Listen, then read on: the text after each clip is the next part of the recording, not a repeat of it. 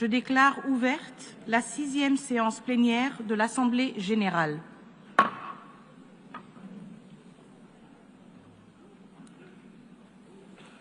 L'Assemblée va entendre l'allocution de Sa Majesté Don Felipe VI, roi d'Espagne. Je prie le protocole de bien vouloir accompagner Sa Majesté, que j'invite à prendre la parole devant l'Assemblée.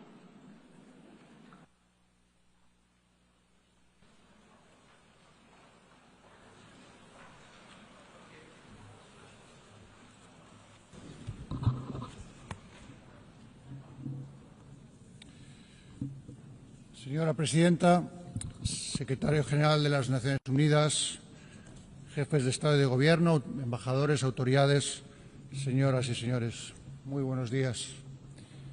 Comparezco hoy ante ustedes, los delegados y delegadas de los Estados miembros de las Naciones Unidas, en el año que se cumple el 80 aniversario de su fundación.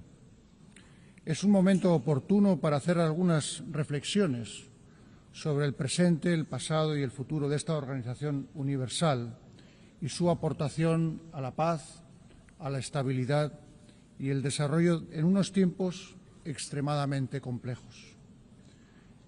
Este es un mundo trepidante y desbocado, que en demasiadas ocasiones nos sitúa ante el vértigo del precipicio, en el que no faltan voces que preconizan el fin del multilateralismo y la obsolescencia e ineficacia de las Naciones Unidas. Es el efecto, se nos dice, de la sustitución de una lógica de diálogo y cooperación por una lógica de competencia, rivalidad y tensiones extremas. ¿No es ese el mundo al que estamos abocados? Oímos decir, sino el mundo en que ya estamos inmersos. Ante esa impresión de desmoronamiento habría que aducir: es evidente que los tiempos han cambiado y debemos adaptarnos, anticiparnos incluso, sin refugiarnos en el idealismo, la autocomplacencia o la imprevisión.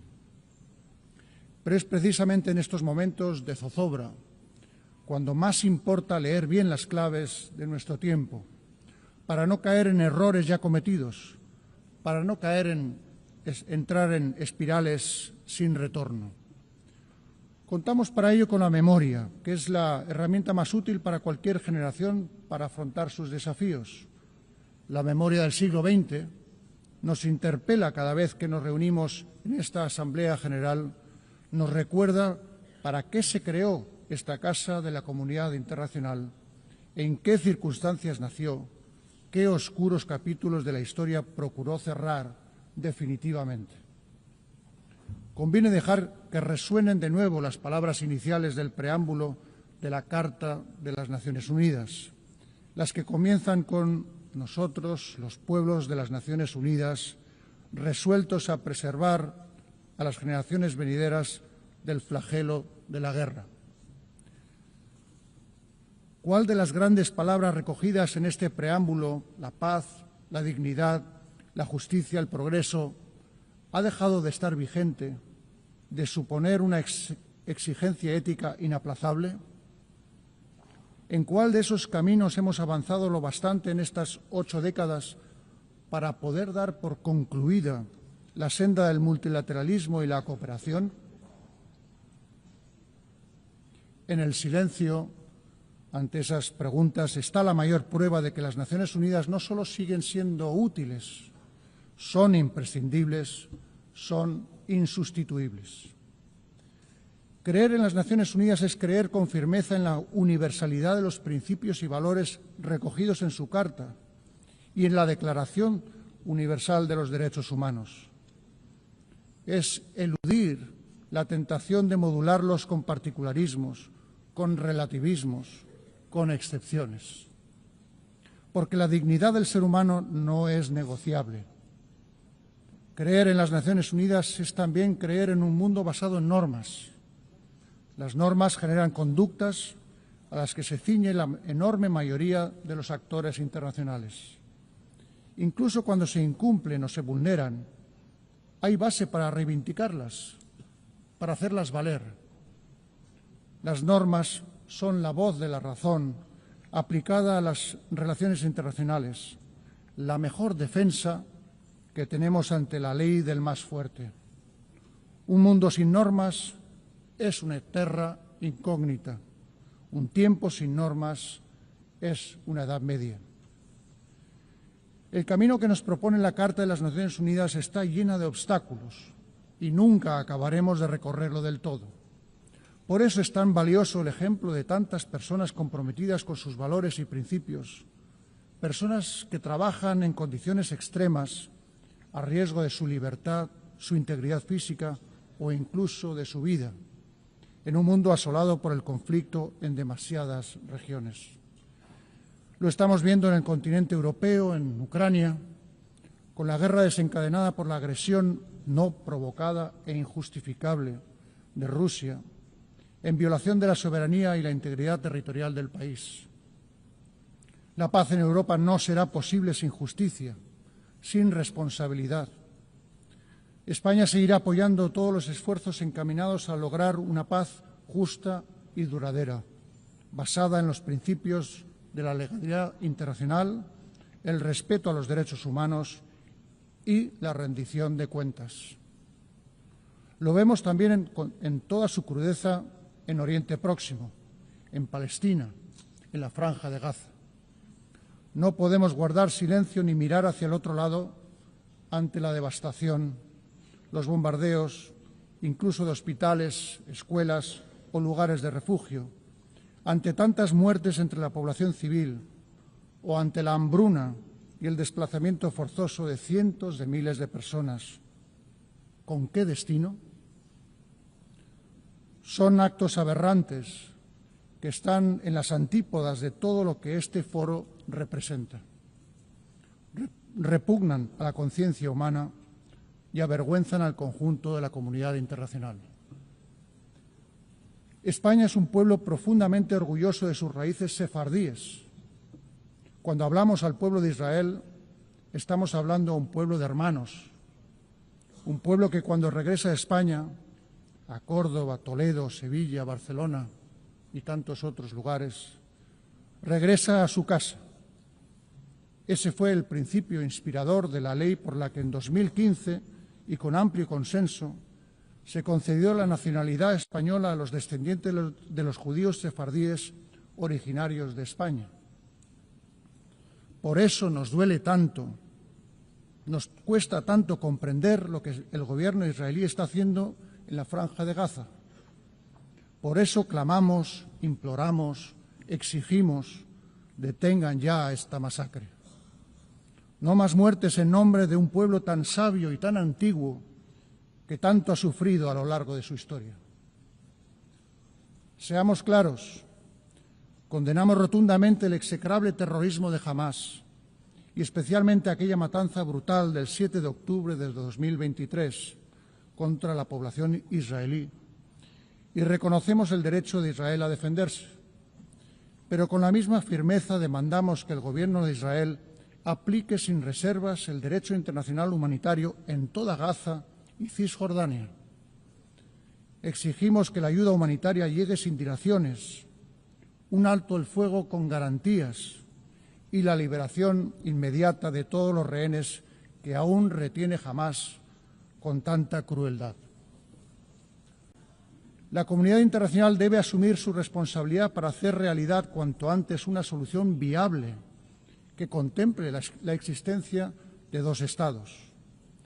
El reconocimiento del Estado de Palestina por parte de un número creciente de miembros de nuestra organización, al que España se sumó el pasado mes de mayo, debe ayudar a conseguir una paz regional justa y definitiva, basada en la aplicación de las resoluciones de Naciones Unidas y también en el reconocimiento universal del Estado de Israel. Señora Presidenta, señores y señores delegados, también son causa y consecuencia de tantos conflictos, como sabemos, la falta de recursos, la fragilidad de los Estados, las desigualdades. La distancia que nos separa del cumplimiento de los objetivos incluidos en la Agenda 2030 sigue siendo enorme y el déficit actual de financiación para el desarrollo sostenible supera los 4 billones de dólares anuales. El llamamiento a la eficacia, a la optimización de recursos logrado en la cuarta Conferencia Internacional sobre Financiación para el Desarrollo que celebramos hace poco en Sevilla, debe tener continuidad. Por eso España, en línea con el compromiso allí alcanzado, adoptado por consenso, ha lanzado el Plan Sevilla de apoyo al multilateralismo. Hemos aumentado nuestra contribución a los fondos internacionales para el desarrollo y reafirmado nuestro compromiso con la defensa de los derechos humanos, la igualdad de género y la transición ecológica, que son elementos centrales y distintivos de nuestra política exterior. Me referiré con brevedad a cada uno de estos 3 ámbitos. En primer lugar, los derechos humanos. España es desde este año miembro del Consejo de Derechos Humanos, lo que nos permitirá seguir trabajando en causas tales como la lucha contra el racismo, la erradicación de la pena de muerte y la promoción de los derechos económicos, sociales y culturales, y persistir en el combate contra todo tipo de discriminación. Porque somos partidarios de las sociedades plurales, abiertas, donde todos los ciudadanos participan, y nos preocupa la erosión de las democracias, la desafección que advertimos hacia valores esenciales para la convivencia democrática. En estos tiempos confusos, que ponen a prueba la capacidad de diálogo, es cuando más fieles debemos permanecer ante estos valores. En sintonía con esos principios, creemos que la inmigración adecuadamente gestionada es un vector de desarrollo mutuo para las sociedades de origen, de tránsito y destino, y que los derechos humanos de los migrantes deben ser, en consecuencia, la referencia principal de nuestra acción. Por eso apoyamos con convicción plena la aplicación del Pacto Mundial Migratorio y el Pacto Mundial de Refugiados. Quiero referirme, en segundo lugar, a la igualdad de género. Este año, en que se cumple el 30 aniversario de la Declaración y Plataforma de Acción de Beijing, es una nueva oportunidad para renovar nuestro compromiso con la igualdad real y efectiva, que no es solo un paso adelante en materia de derechos humanos, sino, ante todo, una cuestión de justicia. España aspira a seguir siendo un referente global en temas como la lucha por los derechos sexuales y reproductivos, contra la violencia sexual y de género, por la mayor participación de las mujeres en posiciones de liderazgo y los procesos de toma de decisiones. Me referiré, en tercer lugar, al medio ambiente. La triple crisis planetaria a la que nos enfrentamos, cambio climático, contaminación y pérdida de biodiversidad, nos exige un refuerzo de la gobernanza y unos recursos suficientes para acelerar la transición energética justa, que nos permita triplicar las capacidades de energías renovables, duplicar la eficiencia energética y continuar descarbonizando nuestras economías. Son objetivos tan ingentes como necesarios y, por eso, las dudas deben quedar fuera de la ecuación. España hace un llamamiento al consenso y a la ambición de cara a la próxima COP30 que nos reunirá en Brasil el próximo mes de noviembre. Hay otros desafíos no menores, como la gestión del impacto de esa revolución copernicana llamada inteligencia artificial, que puede acelerar los avances de la Agenda 2030 si sabemos orientarla a una transformación digital que sea justa y equitativa. Y en el ámbito de la salud, cuya dimensión global se hizo tan evidente con tintes trágicos en los tiempos no tan lejanos del COVID, celebramos que se haya alcanzado un consenso en torno al acuerdo sobre pandemias, lo que refuerza la posición central de la Organización Mundial de la Salud dentro de la arquitectura global de salud. Señora presidenta, vertebran la política exterior española por posición geográfica, por historia y por convicción tres ejes fundamentales: hacia África y el Mediterráneo, hacia América y el Atlántico y hacia Europa, quisiera hacer algunas consideraciones sobre estos espacios.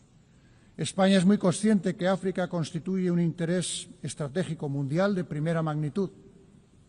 El presente está marcado en ciertos países por carencias estructurales y algunas guerras y conflictos atroces, con poca atención en comparación con otros ya mencionados.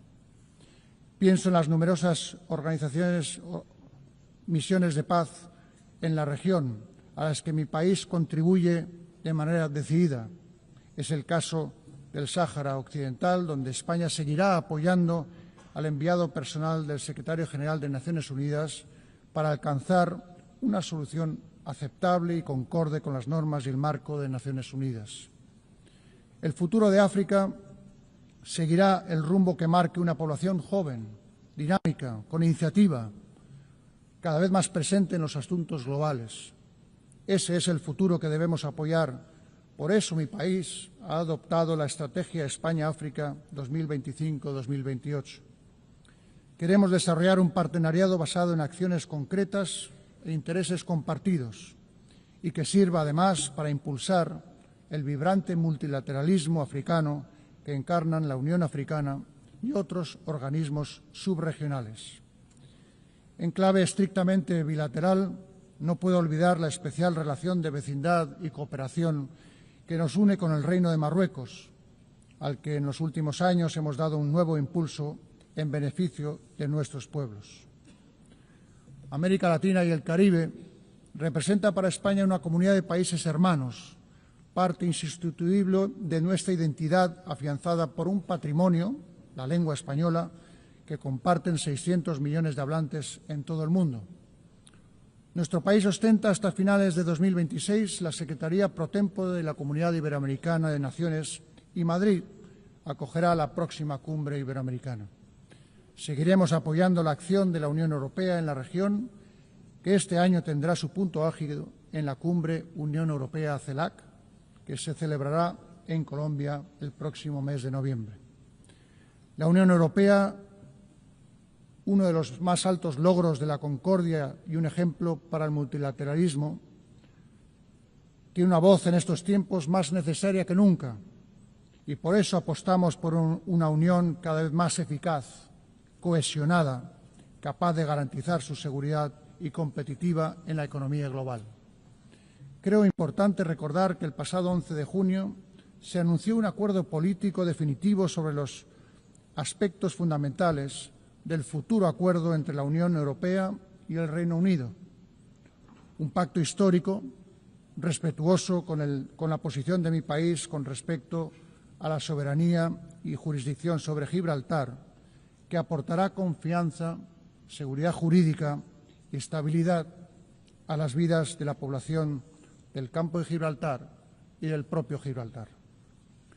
Señora Presidenta, he comenzado hablando del pasado y el presente de las Naciones Unidas y dedicaré mis últimas palabras a su futuro.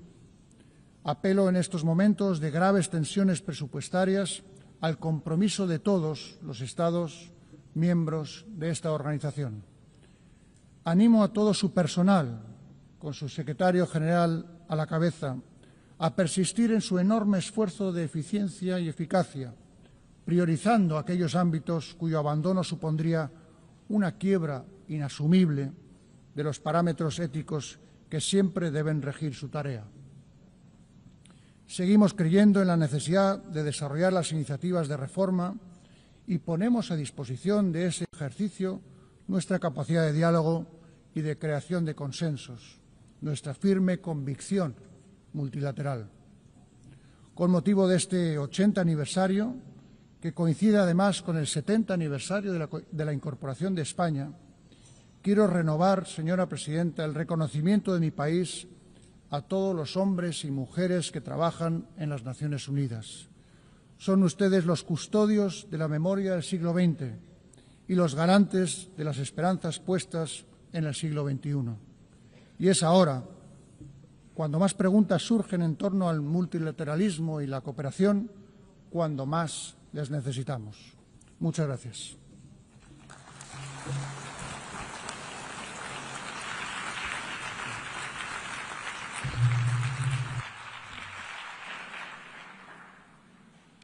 Au nom de l'Assemblée générale, je tiens à remercier le roi d'Espagne. L'Assemblée va entendre l'allocution de Son Excellence, M. Volodymyr Zelensky, président de l'Ukraine. Je prie le protocole de bien vouloir accompagner Son Excellence que j'invite à prendre la parole devant l'Assemblée.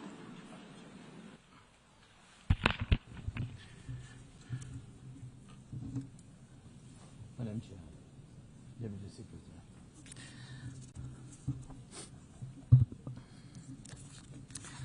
Dear leaders, dear friends, and all those who can become our friends, because you want safety and peace just as much as we do.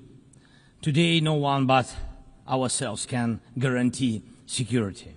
Only strong alliances, only strong partners, and only our own weapons. The 21st century isn't much different from the past. If a nation wants peace, it still has to work on weapons. It's sick. But that's the reality. Not international law, not cooperation. Weapons decide who survives. Excellencies, you know perfectly well international law doesn't work fully unless you have powerful friends who are truly willing to stand up for it. And even that doesn't work without weapons. It's terrible, but without it, things would be even worse. There are no security guarantees except friends and weapons. No Ukrainian choice this kind of reality.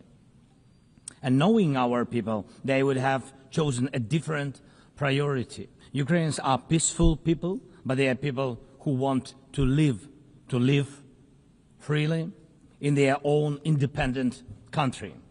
That's why we invest in defense. For many nations, there is simply no other way left.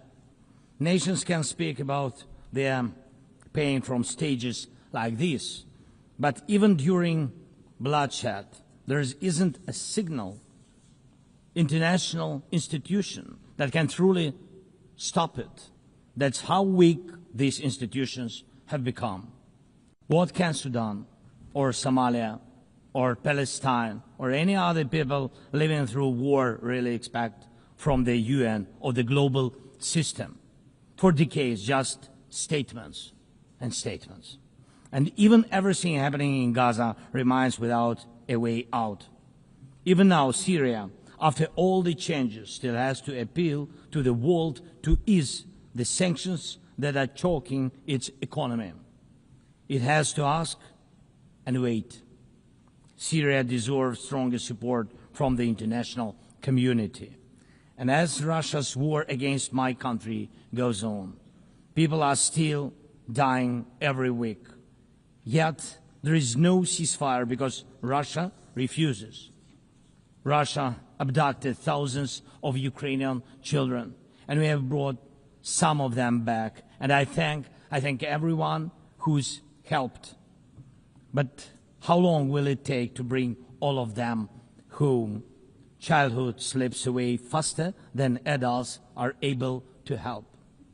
Look at Israel. Nearly 2 years have passed and hostages still haven't been freed. They must be freed, but even that still hasn't happened. And for years, there have been no real answers to other threats, either chemical weapons and famine used as a weapon. Last year, at this assembly, I warned the world about the risk of radiation disasters, especially due to Russia's occupations of our Zaporizhzhia nuclear power plant, the biggest in Europe, but nothing's changed. Nothing's. And yesterday, the plant went into blackout again, and Russia hasn't stopped shelling even in areas near a nuclear facility.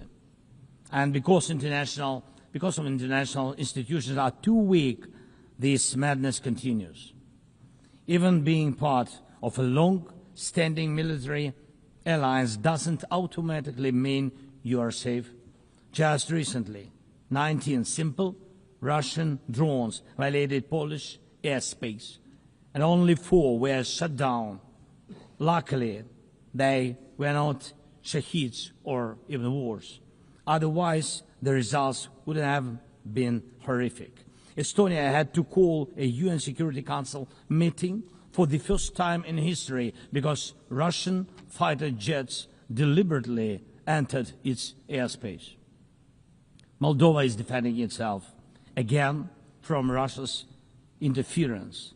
We have helping Moldova, and Russia's trying to do to Moldova what Iran once did to Lebanon.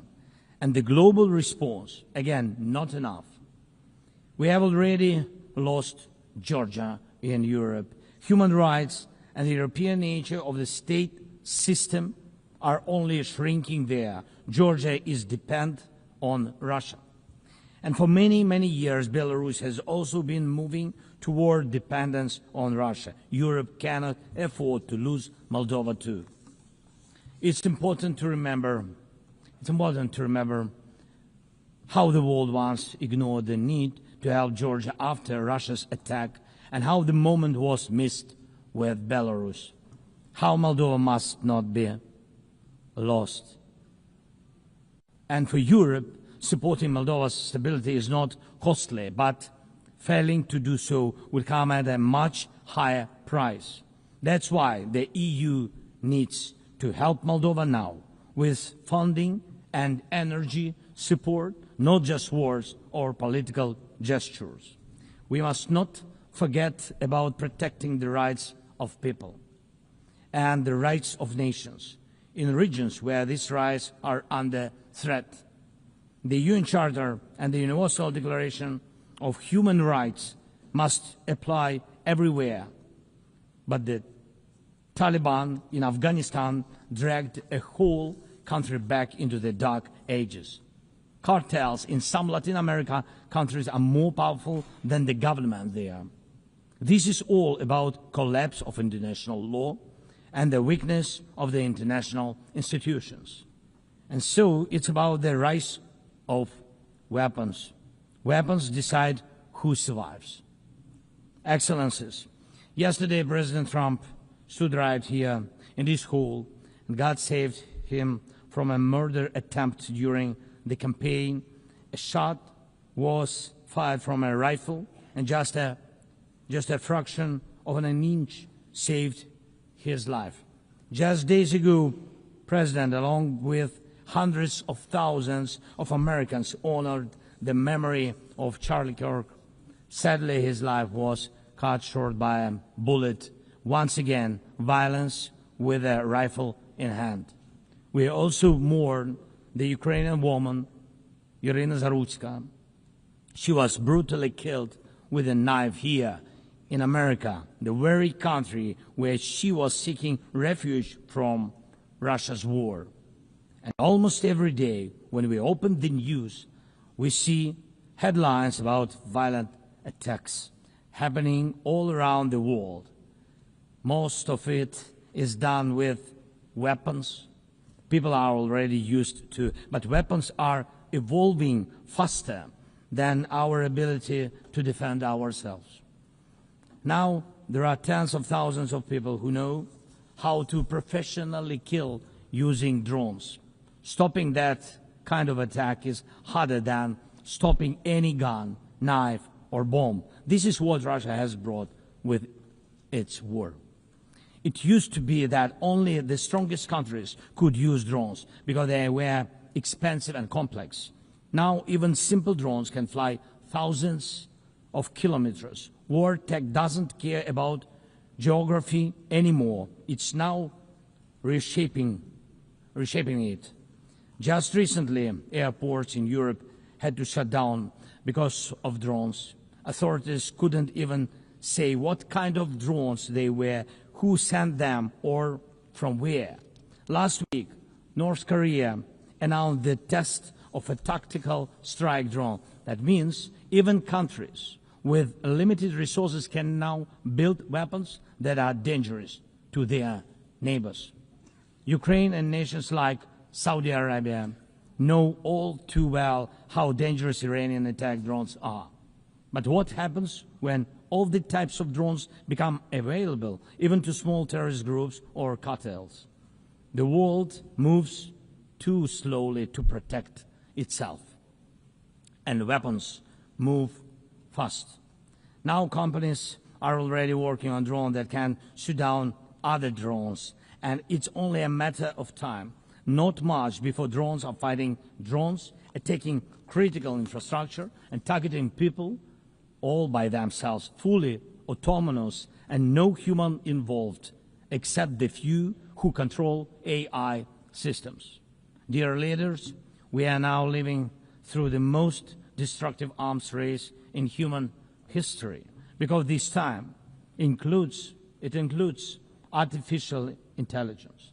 And if there are no real security guarantees except friends and weapons, and if the world can't respond even to old threats, and if there is no strong platform for international security, will there be any place left on Earth that's still safe for people? We need global rules now for how AI can be used in weapons, and this is just as urgent as preventing the spread of nuclear weapons. We need to restore international cooperation, real working cooperation for peace and for security. A few years from now might already be too late. 10 years ago, war looked different, and no one imagined that cheap drones could create dead zones, areas stretching for dozens of kilometers where nothing moves, no vehicles, no life. People used to imagine that only after a nuclear strike. Now it's drone reality. Mass-produced, simple drones, and without AI yet. Ukraine doesn't have the big fat missiles dictators love to show off in parades, but we do have drones that can fly up to 2,000-3,000 kilometers. We had no choice but to build them to protect our right to life. Control over the sea used to depend on having a big navy. Ukraine doesn't have a big fleet, but we succeeded. In the Black Sea, we pushed what's left of the Russian navy into remote base. And we did it with sea drones. That's how we protect our ports and maritime trade routes, because Russia has left us no other choice. And our spiderweb operation, when cheap drones destroyed or damaged dozens of expensive Russian strategic bombers, became a real example for special forces around the world of what new weapons can do to old systems. These attacked our cities. And none of this would have happened if Putin had not started this full-scale aggression, full-scale war. And every year that this war goes on, weapons become even more deadly. And only Russia deserves to be blamed for this. Dear leaders, to protect lives, Ukraine builds underground schools and underground hospitals. To protect lives, we have to spend more on protecting power stations from drone and missile attacks than on building sports facilities or cultural infrastructure. Ukrainian farmers are learning how to protect their equipment from Russia's FPV drone strikes, and for them that challenge is far greater than climate change. Russia's war has put us in this situation, but do you have protection against similar threats? The facts are simple. Stopping this war now, and with it, the global arms race, is cheaper than building underground kindergartens or massive bunkers for critical infrastructure later. Stopping Putin now is cheaper than trying to protect every port and every ship from terrorists with sea drones. Stopping Russia now is cheaper than wondering who will be the first to create a simple drone carrying a nuclear warhead. So we must use everything we have together to force the aggressor to stop. And only then do we have a real chance that this arms race will not end in catastrophe for all of us. If it takes weapons to do it, if it takes pressure on Russia, then it must be done. And it must be done now. Otherwise, Putin will keep driving the war forward wider and deeper. And we told you before, Ukraine is only the first, and now Russian drones are already flying across Europe, and Russian operations are already spreading across countries, and Putin wants to continue this war by expanding it, and no one can feel safe right now. So first, we are now building a new security architecture for ourselves. More than 30 countries are already part of our coalition, and we are strengthening army, launching joint weapons production with partners, and defining financial commitments for defense in a way that could become a security model for any other nation. If security guarantees work for Ukraine, something more than just friends and weapons, it will mean that people were able to make national security not a privilege for a few nations, but a right for everyone. Second, we are ready to make our modern weapons become your modern security, your modern weapon. And we have decided to open up arms exports. And these are powerful systems tested in a real war when every international institution failed. And we are also ready to grow our defense production together with strong partners so that their protection is modern and reliable. You don't need to start this race from scratch. We are ready to share what has already proven itself in real defense. And third, many in the world are still relaxed. Still. But look at how many countries are here at this General Assembly. Countries that are at war, or just came out of war, or are trying to stop one, or openly getting ready for one. War has already reached too many people to pretend it has nothing to do with you. So it depends on you. Whether you help peace or continue trading with Russia and helping Russia to fund this war, it depends on you. Whether prisoners of war will be freed, whether abducted children will come home, whether hostages will be free.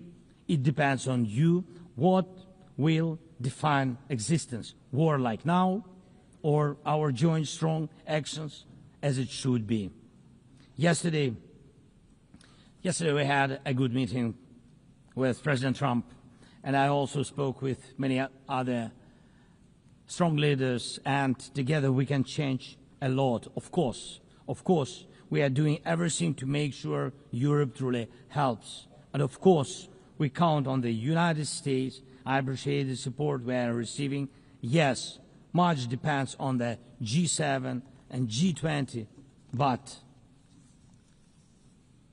in the end, peace depends on all of us, on the United Nations. So don't stay silent while Russia keeps dragging this war on. Please speak out and condemn it. Please join us in defending life and international law and order. People are waiting for action. Thank you so much. Slava Ukraini.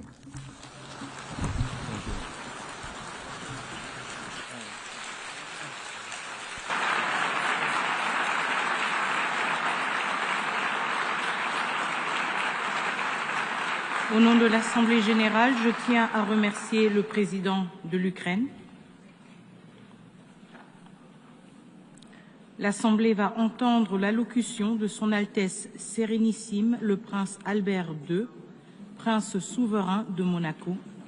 Je prie le protocole de bien vouloir accompagner Son Altesse Sérénissime, que j'invite à prendre la parole devant l'Assemblée.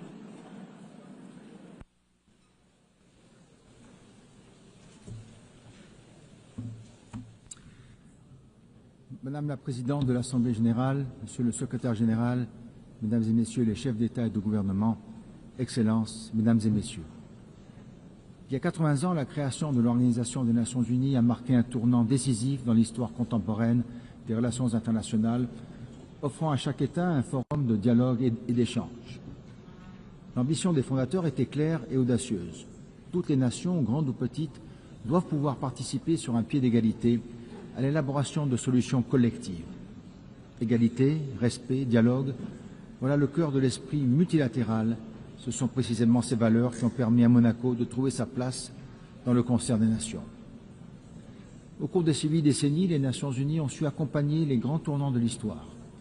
La reconstruction de l'Europe après la Seconde Guerre mondiale, le processus de décolonisation, l'espoir d'un ordre international plus apaisé après la guerre froide.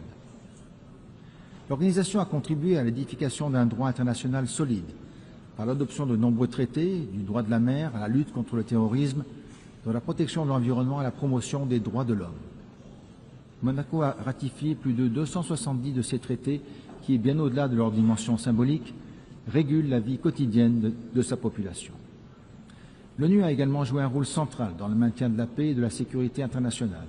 Sur tous les continents, ces opérations ont permis de prévenir les conflits et d'accompagner les transitions démocratiques. La justice internationale, notamment à travers les jugements et arrêts rendus par les tribunaux pénaux internationaux, a marqué une avancée majeure dans la lutte contre l'impunité des crimes les plus graves, tandis que la Cour internationale de justice demeure un pilier du règlement pacifique des différends. Par ailleurs, l'ONU a été pionnière dans la prise de conscience écologique et la protection de notre planète, mobilisant gouvernants, scientifiques et sociétés civiles pour bâtir des stratégies concertées. Et vous savez à quel point ces questions me tiennent à cœur. Enfin, l'ONU a mis en lumière le rôle du sport comme vecteur de paix, d'inclusion et de développement. La principauté se réjouit que le sport prenne une place de plus en plus importante dans les travaux de l'organisation. Madame la Présidente, conscients du chemin parcouru depuis 80 ans, nous devons être encore davantage des défis à relever qui appellent une action résolue et collective. Car au bilan positif que je viens d'exposer s'oppose désormais maintenant une réalité beaucoup plus sombre. Nous vivons dans un monde multipolaire où les intérêts nationaux tendent à primer sur la recherche d'un idéal international commun. La multiplication des opérations de maintien de la paix montre que le dialogue et la diplomatie préventive n'ont malheureusement pas toujours les résultats escomptés. La sécurité internationale est aujourd'hui gravement menacée. Les tensions régionales et les conflits qui se propagent aux 4 coins du monde rendent plus que jamais indispensable la réaffirmation des principes fondateurs de l'ONU. Souveraineté des États, règlement pacifique des différends, respect du droit international et des droits humains. À cet égard, la principauté de Monaco condamne fermement la guerre d'agression qui frappe l'Ukraine et les souffrances qu'elle inflige aux populations civiles. J'ai pu réitérer ce message il y a quelques instants au président Zelensky. Je forme le vœu qu'un accord de paix juste, durable et négocié puisse être trouvé dans les meilleurs délais, garantissant la sécurité et répondant aux aspirations du peuple ukrainien. Au Moyen-Orient, les violences ont entraîné des pertes humaines inacceptables. Le risque d'embrasement régional impose une désescalade immédiate, la protection des civils, l'acheminement sans entrave de l'aide humanitaire et une relance sincère du processus de paix sur la base de 2 États. La paix n'est pas une utopie, elle est une impérieuse nécessité. À ces défis sécuritaires viennent s'ajouter des enjeux environnementaux. La communauté internationale s'est récemment réunie à Nice pour la 3e conférence des Nations Unies sur les océans, rappelant avec force l'urgence d'agir pour la protection des mers et des océans. La principauté a organisé en amont de la dite conférence le Blue Economy and Finance Forum. Chefs d'État, dirigeants économiques, investisseurs, philanthropes, banques de développement, ONG, 1800 participants venus de près de 100 pays ont répondu à l'appel et mobilisé davantage de ressources financières pour investir dans une économie bleue, durable et régénérative. Et pourtant, en dépit des engagements pris, les actions concrètes tardent à suivre. L'entrée en vigueur de l'accord BBNJ, le 17 janvier de l'année prochaine, doit nous conduire à sa mise en œuvre sans délai pour assurer la conservation et l'utilisation durable de la biodiversité en haute mer. La lutte contre les changements climatiques est une responsabilité historique. L'accélération des phénomènes extrêmes exige des réponses immédiates, crédibles et financées. Bien qu'elle traverse une période difficile qui commande un soutien sans faille, la science est abondante, accessible et plus fiable que jamais. En outre, l'accord de Paris, dont nous célébrons cette année le 10e anniversaire, fournit un cadre structuré et transparent qui doit instaurer une confiance solide entre tous les acteurs. La publication cette année de nouvelles contributions déterminées au niveau national traduit cette nécessité de toujours faire preuve de plus d'ambition. Je tiens ici à rappeler que ces engagements revêtent une valeur morale, particulièrement envers la jeunesse et les générations futures, mais surtout légale, ainsi que l'a récemment rappelé la Cour internationale de justice dans son avis consultatif.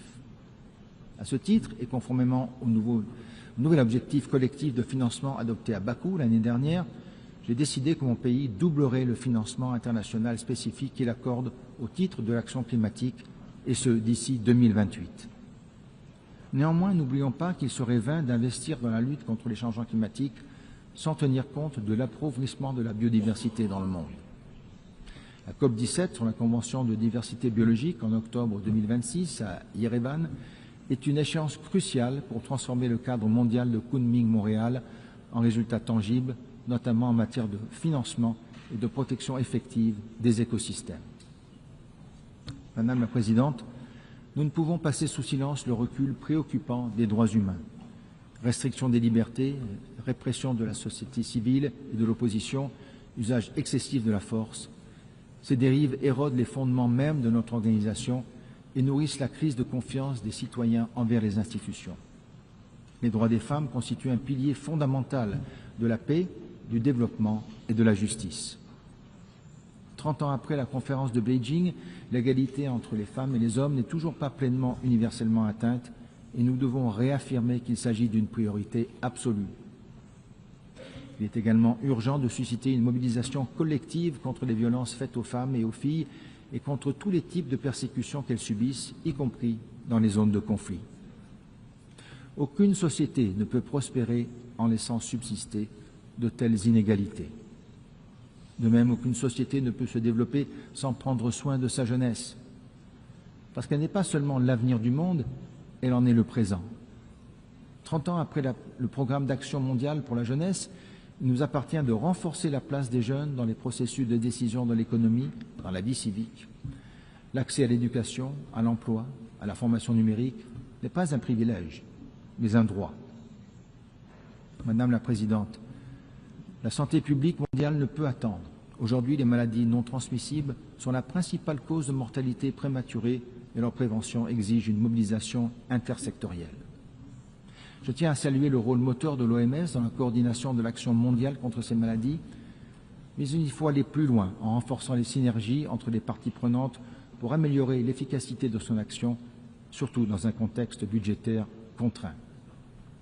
La 4e réunion de haut niveau consacrée à cette problématique doit donner un nouvel élan pour intensifier la prévention et assurer un accès universel à des soins de qualité.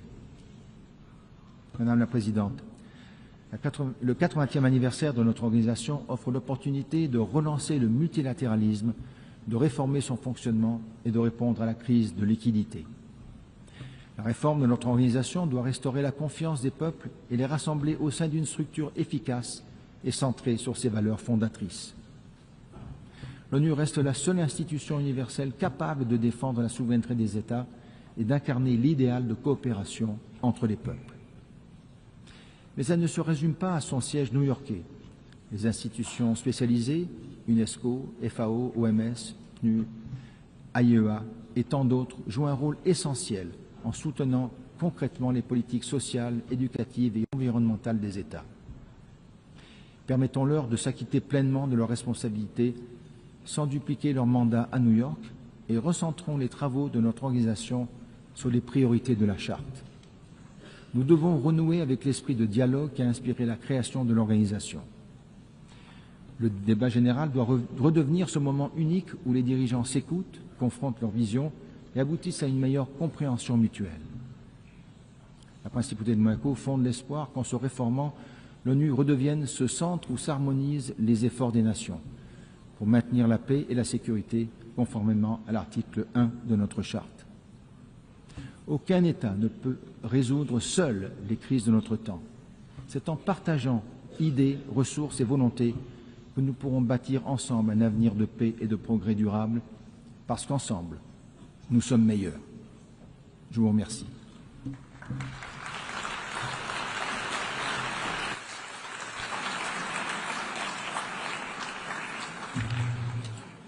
Au Au nom de l'Assemblée générale, je tiens à remercier le prince souverain de Monaco. L'Assemblée va entendre l'allocution de son Excellence M. Massoud Pezeshkian, président de la République islamique d'Iran. Je prie le protocole de bien vouloir accompagner son Excellence, que j'invite à prendre la parole devant l'Assemblée.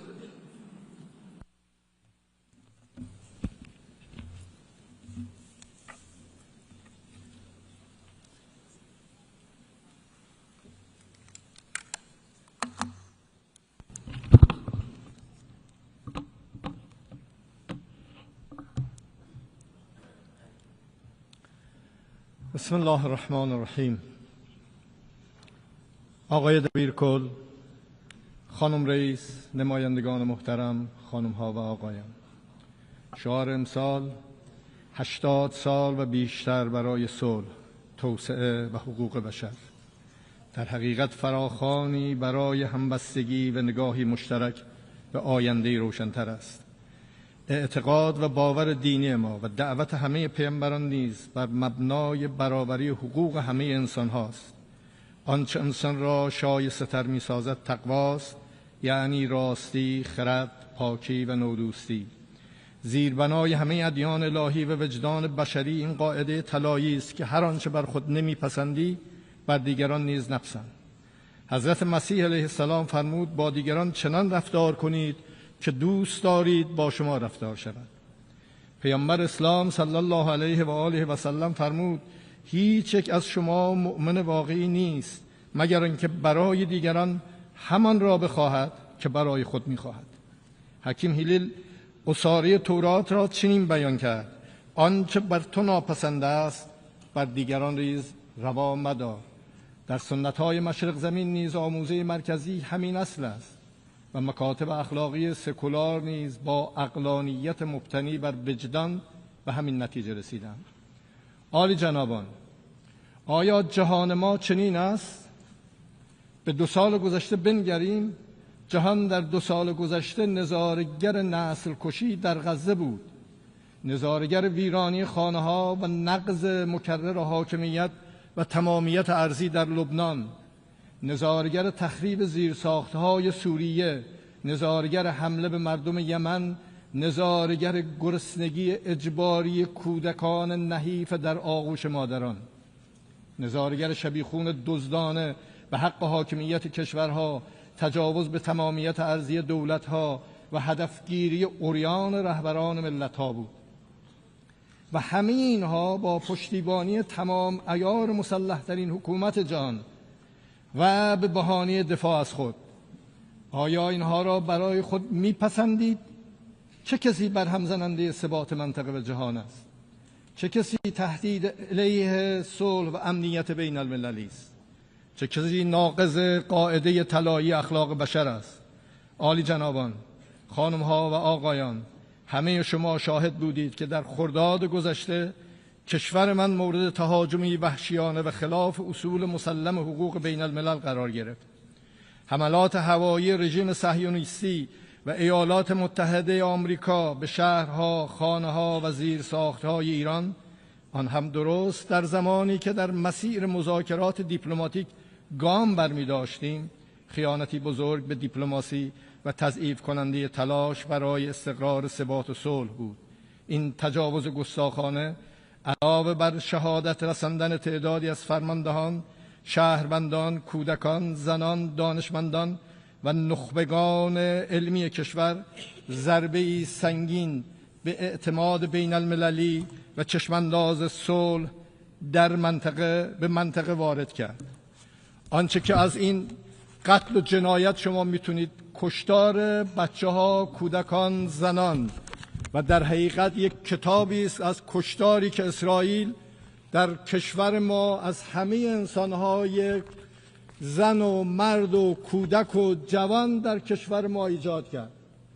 یعنی اینها به اسم آرامش و صلح در کشور و در منطقه ایجاد شده، ناآرامی رو در کشور اونا ایجاد کردند و با همین روند 35,000 انسانهای بیگناه را در غزه به خاک و خون کشیدن، خانه هاشون رو ویران کردن، بیمارستان ها رو، درمانگاه ها رو، مدارس رو و راه آب و غذا و نان و دارو رو بر مردم بستن. اگر در برابر این هنجار شکنی های خطرناک نایستیم، این بدعت ها دامن جهان را خواهد گرفت. حمله به تأسیسات هستی تحت پادمان و نظارت بین المللی، تلاش علنی برای کشتن رهبران و مقامات رسمی دولت‌های عضو سازمان ملل، هدف گرفتن سیستماتیک خبرنگاران و اهالی رسانه، کشتن انسان‌هایی که صرفاً به علت داشتن دانش و تخصصشان به اهداف نظامی تبدیل می‌شوند. آیا اینها رو بر خود می‌پسندید؟ کسانی که مرتکب این جنایات شده‌اند باید بدانند که ایران، این کهن‌ترین تمدن پیوسته جهان، همواره در برابر تندبادهای تاریخ استوار ایستاده است. این ملت با روحی سترگ و اراده‌ای جاودان بارها ثابت کرده است که در برابر مهاجمان سرفرود نمی آورد و امروز نیز در برابر متجاوزان با اتکا قدرت ایمان و انسجام ملی سربلند ایستاده ایم. در دفاع 12 روزه مردم میهندوست و دلاور ایران، محاسبه وهم‌آلود خودستایان متجاوز را به رخ آنان کشیدند. دشمنان ایران ناخواسته اتحاد مقدس ملی را قوام بخشیدند. مردم ایران با وجود شدیدترین، طولانیترین و سنگینترین تحریم‌های اقتصادی، جنگ روانی و رسانه‌ای و تلاش‌های مستمر برای ایجاد تفرقه، به مجرد شلیک نخستین گلوله به خاکشان یکپارچه حامی نیروهای مسلح دلیر خود شدند و امروز نیز خود خون شهیدانشان را پاس می‌دارند. من در اینجا به نام مردم ایران از تمام شخصیت‌ها، ملت‌ها، دولت‌ها و سازمان‌های بین المللی و منطقه‌ای که در این جنگ با ایران همدل بودند صمیمانه تشکر می‌کنم. خانم‌ها و آقایان، امروز پس از نزدیک به 2 سال نسل کشی، گرسنگی دادن جمعی و تداوم آپارتاید در داخل سرزمین‌های اشغالی و تجاوز به همسایگان، طرح مضحک و متوهمانه اسرائیل بزرگ با وقاحت از سوی بالاترین سطوح این رژیم عنوان می شود. این طرح بسیاری از سرزمین‌های منطقه را در بر می‌گیرد. این نقشه نشانگر اهداف و مقاصد واقعی رژیم صهیونیستی است که اخیراً مورد تایید نخست وزیر آن قرار گرفته است و هیچ کس در جهان از نیات متجاوزانه این رژیم در امان نیست. مسلم است که رژیم صهیونیستی و حامیان آن دیگر حتی به عادی سازی از راه سیاسی رضایت ندارند. حضور خود را با زور و عریان تحمیل می‌کنند و آن را صلح از طریق قدرت نامگذاری کردند. اما نه صلح است و نه قدرت، بلکه تجاوزگری مبتنی بر زورگویی و قلدری است.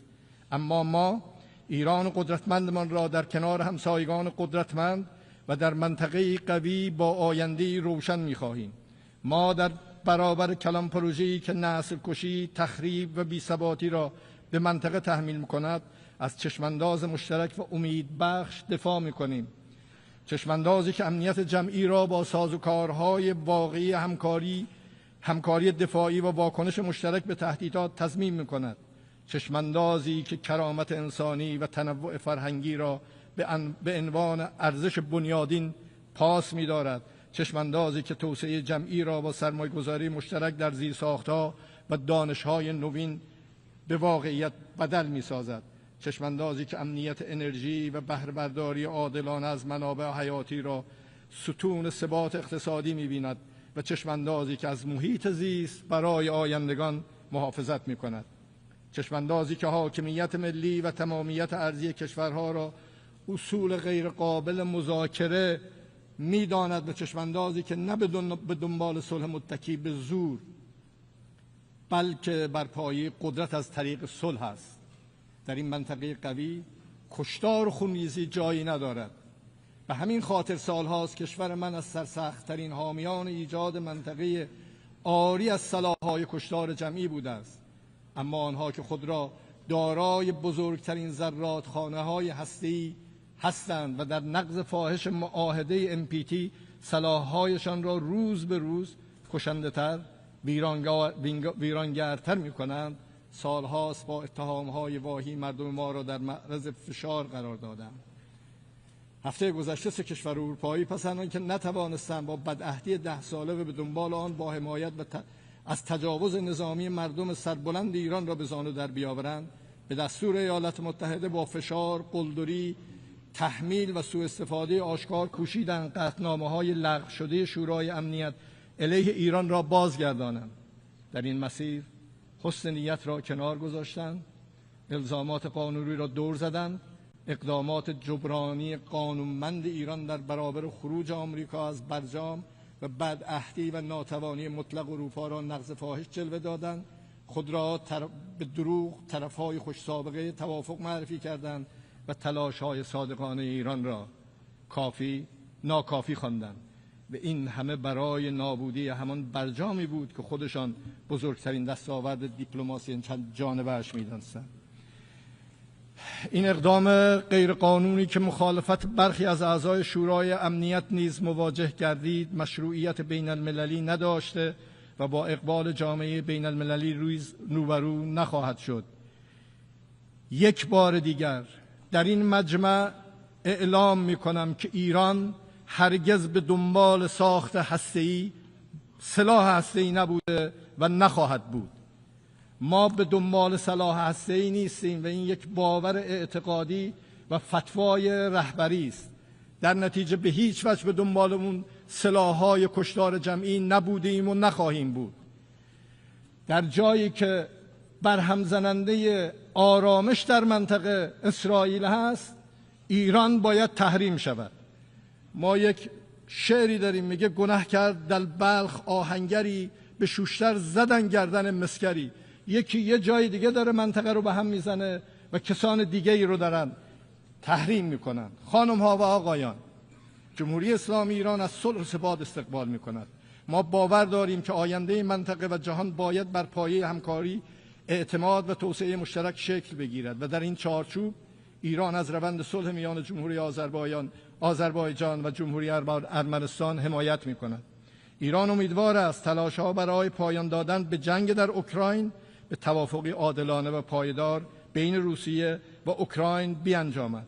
ایران از پیمان دفاعی بین دو کشور برادر مسلمان عربستان سعودی و پاکستان به عنوان آغازی برای نظام امنیت فراگیر منطقه با همکاری کشورهای مسلمان غرب آسیا در حوزه‌های سیاسی، امنیتی و دفاعی استقبال می‌کند و بالاخره تجاوز جنایتکارانه رژیم اسرائیل به قطر که منجر به شهادت تعدادی از اتباع فلسطینی و قطری شد را محکوم می‌کنیم و حمایت و همبستگی خود با دولت و ملت قطر را اعلام می‌کنیم.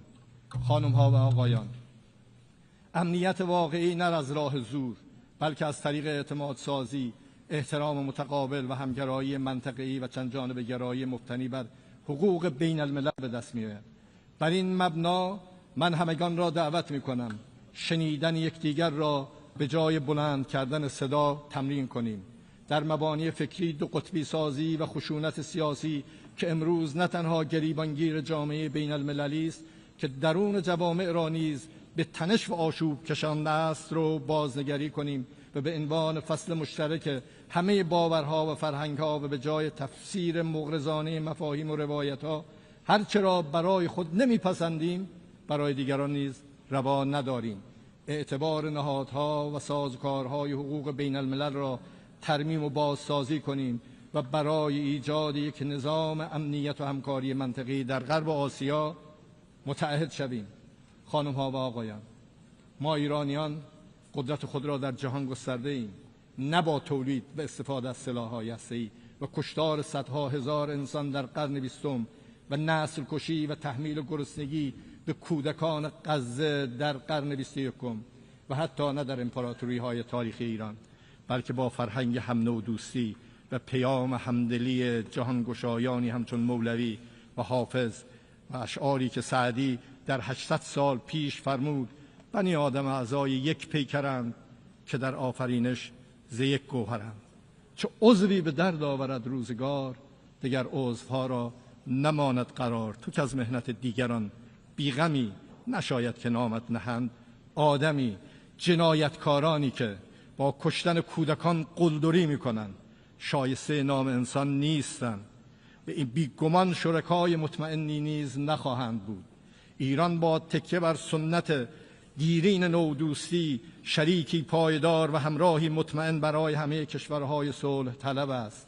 دوستی و شراکتی که نه بر مصلحت جوی گذرا، بر پایه عزت، اعتماد و آینده مشترک استوار است. ما راست قامتان ایران زمین با ایستادگی در برابر یاغیان بی قانون، بی‌عدالتی ها، تبعیض ها و استانداردهای دوگانه را با سربلندی پشت سر گذاشته ایم و خواهیم گذاشت. و امروز با نگاهی فرصت محور این دستاورد تاریخی مردم ایران را به سکویی برای جهش به آینده پر امید تبدیل کرده ایم. بیایید با ما از تهدید فرصت بسازیم. متشکرم.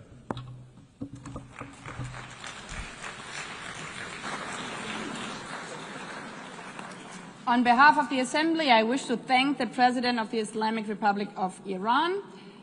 The Assembly will hear an address by His Excellency José Raúl Mulino Quintero, President of the Republic of Panama. I request protocol to escort His Excellency and invite him to address the Assembly.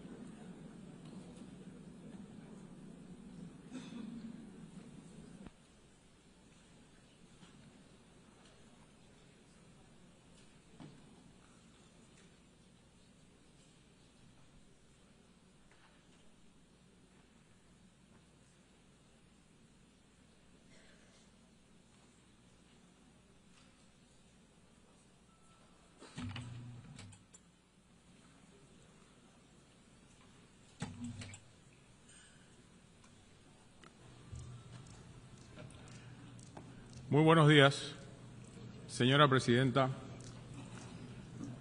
distinguidos jefes de Estado y de Gobierno, honorables delegados. En nombre del pueblo panameño, con profundo respeto y renovadas esperanzas, me presento ante esta honorable Asamblea en el aniversario número 80 de esta organización, que sigue siendo un faro para la paz, la cooperación y el progreso. Panamá se comprometió desde la Carta de San Francisco en 1945 en favor de la pacificación, la seguridad, el desarrollo sostenible y los derechos humanos. En estas 8 décadas, nuestro país ha apostado por la diplomacia multilateral y el derecho internacional público como un eje cardinal de su política exterior. La iniciativa ONU 80, presentada por el secretario general Antonio Guterres, ofrece la oportunidad de reflexionar sobre el pasado, hacer un llamado de atención por las amenazas del presente para vislumbrar un futuro más justo. Tenemos la firme convicción de que hoy, más que nunca, debemos fortalecer el valor del multilateralismo para responder a los retos y crisis globales como herramienta de mitigar las asimetrías entre las naciones. En ese sentido, quiero destacar que la política multilateral coadyuvó para que nuestro país, por ejemplo, lograra salir de las listas discriminatorias donde nos había colocado la Unión Europea y el GAFI. Pues es una incoherencia ser parte del Consejo de Seguridad de esta organización y a la vez compartir listas con países que propician el terrorismo. Consideramos oportuna una reforma integral para asegurar que el Consejo de Seguridad sea más efectivo, la Asamblea General más representativa, las agencias especializadas más inclusivas y, sobre todo, reducir la burocracia. Panamá, al igual que otros países, pide una mayor representación de América Latina y el Caribe en los órganos de toma de decisiones. Ha llegado el momento de que la arquitectura de la gobernanza multilateral se actualice. Nuestra región es la principal exportadora de alimentos del planeta. Tiene un canal estratégico que une el Atlántico con el Pacífico y detentamos más del 50% de la biodiversidad del mundo. Somos grandes proveedores de minerales, tenemos las mayores reservas acuíferas, convivimos en paz y luchamos por ella. Todos estos elementos nos transforman en un actor principal a nivel mundial y debemos tener la representación de acuerdo a nuestro rol e importancia global, cumpliendo con su labor de contener y evitar el trágico desenlace de una guerra global, misión fundamental de su razón de existir. La Organización de Naciones Unidas enfrenta además el desafío de impulsar acciones urgentes para alcanzar los objetivos de desarrollo sostenible. El mundo se encuentra hoy ante tres crisis, devastadoras todas: la climática, la de contaminación y la pérdida de biodiversidad, en un escenario de cooperación fragmentado. La respuesta a estas crisis debe ser rápida y solidaria. Ante esto, Panamá presentó el Nature Pledge, nuestro pacto con la naturaleza. Es una forma nueva de entender la política ambiental y climática en un marco que una nuestras obligaciones en materia de clima, biodiversidad y tierras en un solo compromiso nacional. En la práctica, Panamá se compromete a reducir sus emisiones para el año 2035. Aún siendo un país carbono negativo, creemos que siempre se puede dar un paso más en favor de la sostenibilidad para las futuras generaciones. Por ello, restauraremos 100.000 hectáreas de ecosistemas prioritarios, incluyendo manglares y cuencas hidrográficas, porque la naturaleza es nuestra primera línea de defensa frente al cambio climático. Panamá confía en una Naciones Unidas renovada, que fortalezca la seguridad digital y la cooperación internacional con criterios éticos y con participación, que acompañe transiciones energéticas justas y que defienda la libertad de expresión. En ese sentido, reiteramos el inalienable respeto a la libertad y a la democracia en nuestra región, que sigue sufriendo inestabilidad por parte de quienes no respetan la voluntad popular expresada en las urnas o simplemente no permiten elecciones abiertas y transparentes. Queremos ser parte de una organización de Naciones Unidas capaz de prevenir conflictos antes de que ocurran, que pueda actuar con prontitud en emergencias humanitarias, que coordine mejor sus agencias a nivel de campo y que represente más fielmente la diversidad de personas en el mundo. Panamá se ha ofrecido a acoger oficinas de organizaciones del sistema de las Naciones Unidas en apoyo a los esfuerzos de reforma en el marco de la iniciativa ONU 80.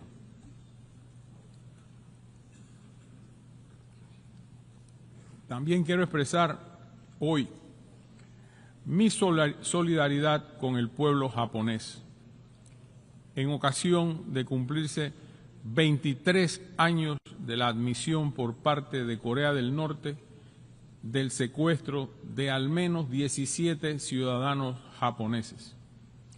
El mundo necesita saber la verdad para que estos hechos no se repitan, y Japón merece justicia.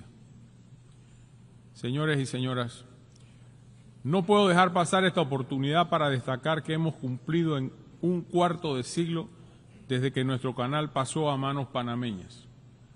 A partir del 31 de diciembre de 1999, la República de Panamá asumió las obras y la operación del canal con eficiencia, seguridad, sostenibilidad y neutralidad, de acuerdo con el Tratado del Canal de Panamá, Torrijos-Carter, y el de neutralidad permanente, ambos de 1977.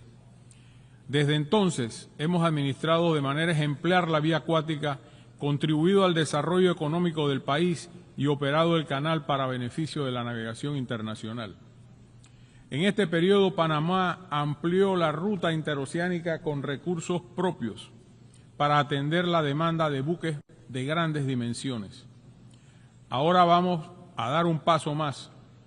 Acompañamos a la autoridad del Canal de Panamá en el desarrollo del reservorio de Río Indio, un ambicioso proyecto para garantizar el agua a la población y al canal. Así, el tráfico de buques no se verá amenazado a causa de las sequías que azotan de tiempo en tiempo nuestra región. Nuestra vía acuática sirve a más de 180 rutas marítimas y más de 140 naciones, y por ella transita aproximadamente 4% del comercio mundial. Tenemos el compromiso de garantizar la eficiencia en favor de la logística internacional. Ante esta asamblea, Panamá reafirma una vez más su serio y sostenido compromiso hacia el régimen establecido en el tratado concerniente a la neutralidad permanente y a cuyo protocolo se han adherido numerosos estados. La neutralidad es la fórmula más adecuada para proteger la seguridad de nuestro canal, un bien de utilidad global. El Canal de Panamá neutral, abierto al mundo y facilitador de un comercio internacional más integrado, es y seguirá siendo panameño. Señoras y señores, Panamá, como es sabido, mantiene un asiento no permanente en el Consejo de Seguridad de Naciones Unidas para el periodo 2025 y 2026. El pasado mes de agosto hemos ejercido la presidencia rotativa del Consejo, entendiéndola como una responsabilidad para mantener una voz fuerte en favor de la paz, la igualdad soberana de los estados, la justicia, el derecho internacional y el respeto a los pactos entre países. También hemos enfatizado la importancia de la seguridad marítima como una prioridad de acción para nuestra participación en el Consejo. La identidad nacional de Panamá está estrechamente vinculada al transporte marítimo. A lo largo de los siglos hemos sabido consolidar nuestro papel como un actor clave en la navegación y el comercio internacional. La piratería, el tráfico de armas y narcóticos, así como la pesca ilegal, impactan al comercio y al sistema de transporte marítimo global.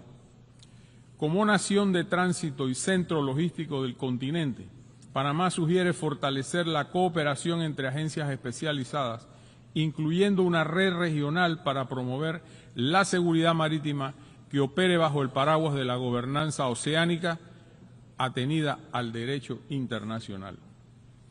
Quiero reiterar en esta asamblea el trabajo que debe hacer este organismo para mitigar los efectos de la migración ilegal propiciada por organizaciones vinculadas directa o indirectamente al narcotráfico. Por nuestro Darién, frontera con Colombia, durante años pasaron millones de personas y en un solo año de mi gestión redujimos a cero el flujo de migrantes hacia el norte. Esta crisis se resolvió cumpliendo así la promesa de cerrar los pasos ilegales por el Darién. Las consecuencias humanitarias y ambientales fueron extremas. El sufrimiento de mujeres y niños víctimas de abusos y la contaminación de una de las áreas más diversas del mundo aún generan dolor en quienes hemos tenido contacto directo con esta situación. Hoy tenemos una migración norte-sur de mucho menor escala, pero que renueva el compromiso con el tránsito ordenado de personas para que puedan retornar a sus hogares. Debo decir que el drama migratorio fue solucionado, mas no las causas que originaron la masiva migración de personas. Que nuestro país haya resuelto este flagelo no significa que debamos cesar en el pedido de respuestas concretas, como en el caso de la frontera entre Haití y República Dominicana, que enfrenta una migración descontrolada que también impacta a toda la región. Es fundamental encontrar soluciones claras tanto para la crisis haitiana como para el control efectivo del flujo migratorio. Actualmente sufrimos el crecimiento de una actividad ilícita, el narcotráfico. Hoy constituye una amenaza para las vidas de las personas y un altísimo riesgo de inestabilidad en toda la región a través de los distintos carteles que operan. Para que tengan una idea, solo en lo que va de este año, en Panamá se han incautado cerca de 150 toneladas métricas de cocaína y otras drogas, un hecho histórico y alarmante.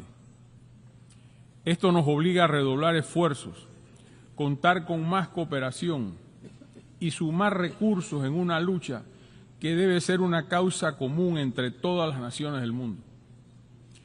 Honorables miembros, el año entrante el Congreso Anfictiónico de Panamá, efectuado por el libertador Simón Bolívar, celebrará su bicentenario.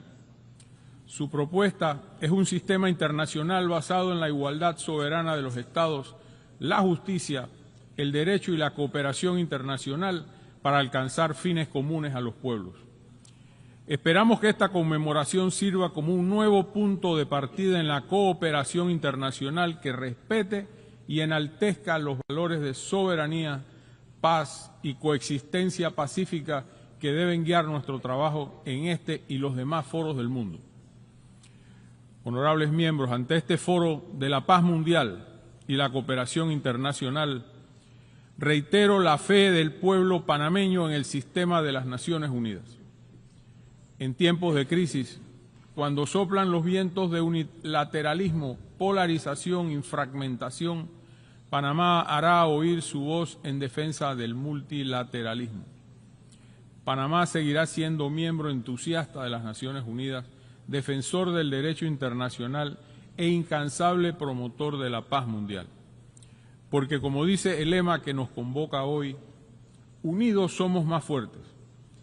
Y cuando estemos unidos, podremos construir un futuro más justo y humano para todos. Muchísimas gracias por esta oportunidad.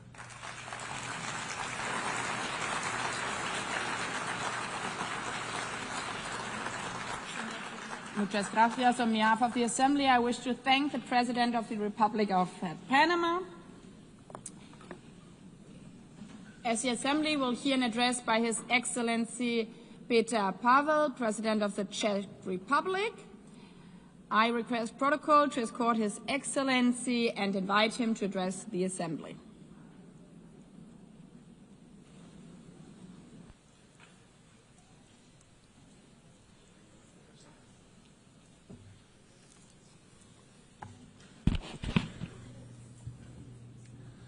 Madam President, Excellencies, ladies and gentlemen, I am humbled to speak here in front of you again. Today, I wish to address two main issues: United Nations achievements and necessity of its reform, and prospect of multilateralism in the light of Russian aggression. 80 years ago, the United Nations was founded with great hope to prevent war and destruction, never to repeat the horrors of World War II. My country proudly stood amongst the founding nations, signing the charter that would become our collective moral compass. Since 1945, we have witnessed remarkable achievements. The United Nations helped to prevent another full-scale world conflict. It assisted in dissolution of colonialism and rise of new sovereign countries in Asia, Africa, Europe, and Latin America. Together, we created a robust multilateral system of rules and global cooperation in international security, human rights, and economic development. Together with the UN, we have fought famine, disease, illiteracy, and poverty in some of the world's most vulnerable regions. Dozens of peacekeeping missions have helped to ease tensions in conflict zones. Thanks to its long-standing efforts, the UN has helped transform countless lives and laid the groundwork for a better world, a world which is more humane and more cooperative. It provided a platform where even the smallest nations can speak out and be heard. The UN remains the only institution where the world can collectively confront global crises. Not with weapons, but with dialogue, shared responsibility, and pressure where necessary. UN's greatest achievement is not perfection, it's persistence. With many devastating conflicts ongoing, Russia's invasion of Ukraine has significantly transformed the global security landscape. Since the last general debate a year ago, our world has not become more secure. On the contrary. In the game of smoke and mirrors, Russia continues targeting civilians, civilian infrastructure, foreign diplomatic missions, and most recently, even our neighboring country, Poland. Not to forget the acts of hybrid warfare on our own territory. These range from disinformation campaigns and attempts to undermine public trust, to cyber attacks, and even acts of sabotage carried out by mercenaries recruited online. Despite being the largest country on the map, Russia still aims to seize Ukrainian territory and expand its sphere of influence. Backed by China, Iran, North Korea, and other countries that help it circumvent sanctions and provide economic or political support. Russia, a permanent member of UN Security Council, is not only violating the principles of state sovereignty and territorial integrity enshrined in the UN Charter, but also sets a dangerous example and precedent, sending the message that aggression can yield territorial and political gain and remain unpunished. Ladies and gentlemen, our multilateral system was created on the premise that rules apply to all without exception. The consequences of this war go far beyond the news headlines.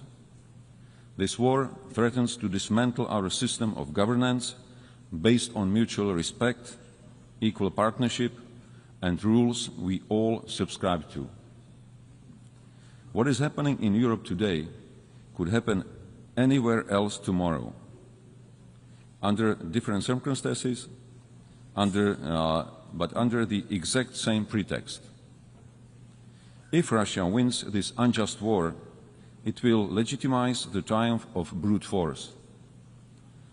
Turning a blind eye to Ukraine today is a green light to any future aggressor anywhere in the world.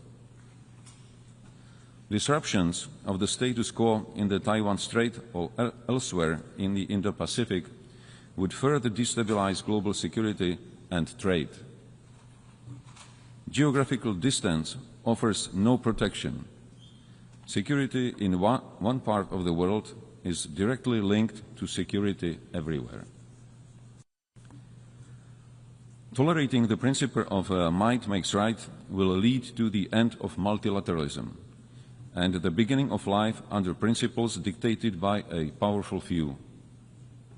It would be a future with history deliberately rewritten, with lies promoted as facts, and with truth slowly disappearing from our discourse and memory. Just the opposite of what most of our nations fought for in the previous century. The heroism of Ukrainian people, their willingness to sacrifice for freedom, and global solidarity with Ukraine demonstrate that most of us still believe in universal values and in our responsibility to defend them. To achieve sustainable peace, we democratic allies from all over the world must act in unity and intensify our economic pressure on Russia. This is the only way to bring the aggressor to the negotiating table. Such peace, based on the existing international law, including territorial integrity and the right of self-determination, is in the interest of not only European countries, but of the whole international community. Any future peace agreement must send a clear message worldwide that aggressor must not be rewarded and borders cannot be changed by force. Ladies and gentlemen, the structure of the UN was based on the outcome of the World War II. Today, one of the UN Security Council permanent members is waging a ruthless war while obstructing any constructive solutions put forward. It is in light of these new geopolitical realities that we need a strong and effective UN system capable of responding to today's global challenges, from security threats and climate change to rapid evolution of new technologies. Otherwise, we risk sliding into a world that is more fragmented, more dangerous, and far less predictable. Czechia welcomes the UN 80 initiative and the commitments in the Pact for Future. Yet these ambitions stand in stark contrast with today's reality. In the light of Russian aggression against Ukraine, the UN Security Council is currently failing its purpose and mission. Therefore, we advocate for a comprehensive reform of the UN Security Council for greater effectiveness, inclusiveness, transparency, and accountability, with the aim to honor the principles of the UN Charter and to strengthen the voice of underrepresented regions. Freedom and human rights are not granted entitlements. They are hard-won principles that must be cherished and protected. Security Council membership should not be seen as a matter of prestige or privilege, but above all, a responsibility to defend global peace. That's why Czechia is seeking a non-permanent seat on the UN Security Council for the term 2032-33, with a clear commitment to uphold the rules-based international order. We cannot afford to have the UN paralyzed or blocked in its ability to respond to crises and challenges. Current urgent crises are already consuming too much of our attention and resources at the expense of other major, equally pressing issues. Madam President, ladies and gentlemen, as I mentioned in the beginning of my speech, the UN significantly improved the quality of life of billions, including through access to education, healthcare, and services. In this year's Sustainable Development Report, Czechia ranked 10th out of 167 countries. I am fortunate to be a citizen of a country which by global standards offers a secure and comfortable life. This doesn't mean that there are no challenges. Much work still lies ahead if we are to achieve the Sustainable Development Goals 2030, both at home and globally. After all, most of the challenges we are facing are global. No single nation is powerful enough to succeed alone. That is why we need more dialogue.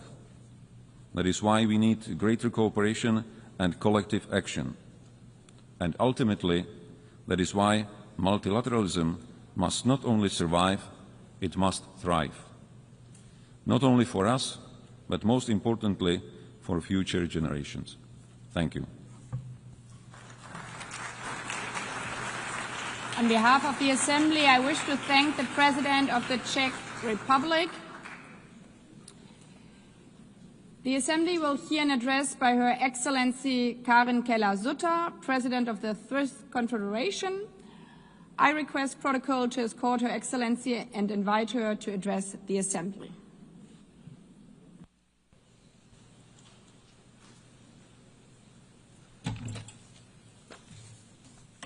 Madame la Présidente de l'Assemblée générale, Excellences, Mesdames, Messieurs, il y a 80 ans, le monde entrait dans une nouvelle ère, des temps meilleurs. Le 27 janvier 1945, le camp de concentration d'Auschwitz était libéré. Le 8 mai, la guerre en Europe prenait fin. Et le 25 juin, 50 États adoptaient la Charte des Nations Unies à San Francisco. Ils étaient, je cite, résolus à préserver les générations futures du fléau de la guerre qui, 2 fois en l'espace d'une vie humaine, a infligé à l'humanité d'indicibles souffrances. » Fin de citation. Sur les ruines de la Deuxième Guerre mondiale, un nouvel ordre naissait d'une conviction et d'une volonté commune d'apporter au monde de la paix et la prospérité. C'est aussi au lendemain des horreurs de cette période que naissaient les conventions de Genève de 1949 qui protègent les victimes des conflits armés. À cette époque, les fondements de décennies florissantes pour la démocratie, l'état de droit et l'économie de marché étaient posés. Des fondements qui, malgré les limites et les revers, ont servi aussi la coopération internationale, le libre-échange, la paix et le droit international. Sans faire de parallèle historique, force est de constater, nous célébrons cette année le 80e anniversaire des Nations Unies, alors que nous vivons une nouvelle époque de bouleversements politiques et économiques extrêmement violents. Une époque où trop de guerres font un nouveau rage et où les populations subissent des souffrances intolérables. Une époque où une paix juste et durable semble toujours hors de portée au Proche-Orient et en Ukraine, où les tendances autocratiques se renforcent en Europe aussi. Une époque où le libre-échange est mis à l'épreuve et où, en fin de compte, le droit international, y compris la Charte des Nations Unies, risque de devenir lettre morte. Ce sont des bouleversements qui ne viennent pas de nulle part. Ils sont le résultat d'évolutions qui remontent parfois loin et que l'on a rétrospectivement trop longtemps pris trop peu au sérieux. Il faut être honnête, ce sont des évolutions pour lesquelles il n'y a pas de réponse facile, ni au niveau international, ni au niveau national, et il ne suffit pas non plus de rappeler ici, pour la énième fois et seulement par des discours, les mérites d'une certaine forme d'État, de l'État de droit, du droit international, du libre-échange et du multilatéralisme. Non, si nous voulons relever les défis auxquels nous sommes confrontés, nous devons redoubler nos efforts. Car que valent tous les acquis de la civilisation s'ils ne contribuent pas concrètement à la liberté, à la sécurité et à la prospérité, si leurs avantages ne deviennent pas tangibles pour les populations dans leur vie de tous les jours? Il y a 2 erreurs que nous ne devons pas faire. Premièrement, pointer du doigt uniquement les autres États. Deuxièmement, laisser les organisations internationales seules avec le travail et faire comme si elles étaient distinctes de nous. Mesdames, Messieurs, nous devrions commencer là où nous pouvons dès maintenant garantir la liberté et contribuer à la sécurité et à la prospérité. Et c'est en général chez nous, dans notre propre pays. Entendons-nous bien, il ne s'agit pas de faire l'éloge de l'égoïsme national, ni de condamner le multilatéralisme, bien au contraire. La Suisse est convaincue que le multilatéralisme, que les organisations internationales, que les Nations Unies sont essentielles à la coexistence pacifique des peuples, à la prospérité économique mondiale, à la résolution de défis tels que la migration, le changement climatique, la transition numérique et, je le dis aussi en tant que ministre des Finances, à la stabilité financière mondiale. L'année dernière, nous avons adopté ensemble le Pacte pour l'avenir, un engagement fort en faveur du multilatéralisme dans l'agenda 2030 pour le développement durable constitue donc l'un des piliers. Nous devons mettre en œuvre ces feuilles de route sans délai. La Suisse est aussi convaincue que la Genève internationale peut apporter une contribution unique à la réalisation de ces objectifs. Genève, en tant que premier centre opérationnel onusien, dispose d'une forte expertise dans de nombreux domaines cruciaux pour notre avenir, liés notamment à l'humanité et à l'innovation. Il s'agit d'un écosystème sans égal pour réfléchir, discuter et agir ensemble. Mais toute organisation internationale forte a besoin de membres forts. Et quand je dis fort, je ne parle pas de force par la taille ou par la puissance militaire. Je parle d'États qui sont en mesure de permettre à leurs citoyens de s'épanouir et je dirais aussi de s'exprimer librement en toute sécurité. Une sécurité non seulement militaire mais aussi juridique, économique et sociale. La sécurité et la liberté sont les conditions préalables essentielles au développement économique et donc à la prospérité. Elles nécessitent des institutions qui soient juridiquement solides, fiables et capables d'agir. Et elles nécessitent une stabilité politique, sociale et financière. Et là, chaque État doit également assumer ses propres responsabilités. Nous ne pouvons pas simplement les déléguer à une organisation internationale. Mesdames, Messieurs, la communauté internationale ne peut que profiter de la force intérieure, de la prospérité et de la stabilité de chaque État. Seuls les États solides sur le plan intérieur peuvent être véritablement solidaires et contribuer à une communauté internationale prospère. Mais nous devons redoubler les efforts aussi en tant que communauté internationale. Aujourd'hui, surtout, les Nations Unies doivent-elles aussi se remettre en question? Sont-elles encore en mesure de remplir leur mission comme les 50 États l'avaient prévu le 25 juin 1945 à San Francisco lorsqu'ils adoptaient la Charte? Le multilatéralisme connaît lui aussi des bouleversements sans précédent. Ces bouleversements sont marqués par une recrudescence des violations du cadre normatif et des principes et valeurs mêmes qui fondent l'action multilatérale. Le dialogue, la coopération, la recherche du consensus, le respect du droit international et l'égalité souveraine entre États, quelle que soit leur taille ou leur poids économique ou politique. La Suisse appelle tous les États à un engagement ferme en soutien des principes et valeurs comme ils étaient déclarés dans la Charte des Nations Unies il y a 80 ans. C'est le prélude à toute réflexion sur les réformes et les mesures d'efficacité qui doivent renforcer l'impact de notre action dans les 3 piliers de l'organisation. À cet égard, nous soutenons pleinement le programme de réforme ONU 80 du secrétaire général. Le renforcement de l'efficacité, de la cohérence, de l'agilité et de l'impact de l'action multilatérale doit guider chacune de nos décisions. Une approche structurée et réfléchie visant à définir ensemble l'ONU de demain est essentielle. Je peux vous assurer que la Suisse continuera d'œuvrer en faveur des efforts de réforme d'une ONU plus efficace et d'un multilatéralisme pérenne, à la fois en tant qu'État d'hôte fiable et en tant qu'État membre engagé. Madame la Présidente, Excellences, Mesdames, Messieurs, nous ne sommes pas toujours dans la même situation qu'il y a 80 ans. Nous sommes en plein dans une phase critique et le prochain chapitre de l'histoire n'est pas encore écrit. Cela signifie que nous pouvons participer activement à son écriture. Je cite un survivant d'Auschwitz, l'écrivain italien Primo Levi. C'est arrivé, cela peut donc arriver de nouveau, tel est le noyau de ce que nous avons à dire. Fin de citation. Mais cela ne doit pas se reproduire. Et en fait, cela ne doit pas se reproduire. C'est pourquoi les Nations Unies ont été créées il y a 80 ans. C'est pour ça aussi que nous sommes là aujourd'hui.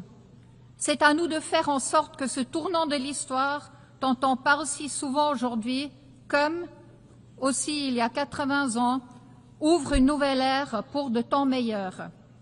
Gardons-nous de l'arrogance et de la facilité et mettons-nous au travail, chez nous, dans notre pays et ensemble aux Nations Unies. Je vous remercie.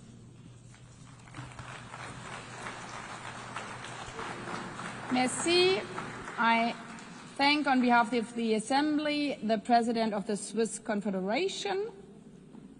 The Assembly will hear now an address by His Excellency Edgars Rinkēvičs, President of the Republic of Latvia. I request protocol to escort His Excellency and invite him to address the Assembly.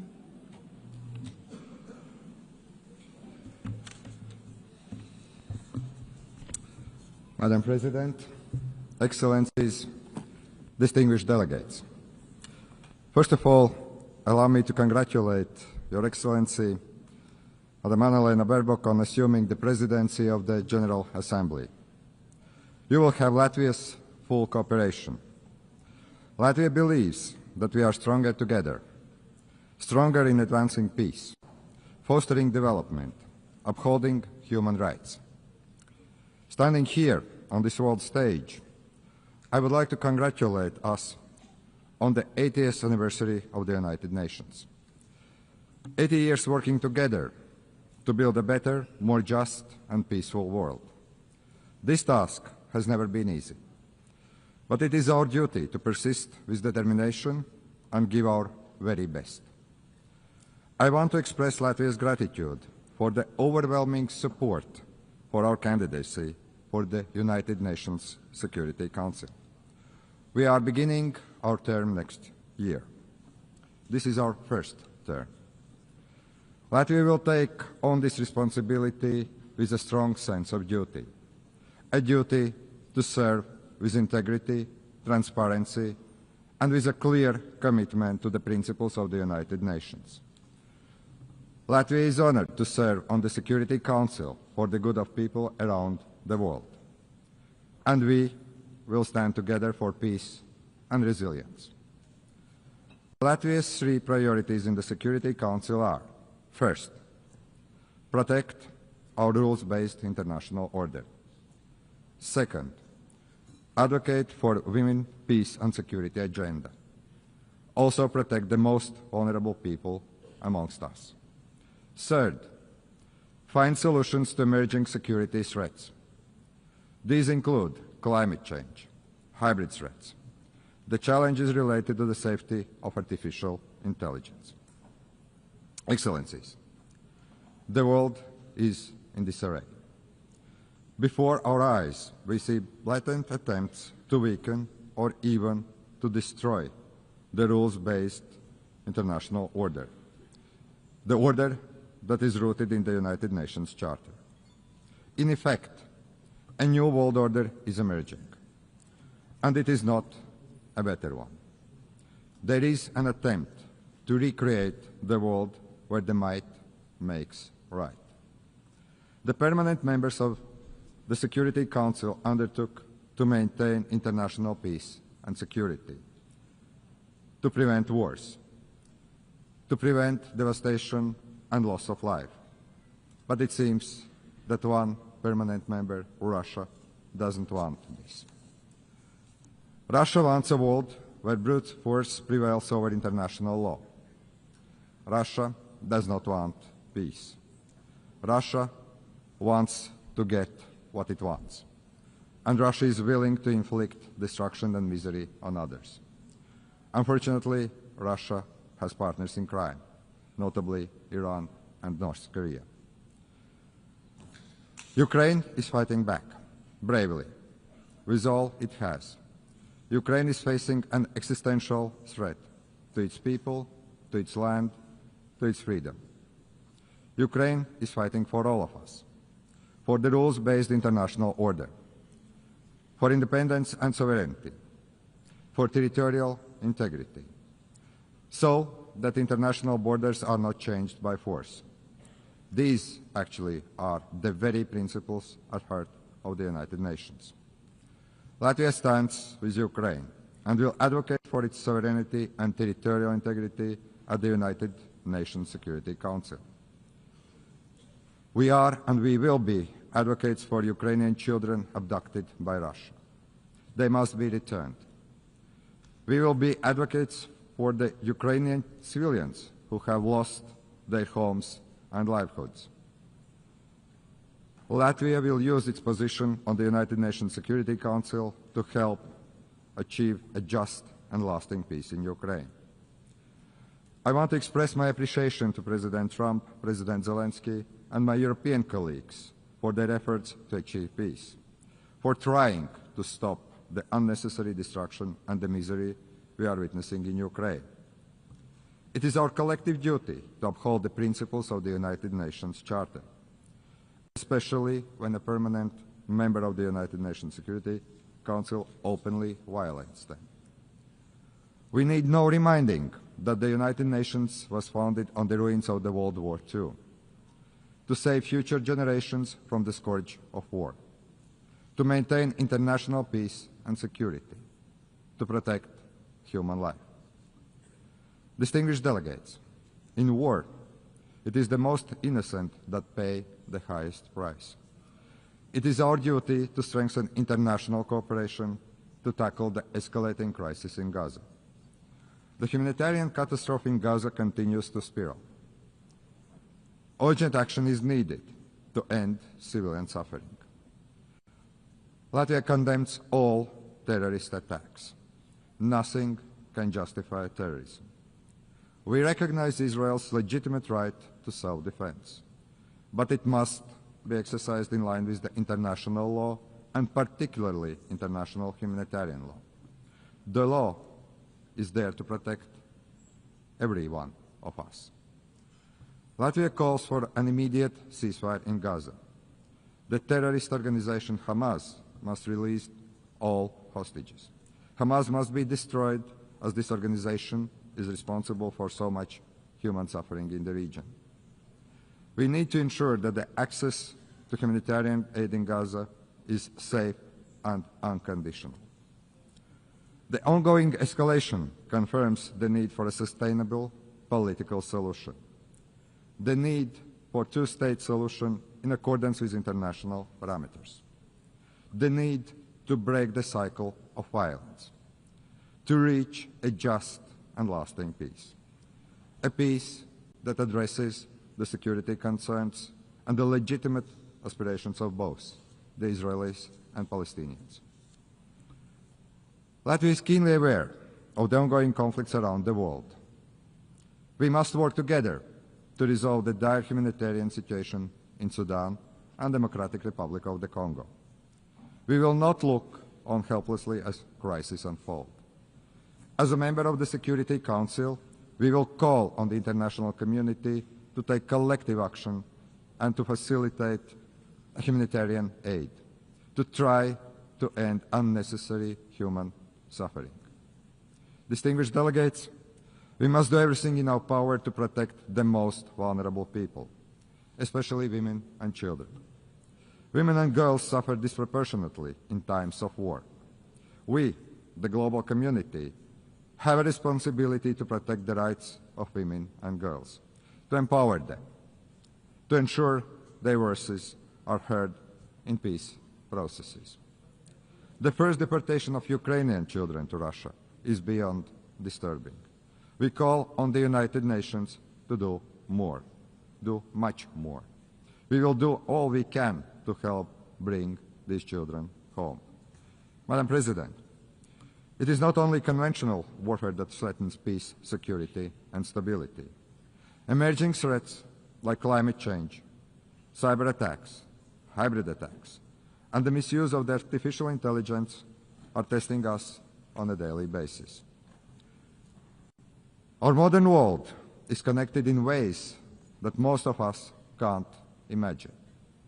Today, many countries are experiencing a growing wave of hybrid attacks, also Latvia. We have to deal with damage to undersea cables, GPS jamming, arson attacks, the Russian shadow fleets. Russia continues and actually invests in new provocations, most recently recklessly violating the airspace of Poland and Estonia. The intensity of Russia's drone attacks against Ukraine has created incidents in Latvia, Lithuania, Poland, Romania. This is the new reality. Russia bears full responsibility for these acts and also consequences. This kind of reckless behavior is a direct threat to international peace and security, and we must act to stop it before such acts spiral out of control. We must counter these threats by resilience and increased cooperation with our friends and allies. But hybrid warfare is evolving, as are emerging and disruptive technologies. The challenge is to maximize the benefits these technologies can bring while remaining vigilant of the potential risk they pose. We share the United Nations view that we need to develop artificial intelligence responsibly, but we should not halt the progress. Artificial intelligence can promote economic growth, drive scientific progress and innovation, even improve healthcare and make education more accessible. Artificial intelligence is already part of our daily lives. We must acknowledge this reality and work to make it safer and more beneficial for the people. The governments should not take years to create regulations. We should act swiftly and do it right. As a responsible United Nations member, a future UN Security Council member, Latvia is ready to work with our partners to address these issues. Ladies and gentlemen, the United Nations has stood the test of time for 80 years. It is the primary architect of international law and protector of rules-based international order. The United Nations is not perfect, but it is the best we have, the only truly global organization. As one of UN Secretary Generals, Dag Hammarskjöld, famously said, the United Nations was not created in order to bring us to heaven, but in order to save us from the hell. But after 80 years, it is time to adjust to new realities. The United Nations must evolve to remain relevant, to be effective and fit for the challenges ahead. That's why we support the UN 80 initiative by the Secretary General. Let us work together for peace and resilience.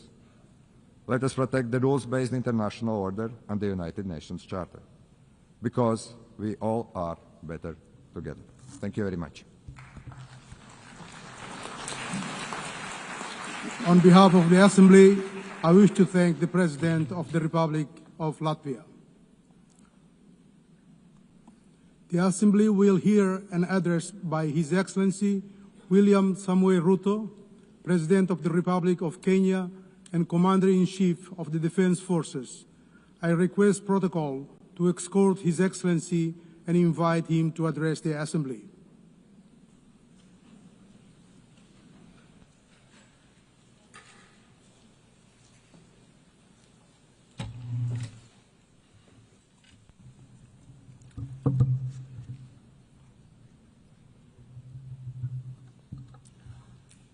Madam President, the President of the 80th session of the UN General Assembly, Madam Annalena Baerbock, Secretary General of the United Nations, Antonio Guterres, Excellencies, Heads of State and Government, distinguished delegates, ladies and gentlemen.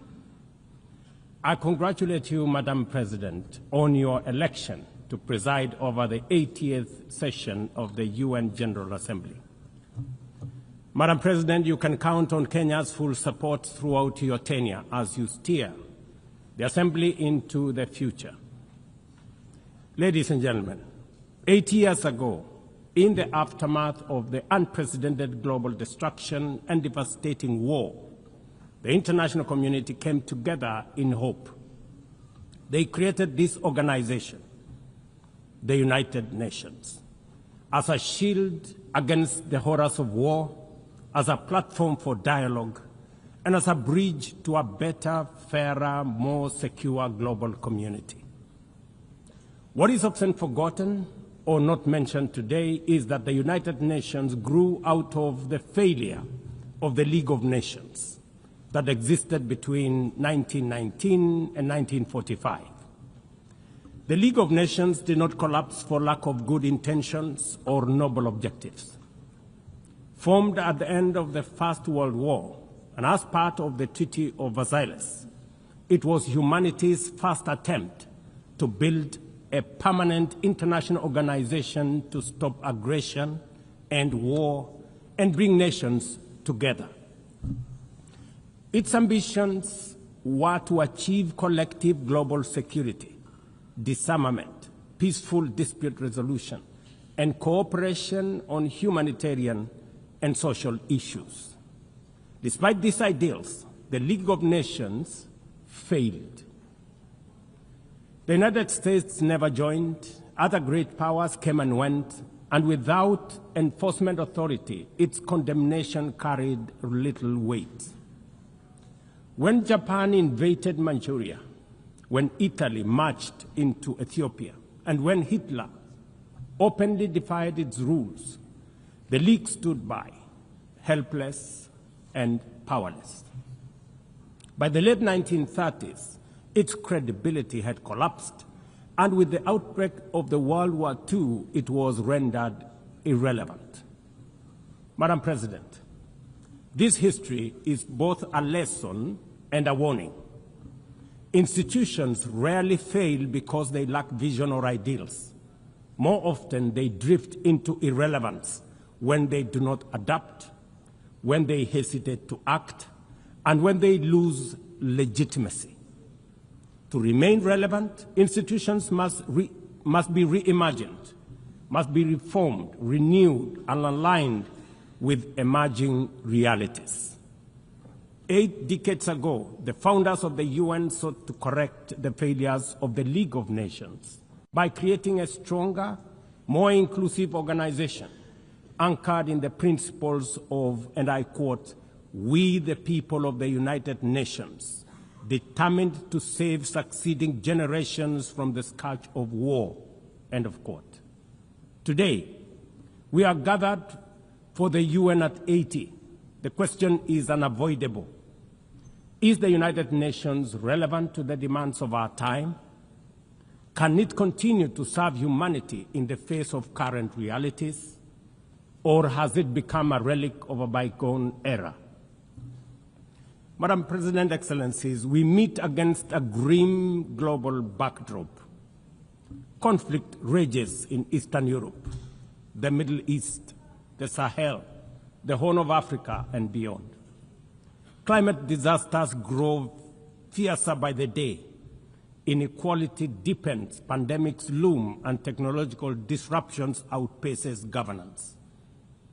Instead of trust, mistrust is spreading. Instead of solidarity, fragmentation is taking root. In place of hope, anxiety fills our global community.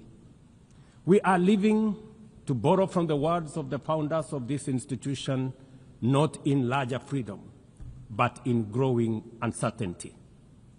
At this moment of turbulence, when we most need a strong United Nations, the organization faces its deepest crisis in credibility and capacity.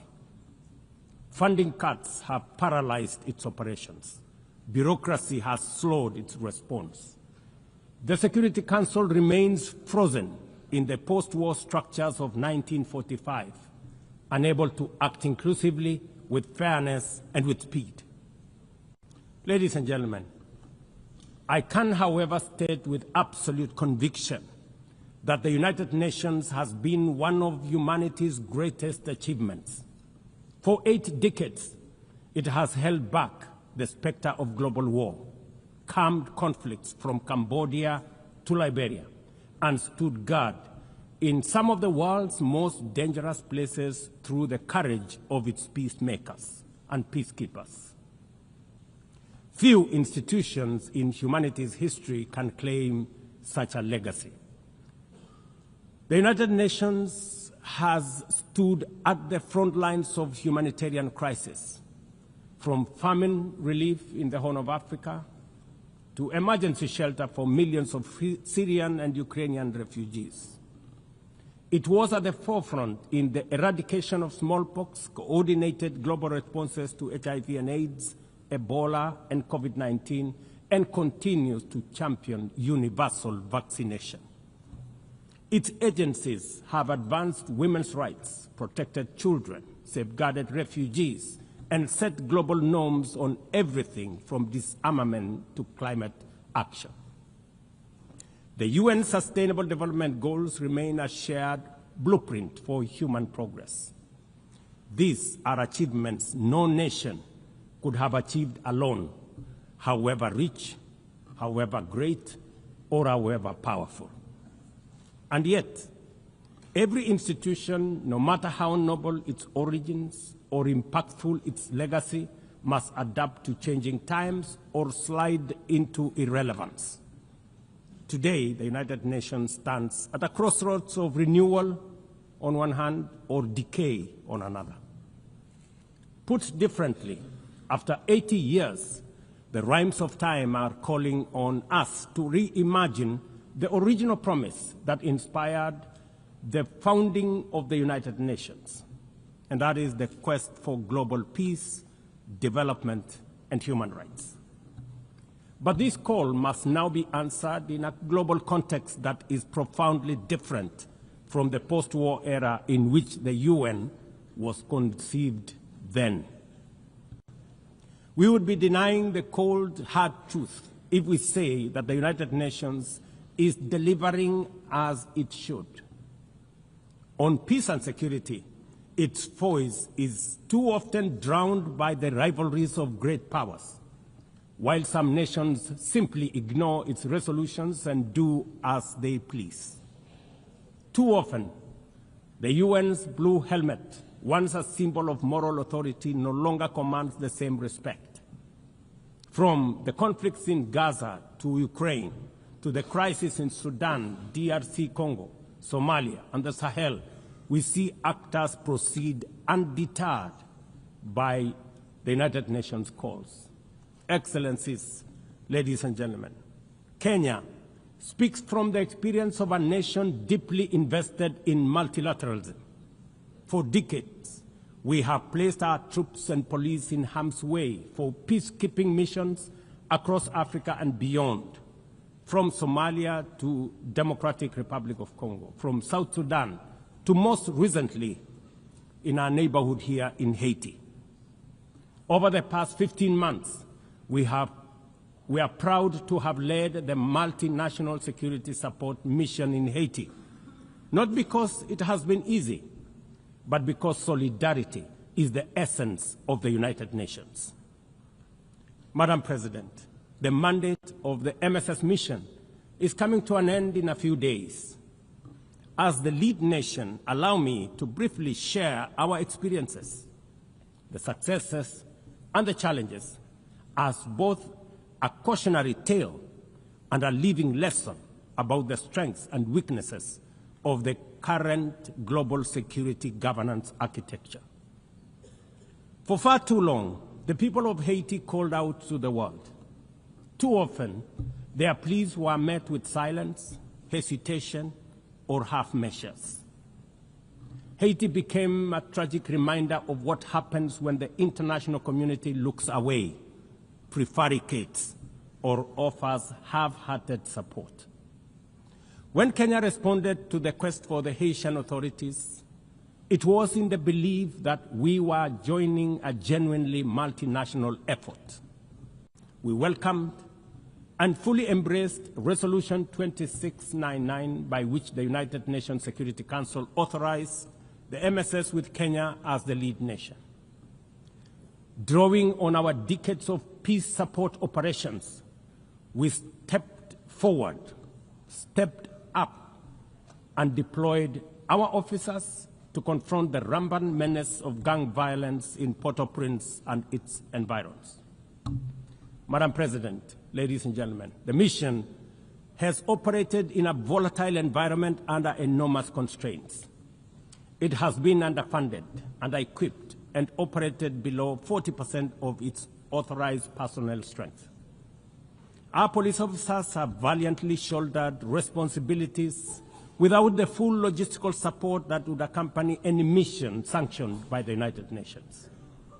Despite these challenges, and against all odds, the MSS has delivered results many thought were impossible. The presidential palace, once under siege from gangs, is today restored as the seat of government. The police headquarters and the police training center, once overrun by gangs, are now secure, with the academy resuming the training of new police officers, over 700 of whom graduated a few months ago. Schools that have been shattered by violence have reopened, with children back in class, learning and progressing. Roads once manned or blocked by gangs have now free-flowing traffic. cases of kidnapping and extortion have reduced sharply. The airport and the seaport, once surrounded by gangs, are now abuzz with normal operations. Which begs the question, if so much could be achieved with limited resources and stretched personnel within just 15 months, what more could have been accomplished if the United Nations fraternity had truly acted together in solidarity with the people of Haiti? From this podium, I wish to assure all partners and actors that with the right personnel, adequate resources, appropriate equipment, and necessary logistics, Haiti's security can be restored. Gangs can be neutralized and the safety of streets, schools, hospitals, and homes secured. The continued harassment, abductions, and criminal acts undermining the lives of Haitians are unacceptable, unjustifiable, and must be stopped by this organization, the United Nations. Madam President, as the UN Security Council deliberates on the next steps, we must not lose sight of the fact that the situation in Haiti demands sustained, coordinated, and undivided international attention. A careful and orderly transition from MSS is essential to consolidate the hard-won gains so far achieved. I urge the Security Council and all partners to remain steadfast in ensuring that Haiti moves forward on a path of peace, stability, and renewal. Ladies and gentlemen, on human rights, our principle is clear and unwavering. The protection of civilians and respect for humanitarian law cannot be applied selectively. We cannot condemn suffering in one place and turn a blind eye in another. Kenya is gravely concerned by the humanitarian catastrophe in Gaza and by the immense suffering of civilians caught in the devastation of disproportionate military operations.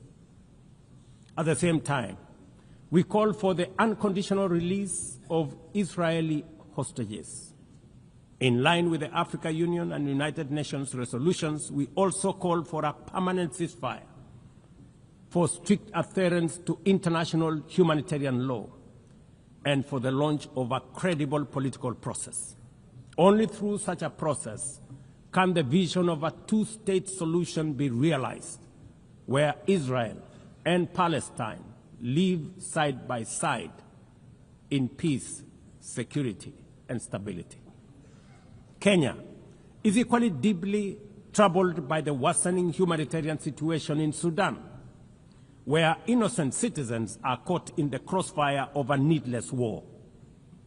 We fully endorse the GUAD, comprising Egypt, Saudi Arabia, the United Arab Emirates, and the United States, in affirming that there cannot be a military solution and that only political dialogue offers a viable path forward. We join the GUAD in urging all parties, including SAF, RSF, and the external actors, to respect Sudan's sovereignty, unity, and territorial integrity, and firmly reject any attempts to divide the country, reaffirming our unwavering support for a unified Sudan for the benefit of all its people. Excellencies, distinguished delegates, those who look to the future with a clear vision know that climate change is not only the single greatest threat of our age, but also one of the greatest transformation opportunities of our time. The global stocktake has made it plain that the world is off track. Current national determined contributions are steering us towards temperature rises far beyond any safe threshold. This is the difference between survival on one hand and devastation for millions across the world on the other. Kenya and Africa are not passive victims of this crisis. We are taking bold steps showing that climate action is not only possible, but can also be the foundation for inclusive growth. We are building a climate-resilient society by embedding adaptation into every sector, from agriculture and energy to infrastructure and livelihoods, to sustainable mining and artificial intelligence. This ambition is visible on the ground. Today, 93% of Kenya's electricity comes from renewable sources: geothermal, wind, solar, and hydro. We are expanding investments in e-mobility, climate-smart agriculture, clean cooking solutions, and green manufacturing. We are also pioneering nature-compatible solutions such as sustainable waste management and circular economy interventions. Africa, too, is uniting its voice.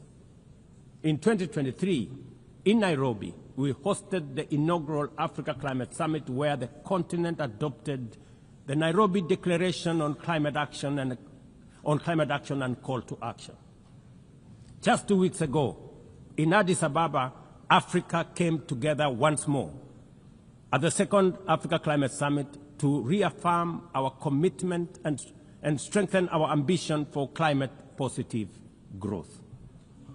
We declared Africa not just as a victim of the crisis, but as a source of solutions, with climate action driving economic growth, transformation, and job creation for our communities. Ambition, ladies and gentlemen, cannot stand on willpower alone. Implementing our new NDCs will require $56 billion. That is why we call on the global community to unlock the $300 billion agreed at Baku, and to accelerate negotiations towards the new $1.3 trillion goal under the Baku-Belém roadmap. Without affordable finance and without reform of the international financial architecture, the promise of climate action in Africa will remain constrained. Madam President, in the aftermath of World War II, the Bretton Woods institutions were created to stabilize the global economy and rebuild war-torn Europe.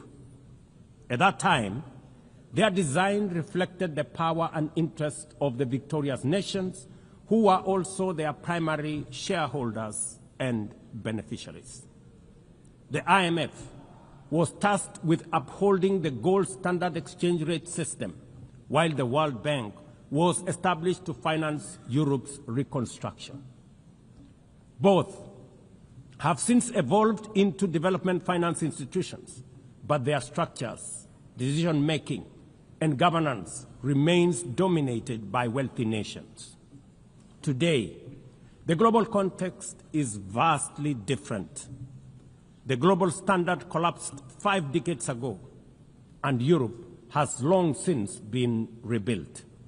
Yet, the governance of these institutions has not kept pace with needs of a multipolar world, especially the needs of poor and developing nations.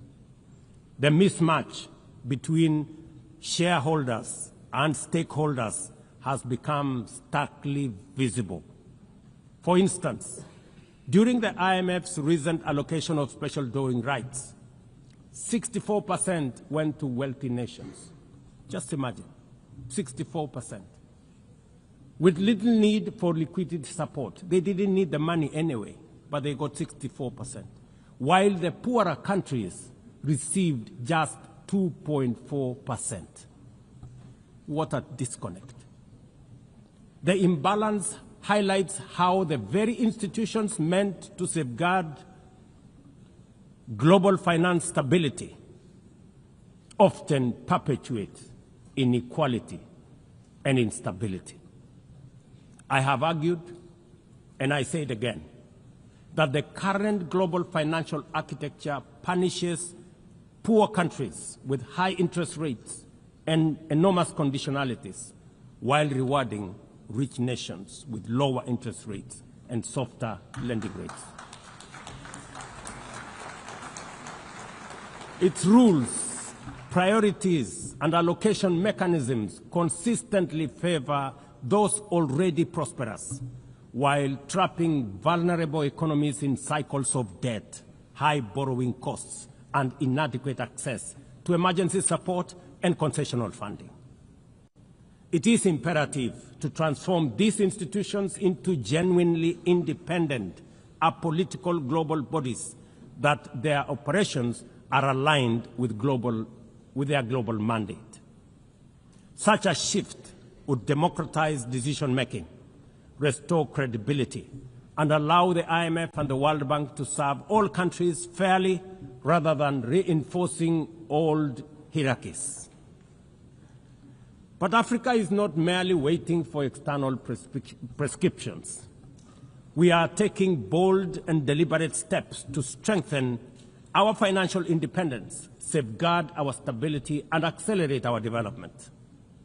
Kenya, for instance, fully endorses the establishment of the Alliance of African Multilateral Financial Institutions, launched with the Africa Union in February 2024. This alliance brings together our homegrown banks, Afrexim Bank, the Africa Finance Corporation, the Trade and Development Bank, Shelter Africa Re, Africa Development Bank, Africa Trade and Investment Development Insurance, and ZEPRI, institutions that embody Africa's determination to mobilize resources, finance trade, and build resilience on our own terms. At the same time, the Africa Union is championing 3 transformative institutions: the Africa Central Bank, which will issue a single currency and free our trade from dependence on foreign money; the Africa Monetary Fund, positioned to stabilize our economies and give us true financial sovereignty; and the Africa Investment Bank, designed to mobilize resources for infrastructure, industrialization, and integration that Africa needs to rise. And to complete this vision, the Africa Credit Rating Agency, one that understands our realities, values our uniqueness, and tells our story with fairness and truth, has already been established. Excellencies, as we mark the 80th anniversary of the United Nations, Africa also marks 20 years since the Ezulwini Consensus and the Sirte Declaration, the 2 historic milestones that establishes the common African position on UN Security Council reforms. For 2 decades, Africa has spoken in one voice, demanding justice, equity, and representation in the highest organ of global governance.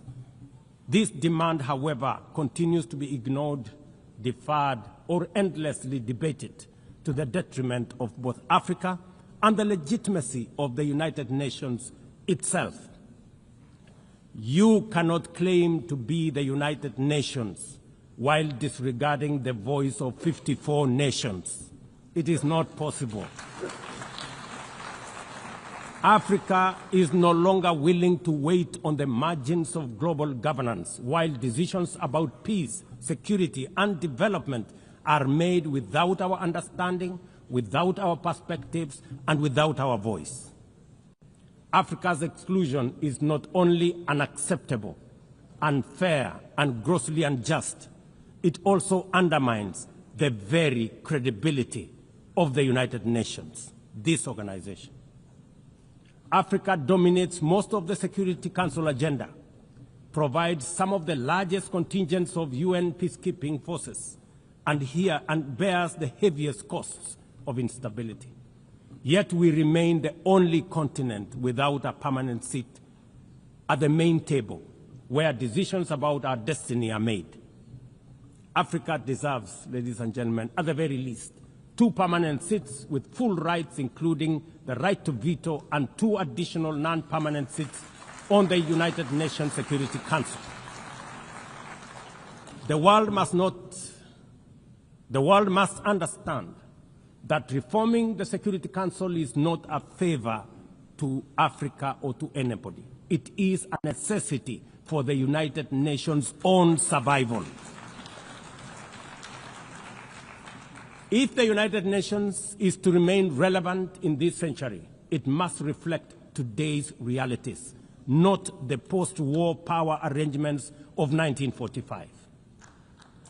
Madam President, despite the stated and evident weaknesses of the United Nations, it still remains humanity's best chance at global solidarity.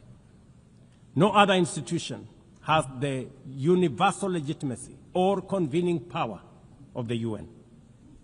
From coordinating humanitarian relief in times of war and disaster, to mobilizing the global response to COVID-19, to driving consensus on climate change through the Paris Agreement, the UN has consistently shown that the world can achieve together what no nation can accomplish on its own, however mighty or great or powerful.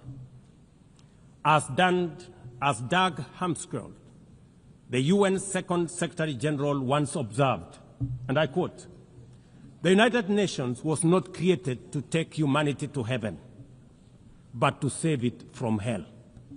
End of quote. That mission is as urgent today as it was 8 decades ago. At a time when conflicts are multiplying, when climate change threatens every economy, and when inequality is widening, the need for a functioning, credible, effective, and a multilateral system has never been greater.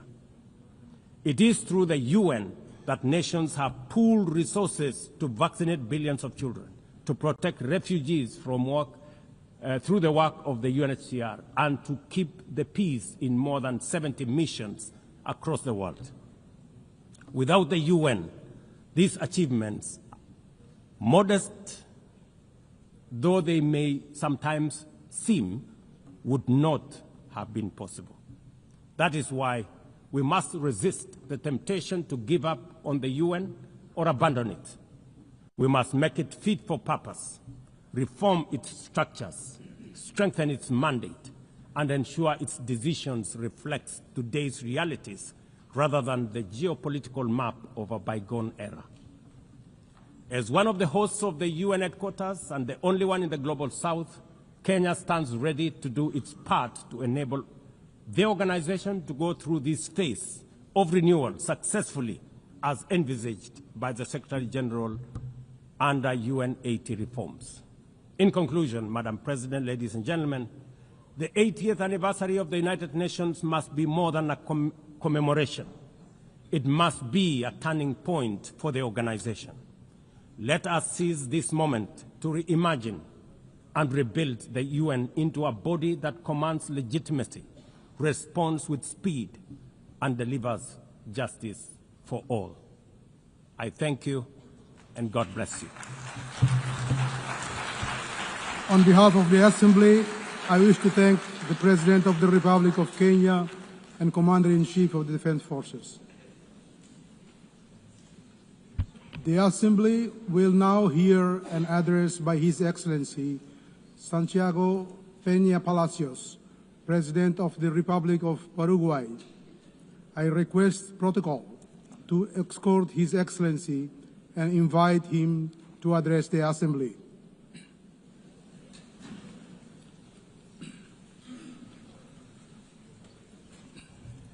Señora Presidenta de la Asamblea General, distinguidos jefes de Estado y de Gobierno, estimados ministros de Relaciones Exteriores, damas y caballeros. Esta es mi tercera intervención en la Asamblea General de las Naciones Unidas. Es sin duda un enorme privilegio y honor representar al Paraguay en este magno foro, un país que quizás geográficamente parece pequeño, pero es un gigante en su espíritu y sus potencialidades. Por ello, al volar hasta Nueva York desde lejos, pensé en empezar este discurso expresando la alegría que siento por tener la oportunidad de contarle las grandes cosas que esperan al Paraguay. Sin embargo, los sucesos acaecidos en los últimos meses y días hacen que esto sea simplemente imposible. En su lugar, penosamente debo empezar recordando la anécdota del gran historiador alemán Theodor Mommsen, quien, al recibir el Premio Nobel en 1903, pidió a su público que no aplaudiera tras su discurso de aceptación. Los tiempos, dijo apesumbrado, son demasiado graves para eso. Los años siguientes confirmarían plenamente su intuición.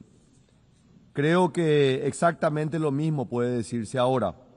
En efecto, en estos días hemos visto que el mal, la ideologización radical, la intolerancia, son desafortunadamente reales y están enraizados en ciertos sectores de nuestras sociedades.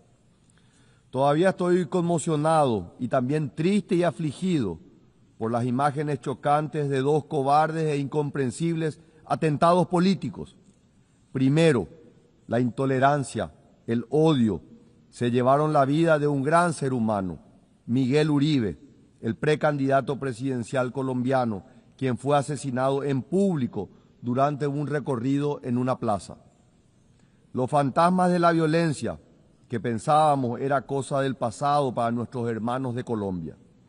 Segundo, vimos que un joven soñador, Charlie Kirk, era miserablemente arrebatado de su esposa y 2 hijos por un único pecado: defender sus convicciones y los valores con gran elocuencia y coraje. Ambos, en lugar de acudir a la violencia para imponer sus ideas, recurrieron al método más cívico y pacífico posible: el debate libre, abierto, franco, sin eludir las posiciones controversiales, pero siempre en el marco del respeto. La respuesta ominosa, macabra, nos tiene que despertar de nuestro somnoliento estado de complacencia. Queridos amigos, nuestros valores, nuestra forma de vida misma están en peligro. La idea de la democracia, venerable y genial creación del genio griego que nos permite un modus vivendi pacífico a pesar de nuestras diferencias, se encuentra hoy en riesgo. Por ello, en tiempos en los que la oscuridad busca apagar la luz, debemos tomar posiciones. No es tiempo para tímidos, señores. O estamos del lado correcto, de la paz y la razón, o estamos con la violencia y la intolerancia. Nuestros hijos y nietos no olvidarán qué actitud hemos tomado ante el enorme desafío que enfrentamos. Por eso quiero ser muy claro con ustedes. La violencia política es inmoral, intolerable y profundamente dañina. Debemos rechazarla sin matices.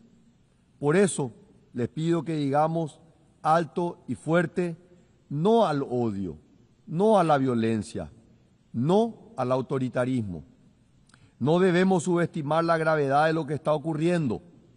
Estos no son casos aislados, son patrones. Y la situación se ha venido agravando ante la mirada impasible de los gobiernos y de los movimientos políticos. La polarización y el extremismo, antes revelados sutilmente en textos y discursos, hoy se están materializando en actos de violencia reales. Hay una crisis de creencia en las instituciones. Los ciudadanos simplemente ya no confían. Nuestra democracia, esa democracia que por décadas ha sido garantía de los derechos más fundamentales del ser humano, personificados en ese magnífico instrumento que es la Declaración Universal de los Derechos Humanos, imperecedero logro del sistema de Naciones Unidas, está asediada por todos los cuarteles y espectros, tanto por la izquierda como por la derecha. Y esto, señores, puede ser un camino sin retorno. Esta situación de crisis es el caldo de cultivo perfecto para el autoritarismo, donde los valores democráticos se erosionan. El autoritarismo o su perverso hermano gemelo, el populismo, toman su lugar. Paraguay ve con enorme preocupación las restricciones al ejercicio de derechos fundamentales, como el acceso a la libre información y la libertad de expresión en algunos países hermanos, que ya son demostraciones palpables que la crisis es real y es profunda. Así, lamentablemente, la situación en Venezuela se ha vuelto verdaderamente alarmante. A las violaciones sistemáticas de los derechos humanos y las libertades fundamentales se suman acciones contrarias al derecho internacional y la persecución a líderes políticos. El proceso electoral de julio del 2024 pisoteó la voluntad del pueblo venezolano. 7 millones de venezolanos han abandonado su patria, la mayor crisis migratoria en la historia del hemisferio occidental. En Nicaragua, por otro lado, la persecución a opositores políticos persiste y se expande agresivamente. La situación de los derechos humanos y las garantías fundamentales es demasiado grave. Han expulsado a órdenes religiosas completas, han despojado de la nacionalidad a cientos de nicaragüenses cuyo único crimen fue disentir. Incluso la Iglesia Católica es perseguida, algo impensable en América Latina. Paraguay conoce mejor que nadie la calamidad del autoritarismo y la dictadura, pues vivimos el régimen militar más largo en el continente del siglo XX, cuyas cicatrices aún no cerraron del todo. Por eso no podemos ni debemos permanecer en silencio mientras nuestros hermanos latinoamericanos sufren la misma opresión que ha marcado a fuego nuestro pasado.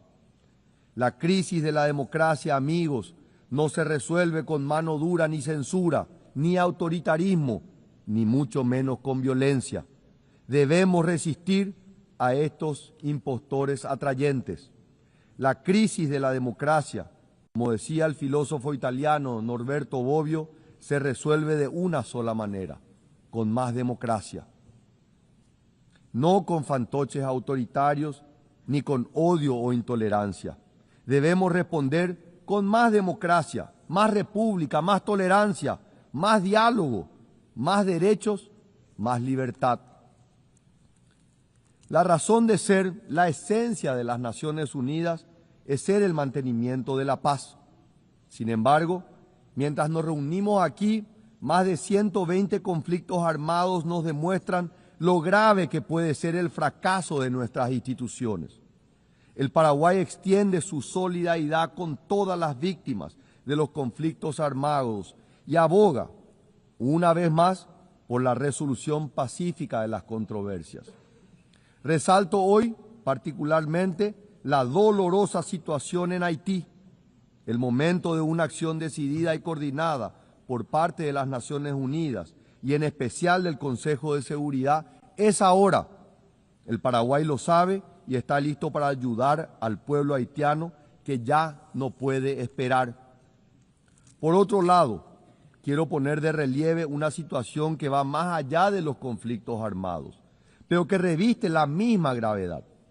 Enfrentamos una crisis silenciosa pero devastadora, el colapso de las cadenas de suministros globales.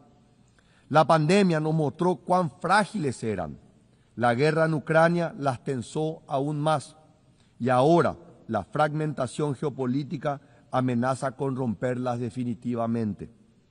El mundo necesita urgentemente cadenas de suministro más confiables, más diversificadas, más resilientes.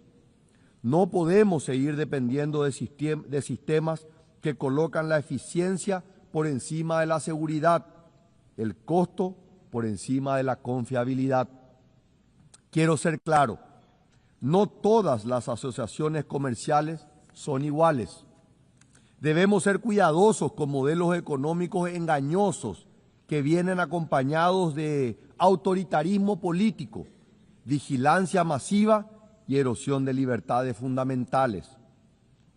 Cuando aceptamos inversiones que comprometen nuestra soberanía, cuando permitimos que nuestra infraestructura crítica dependa de regímenes autoritarios, estamos simplemente hipotecando no solo nuestra economía, sino nuestra democracia.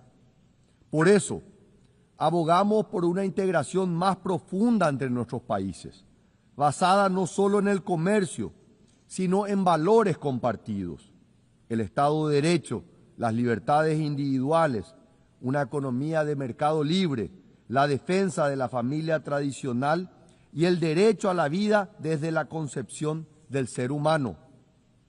Por eso, la política exterior del Paraguay no se basa en puros intereses económicos, sino en esos valores y principios compartidos. Por estas razones, el Paraguay no puede ni debe esquivar las realidades que desafían la paz mundial. La prudencia diplomática no puede convertirse en complicidad silenciosa. Es precisamente en estos momentos cuando los principios que nos definen como nación democrática deben traducirse en posiciones claras e inequívocas con sus amigos y aliados. Paraguay reafirma aquí su posición sin ambigüedades. Israel tiene el derecho legítimo a defenderse. Los ataques terroristas del 7 de octubre del 2023 contra civiles israelíes fueron actos de barbarie grotescos que ninguna causa puede justificar. Rechazamos cualquier intento de equiparar sesgadamente la responsabilidad entre las autoridades democráticamente elegidas de Israel y los líderes del grupo terrorista Hamas. El antisemitismo, señores, como los hechos diarios lo demuestran, no es un accidente del siglo XX. Está vivo y está fuerte. Forma parte de ese ciclo de violencia irracional y de odio del que hablaba al inicio de mis palabras. Debo confesar aquí que nunca he entendido cómo tanta gente ha adoptado esta horrible visión del mundo, dado que el pueblo judío ha dado tanto material, cultural y espiritualmente al mundo. Y sin embargo, lamentablemente esa perversión sigue entre nosotros. La única respuesta es estar alertos, no al odio. Shoah nunca más. Es por eso que el Paraguay ha sido uno de los primeros países del mundo en designar tanto a Hezbollah como a Hamas como organizaciones terroristas internacionales y siempre ha censurado profundamente sus acciones malvadas. Condeno decididamente a estas organizaciones criminales una vez más hoy ante todos ustedes.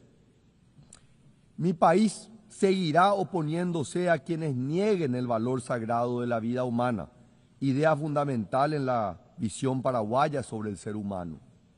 Hacemos también un llamado urgente para la implementación de una solución que alivie la situación humanitaria en territorio palestino, ponga fin a la violencia y garantice la liberación inmediata de los rehenes, promoviendo un diálogo constructivo que conduzca hacia la convivencia pacífica entre ambos pueblos y sea fuente de una paz duradera en la región del Medio Oriente.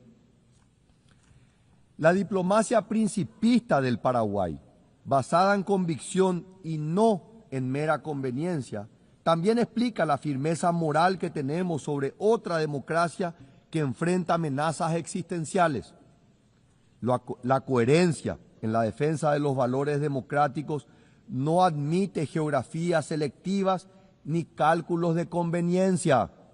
Los principios, cuando son genuinos, se sostienen por su valor intrínseco, no por su rentabilidad política.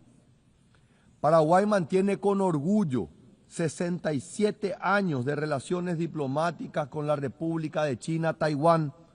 Esta amistad, forjada en valores democráticos compartidos, ha demostrado que la cooperación entre naciones puede basarse en más que en el mero interés.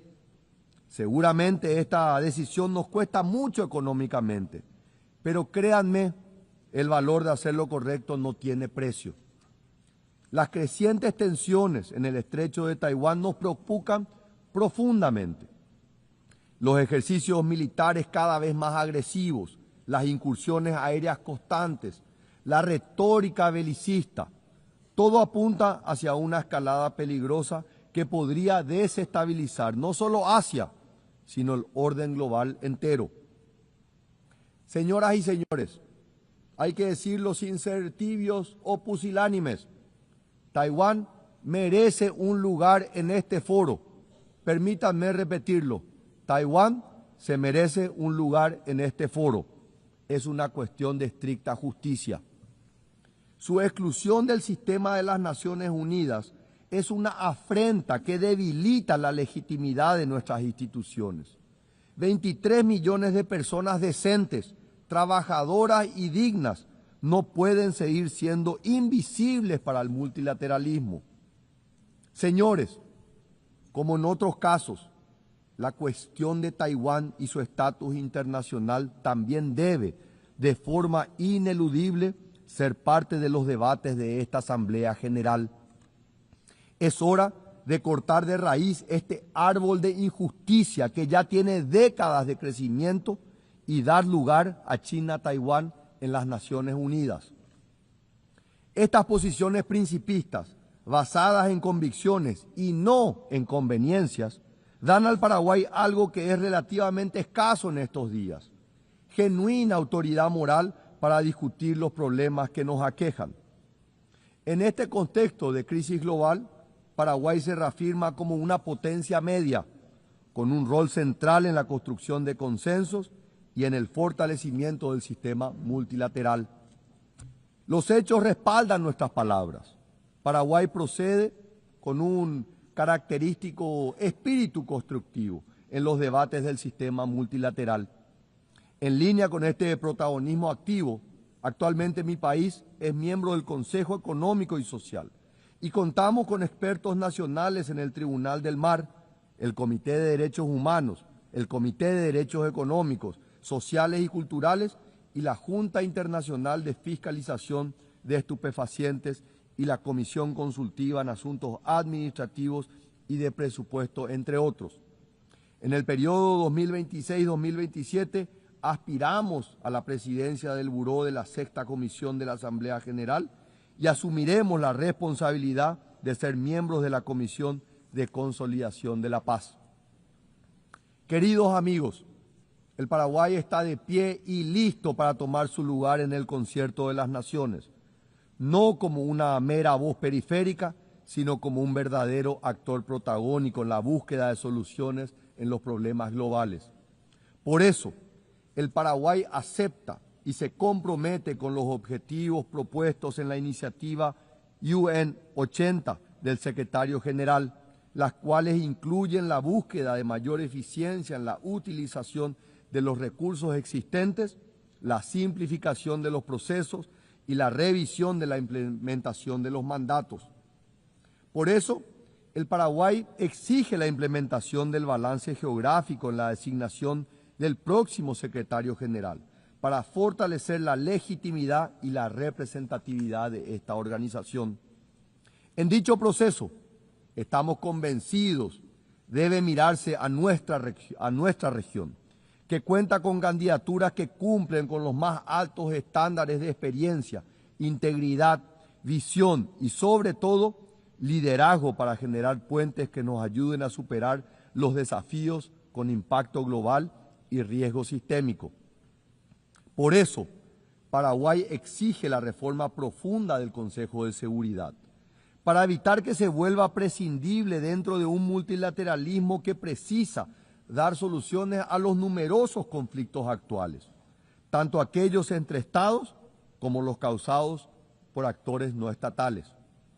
Por eso, pedimos aquí posiciones más flexibles para que el Consejo de Seguridad vuelva a ser verdaderamente representativo en su membresía y recupere la eficacia en el cumplimiento de su misión. Reclamamos la eliminación del veto, lo que dará más legitimidad al organismo y permitirá que la ONU, como organización universal, vuelva a ser protagonista en la determinación de las soluciones a los grandes desafíos que enfrenta nuestro mundo. Señora Presidenta, distinguidos delegados, sé que el panorama que he presentado hasta aquí no es el mejor, incluso es sombrío, pero he preferido hablar con la verdad, sin rodeos, para no subestimar la gravedad de nuestra situación actual. Y aún así, optimista de alma como soy, no puedo evitar decirlo. Miro al futuro con una gran esperanza. Como dijo el gran escritor William Faulkner, yo creo que la humanidad no solo perdurará, sino prevalecerá.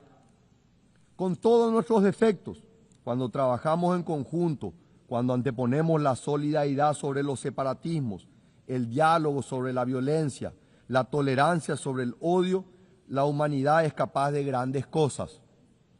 La construcción del futuro no es posible solo formulando un deseo. La construcción del futuro requiere intención, persistencia, constancia y disciplina.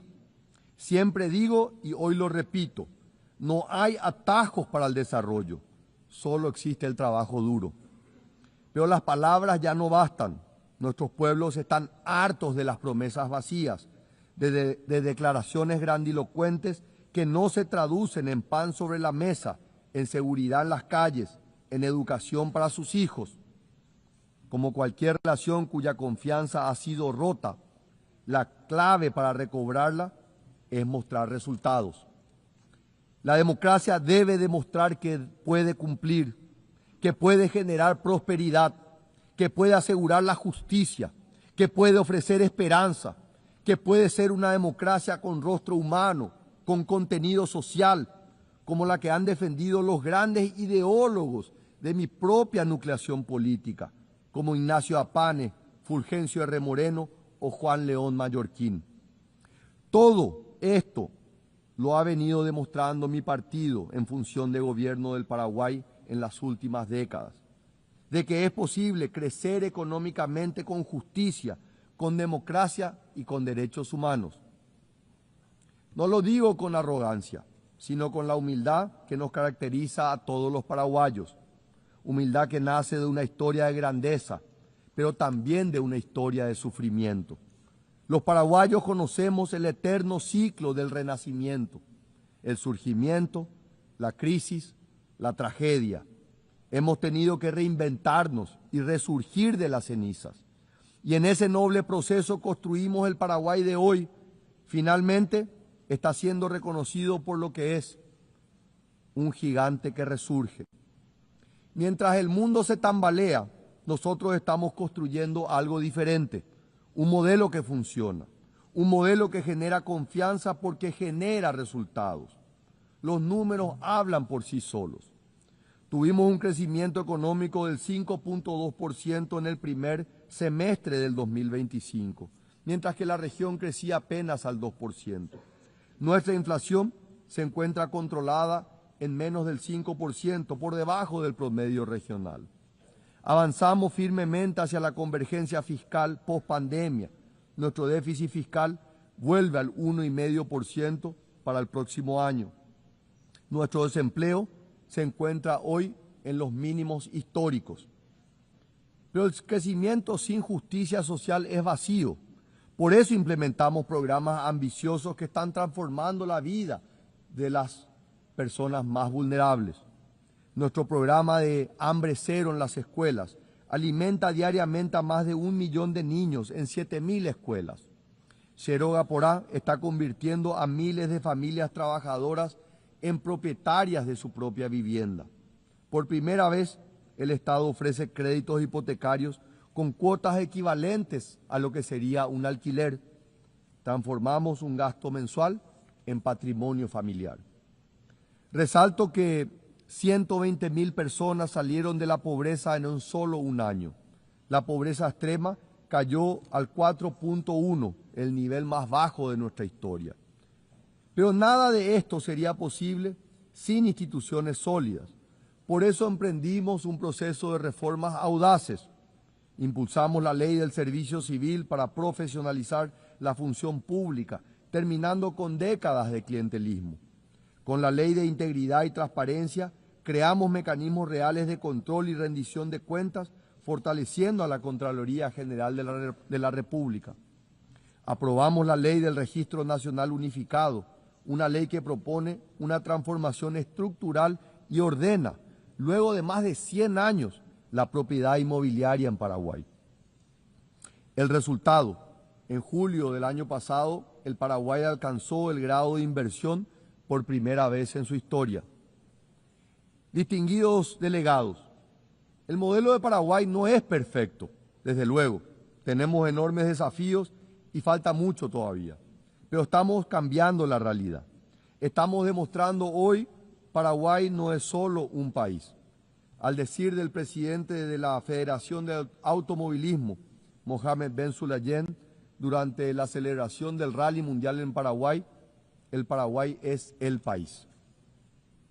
Señora Presidenta, distinguidos delegados, comencé este discurso con algunas advertencias bastante oscuras sobre el estado de la democracia global y nuestras sociedades. Los tiempos son graves y hay mucho de qué preocuparse. Pero no quiero terminar con una nota pesimista. Un futuro distinto, mejor, más luminoso es posible. Depende solamente de nosotros, de todos nosotros, de diagnosticar los problemas con valentía y enfrentarlos con perseverancia y convicción. El futuro no está predeterminado.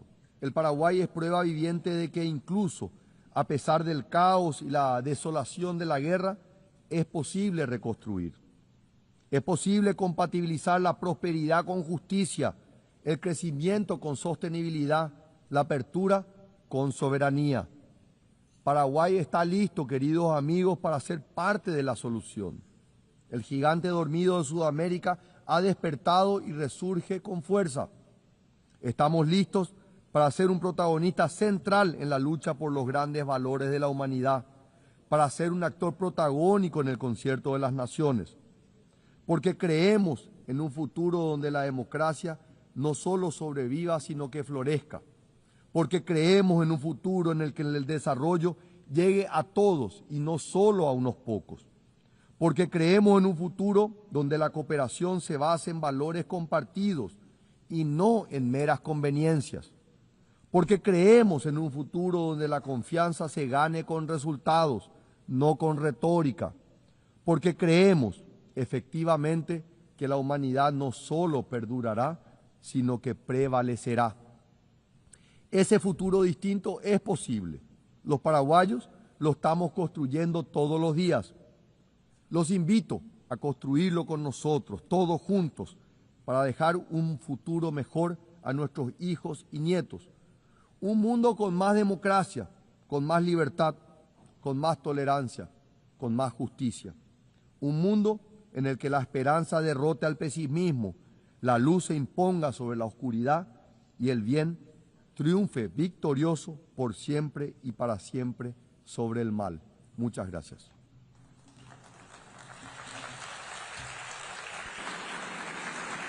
On behalf of the Assembly, I wish to thank the President of the Republic of Paraguay. The Assembly now will hear an address by His Excellency al-Sharaa, President of the Republic of Estonia. I request protocol to escort His Excellency and invite him to address the Assembly.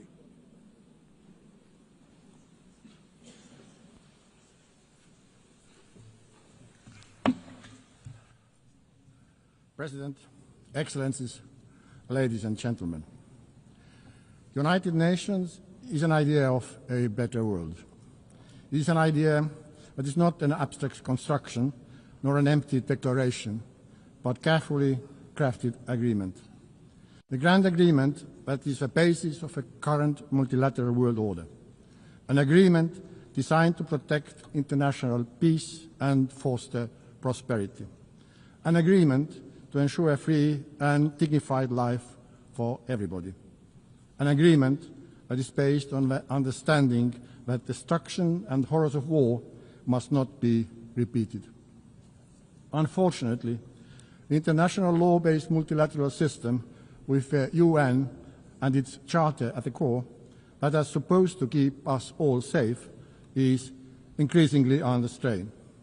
Its fundamental principles are violated in numerous conflicts across the world. Brutality prevails. We simply cannot let this go on. We all should be asking, what kind of future do we want? Will it be a world dominated by barbaric use of force and violence, where might is always right?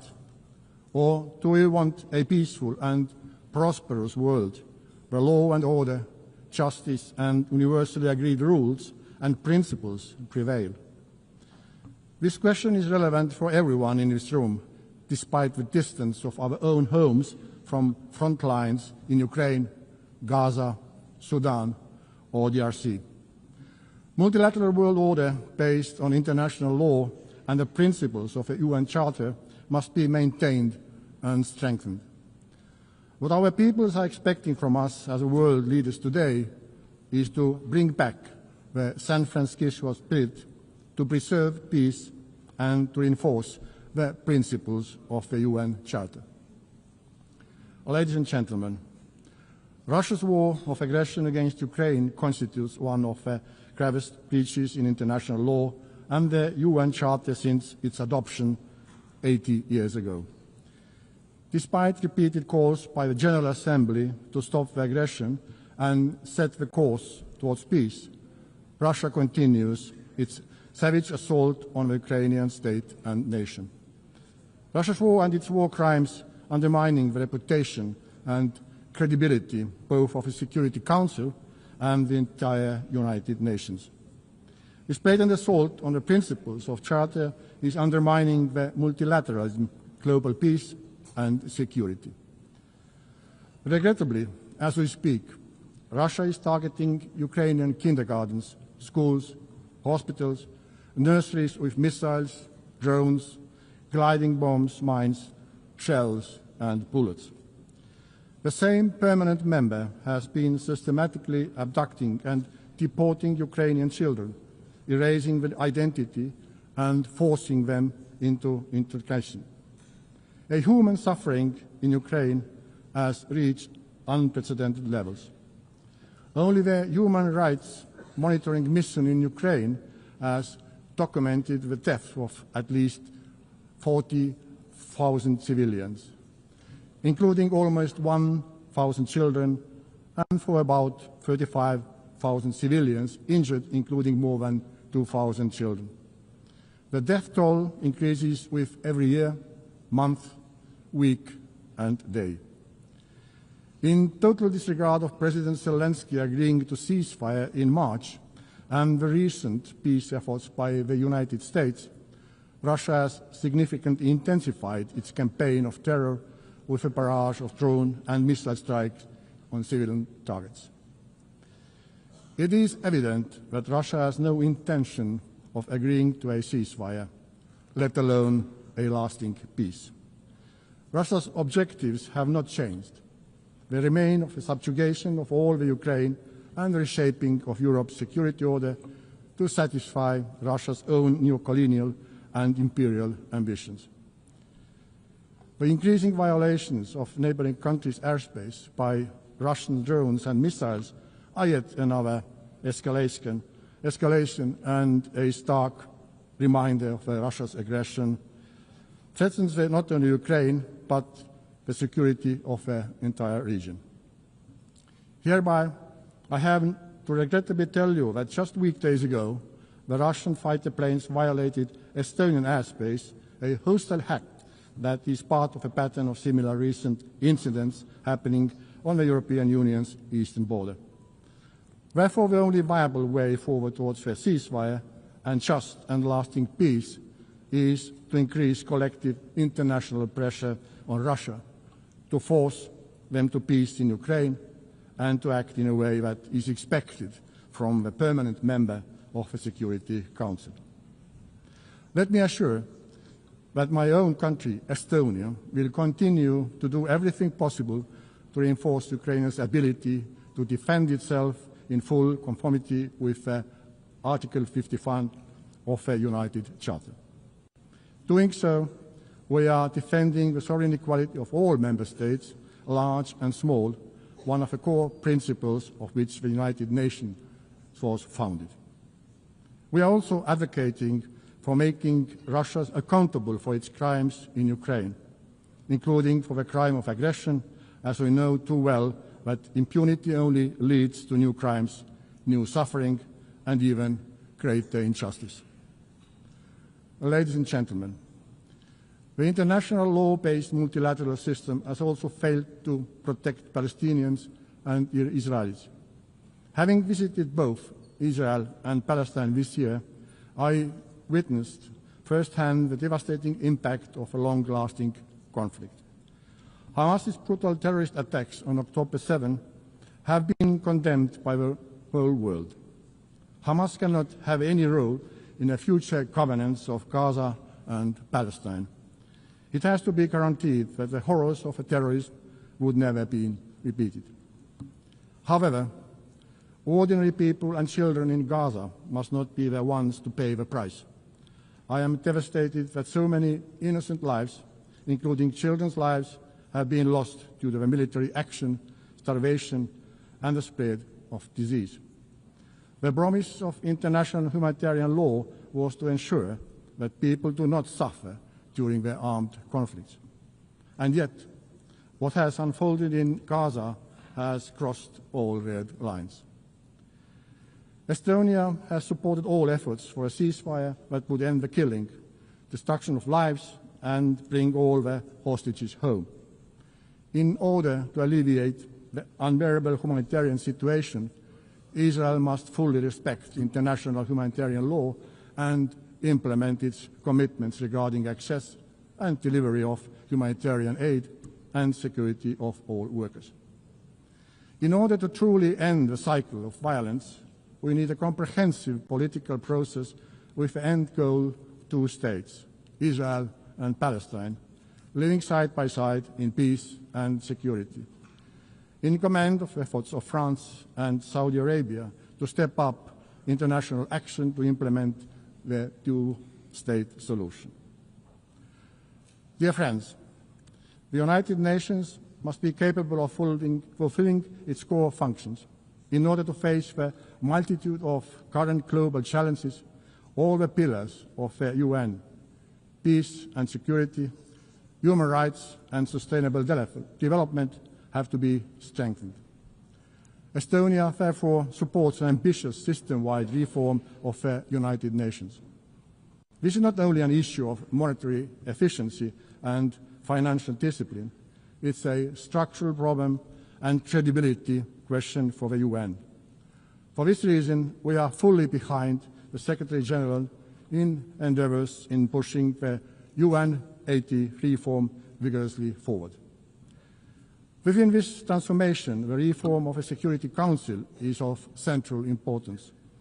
Estonia supports the expansion of the Security Council membership so that it would include countries that have, inter alia, demonstrated their unwavering commitment to international law and the principle of UN Charter, and have consistently acted in accordance with these principles. Furthermore, if we want to have functional and respected Council, we also need to restrict the use, or rather abuse, of the veto, increase the transparency of the Council's work and its accountability. Last but not least, we also need to ensure transparency when it comes to the selection of the next Secretary-General of the United Nations. After 80 years of men-only leadership, we are very supportive to the idea that based on a fair process seeking the most qualified candidate, it is high time for a woman to be chosen as a UN Secretary-General. We need to put forward ambitious selection criteria, clear timeline, and assure greater role of a General Assembly in this process. Given the current credibility crisis of the UN, we cannot afford to fall short in the selection process. Dear ladies and gentlemen, sustainable development with clearly defined goals remains a central focus of the UN. We have to redouble our united efforts to address global challenges, like the effects of ongoing climate change, which are getting worse in all parts of the world. The upcoming COP30 in Brazil should be a turning point. Countries should submit strong climate plans. These plans should cover all parts of the economy and follow a 1.5-degree goal of the Paris Agreement. Substantial progress during this decade is crucial. We must work together to triple renewable energy production by 2030, because this is the most effective way to reduce emissions. Estonia shows that this is possible. We used to rely on oil shale, a local fossil fuel, for our energy production, but today nearly 40% of our electricity comes from renewable sources. This change happened because of political will and private investments. Let us now raise our ambition together, like we did when we agreed on a World Cleanup Day to be acted upon on 20 September at Estonia's initiative and example worldwide. Not to celebrate it, but to do it. Dear colleagues, in myriad of challenges we face, accessible education is a prerequisite of understanding the current problems, learning from the mistakes of the past, and crafting a better world. Estonian educational system ranks high in many international rankings. We see how this has had an impact to many other fields where Estonia has been doing well, including digital governance, media freedom, and innovation. Our goal is to share with our partners, including through UNICEF board, our diverse experience in innovation, in education, developing educational policies, reforming education, and improving the availability of high-quality education. Every situation, every culture, every context is unique and requires specifically developed solutions. However, allow me to draw your attention to one of specific experience of ours. In 1991, at the start of the Internet revolution, we decided to radically integrate computers and Internet into our educational system. The program Tiger Leap, which had the aim of opening a computer class in every Estonian school within a year, was a cornerstone of Estonia becoming one of the most digital societies in the world today. The world today looks different from the one 34 years ago. But new technology is there again and waiting to put it into the best use. Therefore, Estonia is making a new leap, the artificial intelligence leap. We are again providing the best technological tools available to our students and teachers so that we keep comparative edge in education for years to come. Equipping citizens with the skills to use AI wisely and responsibly is essential. They must serve dignity, development, and human rights, not the other way around. In Estonia, we believe in innovation, and we are most ready to develop new tailor-made solutions with our good partners all around the globe. In collaboration with the International Telecommunication Union and Germany, Estonia co-founded the CovStack initiative. This innovative platform provides governments with digital public infrastructure toolbox aimed at modernizing digital services by creating modular, open source and scalable framework for governments worldwide. Dear Member States, whichever global problem we approach, we have to build human rights and basic freedom. Yet today, human rights and fundamental freedoms are increasingly under pressure worldwide. This is a deeply worrying trend that demands our collective response. This is the idea that guides us also on the way to becoming a member of a Human Rights Council for a period of 2026-2028. And I would ask your support at the election next month. Our priorities during our membership are the promotion and protection of children's rights, safeguarding digital rights and reducing the digital divide, and advancing media reform. All three are critical for advancing democracy and protecting international law-based multilateral world order. We are capable of learning as human beings and as a mankind. We learn from mistakes. We get up and will do better. Let us do it. Thank you for your attention.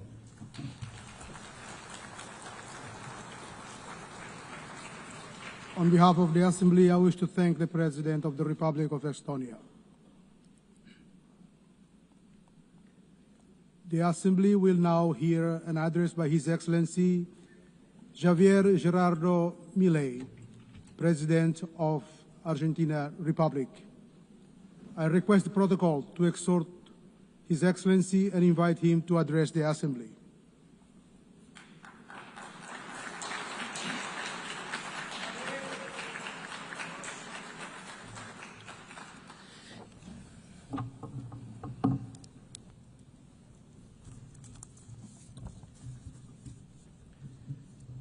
A las autoridades de las Naciones Unidas, a los representantes de los países miembros y a todos los ciudadanos del mundo que sigan atentamente esta cumbre, buenos días. El año pasado me paré ante ustedes en esta misma asamblea y presenté una nueva orientación en política exterior para la Argentina. Sostuvimos que era imperativo un retorno a las ideas de la libertad, a los principios inmortales que sostienen la dignidad de la vida, la libertad y la propiedad de todos los individuos bajo la ley, y la necesidad de que la cooperación internacional tenga como fin precisamente asegurarlas. Sin embargo, advertí que la ONU se había alejado de su norte en las últimas décadas. El exitoso modelo de Naciones Unidas que hablaba de la necesidad de paz sin victoria y que se fundaba en la cooperación de los Estados-nación, se vio reemplazado por un modelo de gobierno supranacional de burócratas internacionales que buscan imponerle a los ciudadanos del mundo un modo de vivir determinado. Así es como pasamos de una organización que pretendía mediar la paz entre pares a una organización que pretende decidir no solo qué debe hacer cada Estado-nación, sino también cada uno de los individuos en las distintas latitudes del planeta. Nosotros creemos en el fin original de este organismo. Creemos que existen problemas globales que requieren del diálogo y la cooperación internacional para ser resueltos. Pero para eso debemos rechazar estas extralimitaciones que a menudo acompañan a las agendas nobles. Como sostuvimos el año pasado, no acompañaremos nunca el cercenamiento de libertades individuales, comerciales, ni la violación de los derechos naturales de los ciudadanos de los Estados miembros. Y durante el último año y medio hemos votado en consecuencia. Esto lo digo a sabiendas de que muchos no comparten mis palabras, porque como siempre dije, es preferible decir una verdad incómoda que una mentira confortable. En esta línea, hoy quiero hablarles acerca de un problema específico que enfrentan todos los países modernos. Actualmente, en todo el mundo se está planteando una contradicción entre el presente y el futuro, un problema de índole política, económica y filosófica, en cuya respuesta se juega el destino de la humanidad toda. Si lo llevamos a los términos de comodidad e incomodidad que he planteado, el mundo entero parece estar estancado en el confort del presente, haciendo caso omiso a las consecuencias que esto pueda traer en el futuro. Como la incomodidad le resta voto y poder a quien lo asume, los dirigentes prefieren hacer todo lo que está a su alcance para mantener el statu quo heredado, aunque sea a costa de las consecuencias futuras. Incendian el futuro para mantener caliente el presente. Así, los estados contemporáneos han entrado en una dinámica muy compleja de revertir, en la que los incentivos tanto de la población como de los políticos apuntan a privilegiar el repartir la riqueza de hoy por sobre generar la riqueza de mañana. En todo momento, los tomadores de decisiones tienen frente a sí la decisión de o bien preservar el legado que les fue encomendado o bien destruirlo. Este legado puede ser riqueza acumulada, capacidad productiva, leyes o cualquier cosa que haga al bien común. Por lo general, si incineran su legado, si optan por la comodidad, tendrán grandes beneficios presentes, pero sufriendo costos futuros aún mayores. Si yo dispongo de un ahorro hoy, lo pierdo para mañana. Si lo mantienen por el otro lado, preservan el crecimiento y la prosperidad tanto de sí mismos como de las generaciones futuras. Es decir, es necesario encontrar un equilibrio para que el pan de hoy no signifique hambre para mañana y así poder garantizar un incremento sostenido del bienestar, algo que los economistas llamamos crecimiento económico. Dicho crecimiento a veces se podrá sentir lento y a veces podrá verse frenado momentáneamente porque el progreso nunca es lineal, pero es precisamente con su consistencia a largo plazo lo que ha revolucionado sistemáticamente el mundo y ha sacado a miles de millones de la pobreza. La diferencia entre crecer 0 y crecer 2% a largo plazo es la diferencia entre el estancamiento y la prosperidad. Los argentinos sabemos mucho del tema, siendo el único país de la región que no creció en los últimos 15 años. En el plano legal, la condición del crecimiento es la sacralidad de la propiedad y del libre mercado, que no es otra cosa que la libre cooperación entre pares. porque sin derechos de propiedad no hay ahorro, sin ahorro ni capacidad de intercambiarlo libremente no hay inversión, y sin inversión no hay crecimiento posible.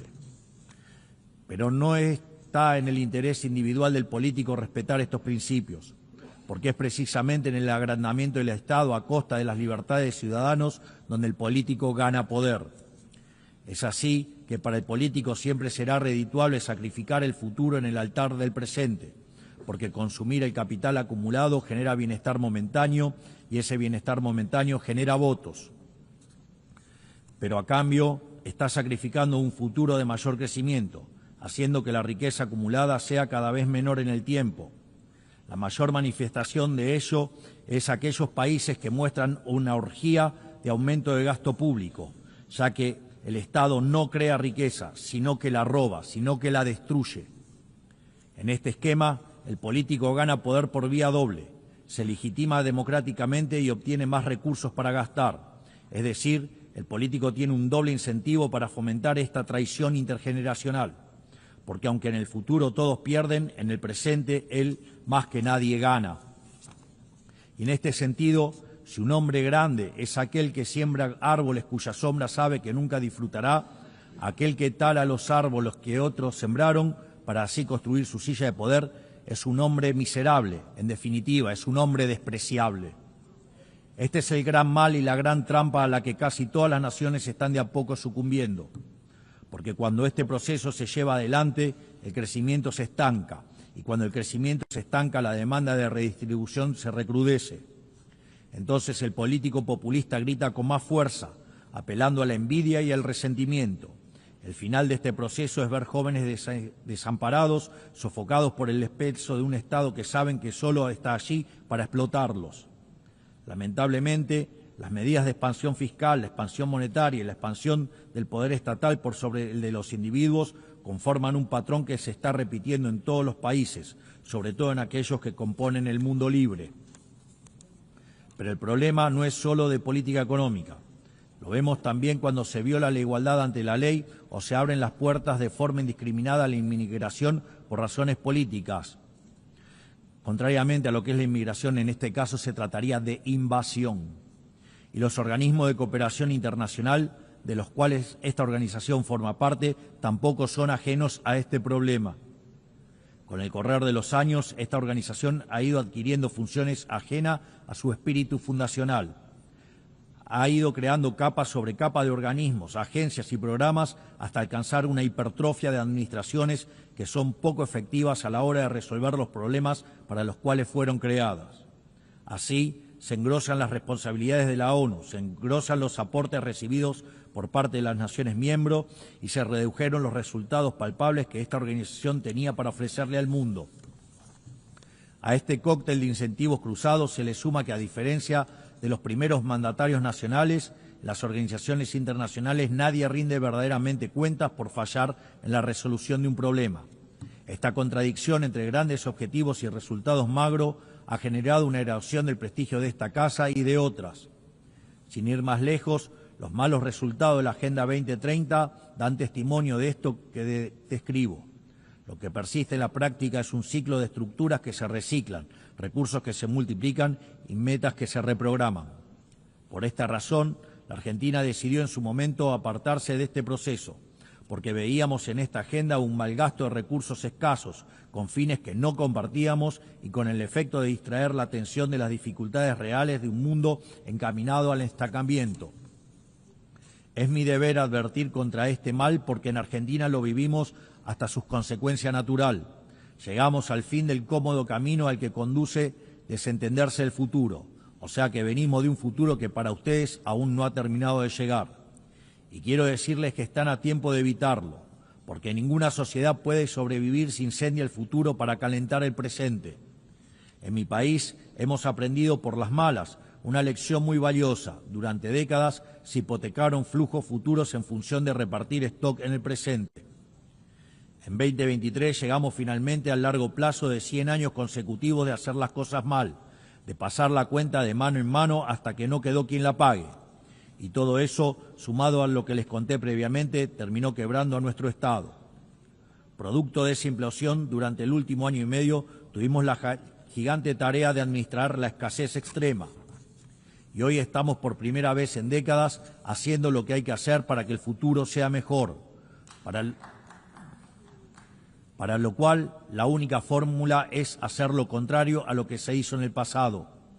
A esto se le contrapone el resto de la política, que nos demanda hacer lo mismo que hacían ellos y que también nos arrastró hacia la decadencia, hipotecar el futuro para satisfacer demandas presentes. Ellos quieren que apliquemos lo que hicieron 1000 veces y nos trajo hasta aquí. Pero quiero dejarles en claro que Argentina hoy tiene un gobierno que decidió emprender el camino correcto, aunque sea el más difícil, porque la prosperidad y el progreso de nuestro pueblo no puede postergarse más. No somos, sin embargo, los únicos que estamos tomando las decisiones difíciles que este momento histórico demanda. El presidente Trump en Estados Unidos también entiende que es el momento de revertir una dinámica que estaba llevando a Estados Unidos a una catástrofe. Y sabemos que una catástrofe en Estados Unidos es una catástrofe global. Su férrea y exitosa política en términos de ponerle un freno a la inmigración ilegal lo deja más que claro. Entiende que debe hacer lo necesario, aunque a muchos no les guste, antes de que sea demasiado tarde. En otros países, por ejemplo, ya es demasiado tarde para esta decisión. No solo eso, sino que también está llevando adelante una reestructuración sin precedentes de los términos del comercio internacional, una tarea de magnitudes titánicas que hacen al corazón del sistema económico global, porque este sistema estaba depredando el corazón industrial de su país y sumiéndolo en una crisis de deuda sin parangón. Más aún, está llevando adelante una limpieza de la captura institucional del Estado americano, porque en el mismo se habían infiltrado facciones de izquierda que atentaban contra cualquier programa de reforma por más necesario que fuera. Este tipo de desafíos que tanto el presidente Trump como yo estamos abordando tienen un denominador común que todos los países del mundo e incluso las organizaciones supranacionales deben enfrentar. Deben encontrar la manera de recuperar un interés por el futuro y no sucumbir a la tentación de solo atender el presente. Esto es algo que las grandes naciones de Occidente durante mucho tiempo practicaron y necesitamos recuperar. Hace falta volver a las bases. Debemos recuperar una noción de lo prioritario, acompañado por recuperar una noción de hacer lo difícil y correcto por sobre lo fácil y cómodo. Tal como dije anteriormente, esto también es cierto para los distintos organismos internacionales que han sido incorporando gradualmente este accionar en su ecosistema. Creo que hablo por todos al decir que nos gustaría que la ONU lidere este cambio de paradigma, regresando a las bases que la han convertido en la gran organización que supo ser en el pasado. Por eso, quisiera humildemente poner a disposición de esta Asamblea 4 principios que creemos pueden ser útiles para seguir en pos de este objetivo. 1. Principio del mandato esencial. La misión central de la ONU es preservar la paz y la seguridad internacional. Todo lo demás debe concebirse como complementario a ese fin. La gestión estratégica de los recursos de esta institución requiere, por lo tanto, apegarse a esas prioridades, no a otras. 2. Principio de subsidiariedad internacional. La ONU debería intervenir sobre un tema únicamente cuando sea evidente que el problema excede de manera demostrable las capacidades de acción nacional. En todos los demás casos corresponde devolver la iniciativa a los Estados, que son quienes poseen legitimidad democrática y responden ante sus pueblos. 3. Principio de eficiencia institucional. Así como la Argentina ha iniciado un proceso de optimización del Estado, eliminando estructuras redundantes y devolviendo recursos a los contribuyentes, entendemos que la ONU necesita un camino similar. Ello implica la realización de auditorías confiables, el cierre de programas ineficaces, la consolidación de agencias únicas y un financiamiento condicionado a resultados verificables. 4. Principio de simplificación y racionalización normativa. La paz no es solo ausencia de conflicto, requiere sociedades prósperas. La cooperación internacional no debe transformarse en un obstáculo para el crecimiento económico y la generación de oportunidades. Por ello, solo debemos apoyar iniciativas que no restrinjan la capacidad de los Estados de liberar sus fuerzas productivas, atraer inversión y fomentar el comercio, que son el camino más exitoso para reducir la pobreza. Creemos que estos 4 principios serían grandes valores para reencauzar esta organización, para que así pueda perdurar y traer resultados palpables en el tiempo. Para finalizar, quiero recordar 4 cuestiones sensibles y de vital importancia para la República Argentina. En primer lugar, quiero reiterar nuestro reclamo legítimo e irrenunciable sobre la soberanía de las Islas Malvinas, Georgias del Sur, Sandwich del Sur y los espacios marítimos circundantes que permanecen ocupados ilegalmente. A pesar de los 80 años que pasaron desde la creación de esta organización, situaciones coloniales como esta siguen sin ser resueltas. Por lo que invitamos al Reino Unido a reanudar las negociaciones bilaterales de conformidad con la resolución 2065 de esta misma Asamblea General, junto con todas las resoluciones posteriores que la acompañan.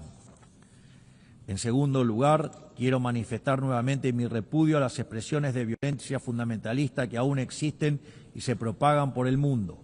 En Argentina ya sufrimos este horror con los ataques de la Embajada de Israel y la AMIA en los años 1992 y 1994 respectivamente. Por ello instamos a la comunidad internacional a fortalecer la cooperación jurídica para garantizar que las circulares rojas de Interpol sean respetadas y que los responsables de dichas atrocidades puedan comparecer ante la justicia, ayudándonos a terminar de cicatrizar esta dolorosa herida en la historia de nuestro país. Tercero, estamos asistiendo a una escalada inadmisible en la violencia política por parte de la izquierda a nivel global, violencia que en Argentina conocemos muy bien. Es inadmisible recurrir a la fuerza allí donde las razones fallan. Por eso repudiamos enfáticamente estos procedimientos que atentan contra las normas básicas de convivencia democrática. Cuarto, la situación del ciudadano argentino Nahuel Gallo, secuestrado y detenido de manera arbitraria en Venezuela sin imputación, sin asistencia legal ni consular. En palabras simples, una desaparición forzosa. Exigimos al gobierno de Venezuela su inmediata liberación y hacemos un llamado a la comunidad internacional para que acompañe este reclamo legítimo en defensa de los principios más básicos del derecho internacional y de la dignidad humana. Finalmente, reiteramos nuestra exigencia de liberación inmediata de los rehenes que aún permanecen cautivos en Gaza. Finalmente, que Dios bendiga al mundo libre, que las fuerzas del cielo nos acompañen. Muchas gracias a todos. Thank you very much on behalf of the Assembly, His Excellency, the President of Argentina Republic.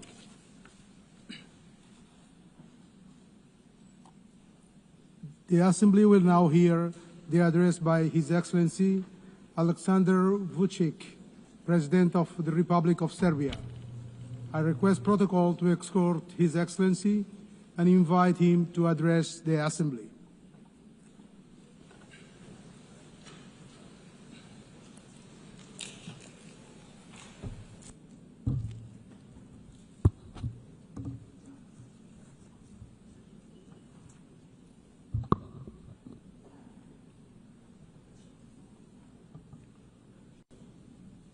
Excellencies, ladies and gentlemen, I'm very honored to address this 80th anniversary session of the General Assembly of the United Nations on behalf of the Republic of Serbia, a founding member of the United Nations and a freedom and peace-loving country proud of its history. This year, we mark 8 decades of the existence of the World Organization, and during that period, the UN has provided a framework for dialogue, cooperation, and solidarity among the nations, short of which it would not be possible to respond to the challenges of our day. Only by joint efforts we can create a future featured by security and dignity. This brings me, ladies and gentlemen, to the 5 essential principles that guide Serbia in its foreign policy vision and constitute pillars in its international actions. Number 1, the United Nations is not a relic of the past. It is a compass for the future. 80 years on, this is a moment for reflection, but also for candor. The UN should not be a stage where giants wrestle while smaller countries hold their breath. It should be a round table where every seat counts. Countries like ours, countries that belong to Global South, are too often treated as chess pieces. It's time to show that we can be conveners, innovators, and guarantors of cooperation. We may not have the loudest voice, but we often have the clearest vision, because we see both East and West at once. Our engagement with all partners does not mean blind agreement. It means respect for sovereignty, territorial integrity, and the belief that dialogue is stronger than division. Serbia is a reliable, predictable partner, but reciprocity matters. We will defend our autonomy as firmly as we defend cooperation. The United Nations Charter was not written to serve one moment in history. It was written to withstand the test of time. In a world facing deep geopolitical fractures, the United Nations Charter remains the only framework capable of holding us together. Serbia is not a buffer zone, it is a bridge, and bridges connect. They do not divide. Therefore, as the President of Serbia, for the first time I would like to offer Belgrade, the capital of Serbia, as a place of dialogue for all the conflicts around the world. I believe that we will offer the best possible hospitality and absolute security for the participants. The world is facing its deadly surge in violence since World War II. In 2024, 61 armed conflicts erupted across 36 countries, the highest number in more than 7 decades. The proliferation of misinformation, particularly via digital platforms, has fueled distrust between countries, targeting elections, trade negotiations, and public sentiment. Serbia believes in pragmatic cooperation, finding common ground even where disagreements persist. People around the world are frustrated with governments and businesses, and they want a better future for themselves and their families. The best way to deliver that is through collaboration across nations.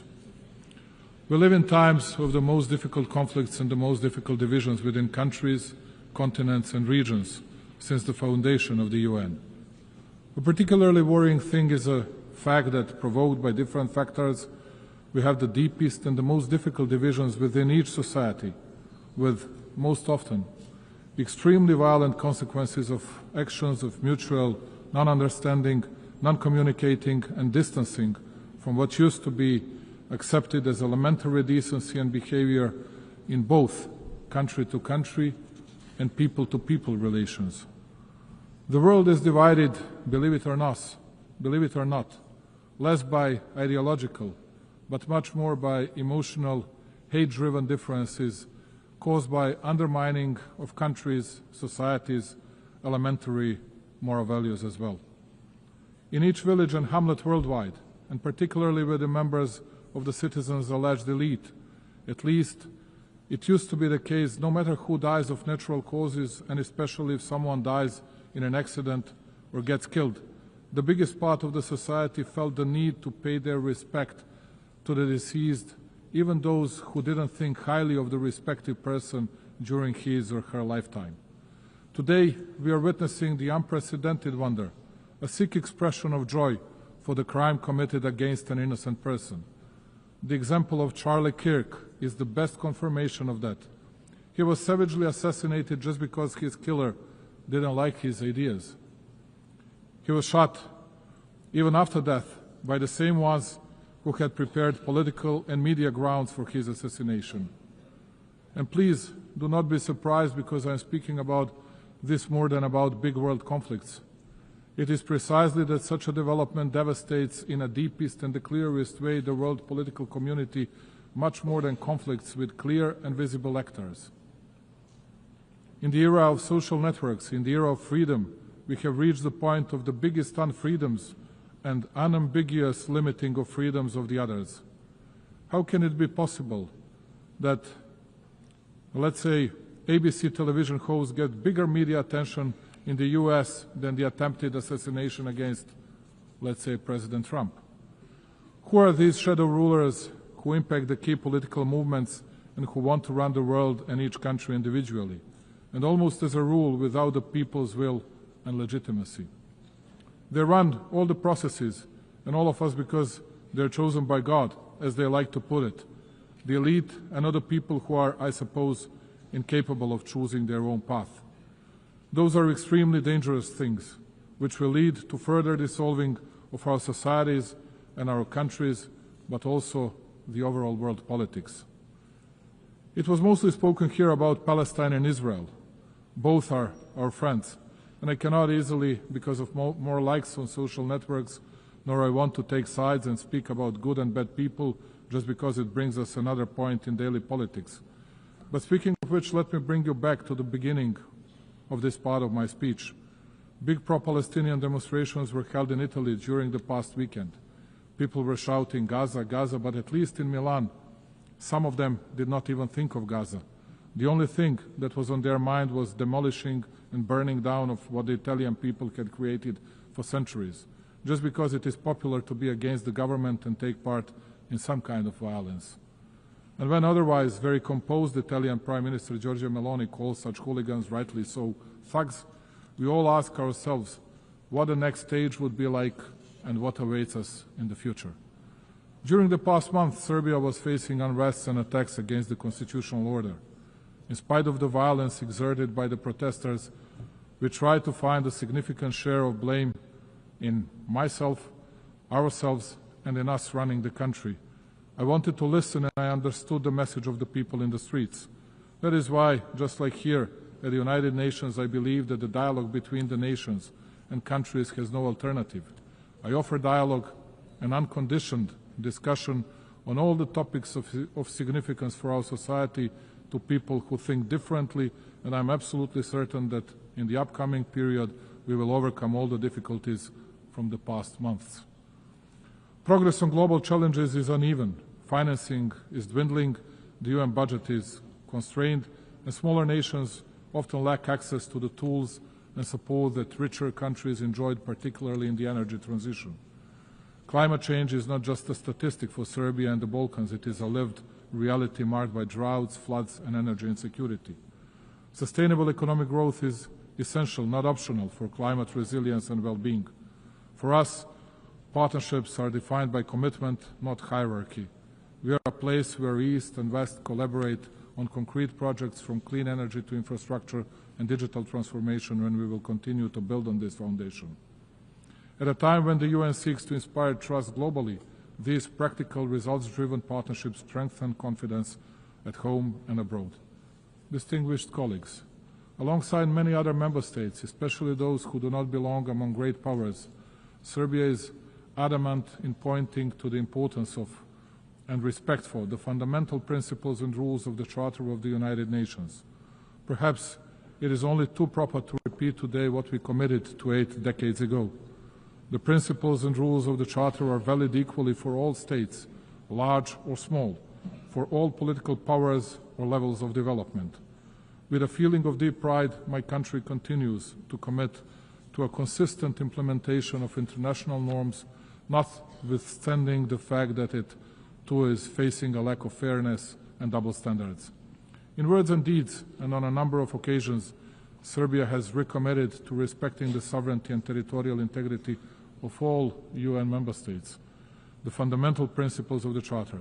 In doing so, my country expects all the states to respect its sovereignty and territorial integrity, which I have the pleasure to note most of them do, and to which I owe my profound gratitude.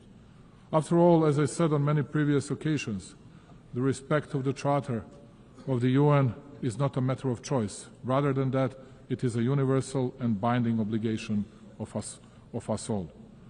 Number 2, territorial integrity is not a principle measured by power. It is the measure that restrains power.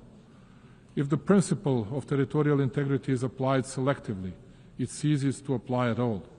Its violation in one place becomes justification for conflict everywhere. Undermining it does not create exceptions. Rather, like in the case of Serbia, it creates precedents, dangerous ones. Serbia is well aware of the price paid in disregard of international law and multilateralism. 26 years ago, my country fell prey to a brutal aggression by NATO. It opened a Pandora box of sorts, whereby the very postulates of international law were unscrupulously undermined and the principle of territorial integrity brought into question. The consequences of such actions of those who consider themselves untouchable at the time are felt today as well. Even though small in respect of global powers, Serbia is not deterred from commitment to the principles of international law. We firmly believe that they should be respected in every situation, without exception and selectivity.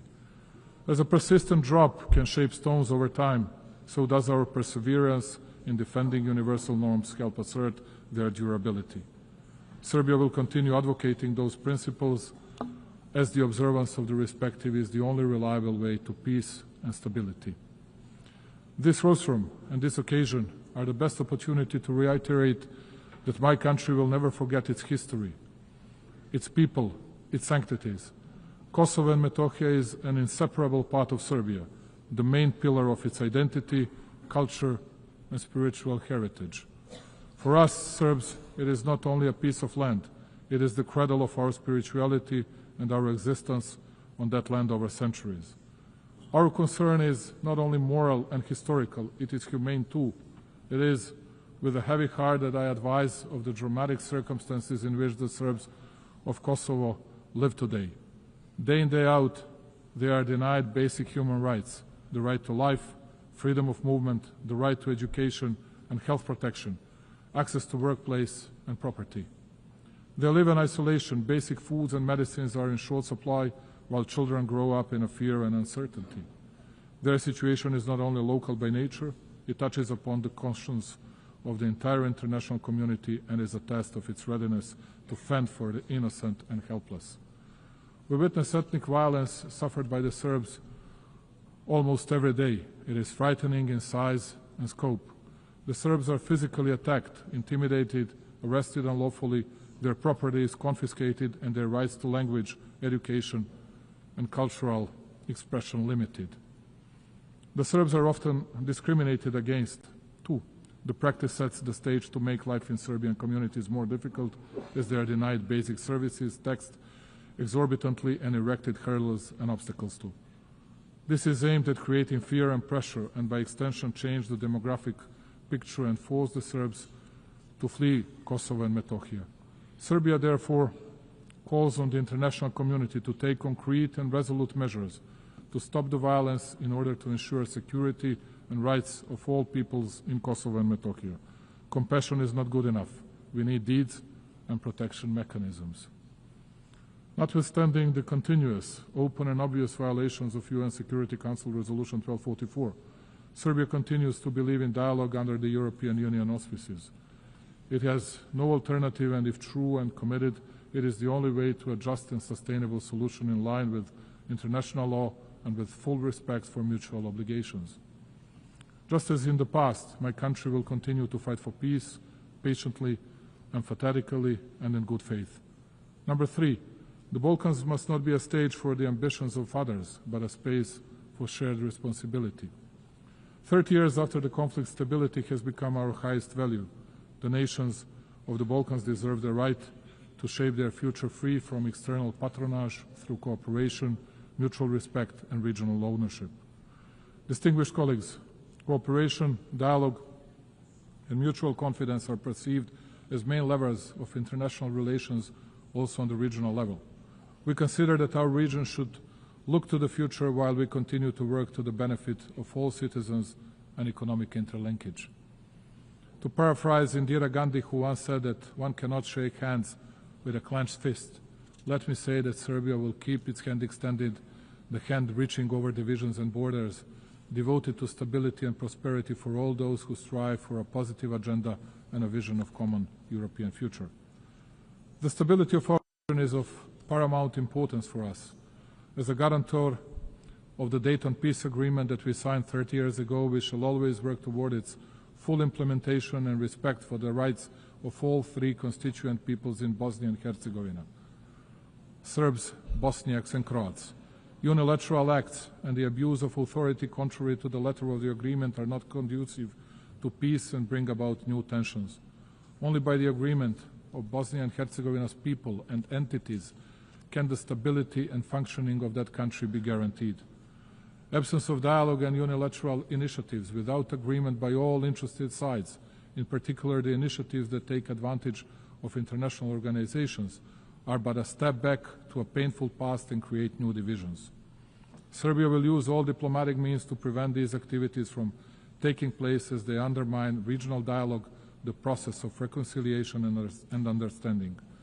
We shall not hesitate in our resolve to promote regional stability in an effort to contribute to global security.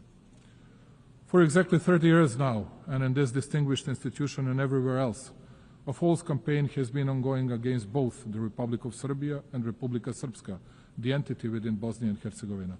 All over the world, everywhere, countless times, you could hear how, as they used to say, from well-informed sources, they heard that it was only a matter of days before Serbia would attack someone in the region, and that Republika Srpska and its leadership would violate the territorial integrity of Bosnia and Herzegovina. And all this time, it has been a lie, a real smoke screen intended to enable international representatives who are not elected by the people to deal with legitimate representatives of the Serbian people, one of the three constituent peoples in Bosnia, imposing sanctions against them, believe it or not, replacing them from the positions the people elected them to, and conducting criminal proceedings and issuing convictions for words spoken for verbal offenses. Thus, all of you are witnesses to a fact that for 3.5 years since the beginning of the conflict in Ukraine, we have been hearing stories that we, as an alleged Russian puppet, will attack someone in the region, which of course did not happen and will not happen. The only thing we have never heard is an apology from those who spread such falsehoods, and it is quite certain that we will never hear one. Let me reiterate, Serbia is a free, independent and sovereign country that makes its own decisions independently. We are committed to our European path. We do not plan to attack anyone, but equally, we will not allow anyone else to threaten our freedom and our country. Number 4, the world is changing and the United Nations must evolve to remain a pillar of global stability. Reforming the United Nations is not simply an institutional task. It is a moral duty to safeguard the future of global peace and justice. We are well aware of the need to reform the UN and revitalize its system in order to increase its credibility and shore up multilateralism so as to make our organization more effective, just and close to the needs of its member states. Also, the SC should become more effective in and better adapted to the pursuit of its primary goal of safeguarding international peace in order to reflect more accurately the reality of the present-day world. Africa in particular, the youngest continent which comprises 54 states, must be better represented. Many countries rely on the UN for technical expertise, development funding and guidance to achieve the Sustainable Development Goals. Cuts to funding or reduced access to UN programs risk widening the gap between wealthy and developing nations. As the UN looks for ways to reduce costs, we are happy to offer to host any of UN bodies, institutions, agencies in Serbia with the best possibility to continue being a bridge between developed and developing regions. Serbia is situated at the crossroads of Europe, easily accessible to both East and West. And speaking about cost effectiveness, we are able to offer lower operational costs compared to Geneva, New York, or other big hubs. Belgrade offers modern facilities, reliable connectivity, and proven capacity to host large international events, for example, Expo 2027. Hosting an agency in Belgrade strengthens the UN's presence in southeastern Europe, a region with transitional and developmental experience relevant to global priorities. This would expand the UN's geographic footprint, ensuring agencies are more representative and globally distributed. And number 5, Serbia will remain independent and will overcome internal challenges through the strength of its statehood tradition, focusing steadfastly on building a prosperous future. True sovereignty today is not insulation. It is the dignity to choose, to say yes on our own terms and to use that choice for cooperation. Serbia's independence is not a privilege granted. It is a sovereign right exercised, and its sovereignty is not situational, it is foundational. Notwithstanding numerous global challenges, Serbia has remained on a steady course. Its macroeconomic situation is stable and its economy continues to grow, which only shows how commitment to reforms and responsible economic policies lead to great results. Investments in infrastructure, energy transition and digitalization bear out my country's commitment to sustainable development and the 2030 Agenda goals.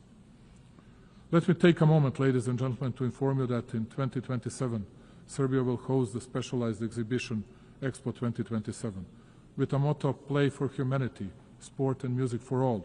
This event will provide an opportunity for my country to show to the world the strength of our culture, sport and creativity as a universal language that transcends differences.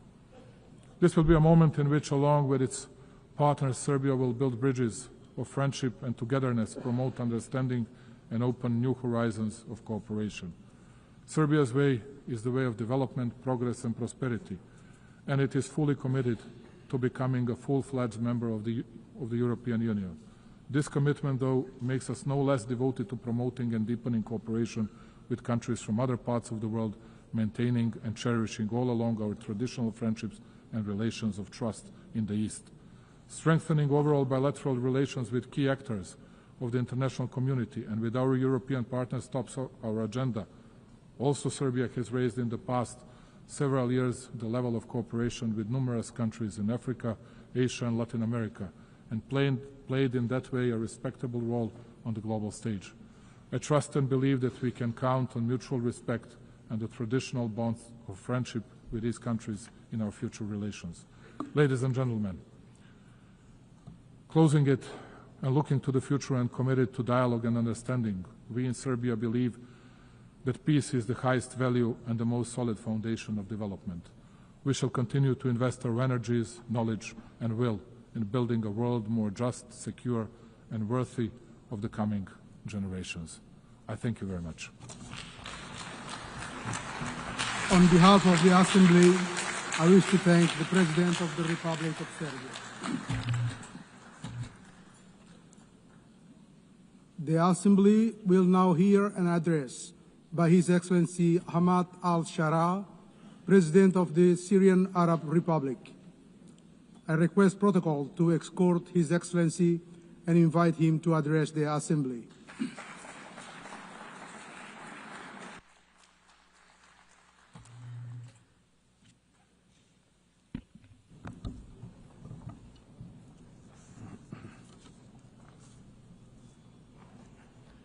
بسم الله الرحمن الرحيم. إن الحكاية السورية حكاية تهيج فيها المشاعر ويختلط فيها الألم بالأمل. إن الحكاية السورية حكاية صراع بين الخير والشر، وبين الحق الضعيف الذي ليس له ناصر إلا الله، والباطل القوي الذي يملك كل أدوات القتل والتدمير. إن حكايتنا عبرة من عبر التاريخ، وهي تمثيل حقيقي للمعاني الإنسانية النبيلة. في هذه المعركة الأزلية بين الحق والباطل تروى الحكاية السورية لتحكي فصلا جديدا من فصول هذا الصراع، فصلا مشرقا وعظيما بالإبداع، زاخرا بالمواجهة والإصرار والصبر والعذاب والألم والتضحية والفداء والتمسك بالقيم النبيلة والأعراف الحميدة والإعداد الجاد والعمل الدؤوب، ثم الاتكال على الله. كل ذلك أدوات تعين الحق على الباطل. أما بعد، السيدة رئيسة الجمعية العامة، السيد الأمين العام، أصحاب الجلالة والفخامة والسمو والمعالي، السيدات والسادة المندوبون، السلام عليكم ورحمة الله وبركاته. لقد جئتكم من دمشق، عاصمة التاريخ ومهد الحضارات، تلك البلاد الجميلة التي علمت الدنيا معنى الحضارة وقيمة الإنسان والتعايش السلمي لتصبح منارة يقتدي بها العالم. غير أن سوريا ومنذ 60 عاما وقعت تحت وطأة نظام ظالم غاشم يجهل قيمة الأرض التي حكمها ويقهر الشعب الودود المسالم. لقد صبر شعبنا لسنين طويلة على الظلم والقهر والحرمان، ثم ثار الشعب مناديا بحريته وكرامته، فقوبل بالقتل والتنكيل والحرق والاغتصاب والتهجير. لقد استخدم النظام السابق في حربه على شعبنا أبشع أدوات التعذيب والقتل، البراميل المتفجرة والأسلحة الكيماوية والتصفية الميدانية والتعذيب في السجون والتهجير القسري، وأثار الفتن الطائفية والعرقية، واستخدم المخدرات كسلاح ضد الشعب والعالم. مزق بلادنا طولا وعرضا، وهدم أهم حواضر التاريخ فيها، واستخدم قوات أجنبية وميليشيات وعصابات من أصقاع الأرض شتى، وارتهن بلادنا الجميلة. لقد قتل النظام السابق نحو 1,000,000 إنسان، وعذب مئات الآلاف، وهجر نحو 14 مليون إنسان، وهدم ما يقرب من 2,000,000 منزل فوق رؤوس ساكنيها. أيها السيدات والسادة، لقد استهدف الشعب الضعيف بالأسلحة الكيماوية بما يزيد عن 200 هجوم موثق. نعم، لقد استنشق أطفالنا ونساؤنا وشبابنا الغازات السامة. لقد فعل النظام كل ذلك ليسكت صوت الحق، ومع كل هذا الإجرام أنهى أي لغة سياسية للحل رغم ما كان يعرض عليه. فما كان أمام هذا الشعب سوى أن ينظم صفوفه وأن يستعد للمواجهة التاريخية الكبرى في عمل عسكري خاطف، مواجهة أسقطت منظومة إجرام استمرت ل60 عاما مع كل داعميه. عمل عسكري كان ملؤه الرحمة والخير وتغليب العفو والتسامح. معركة عسكرية لم تتسبب بتهجير إنسان ولا قتل مدني، توجهت بنصر لا ثأر فيه ولا عداوات، واستعاد الشعب فيها حقه وانتصر لظلمه. نعم، لقد انتصرنا في المعركة للمظلومين والمعذبين والمهجرين قسرا. لقد انتصرنا لأمهات الشهداء والمفقودين، انتصرنا لكم جميعا أيها العالم، انتصرنا لمستقبل أبنائنا وأبنائكم، ومهدنا الطريق لعودة اللاجئين إلى ديارهم، ودمرنا تجارة المخدرات التي كانت تنتقل من بلادنا إلى بلادكم زمن النظام السابق. وتحولت سوريا بهذا النصر من بلد يسطر الأزمات إلى فرصة تاريخية لإحلال الاستقرار والسلام والازدهار لسوريا وللمنطقة بأسرها. السيدات والسادة، إن الإنجاز السوري الفريد والتكاتف الشعبي الحاصل دفع بأطراف لمحاولة إثارة النعرات الطائفية والاقتتالات البينية، سعيا لمشاريع التقسيم وتمزيق البلاد من جديد، غير أن الشعب السوري كان يملك من الوعي ما يمنعه من استمرار حصول الكوارث والعودة بسوريا إلى مربعه الأول. فعملت الدولة السورية على تشكيل لجان لتقصي الحقائق، ومنحت الأمم المتحدة الإذن بالتقصي كذلك، وخلصت إلى نتائج متماثلة بشفافية غير معهودة في سوريا. وأنني أتعهد بتقديم كل من تلطخت يداه بدماء الأبرياء إلى العدالة. وفي ذات السياق لم تهدأ التهديدات الإسرائيلية ضد بلادنا منذ 8 ديسمبر وإلى اليوم، وأن السياسات الإسرائيلية تعمل بشكل يخالف الموقف الدولي الداعم لسوريا وشعبها في محاولة لاستغلال المرحلة الانتقالية، مما يعرض المنطقة إلى الدخول بدوامة صراعات جديدة لا يعلم أحد أين تنتهي.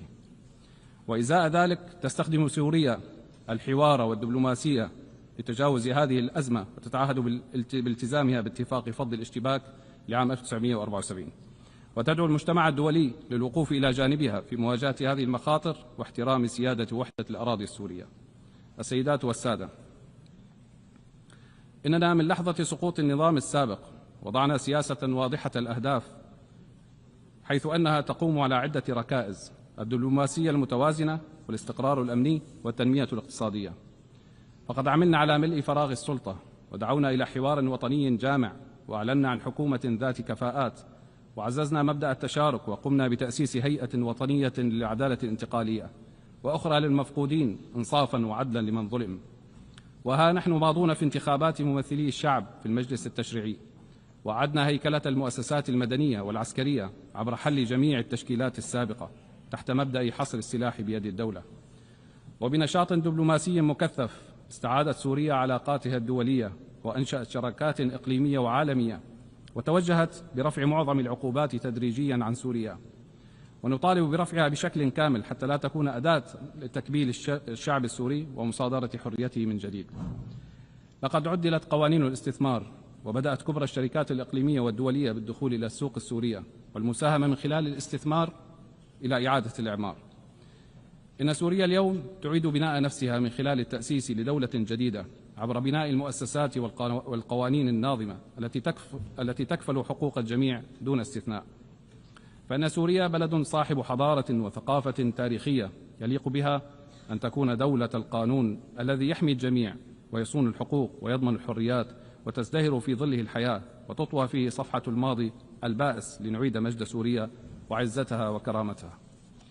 واستكمالا للحكاية السورية، أعلن اليوم أمامكم انتصار الحق على الباطل، وقل جاء الحق وزهق الباطل إن الباطل كان زهوقا.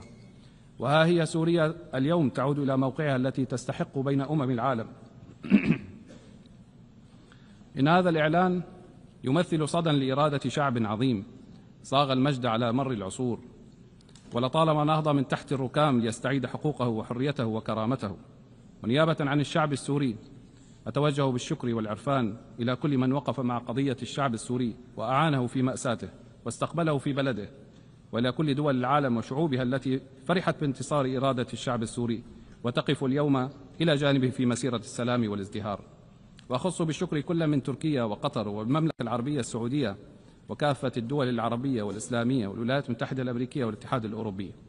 وقبل الختام فإني أود التأكيد بأن الألم الذي عاشته سوريا لا تتمناه لأحد، فنحن من أكثر الشعوب التي تشعر بحجم معاناة الحرب والدمار، ولذا فإننا ندعم أهل غزة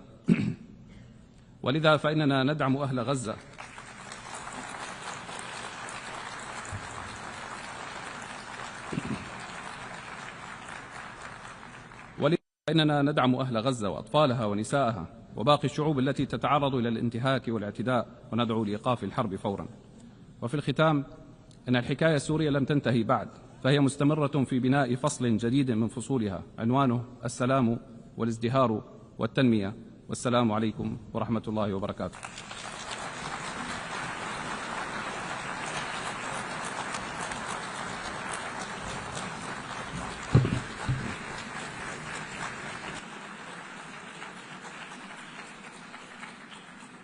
On behalf of the Assembly, I wish to thank the President of the Syrian Arab Republic.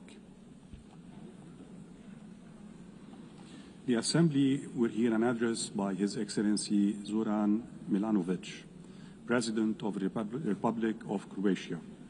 I request protocol to escort His Excellency and invite him to address the Assembly.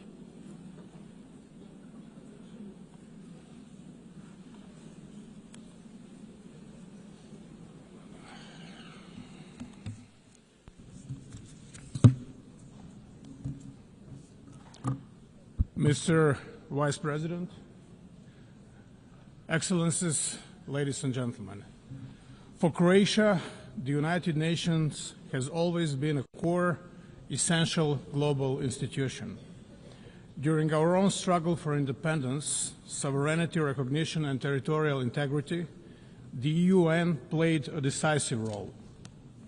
Our path to admission and early years of membership were about braving the stormy seas rather than smooth sailing, and it was this organization and what it represents, the principles of the Charter of the UN, that served as our safe harbor. I believe this experience proved productive for both Croatia and the UN and has provided many lessons for the future, including on how to successfully end a complex war and conduct peaceful territorial integration and reintegration. Today, the international community faces daunting challenges. Armed conflicts are more numerous than at any time since the Second World War. They are multiplying and intensifying, overwhelming humanitarian systems and eroding trust in our capacity to prevent or resolve crises. In Ukraine, we hope the senseless loss of human lives will end as soon as possible. We welcome recent diplomatic efforts and encourage inclusive dialogue that can restore peace. Beyond Europe, other regions faced devastating crises. In Gaza, tens of thousands of women and children, human beings after all, or before all, have been killed and are being killed. Millions live without safety, food, medicine, and basic human dignity. This is worse than a mere war. It's a carnage, and we urgently call for it to end, for safe delivery of aid, especially to children, and for the release of all hostages. Lasting peace can only come through the universal recognition of the legitimate political aspirations of the Palestinian people, long denied. Time to close the chapter. The suffering is in less visible crisis is no less real. In Sudan, one of the gravest humanitarian catastrophes of the 21st century is unfolding before our eyes. UN peacekeeping must adapt to today's conflicts. Missions must be flexible, realistic, and sequenced towards achievable goals, reasonable goals. This requires the Security Council to focus on political solutions and remain committed to sustaining peace, long after missions withdraw. Peace is more than silencing the guns. It requires preventing new wars and breaking the cycles of violence from the past. Lasting peace rests on democracy, legitimate governance, and full respect for the right of each people to freely choose their leaders and representatives. Excellencies, in our region of Southeast Europe, Croatia continues to champion and promote legitimate political processes as the foundation of progress. The EU membership is not a cure-all, but it remains a strong driver of prosperity, as can be witnessed in my country, Croatia. We promote good neighborly relations and urge all countries to refrain from actions that undermine stability in the region. In Bosnia and Herzegovina, we call for full respect of the constitutional order, sovereignty and equality of three constituent peoples. All parties and the international community must uphold the Dayton-Paris Peace Accord. Respecting the right of constituent peoples to choose their legitimate political representatives at all levels of government is fundamental prerequisite of lasting stability and progress in European Bosnia and Herzegovina. Lasting peace cannot be imposed. It must be built. And if it's to be sustainable, it must include respect for human rights and development that is inclusive and fair, basic building blocks of any just and prosperous society. The humanitarian system must be reformed to respond with speed, innovation, and stronger partnerships with local actors. Croatia supports the UN's humanitarian reset in order to make responses more agile, effective, and grounded in resilience. Above all, strict respect for international humanitarian law must remain the moral core of multilateralism. In Croatia, decades after the homeland war, 3 decades, 3.5 decades, families still search for 1,744 missing loved ones. Not bodies, not just numbers, but human souls, fathers, sons, grandchildren still missing, unaccounted for. As co-chair of the Global Alliance for the Missing, Croatia draws on its painful experience to raise global visibility of this issue, share good practices, and strengthen cooperation.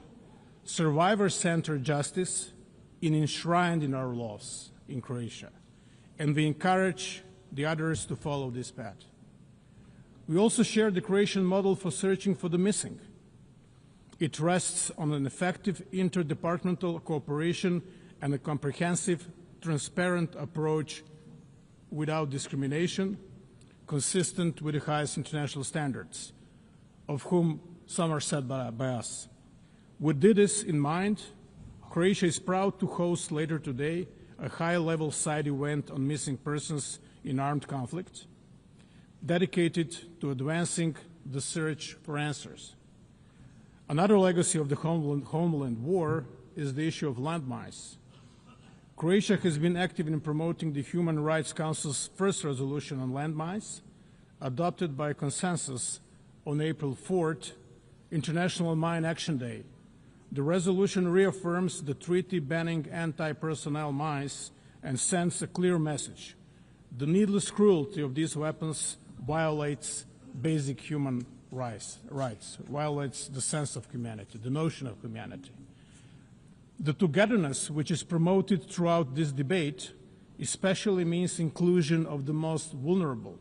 Therefore, Croatia is proud to have led the initiative resulting in consensus adoption of an impressive 99 member states co-sponsoring the General Assembly resolution declaring the June 27th as the International Day of Deaf Blindness.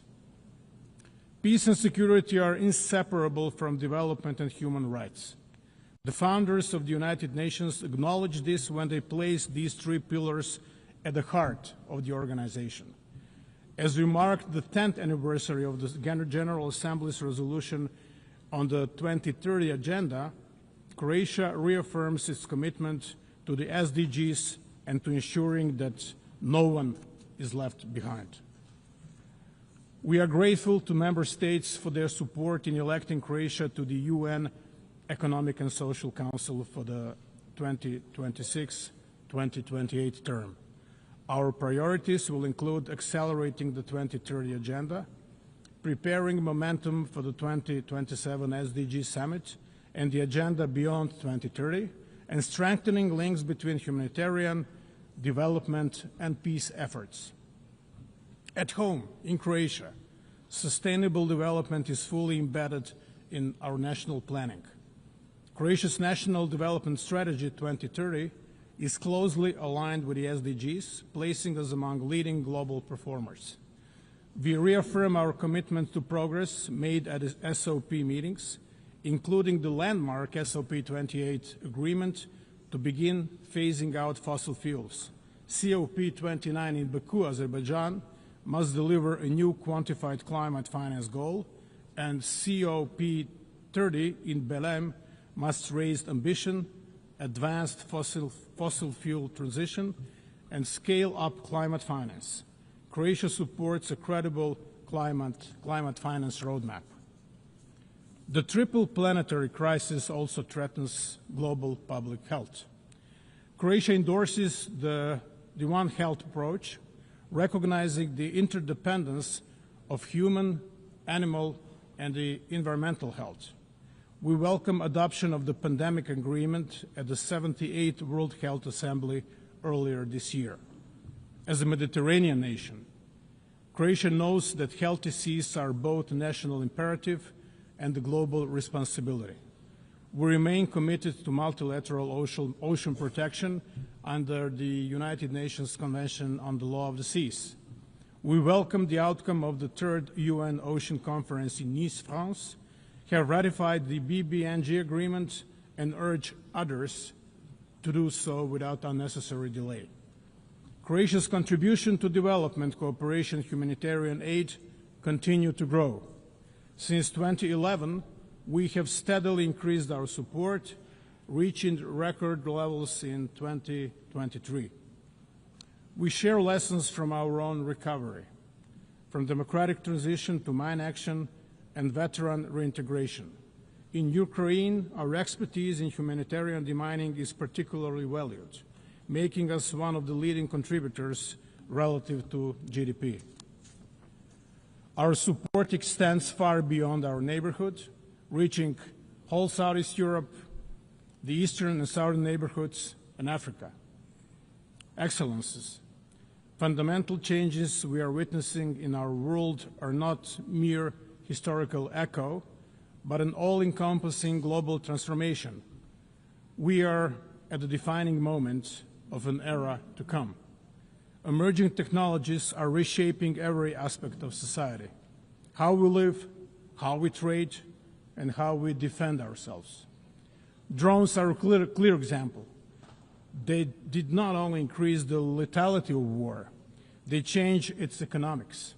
They showed us that assumptions we held only a decade ago about defense and deterrence are already outdated, total bygones. This disruption brings danger, but also opportunity. New tools can be misused by hostile actors, spreading instability and lowering the threshold for conflict. But the same tools, used responsibly, can strengthen our defenses, improve disaster response, and drive economic growth. Artificial intelligence, cyber capabilities, space technologies, robotics, each can be a threat or a solution. The choice is ours. We need to rethink security, not only nationally but globally. Rules, safeguards, and cooperation must keep pace with innovation. If they do not, we risk instability and peril. But if they do, these technologies can become engines of resilience and stability.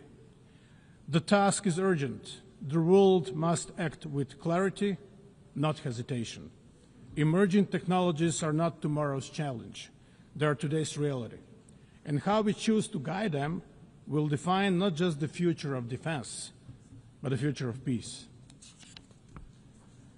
Reforming the United Nations is an existential necessity. At 80, the UN must adapt to stay relevant and effective. We welcome the Secretary General's UN 80 initiative as an opportunity not only to celebrate achievements, but also to reform and revitalize the organization. Security Council remains essential. Its reform is at the fundamental. The Council must become more inclusive, effective, transparent, and accountable. Croatia supports comprehensive reform, including enlargement in both categories of membership and stronger representation of unrepresented regions, in particular Africa. The financial stability of the UN is also vital. All member states must pay their due, their contributions, in full, on time, and without conditions. Without predictable financing, mandates fail and trust weakens. The upcoming peace-building architecture review offers another chance to turn commitments into action. Croatia will contribute actively, emphasizing prevention, coherence, and strong links between peace, development, and human rights. We welcome the decision to provide assessed contributions for the Peace-Building Fund from 2025, but needs still outpace resources. Mr. Vice President, Your Excellencies, ladies and gentlemen, the UN does not exist for itself, but to serve humanity, to save and improve lives, protect dignity and freedoms, and advance peace, security, and sustainable development. On its 80th anniversary, we have a duty to leave to future generations a UN system that is stronger, not weaker. Croatia will continue to defend the principles of the Charter and international law, not rules-based order, to support multilateral solutions, and to build partnerships rooted in respect and responsibility. The world is not short of strategies and grand ideas, reports, or debates. What it lacks is political courage and determination. Let us find that courage together and prove that multilateralism can meet this moment and rise to the challenges of our times. Thank you so much.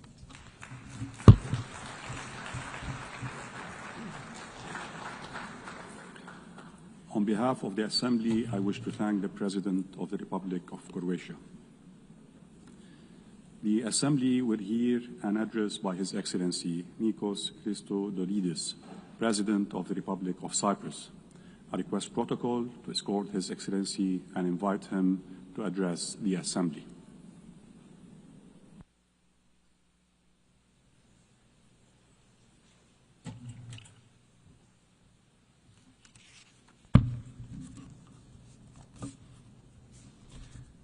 Mr. President, Your Excellencies, we stand at the brink of a precipice.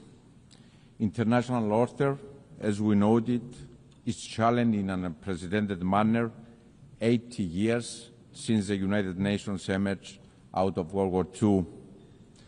Today, we stand before drastic, unpredictable geopolitical shifts, instability that appears to spiral, and an uncharted landscape that seems resistant to the international order and norms as we know them.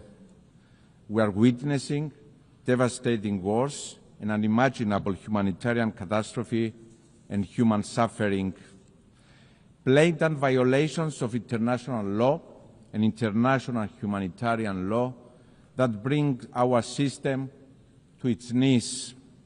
We stand before the rise of use of force against sovereign states that constantly escalate and expand, threatening regional security and stability. States are sponsoring Malayan actors to destabilize, disrupting critical maritime routes. The use of new means of warfare is rising without even the most basic safeguards in place.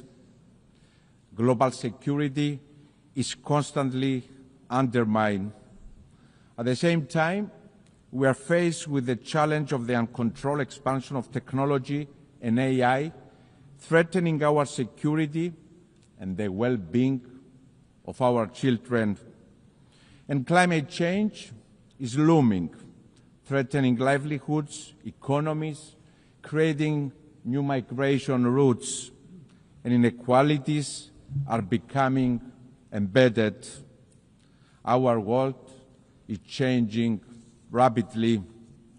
And while there can be no doubt that the United Nations has served a noble cause and that together we have achieved tremendous progress, at this critical moment of inflection, we have a responsibility to recognize the shortcomings, to admit that we have lagged behind, that we have failed along the way, and these admissions need to steer us into action. We must urgently evolve to be fit to effectively address the immense, complex challenges we are faced with. Ladies and gentlemen, this is our moment of responsibility, collective responsibility and individual state responsibility, inextricably linked and mutually reinforcing. The scale and nature of the challenges we face require both. Better together is the theme of this year's Assembly, but beyond better, we are also stronger together, more resilient together. This is the moment to renew our collective commitment and stand firmly and boldly in support of multilateralism and international law. Dialogue and diplomacy are the sole path to lasting stability and security. Dialogue and diplomacy over violence, each and every time.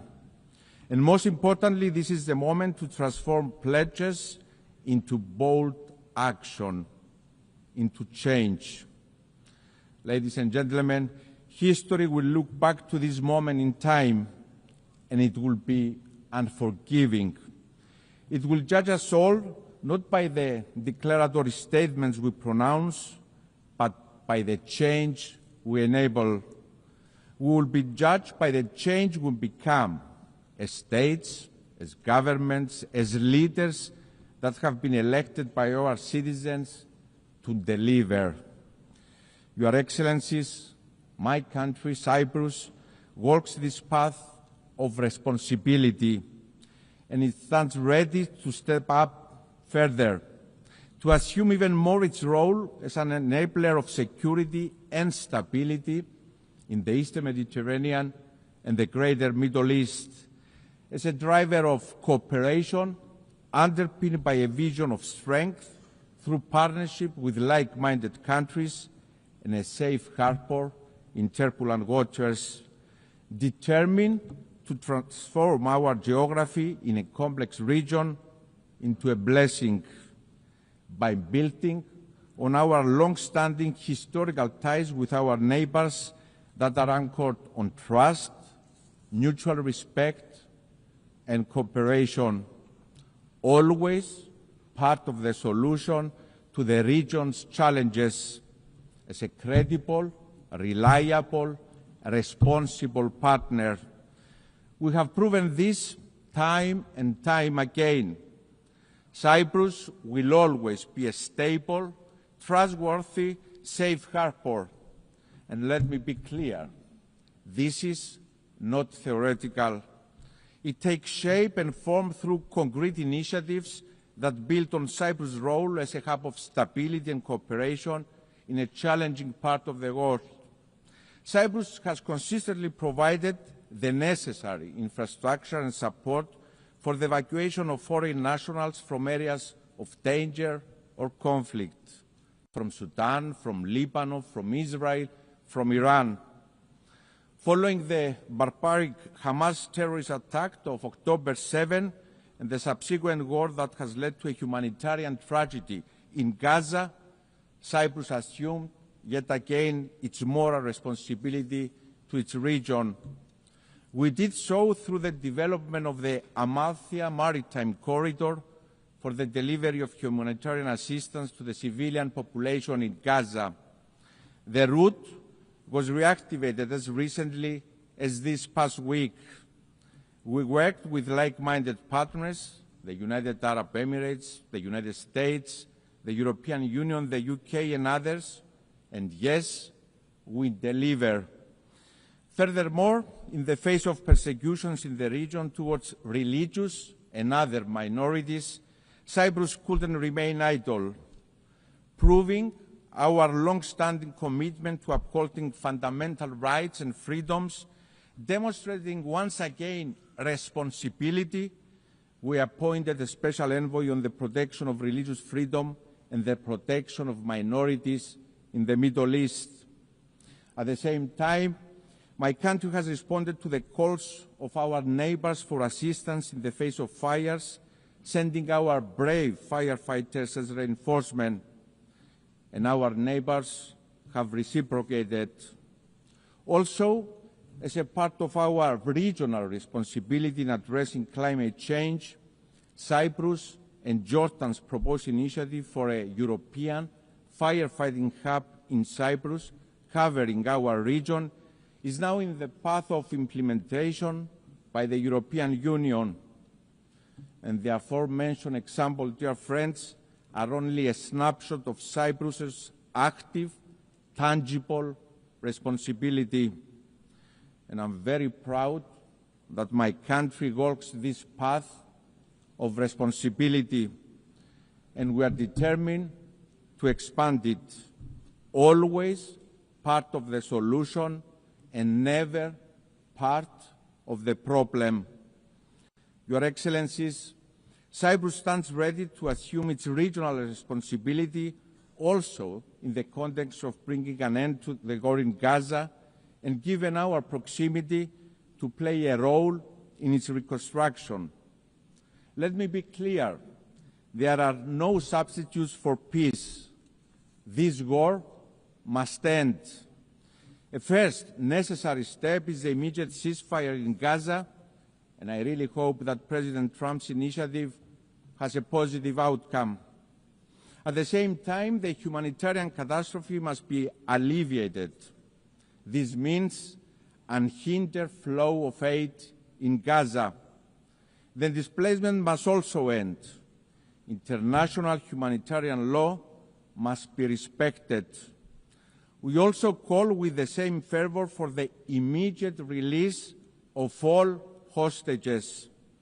And, dear friends, as unreachable as it may seem at this moment, we must not lose sight of the path for peace, for a two-state solution in line with the United Nations Security Council resolutions. We have a responsibility to continue our work for a future in which Israel and Palestine live side by side in conditions of lasting security and peace. And we must be clear and unequivocal that Hamas, a terrorist organization, has no place in such a future. Your Excellencies, as part of our responsibility, my country will assume the rotating presidency of the Council of the European Union in January of 2026. The European Union that has evolved into an unprecedented political union embodying the essence of multilateralism anchored on respect for the UN Charter. It is a project of collective responsibility that delivers a unifying force of stability, security, and prosperity. And the European Union presidency is yet another moment of responsibility for Cyprus.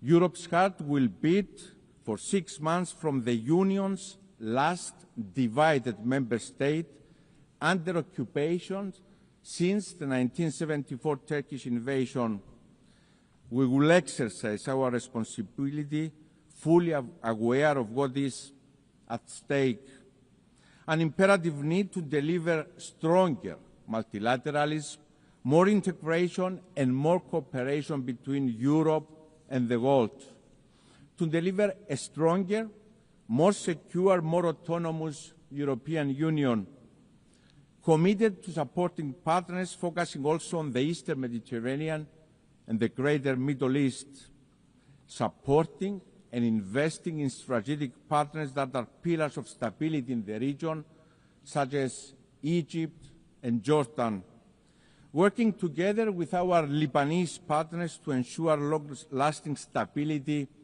in the country, working to ensure stability in Syria, inclusivity, respect to religious freedoms, and of course protection of minorities, assuming more responsibility as a union for our security, but also for our neighborhood. Ladies and gentlemen, Cyprus will assume another role of responsibility for the first time in its history as a member of the Human Rights Council for the period 2025-27.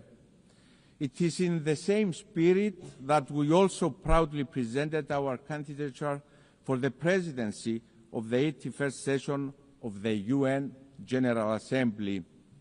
As a member state that embodies and embraces the principles of multilateralism, inclusivity, bridge building, and of course responsibility. Mr. President, Your Excellencies, the Russian aggression against Ukraine in violation of the UN Charter must serve as a wake-up call. As we condemn the use of force against a sovereign nation, the killing of civilians, the forced disappearance of children, the destruction and displacement, we have an obligation to remember. We must collectively act against aggressor, no matter who they are. Appeasing the aggressor never yields results, and history demonstrates this very clearly. Each time we turn a blind eye to violation of territorial integrity and sovereignty of states anywhere in the world, we create space and opportunity for the next aggressor. And this time, it can be bordering your country. In 2022, Russia invaded a sovereign nation, Ukraine, violating the UN Charter. In 1974, Turkey invaded a sovereign nation, Cyprus, violating the UN Charter. The violation is equal: the suffering, the invasion, and the occupation. My country, Cyprus, is under Turkish occupation for 51 years. Tens of thousands displaced, women raped, destruction of cultural and religious heritage, the fenced town of Varosha held hostage by Turkey, awaiting for its lawful inhabitants to return as the relevant UN Security Council resolutions have prescribed for Turkey to allow. A policy of illegal settlements to change the demographic character of the country. Families, 51 years later, waiting for the fate of their loved ones. As a young boy in those early years after the invasion, the images of mothers and children weeping for their loved ones have been engraved in my memory. Dear friends, the playbook of occupiers is always the same. Your Excellencies, from this very podium yesterday, Mr. Erdogan preached the word on peace and accountability. He pointed the finger to others for crimes Turkey itself commits every single day. That is selective sensitivity and hypocrisy of the highest form. Illegality cannot yield legality. Illegality stemming from use of force cannot be recognized, no matter who is the perpetrator is, no matter who the victim is.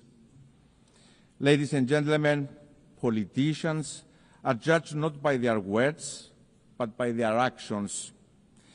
It is what distinguishes politicians from leaders.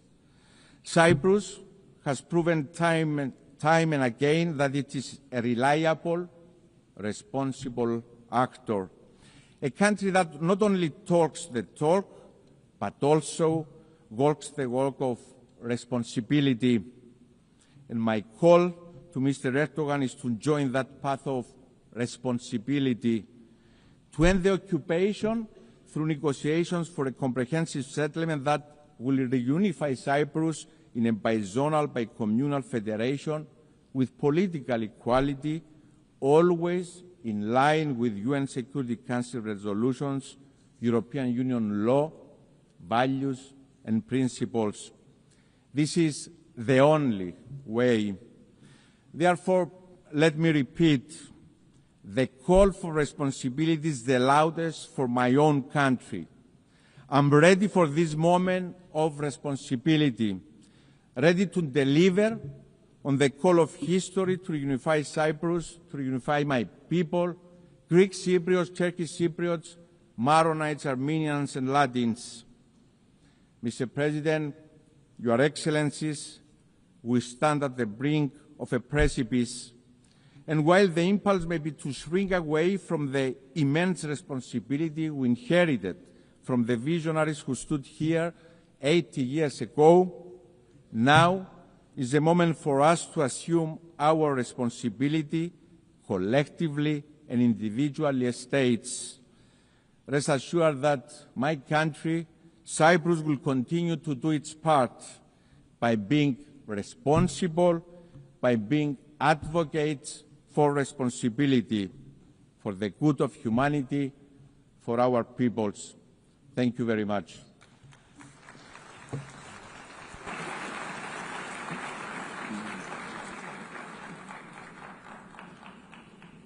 On behalf of the Assembly, I wish to thank the President of the Republic of Cyprus.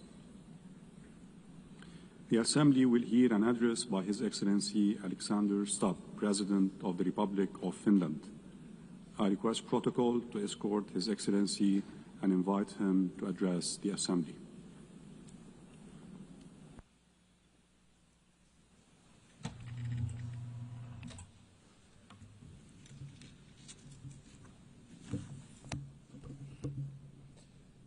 Mr. President, Excellencies, ladies and gentlemen, in its simplest form, foreign policy is really about three things: about values, interests, and power. I come from a relatively small country, Finland, and our toolkit is mainly about two of those three things. It's about values and interests. Power, hard or soft, is usually the luxury of bigger players. The power of smaller country arises from its capacity to cooperate with others. Smart diplomacy gives smaller player at least relative influence. The UN is, of course, case in point. Big players have power through their permanent membership in the UN Security Council. But we, the smaller players, can influence the ebb and flow of international relations by being active in the corridors of diplomacy. Now, most of the speeches that we've heard here today have highlighted the fact that the world order, balance, and dynamics are changing, much like they did after World War II when the UN was founded. I actually think that the post-Cold War order is over, but we don't know what the new order is going to look like. It will take at least 5 to 10 years for things to settle. And my message to this Assembly today is that regardless of the size, each and every member state of the United Nations has agency, a say in how the new world order will look like. It is important that we all use this power wisely and responsibly. Now, I fully appreciate that our interests differ, depending on our geographical location, history, state of development, or culture. But fundamental values are something we should all share. We have commonly defined some of the most essential of them in the UN Charter. Today, I want to do two things. First, analyze where we are, and second, give my proposals on what we might want to do together. To understand what's currently happening in the world, I'd like to raise three different but yet related developments. First, it seems to me that there's a growing tension between multilateralism, in other words, an order based on the rule of law, and those that speak the language of multipolarity or transactionalism. So difference between multilateralism and multipolarity. Now, I can understand the temptation and the rationale of the proponents of multipolarity and transactionalism. But can they solve the world's biggest challenges, such as climate change or sustainable development? Today, I see many states, both big and small, pursuing transactional or multivectoral foreign policies. In essence, their aim is to diversify their relations with multiple actors rather than aligning with any one particular bloc. Now, this can be opportunistic, but it may also be justified and reasonable. This depends on political choices. A transactional or multivectoral foreign policy is dominated by interests. Interests drive practical choices of states, and this is entirely legitimate. This kind of foreign policy is based on a realistic understanding of power. Power defines the limits of what is possible for each state. However, values should actually underpin everything we do. Even transactional or multivectoral foreign policy should rest on a score of fundamental values. Without them, foreign policy will ultimately run into a wall.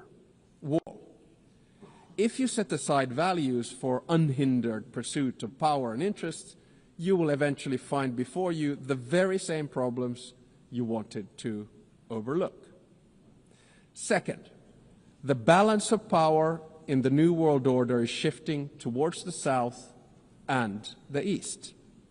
Many countries, especially in Africa, Asia, Latin America, are becoming or have become key players in determining the direction of the New World Order. To put it simply, they have both agency and power. They are not only an expanding economic force, but their demographic growth is inexorable. This will also turn them into a political and cultural force. It will yield them both hard power and soft power, and they will use it to promote their interests as they should. The 193 members of the United Nations do not have to agree on every minute detail of values, but we have to have a common understanding of fundamentals. They include the sovereignty and territorial integrity of states. They include the prohibition of the use of force and the respect for human rights and fundamental freedoms. These values are the building blocks of who we are and what we stand for as the United Nations. The broad international community has overwhelmingly an interest to uphold them. Let me be clear. Russia has no right to continue its aggression on Ukraine. Israel has no right to violate international law in Palestine. States have no right to use Sudanese or Congolese territories to fight proxy wars for their economic or strategic self-interests. I urge us all to heed this message of the international community and act accordingly. War is always a failure of humanity. It is a collective failure of our fundamental values. It is a failure of us as human beings. Thirdly, I would like to say a few words about the state of the United Nations, the institution where we are. The UN was created to maintain and promote peace, stability, development, and friendly relations among nations. In order to achieve this, the balance between the three elements was required. The power at the highest level was represented by the UN Security Council. The interests of the wider membership were reconciled here in the General Assembly, and the values were enshrined in the Charter and consolidated as rules of international law. Now, unfortunately today, the UN is struggling to fulfill its central promise of delivering peace and stability. We can always blame each other, but at the end of the day, it's a collective decision. Countries have increasingly taken the liberty to break the rules of international law and to use force against other people's territories and suppress other nations. The United Nations of today does not sufficiently reflect the realities of the balance of power. All too often it fails to serve as a forum for the coordination of interests, and the values at its core are too often not respected in good faith. We all want to have the freedom to make choices and a possibility to influence the world around us. Today, many countries are seeking answers in multipolarity or transactionalism. If the UN fails to deliver, this trend will accelerate. So, let me sum up in the terms of the three pillars: values, interests, and power. Our values can divide us. Fundamentally, however, they should unite us around the basic principles of humanity, the rule of law, and the prohibition of aggression. Our interests differ, and it's only right that we promote them. However, our choices have consequences. Opportunism will eventually be forced to confront the problems it tried to ignore. Power will constantly seek a new balance. We must adapt to change. Nevertheless, we should not allow the rise of hard power to blind us. The power of legitimacy, integrity, and rules will remain strong. So let me get to my second part, from the situation to possible solutions or things that we could do together. Never before in history has humankind had such means of innovations at its disposal to solve the world's most pressing problems. However, the current direction is wrong in so many ways. There are more wars than at any time since World War II. The world is becoming increasingly divided. And so are our societies, and the measures to deal with climate change and sustainable development are lagging behind. In different parts of the world, we're witnessing immense civilian suffering and blatant disrespect for humanitarian principles. For me as a Finn, Russia's war of aggression in Ukraine not only reminds me of our past, but is directly linked to the security of the part of the world where I live. On the other hand, there is aggression and total disregard for civilian life, and an attempt to undermine the fundamental principles on which the international order is based. On the other hand, there's a bastion of freedom that is defending its right to exist and to make its own choices. The battle for what consequences we will draw from this aggression is not yet over. Recently, there's been serious attempts at diplomatic solutions of the war on the initiative of the United States. There are no perfect solutions to wars. At the same time, we know that any decision made in these matters will have far-reaching consequences in Ukraine and beyond. There can hardly be a stronger unifying interest among the UN's broad membership than our opposition to the wars of conquest. Aggression must not be rewarded. Accountability for the most serious international crimes must be pursued. In the Middle East, civilians in Gaza are experiencing immense suffering. The deepening humanitarian crisis has reached unbearable levels and represents a failure of the international system. At the same time, Hamas continues to hold the hostages it has taken, and many have already lost their lives. An immediate ceasefire is needed in Gaza. That has been reiterated from this podium many times today and yesterday. Humanitarian aid must be granted safe and unhindered access. The hostages must be released. I commend the efforts led by France and Saudi Arabia to advance the two-state solution. The negotiations must meet the Israeli and Palestinian security needs and Palestinian right to self-determination, its legitimate aspiration for statehood and sovereignty. The occupation that began in 1967 must end, and all permanent status issues must be resolved. Correspondingly, the countries that have not recognized Israel must do so. At the same time, the international community must support and strengthen the Palestinian Authority for it to govern the entire Palestinian territory effectively. This is the only viable option for achieving a two-state solution. A stable Palestine will also significantly benefit the security of Israel. In many parts of the world, conflicts are raging, causing immense suffering locally, instability regionally, and reverberations globally. We've witnessed particularly brutal violence in Sudan, in the Democratic Republic of Congo, in Haiti, Myanmar, and Mali, among others. Civilian populations continue to face famine and displacement at a large scale. And sometimes I feel that we end up looking at conflicts only that are near to us. But I think the job of the UN is to look at all of them with equal determination. I praise all those who, in good faith, continue to work for peace despite the daunting task.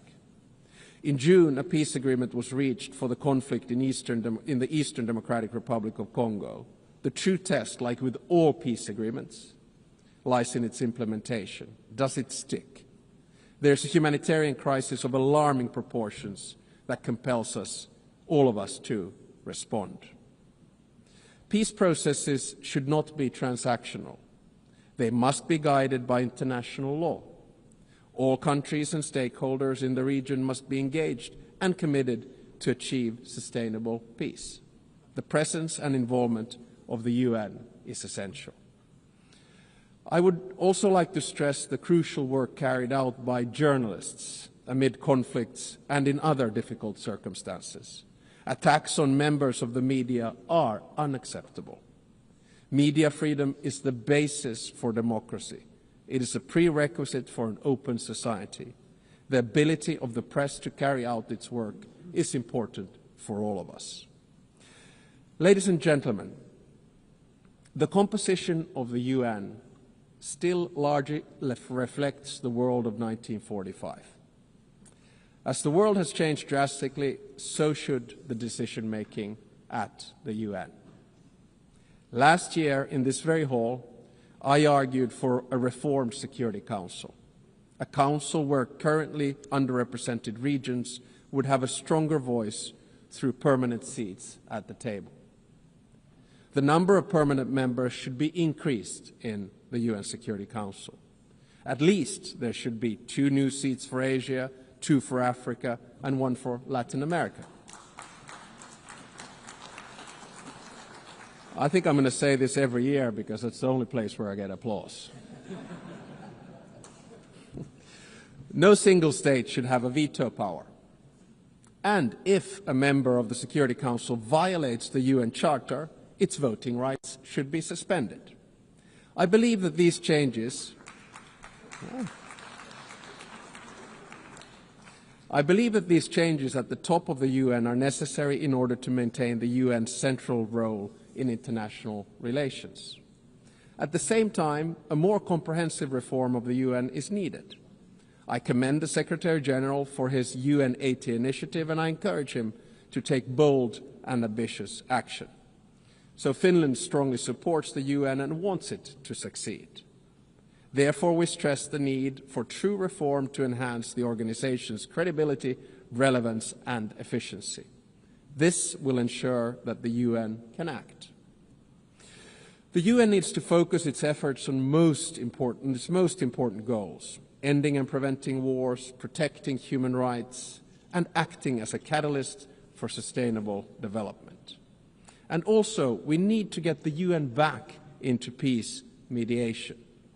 I would argue that one of the reasons that we have so many wars right now is that the UN is absent from peace mediation. No other organization can offer the legitimacy comparable to that of the UN. If the UN is absent, conflicts are not resolved without it, which is not in our common interests. The UN is needed as a mediator, and the member states should support it at this endeavor.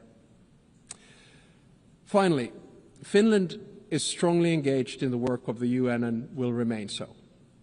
Therefore, we are also standing for election to the Security Council for the term of 2029 to 2030.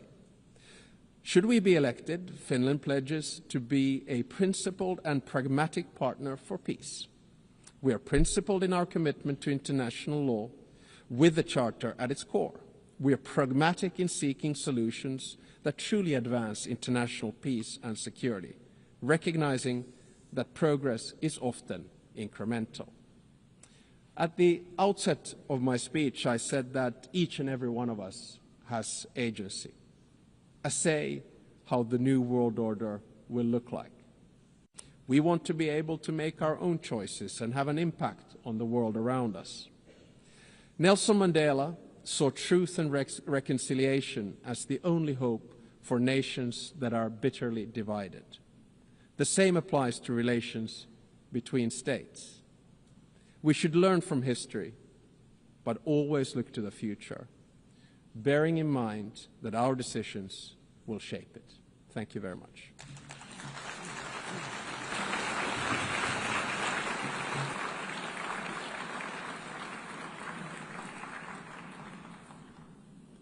On behalf of the Assembly, I wish to thank the President of the Republic of Finland.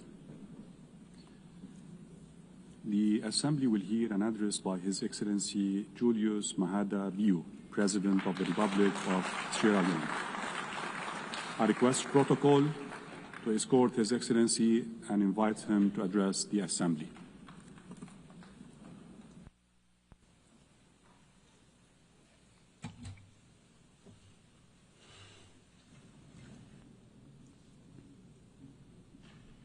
President of the General Assembly, the Secretary General, Excellencies, distinguished ladies and gentlemen, I congratulate Her Excellency Annalena Baerbock on her election as President of the General Assembly to lead this historic 80th session of the General Assembly. I thank her predecessor, His Excellency Philemon Young, for his distinguished leadership during the 79th session. I commend the Secretary General, Antonio Guterres, for his steadfast commitment to the ideas of the United Nations during these increasingly turbulent times. Madam President, it's both an honor and a solemn responsibility to address this Assembly on the 80th anniversary of the United Nations. This assembly is not just ceremonial. It is a call for the world's conscience to act with unity, determination, and vision. Our theme, Better Together, 80 years and more for peace, development, and human rights, both celebrates and summons. It reminds us that cooperation delivers progress. It also demands that we reimagine multilateralism so that peace, dignity, and equality are not promises on paper, but realities in the lives of people. This anniversary is not a time for complacency, but for courageous renewal. Today, we face deepening inequalities, climate crises, geopolitical fragmentation, technological disruptions, and entrenched conflict. No nation can meet these challenges alone.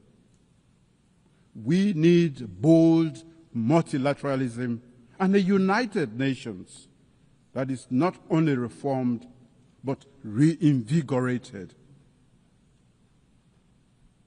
The UN must be more than a meeting place. It must be a working place for people, for peace, and for our planet. Madam President, Sierra Leone is a small state that has relied heavily on the United Nations chapter and now helps to uphold it. We speak with independence and conviction because we have lived the cost of its absence. I also serve as chair of ECOWAS Authority of Heads of State and Government and coordinator of the African Union Committee of 10 Heads of State and Government on Security Council Reform, C10.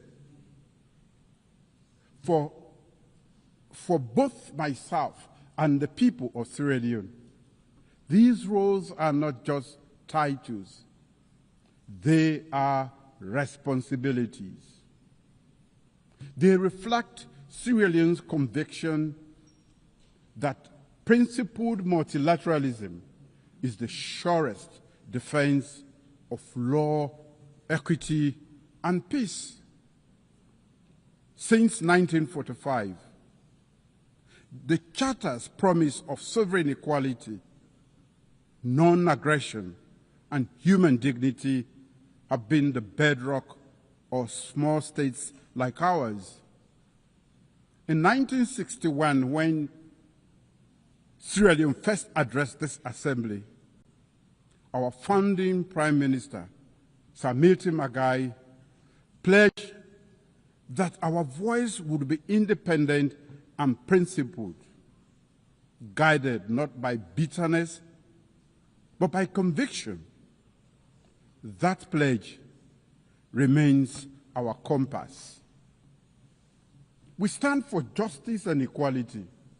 We uphold the rights of all people to self-determination. We speak truth. We speak truth to power and act in defense of humanity and the rule of law. Small states are not inherently small. Our sovereignty is equal and our responsibilities are the same. Leadership is not the loudest voice in the room. It is the clearest voice for justice. Madam President, our current term on the UN Security Council has deepened these convictions. Guided by the Charter, we have championed peace through dialogue, upheld international law, and promoted prevention as the first duty of collective security. We have supported efforts to stabilize Eastern Democratic Republic of Congo, de-escalated tensions in the Middle East, and supported political transition in Lebanon and Syria for peace and stability. We have also seen the Security Council's limits, its paralysis in the face of grave human suffering. Nowhere has this failure been heart-wrenching than in Gaza.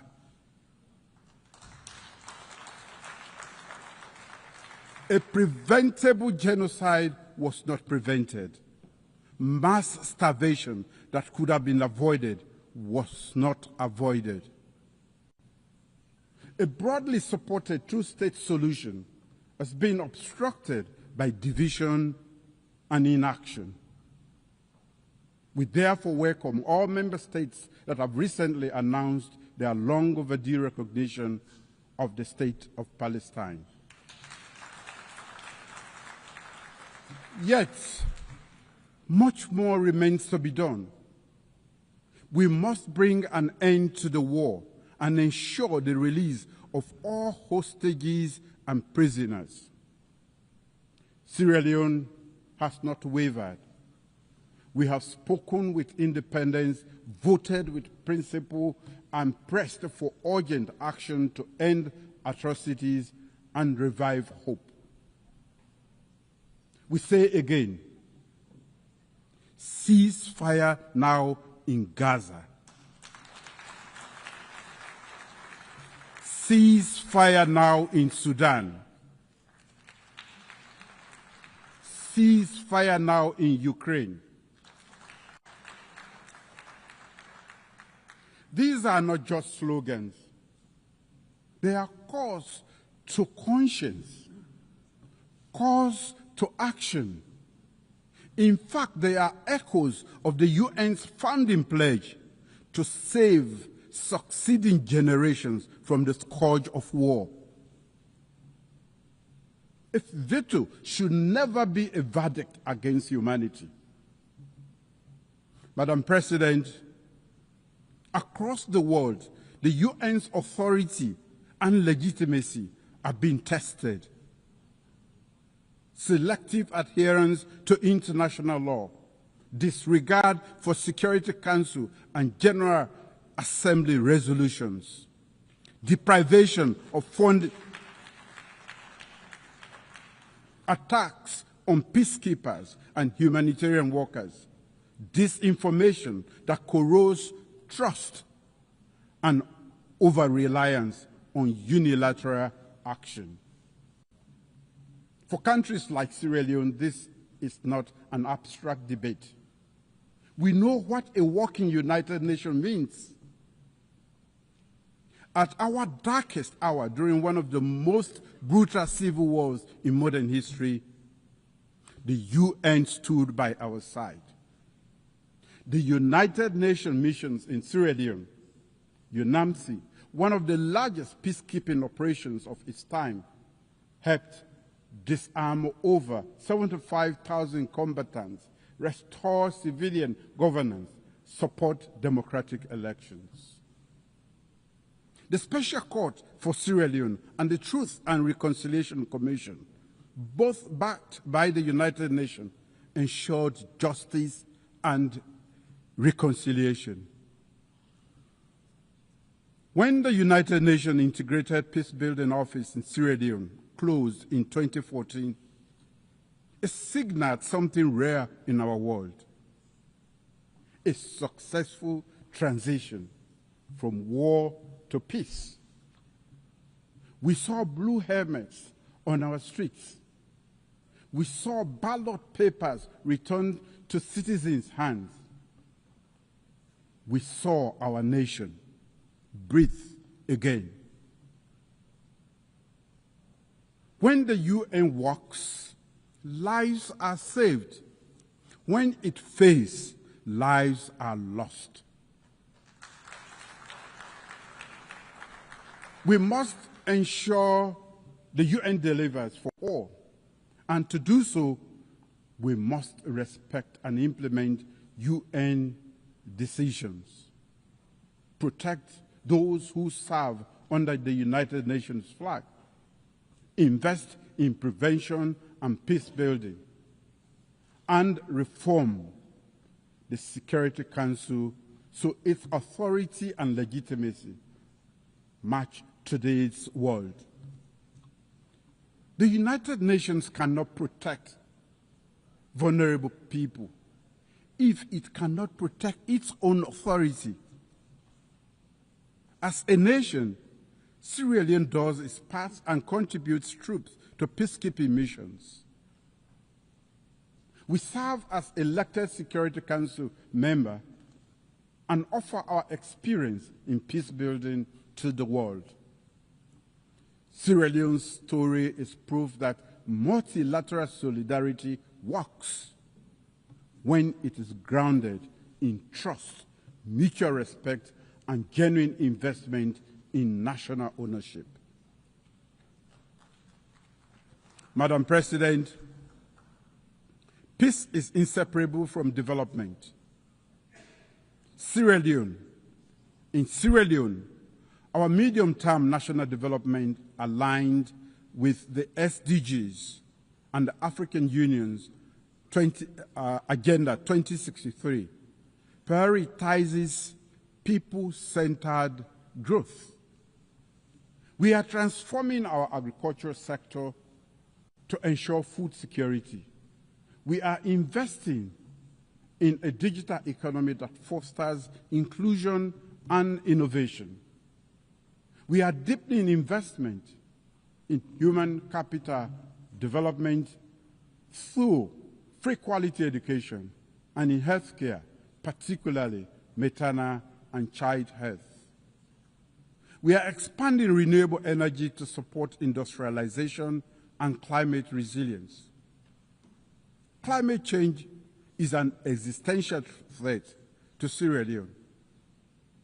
Our greenhouse gas emissions are negligible, yet our people and our wide coast bears the cost through erosion, flooding, and pressure on food systems and fisheries. We have mainstreamed climate adaptation and strengthened disaster preparedness. In fulfillment of the commitment made at the Third United Nations Oceans Conference, Sierra Leone has ratified the Biodiversity Beyond National Jurisdiction Treaty, BBNG. As the 60th state to deposit its instrument of ratification, Sierra Leone is proud of the collective endeavor to trigger the entry into force of the BBNG Treaty, a historic milestone for multilateralism and the collective stewardship of our ocean commons. We urge all countries to do the same, so the high seas and areas are governed by common good. Climate justice is not charity. It is a legal and moral responsibility. If the poorest are left to pay the highest climate price, there is no justice. Developed nations must honor their commitments, $100 billion per year in climate finance, technology transfer, and capacity building. We welcome the International Court of Justice advisory opinion on climate change, affirming states' obligation to prevent environmental harm and to protect future generations. In that spirit, Sierra Leone is proud to present the candidature of Professor Dr. Charles Cherno Jallow to the International Court of Justice, a distinguished jurist and tireless advocate for the rule of law. We respectfully solicit the support of all member states in the November 12 elections this year. Madam President, as chair of the ECOWAS Authority of Heads of State and Government, I proudly note our community's 50th anniversary. For 5 decades, ECOWAS has embodied regional integration and collective security, often acting decisively when others hesitated. ECOWAS moved early in Sierra Leone's peace process before and alongside the UN to end our civil war. It has done so in Liberia, the Gambia, and elsewhere to defend democracy and stabilize the region. These are African solutions to African challenges, open to global partnerships anchored in regional legitimacy and trust. Partnership with Africa must move from promise to practice. As chair of the ECOWAS Authority, I recently embarked on a regional tour, including a second visit to Burkina Faso in 2 years. This was to demonstrate solidarity and build trust between ECOWAS member states and the Alliance of Sahelian States.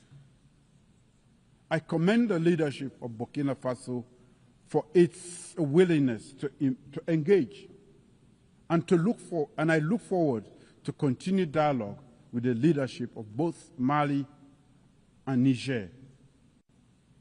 In my role as chair of the ECOWAS Authority, I have placed emphasis on advancing and safeguarding democratic governance with a strong commitment to upholding constitutional order and reflecting the people's will. Countering terrorism and strengthening our regional security architecture, including operationalizing the ECOWAS standby force and implementing counterterrorism strategies.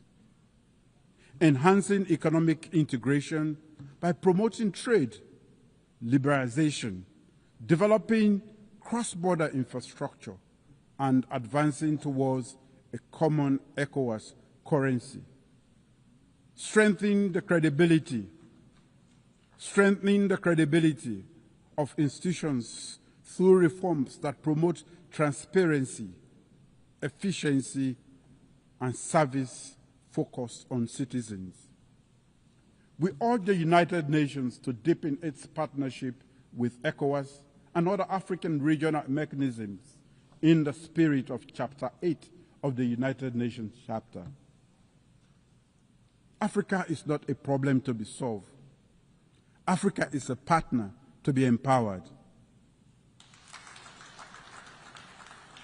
Madam President, during Sierra Leone's tenure as elected member of the Security Council 2024-2025, we have highlighted the urgent security challenges in West Africa and the Sahel, where terrorism and violent extremism transcends borders and destabilize the entire region.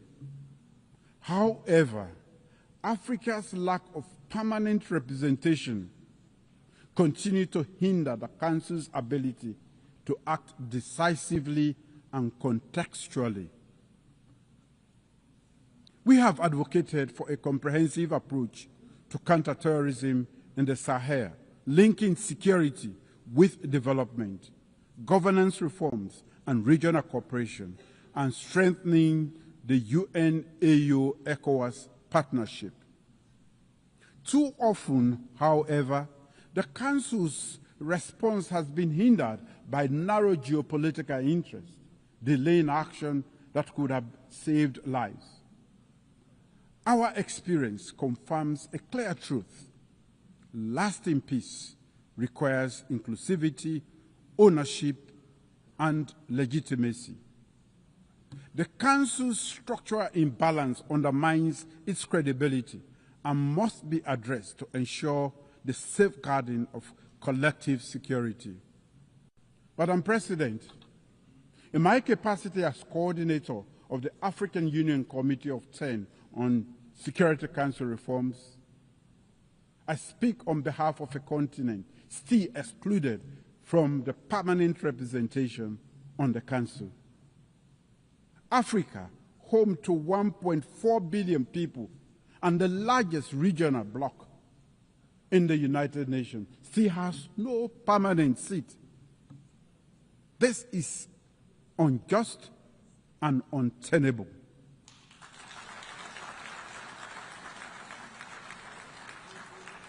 It undermines the credibility of the Council and the legitimacy of its decisions. The common African position expressed in the AC1E consensus and SAT declaration calls for at least 2 permanent seats for Africa with full rights and prerogatives, including the veto, if retained, and 2 additional non-permanent seats.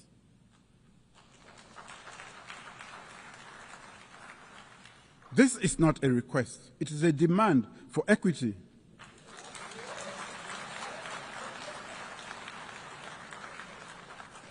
It is a test of UN's commitment to fairness and its own charter. During our Security Council presidency in August last year, we gave this issue unprecedented prominence. As we mark the 80th anniversary of the United Nations and the 20th anniversary of the AC1E consensus and SAT declaration, let this be the moment that the international community answers Africa's call. Let us not pass on to the next generation a Security Council reform that fails to reflect the world as it is today. Madam President, the United Nations at 80 must look forward. Sierra Leone stands ready, committed to principled multilateralism, to speaking with independence and conviction, and to working for justice, solidarity, and the dignity of all peoples. Let this anniversary be a turning point, measured not in the many speeches we make here, but service, not in declarations, but in delivery. Let us build a United Nations more representative, more responsive, and more resilient. The world does not need a louder United Nations. It requires a braver United Nations. Now is the time to make the United Nations work for all. Together, let us forge a future of peace, shared prosperity, and human dignity. For in unity, we are not only better, we are stronger. Thank you.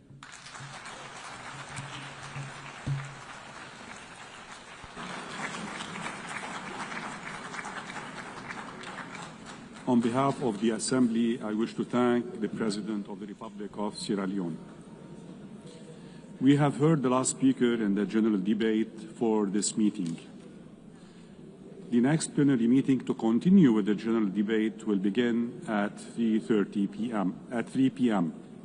The meeting is adjourned.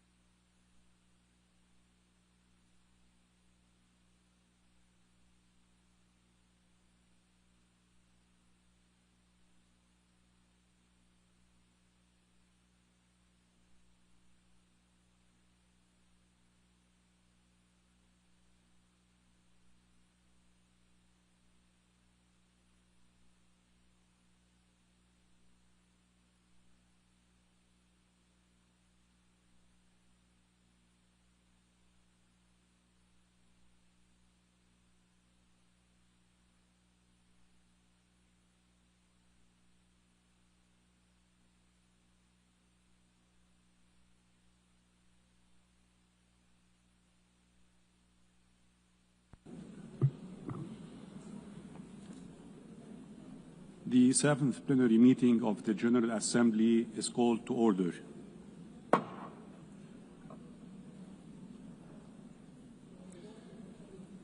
The Assembly will hear an address by His Excellency Luis Rodolfo Abinader Corona, President of the Dominican Republic. I request protocol to escort His Excellency and invite him to address the Assembly.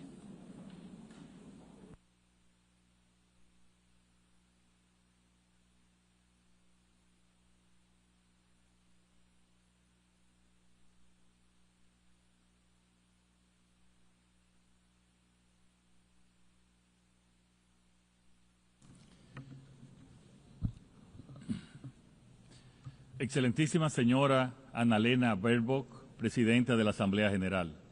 Excelentísimo señor Antonio Guterres, Secretario General de las Naciones Unidas. Excelencias, distinguidos jefes de Estado y de Gobierno, honorables jefes de delegación, señoras y señores. Hace 80 años, de las cenizas de la guerra, nació esta organización, con el firme compromiso de evitar que la humanidad volviera a naufragar en el odio y la barbarie, y la convicción de que la cooperación y el diálogo debían regir nuestra convivencia. En República Dominicana tenemos plena conciencia de nuestra responsabilidad como nación miembro de la comunidad internacional y del impacto que las decisiones globales tienen sobre nuestras sociedades. Por eso, exigimos con convicción un orden internacional más justo, y donde el desarrollo de unos no signifique el sacrificio de otros.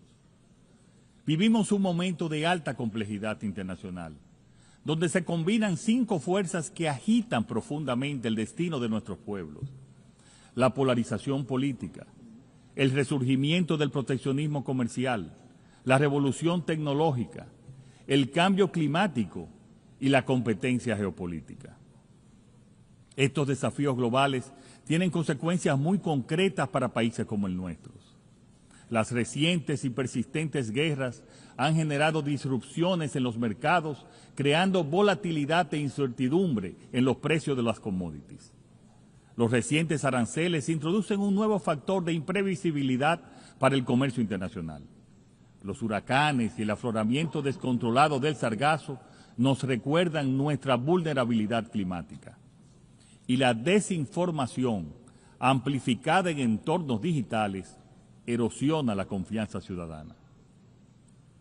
Estos son desafíos que convergen y ponen a prueba los principios de la Carta de San Francisco. La clave para asumirlos fue enunciada por Franklin Delano Roosevelt. La verdadera salvaguardia de la paz solo puede encontrarse en la cooperación basada en la justicia económica y social.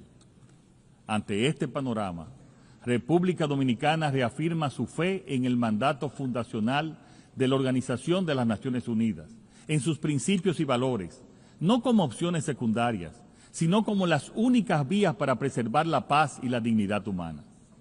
Celebramos el lema que hoy nos convoca: mejor juntos, 80 años y más por la paz, el desarrollo y los derechos humanos. Lo asumimos como mandato histórico y como clamor legítimo de nuestros pueblos. Señora Presidenta, el multilateralismo atraviesa desafíos profundos, agravados por la crisis financiera que afecta a esta organización y por la creciente dificultad para alcanzar consensos que detengan los conflictos. En este contexto, necesitamos con urgencia espacios de diálogo más francos, más eficaces y orientados a resultados en todos los niveles. Debemos escucharnos con mayor apertura y disposición genuina al entendimiento mutuo. Si no transformamos las Naciones Unidas, corremos el riesgo de que caiga en la irrelevancia, y esto sería una catástrofe que no debemos permitir. La iniciativa ONU 80 nos ofrece una oportunidad histórica para revitalizar mandatos, renovar estructuras y devolver eficacia y credibilidad a este techo común de las naciones. República Dominicana respalda firmemente este proceso. En los próximos meses debe elegirse un nuevo secretario general. Corresponde ahora a Latinoamérica y el Caribe ofrecer un liderazgo renovado con visión, independencia y compromiso que los tiempos exigen. Nuestra región tiene la diversidad, capacidad y experiencia para levantar una voz firme en favor de la paz, la justicia climática, los derechos humanos y el desarrollo sostenible. Estoy plenamente convencido de que ha llegado el momento de que una mujer ocupe la Secretaría General. Colegas, apenas 5 años nos separan del 2030 y los objetivos de desarrollo sostenible siguen rezagados. El principal obstáculo es una arquitectura financiera internacional que no responde a las realidades de los países en desarrollo. Los compromisos asumidos durante la reciente conferencia sobre financiamiento para el desarrollo en Sevilla son un paso positivo, pero insuficiente.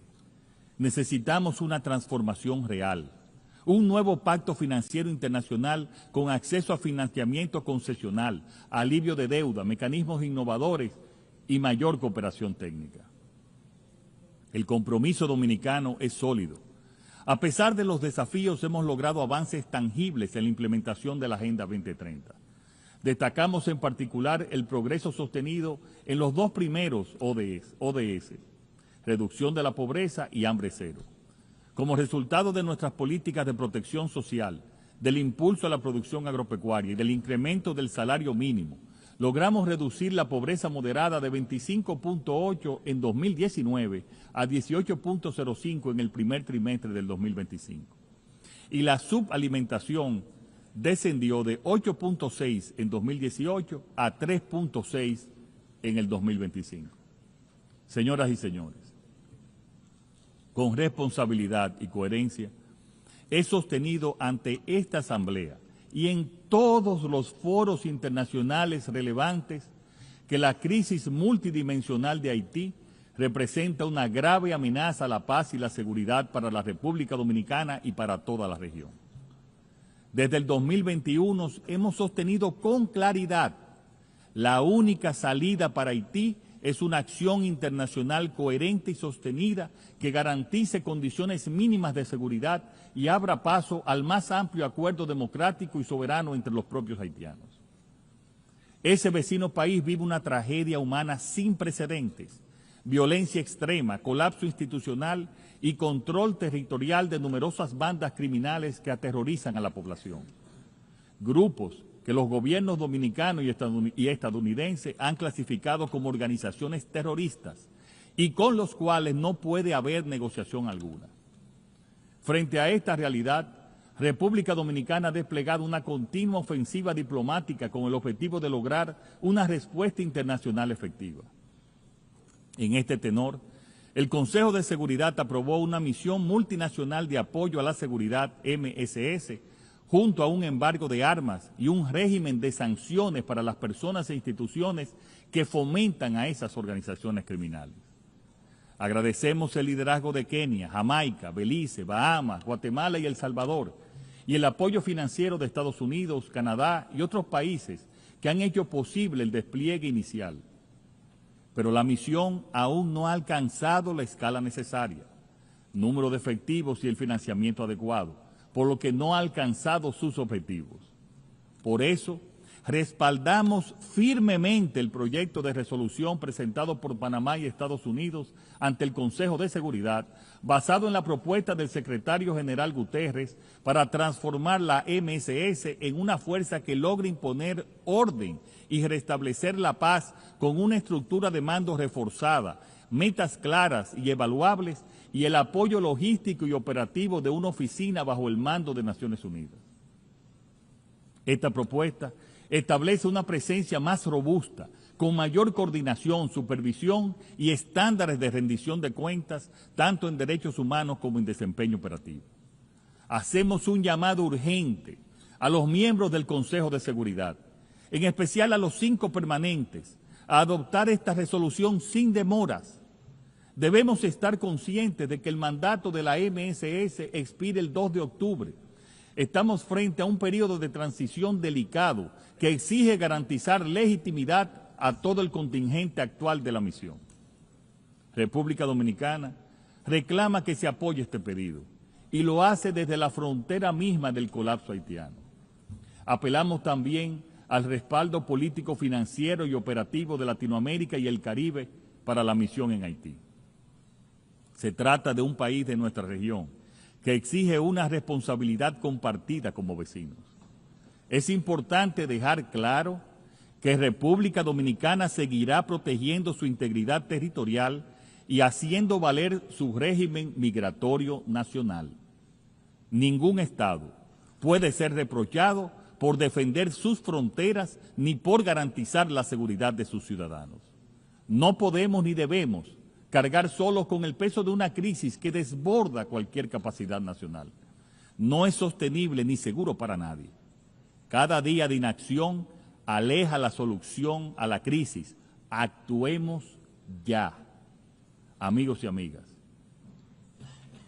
Para los pequeños estados insulares en desarrollo, la triple crisis planetaria, el cambio climático, la pérdida de biodiversidad y la contaminación ambiental es una amenaza existencial.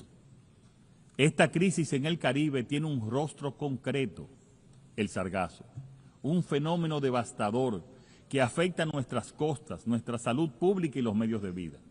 Exigimos solidaridad y justicia climática, que se traduzca en financiamiento accesible, transferencia tecnológica y acciones urgentes para proteger nuestros océanos. República Dominicana avanza hacia la ratificación del Tratado BBNJ, convencida de que la protección de la biodiversidad marina es un deber compartido. Los mares son fuente de vida y cuidarlos es cuidar nuestro futuro. Distinguidos delegados, este 80º aniversario no debe ser un ritual de nostalgia, sino un llamado vibrante a renovar la alianza de la humanidad consigo misma. Aunque no enfrentamos una guerra mundial, el mundo sangra por múltiples frentes y la incertidumbre se extiende como sombra. No es este el porvenir que soñaron nuestros antecesores, ni el presente que merecen nuestros pueblos. La ONU no debe limitarse a registrar crisis, debe ser brújula en la tormenta y un faro en la noche. Esperamos que no se apague la fe en el diálogo y en el consenso, en el poder del multilateralismo, en la dignidad humana y en un progreso que no excluya a nadie. El poder sin justicia y el progreso sin equidad son espejismo. El mundo no puede seguir siendo un plano trazado por un puñado de arquitectos habitados por millones de inquilinos. Un mundo diseñado para unos pocos sería un castigo. Uno diseñado por y para todos sería un horizonte de prosperidad compartida. República Dominicana alza su voz para encender la esperanza y convocar a la acción. Que la paz no sea un anhelo, sino una decisión de todos. Ese es nuestro clamor, ese es nuestro sueño, ese debe ser nuestro pacto común. Muchas gracias.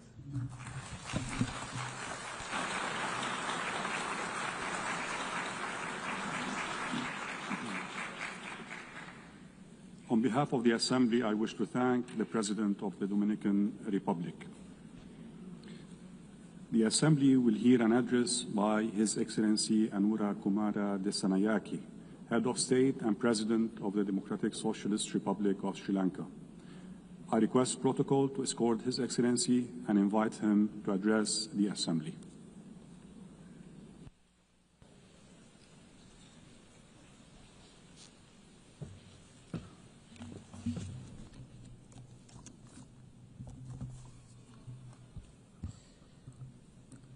සභාපතිතුමියනි ගෞරවනීය ආරාධිතයනි සම්භාවනීය නියෝජිතයනි ලෝකේ ජාතීන් අතර සාධාරණ හා කල්පවතින සාමයක් ස්ථාපිත කිරීම සහ පවත්වාගෙන යාමේ උදාර අරමුණු පෙරදරි කරගෙන බිහි කළ මේ සුවිශේෂී සංවිධානයේ 80 වෙනි සැසිවාරයේ සභාපතිනියන් ලෙස තේරීපත් වූ යුරෝපයේ හදවතේ පිහිටි අපූර්ව ජර්මනියේ අතිගරු අන්නලේනා බෙවබක් මැතිණියට මා උණුසුම් සුභාශිංසන පිරිනමනවා. ඒ වගේම ලෝකයේම මවිතයට පත් කරන භූගෝලීය හා සංස්කෘතික විවිධත්වයක් ඇති කැමරූනි අතිගරු ෆෙලෝමාන් යෑන් හිටපු සභාපතිතුමා ලබා දුන් නායකත්වයේ වෙනුවෙන් ශ්‍රී ලංකාව සිය ප්‍රශංසාව පිරිනැමීමට මේ අවස්ථාව කරගන්නවා. සාමීන් ප්‍රජාතන්ත්‍රවාදයෙන් පිරුණු ලස්සන ලෝකයක් වෙනුවෙන් දශක 8ක් පුරා අපකැප වූ සංවිධානයක බහුපාර්ශ්වික ගමන් මඟ සහ ඉදිරි අනාගතය පිළිබඳ සැලසුම් සකස් කරන මෙම සුවිශේෂී අවස්ථාවේදී ශ්‍රී ලංකාවේ ජනාධිපතිවරයා ලෙස පළමු වරට මෙම ගෞරවනීය සභාව ඇමතීමට ලැබීම පිළිබඳ ඉමහත් සතුටට පත් වෙනවා. ඔබ අප සෑම දෙනාම මේ ලෝකයේ විවිධ රටවල් නියෝජනය කරමින් පැමිණි ඒ රටවල ජනතාවගේ නියෝජිතයින් වෙනවා. මගේ රට වන ශ්‍රී ලංකාව මෙන්ම අනෙක් සෑම රටකම ජනතාව අප වෙත පවරා දුන්න ඓතිහාසික වගකීමක් අප සියලු දෙනාගේම උරහිස් මත පැවරී තිබෙනවා. අප ගනු ලබන සෑම තීන්දුවක්ම මේ ලෝකයේ කොතනක හෝ ජීවත් වෙන සෑම දෙනාටම බලපානවා. ඒ සියලු තීන්දුව සහ තීරණ ලෝකයේ අනාගත පැවැත්ම වෙනුවෙන් තීරණාත්මක මැදිහත් වීමක් කරනවා.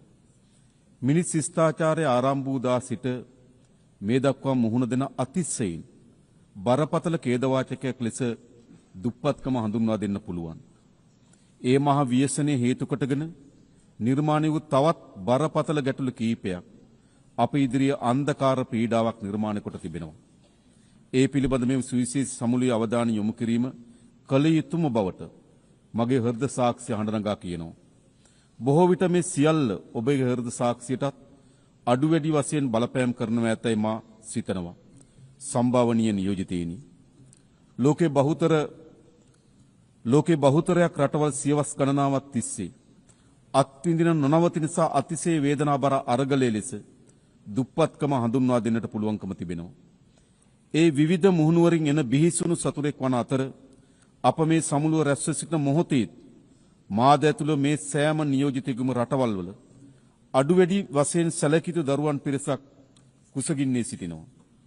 සියලුම දරුවන්ට අධ්‍යාපන ලැබීමේ අයිතිය ජාත්‍යන්තර මානව හිමිකම් නීතිය මගින් සහතික කර ඇති සහ ආණ්ඩුක්‍රම ව්‍යවස්ථාව තුළ පිළිගත් මූලික මානව අයිතියක් වෙනවා. නමුත් නැතිබැරිකම දුප්පත්කම නිසා මේ අයිතිය උල්ලංඝනය වන ලක්ෂ සංඛ්‍යාත දරුවන් ලෝකේ පුරා සිටිනවා. තාක්ෂණයෙන් පිරිපුන්යයි උදම් මනන ලෝකයක් පාසල් අහිමි දරුවන් සිටීම මොනතරම් අවාසනාවන්ත තත්වයක්ද. අධ්‍යාපනය යනු සෑම ශ්‍රේෂ්ඨ ජාතියක්ම ගොඩනගන අත්තිවාරම් වෙනවා. අනාගත ලෝකයේ පැවැත්ම තීරණය කරන ප්‍රධානම සාධකය වෙනවා. අධ්‍යාපනය සඳහා කරන ආයෝජනය ලෝකයේ ප්‍රගතිය උදෙසා කරන ආයෝජනයක් ලෙස අපි සලකනවා. බොහෝ සංවර්ධන වීම පවතින රටවල් වල දුප්පත්කමට මුහුණ දීමේ ප්‍රගතියට ණයබර අඛණ්ඩව බාධා කරනවා.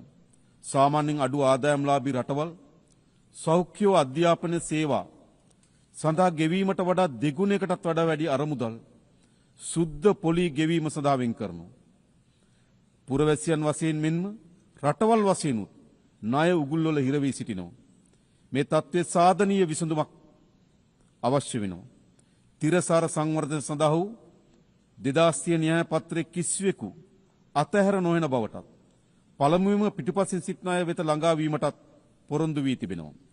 අද ලෝකේ පුරා මුහුණ දෙන විශාලතම ගෝලීය අභියෝගය දුප්පත්කම අවසන් කිරීමේ අභියෝගයේ බව තිරසාර සංවර්ධන සඳහා වූ 2030 න්‍යාය පත්‍රය හඳුනාගෙන තිබෙනවා. 1995 දී කෝපන්හෙග්දී පැවති සමාජ සංවර්ධනය සඳහා වූ ලෝක සමුළුවේදී ගත් තීරණාත්මක තීන්දුවක් ඔබේ අවධානයට යොමු කරවනවා. නමුත් අනපේක්ෂිත යුද්ධ, දේශපාලන ව්‍යාකූලතාවයන් වගේම ලෝකයේම කුණාටුවකට හසු කළ කොවිඩ් වසංගත නිසා අභිලාෂකාමී න්‍යාය පත්‍රයේ ව්‍යාකූලත්වයට පත් කොට තිබෙනවා. ඒ නිසා ඇති නැති පරතරය දුප්පත්කම ලෝක ව්‍යසනයක්සේ සලකා කටයුතු කළ යුතුව තිබෙනවා.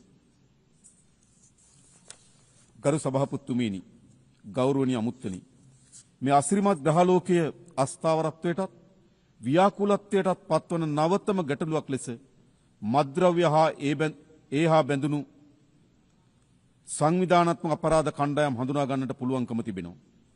ඒ බව එක්සත් ජාතීන්ගේ මත්ද්‍රව්‍ය අපරාධ පිළිබඳ කාර්යාලය 2025 ලෝක මත්ද්‍රව්‍ය වාර්තාවේ පවා තහවුරු කොට තිබෙනවා.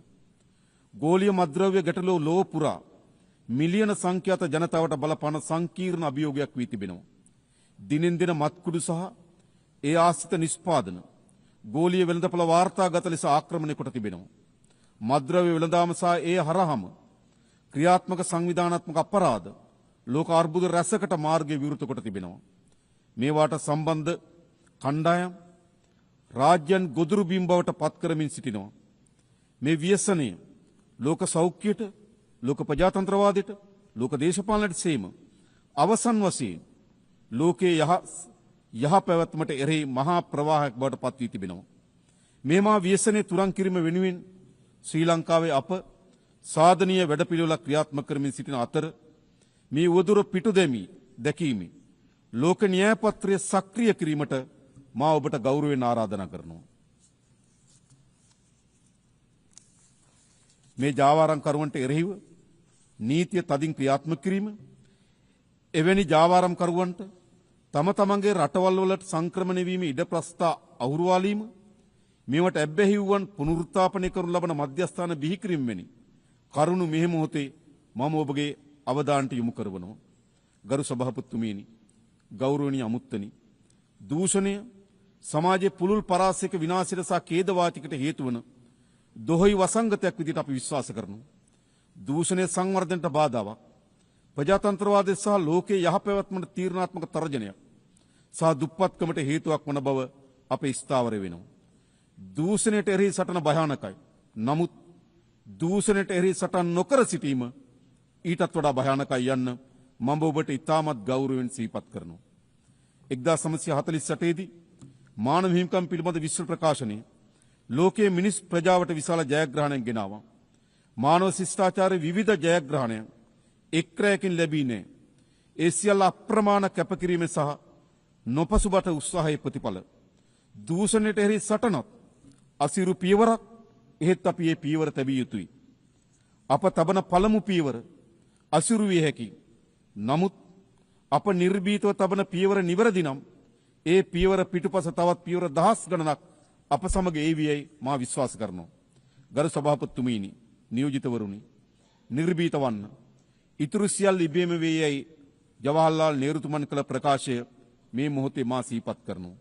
මම නියෝජනය කරන්නේ මිලියන 22කට ආසන ජනගහන ජීවත් වන පුංචි දීප්තිමත් දූපතක්. ශ්‍රී ලංකාවේ ජනගහනය ආසන්න වශයෙන් මුළු ලෝක ජනගහනයෙන් 0.3ක් පමණ වෙනවා. අපේ රටේ වගේම රටේ සිටින ජන සංඛ්‍යාව ප්‍රමාණාත්මක සහ සංඛ්‍යාත්මක කුඩා බව ඇත්ත. නමුත් අපේ රටෙත් ලෝකෙත් මතු පරපුර වෙනුවෙන් දූෂණයට එරෙහි සටන අපි ආරම්භ කොට තිබෙනවා. දූෂණයට එරෙහි සටන සෑම රටකම සංස්කෘතියේ කොටසක් විය යුතුයි කියා මා යෝජනා කරනවා. ගරු සභාපතිතුමනි, ගෞරවනීය අමුත්තනි, ඔබ කුමන රාජ්‍ය නියෝජනය කළත් මේ සෑම නියෝජිතයෙක්ම යුද්ධය ප්‍රතික්ෂේප කිරීමට මා සමග එක්වන බව මට විශ්වාසයි.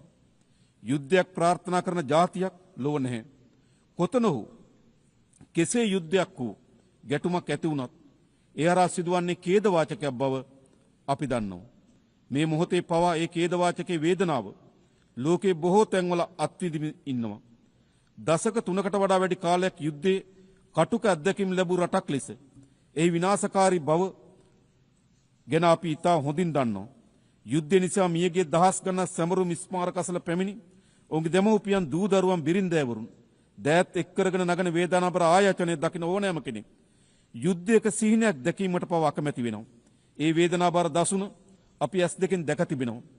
ගැටුම් නිසා මිනිසුන්ට විඳින්න සිදුවී ඇති දුක් පෙර නොවිරු මට්ටම ළඟා වී තිබුණත් බොහෝ විට ජාත්‍යන්තර ප්‍රජාව මිලියන ගණනකගේ දුක් වේදනා අවසන් කිරීමට අපෝසත් වූ හුදු නරඹන්නෙකු බවට පත් වී තිබෙනවා. දරුවන්ගේ සහ අහිංසක සිවිල් වැසියන්ගේ ජීවිත එහාට මෙහාට පහර වදිමින පාපන්දෝ බවට පත් කිරීම අවස්ථාවාදී බල දේශපාලන ඛේදවාචකයක් වී තිබෙනවා. තමන්ගේ බලය වැඩි කර ගැනීමට තවත් කිසියෙකුට ජීවිතවලට බලපෑම් කිරීම සහ පීඩා කිරීමට කිසියෙකුට අයිතියක් නැහැ. පාලකයන් කළ යුත්තේ ජීවිත ආරක්ෂා කිරීම මිස ජීවිත විනාශ කිරීම නොවේ. ගාසා තීරයේ අඛණ්ඩව සිදුවන බිහිසුණු ව්‍යසනය අපගේ දැඩි කනස්සලට හේතු වී තිබෙනවා. විශේෂම ගාසා තීරයේ වේදනාබර ඛේදනීය එලිමහන් සිර කඳුරක් වී තිබෙනවා. අහිංසක දරුවන්ගේ සහ සිවිල් වැසියන්ගේ විලාපය රැව් පිළිරව් දෙනවා. එක්සත් ජාතීන්ගේ සංවිධානය සහ අනිකුත් සියලු පාර්ශ්වයන්ගේ එකතාවය මත දෙපාර්ශ්වයේ කඩිනමින් සටන් විරාමයකට යොමු වීමත්, බාධාවකින් තොරව සියලු මානසික ආධාර යොමු කිරීමත්, සියලු පාර්ශ්වයන්ගේ ප්‍රාණපකරුවන් නිදහස් කිරීමත් පිළිබඳව අපි හඬ නගනවා. මෙහි බීසුණු ඝාතන අවසන් කිරීම උදෙසා අපි දැඩිව බලපෑම් කළ යුතුව තිබෙනවා. පලස්තීන ජනතාවට රාජ්‍ය සඳහා ඇති අහිමි කළ නොහැකි අයිතිය අපි පිළිගන්නවා. ඒ වගේම ඊශ්‍රායල සහ පලස්තීන ජනතාව යන දෙපිරිසෙගේම නීත්‍යානුකූල ආරක්ෂක මානව ගැටලු හඳුනා ගත යුතු තිබෙනවා. 1967 දේශ සීමා මත පදනම්ව රාජ්‍යන් දෙකක් එකිනෙකට යාබදු පැවතීම පදනම සපේන එක්සත් ජාතීන්ගේ යෝජනාවලට අනුකූලව සාධාරණ ස්ථීර විසඳුමක් වෙනුවෙන් එක්විය යුතුව තිබෙනවා. නිරර්ථක යුද්ධයක් හේතුවෙන් මිලියන ගණනක් ලෝකවාසීන්ගේ දුක් වේදනා ඉදිරිපිට හුදු නරඹන්නක බවට පත් වී සිටීම අවසන් කළ යුතු තීරණාත්මක මොහොතකට අප එළඹ තිබෙනවා. මිනිස් සංහතිය තුළ ලෝකයේ පීඩාවට පත්කන යුද්ධ ගැටුම් වලට උමුතු ආගමික අන්තවාදයට සහ ජාතිවාදයට බරපතල ලෙස හේතු වී තිබෙනවා. වහල්භාවයේ අහෝසි කර සියවසක් ඉක්ම ගොස් ඇතත් වර්ගවාදයේ විස තවමත් තැන තැන තිබෙන බව නැවත නැවත සිහිපත් කළ යුතුයි. අන්තවාදී සහ ජාතිවාදී අදහස් මාරාන්තික වසංගත රෝග තරමටම සාහසික වී තිබෙනවා. හාස්‍යයට සහ විමතියට කරුණවන්නේ මෙතරම් ඉදිරිගාමී ලෝකයක් තුළ පවා මේ ජාතිවාදී වර්ගවාදී ගෝසාවන් තව දුරටත් අලුයට ගිනි පුපුරුමෙන් ඉතිරිව තිබීමයි. එහි බීසුණු තත්ත්වය වන්නේ ඉතාමත් තීරණාත්මක ලෙස විශ්වයේ යහ පැවැත්මට එරෙහිව අවස්ථාවාදී ලෙස ගිනි පුපුරු විටින් විට මහා ගිනි ජාලාව බවට පත් කිරීමයි. ආයුධ මගින් ප්‍රශ්න විසඳ ගන්නා වෙනුවට මානව ශිෂ්ටත්වයේ වටිනාකම වලින් ප්‍රශ්න විසඳා ගැනීමේ හැකියාව වෙත අපි අවතීර්ණ විය යුතු තිබෙනවා. මිලියන ගණනක් දරුවන් කුසගෙන්නේ මේ යන ලෝකයක අපි බිලියන ගණනින් ආයුධ වෙනුවෙන් වීදම් කරනවා. නිසි සෞඛ්‍ය පාසුකම් නොමැති කෝටි ගණන් ජනතාව මරණය මවත තෝරා ගන්නා විට නිරන්තක යුද්ධය වෙනුවෙන් ප්‍රකෝටි ගණන් වියදම් කරනවා. අධ්‍යාපන නැමැති පියාපත් ලබන්නට බැරිව ලක්ෂ ගණන් දරුවන් සුසුමන විට භූමියන් ආක්‍රමණය කරන්නට මිලියන ගණන් වියදම් කරනවා. ඇත්ත වශයෙන්ම මේ ලෝකයේ සෑම බිම් මඟලක්ම සාමයේ ජනාවාස බවට පත් කළ හැකි නම් ඒ ලෝකයේ ආශ්චර්යමත් ලෝකයක් බවට පත් වෙන බව ඒකාන්තයෙන්ම අපි විශ්වාස කරනවා. මේ සමුළුවට එක් වූ අපි සියලු දෙනා ලෝක සාම ජනාවාස බිහි කරන උදාර සාම වන්දනා කරුවන් බවට පත් වීම කියා මා යෝජනා කරනවා. ගෞරවනීය ආරාධන අමුත්තනි, ඓතිහාසික මැතිවරණ ශ්‍රී ලාංකික ජනතාව සියවස් ගණනක් දුටු සිහිනයක් වෙනුවෙන් තීන්දුවක් ගත් බව මම ඔබට සිහිපත් කරනවා. එයින් බිහි ව්‍යවස්ථාදායක විවිධත්වයකින් සහ විචිත්‍රත්වයකින් යුක්ත වුණා. එක් අතකින් රටේ සමස්ත ජනතාව ආණ්ඩුව පිළිබඳ දැවැන්ත විශ්වාසයක් තිබුවා. තව අතකින් දුෂ්‍යාබාධ පාර්ලිමේන්තු මන්ත්‍රීවරු ඇතුළු කාන්තා සහ සෙසු ජාතීන්ගේ නියෝජනයේ ඓතිහාසික ලියාමක් නිර්මාණය කළා. පාර්ලිමේන්තුව තුළ පෙන්눔 කරන මෙම විවිධත්වය ශ්‍රී ලංකාවේ පාලන තන්ත්‍රය තුළ ජනමාර්ගයේ විවිධත්වය සහතික කරනවා වගේම සියලු පුරවැසියන්ට සමාන අයිතිවාසිකම් සහ අවස්ථාවන් ලබා දීම සඳහා අප තුළ ඇති කැපවීම නැවත බලගන්නු ලබනවා. ඒ වගේම මහජන නියෝජනයන් යනු මහජනතාව වෙනුවෙන් සේවය කරන්නන් මිස අනිසි වරප්‍රසාද ලබන්න නොවන බව අපි ආදර්ශයක් ලබා දී තිබෙනවා.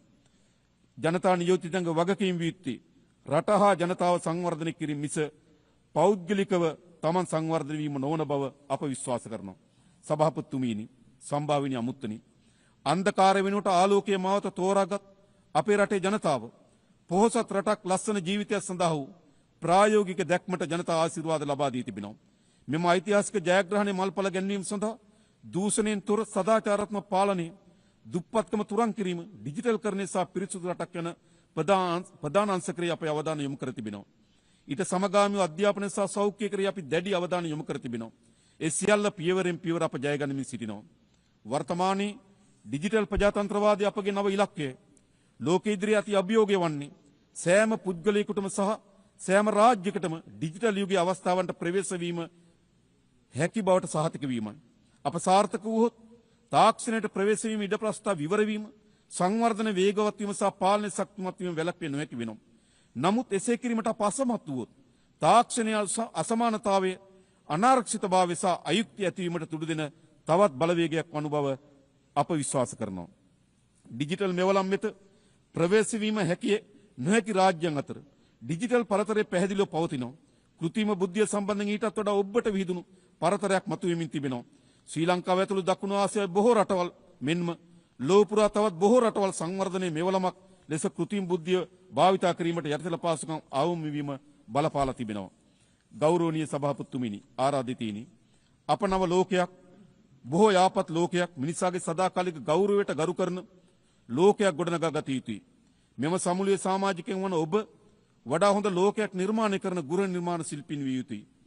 අපගේ අනාගතය ඔබේ අතේ යනුවෙන් 1945 එක්සත් ජාතීන්ගේ සංවිධාන පිහිටීමේ ප්‍රඥප්ති අත්සන් කිරීමට සමගාමීව ඇමරිකන් ජනපති හැරි ට්‍රූමන් කළ ප්‍රකාශය සිහිපත් වෙනවා. අප ක්‍රියා කළ යුත්තේ බියෙන් හෝ බැඳීමකට යටත් නොව බලාපොරොත්තු පෙරදැරිවයි. වඩා යහපත් ලෝකයක් උදා කරගත හැකි මෙන්ම ඒ වඩා සමීපයේ යන අපේක්ෂාව පෙරදැරි කරගෙනයි. ව්‍යසනයට ලෝකයේ රැගෙන යන වෙනුවට මතු පරපුරට සුරක්ෂිත ලෝකයක් බිහි කිරීමට හදවතට එකඟව අප අපකැප වූ පරපුරක් ලෙස මෙම සමුළුවේදී අධිෂ්ඨාන කරගනිමු. අවසාන වශයෙන් මට මගේ රට ගැන අපේක්ෂාවේ සීනයක් තිබෙනවා. ඔබට ඔබේ රටවල් ගැන අපේක්ෂාවේ සීනයක් තිබෙනවා. මගේ රටේ ජනතාව සතුටින් පිරුණු පොහොසත් ජීවිතයක් උරුම කර දීම මගේ ඒකායන සීන වෙනවා. ඔබේ රටවල ජනතාවටත් එවැනි ජීවිතයක් උරුම කර දීම ඔබේ සීනේ බව මා විශ්වාස කරනවා. ඒ සියලු සීන වෙනුවෙන් අප යා යුත්තේ එකිනෙකා පරාය යන ගමනක් වෙනුවට එකිනෙකා අත්වල බැඳගත් ගමනක් බව අප විශ්වාස කරනවා. නිරෝගී ධර්මතලයක සාමය, ගෞරවය හා සමානත්වතාව වෙනුවෙන් කැපවීම යනුවෙන් එක්සත් ජාතීන්ගේ සංවිධානයේ ආදර්ශ පාඨයේ සඳහන්ව තිබෙනවා. ඒ ලෝකයේ සැබෑවට පිළිසකර කරන්නන් වෙමු කියා මා ඔබට ගෞරවයෙන් ආරාධනා කරනවා. බෙහෙයින් මිස්තුති.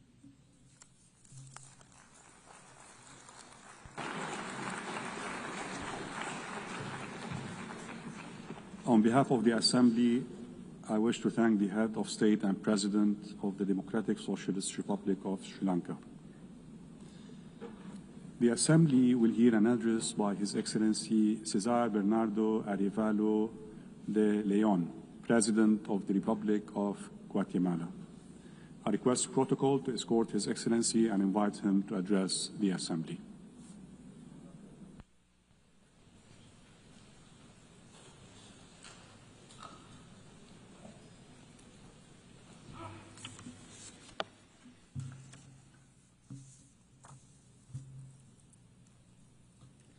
Señora Presidenta de la Asamblea General, Annalena Baerbock, señor Secretario General de la Organización de Estados Unidos, Antonio Guterres, jefes de Estado, distinguidos delegados y delegadas, damas y caballeros, muy buenas tardes.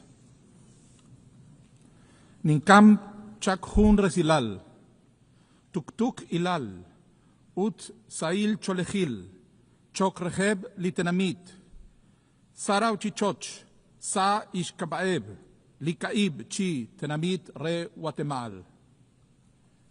Traigo un mensaje de paz y armonía a los pueblos del mundo en nombre de los 4 pueblos de Guatemala. Estas palabras vienen desde el centro de América, desde los territorios que durante siglos ha habitado el pueblo quechí en el norte de Guatemala. Les saludo con el idioma que se habla en la región de la vera paz, de la paz verdadera. Esa región que solo pudo ser incorporada al gobierno colonial español por medios pacíficos tras 20 años de digna resistencia. Traigo conmigo esas palabras para llamar a la paz verdadera que hoy parece tan lejana. En el calendario ancestral de los pueblos mayas, los periodos de 20 años se llaman catunes.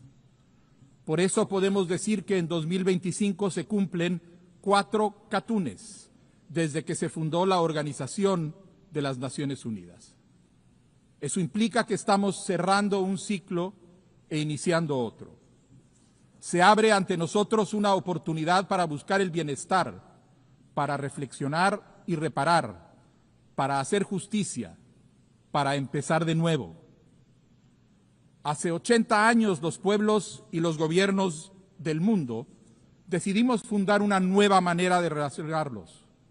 De los escombros de una guerra que conmovió las convicciones más profundas de la humanidad en todos los rincones del planeta, emergió la certeza del diálogo y la cooperación como herramientas centrales para construir un mundo nuevo. Para convertir el miedo, la consternación y la vergüenza en esperanza, responsabilidad y compromiso firme con la paz. Hoy, las sombras de la guerra aparecen de nuevo en el horizonte y los abusos militares cometidos contra comunidades vulnerables ofenden a la humanidad entera. La crisis actual es un golpe de realidad, pues está claro que no hemos hecho lo suficiente para alcanzar el ideal de un mundo donde la vida y la dignidad de todas las personas se respete de forma incuestionable. Debemos recordar el impulso transformador de 1945 y la valentía de aquellos líderes que se atrevieron a pensar que un mundo de paz, justicia, solidaridad y armonía era posible y comenzaron a trabajar para construirlo. Quienes nos antecedieron imaginaron, construyeron y nos heredaron un foro permanente de diálogo y conocimiento mutuo, basado en el convencimiento de que el destino de cada nación es también el destino de la humanidad, donde las voces de todos los países serían escuchadas independientemente del tamaño de su territorio, de su economía o de su ejército. Un foro multilateral guiado por el principio de igualdad soberana, orientado hacia la paz y comprometido con la no repetición del sufrimiento del pasado y con la vigencia plena de los derechos humanos. Esta organización se construyó sobre el principio de que ninguna nación puede garantizar por sí sola la seguridad mundial. Debió habernos quedado claro que el poderío sin controles efectivos tiene el potencial de producir rupturas irreparables en el tejido de la humanidad. Debimos haber aprendido que los avances en la ciencia y la tecnología pueden producir catástrofes inimaginables si los dejamos en manos de un poder sin frenos. Debimos haber aprendido que cualquier mecanismo internacional necesita incluir acuerdos fuertes, vinculantes y ejecutables para ser eficaz. Señoras y señores delegados, ¿cuánto ha cambiado el mundo desde 1945? Esta organización contribuyó significativamente a los procesos de descolonización y ha contribuido a la finalización y estabilización de conflictos armados en todo el mundo, incluyendo mi país, Guatemala. Los distintos órganos de las Naciones Unidas han buscado activamente el bienestar en todos los rincones de la tierra, logrando avances importantísimos a través de la cooperación y el apoyo mutuo, en ámbitos como la salud pública, la protección del medio ambiente, el combate a la pobreza y la promoción de la igualdad de género. Guatemala ha experimentado de primera mano el parteaguas que supuso la fundación de la Organización de Naciones Unidas al universalizar la diplomacia multilateral para el abordaje de distintos conflictos. Nuestro país asistió a la Conferencia de San Francisco con el ímpetu y el entusiasmo transformador de la Revolución Democrática del 20 de octubre de 1944, revolución que aún hoy es un asidero fundamental para las aspiraciones continentales de soberanía, dignidad y genuina independencia. Sin embargo, a partir de 1960, las y los guatemaltecos nos enfrentamos en una de las guerras internas más largas y sangrientas de nuestro continente, que costó la vida de cientos de miles de personas, que implicó innumerables violaciones de derechos humanos y que abrió una herida profunda en el alma colectiva de la sociedad guatemalteca. Ese largo capítulo de intolerancia y violencia política llegó a su fin en 1996. Desde entonces, nuestros gobiernos adoptaron los acuerdos de paz como marco para asegurar la vigencia de los derechos humanos y la no repetición del horror que dejamos atrás. El respaldo de la Misión de Verificación de Naciones Unidas para Guatemala, MINUGUA, fue determinante para que los diversos sectores del país tuvieran la certeza de que la paz era posible. Pero esta es una lucha que no cesa y continúa planteando retos importantes para nuestra sociedad. La democracia guatemalteca ha sido respaldada por las Naciones Unidas y por otros órganos multilaterales como la Organización de Estados Americanos. En décadas recientes hemos recibido apoyo para fortalecer nuestras instituciones de justicia y para combatir la corrupción y la impunidad. Esto ha contribuido a que el pueblo de Guatemala fortalezca su lucha por garantizarse un gobierno efectivo, un sistema de justicia independiente, elecciones limpias y transparentes y un futuro de progreso y bienestar. Después de un largo siglo de desmantelamiento institucional en que la corrupción era la forma convencional para que el sistema funcionara, Guatemala está retomando el camino de la recuperación democrática. Estamos convencidos de que sanear las instituciones es una vía indispensable para consolidar la democracia, a pesar de las dificultades que implica el acoso constante que recibimos por parte de actores antidemocráticos atrincherados en nuestro sistema de justicia. En un contexto hostil, hemos tomado acciones para luchar contra la corrupción y la impunidad y para favorecer la transparencia y la rendición de cuentas. Mi administración defiende, promueve y protege los derechos humanos con firmeza y mantiene su compromiso de resguardar las libertades consagradas en la Declaración Universal de los Derechos Humanos. Abrimos las puertas nuevamente, después de más de 7 años, a los mecanismos de control del Sistema Universal de Protección de Derechos Humanos. Hemos recibido 7 visitas oficiales, entre ellas la del Alto Comisionado de las Naciones Unidas para los Derechos Humanos, la de la Relatora Especial sobre la Independencia de Magistrados y Abogados y la del Relator Especial sobre una vivienda adecuada. Sin embargo, los resultados que hemos alcanzado hasta hoy no nos bastan.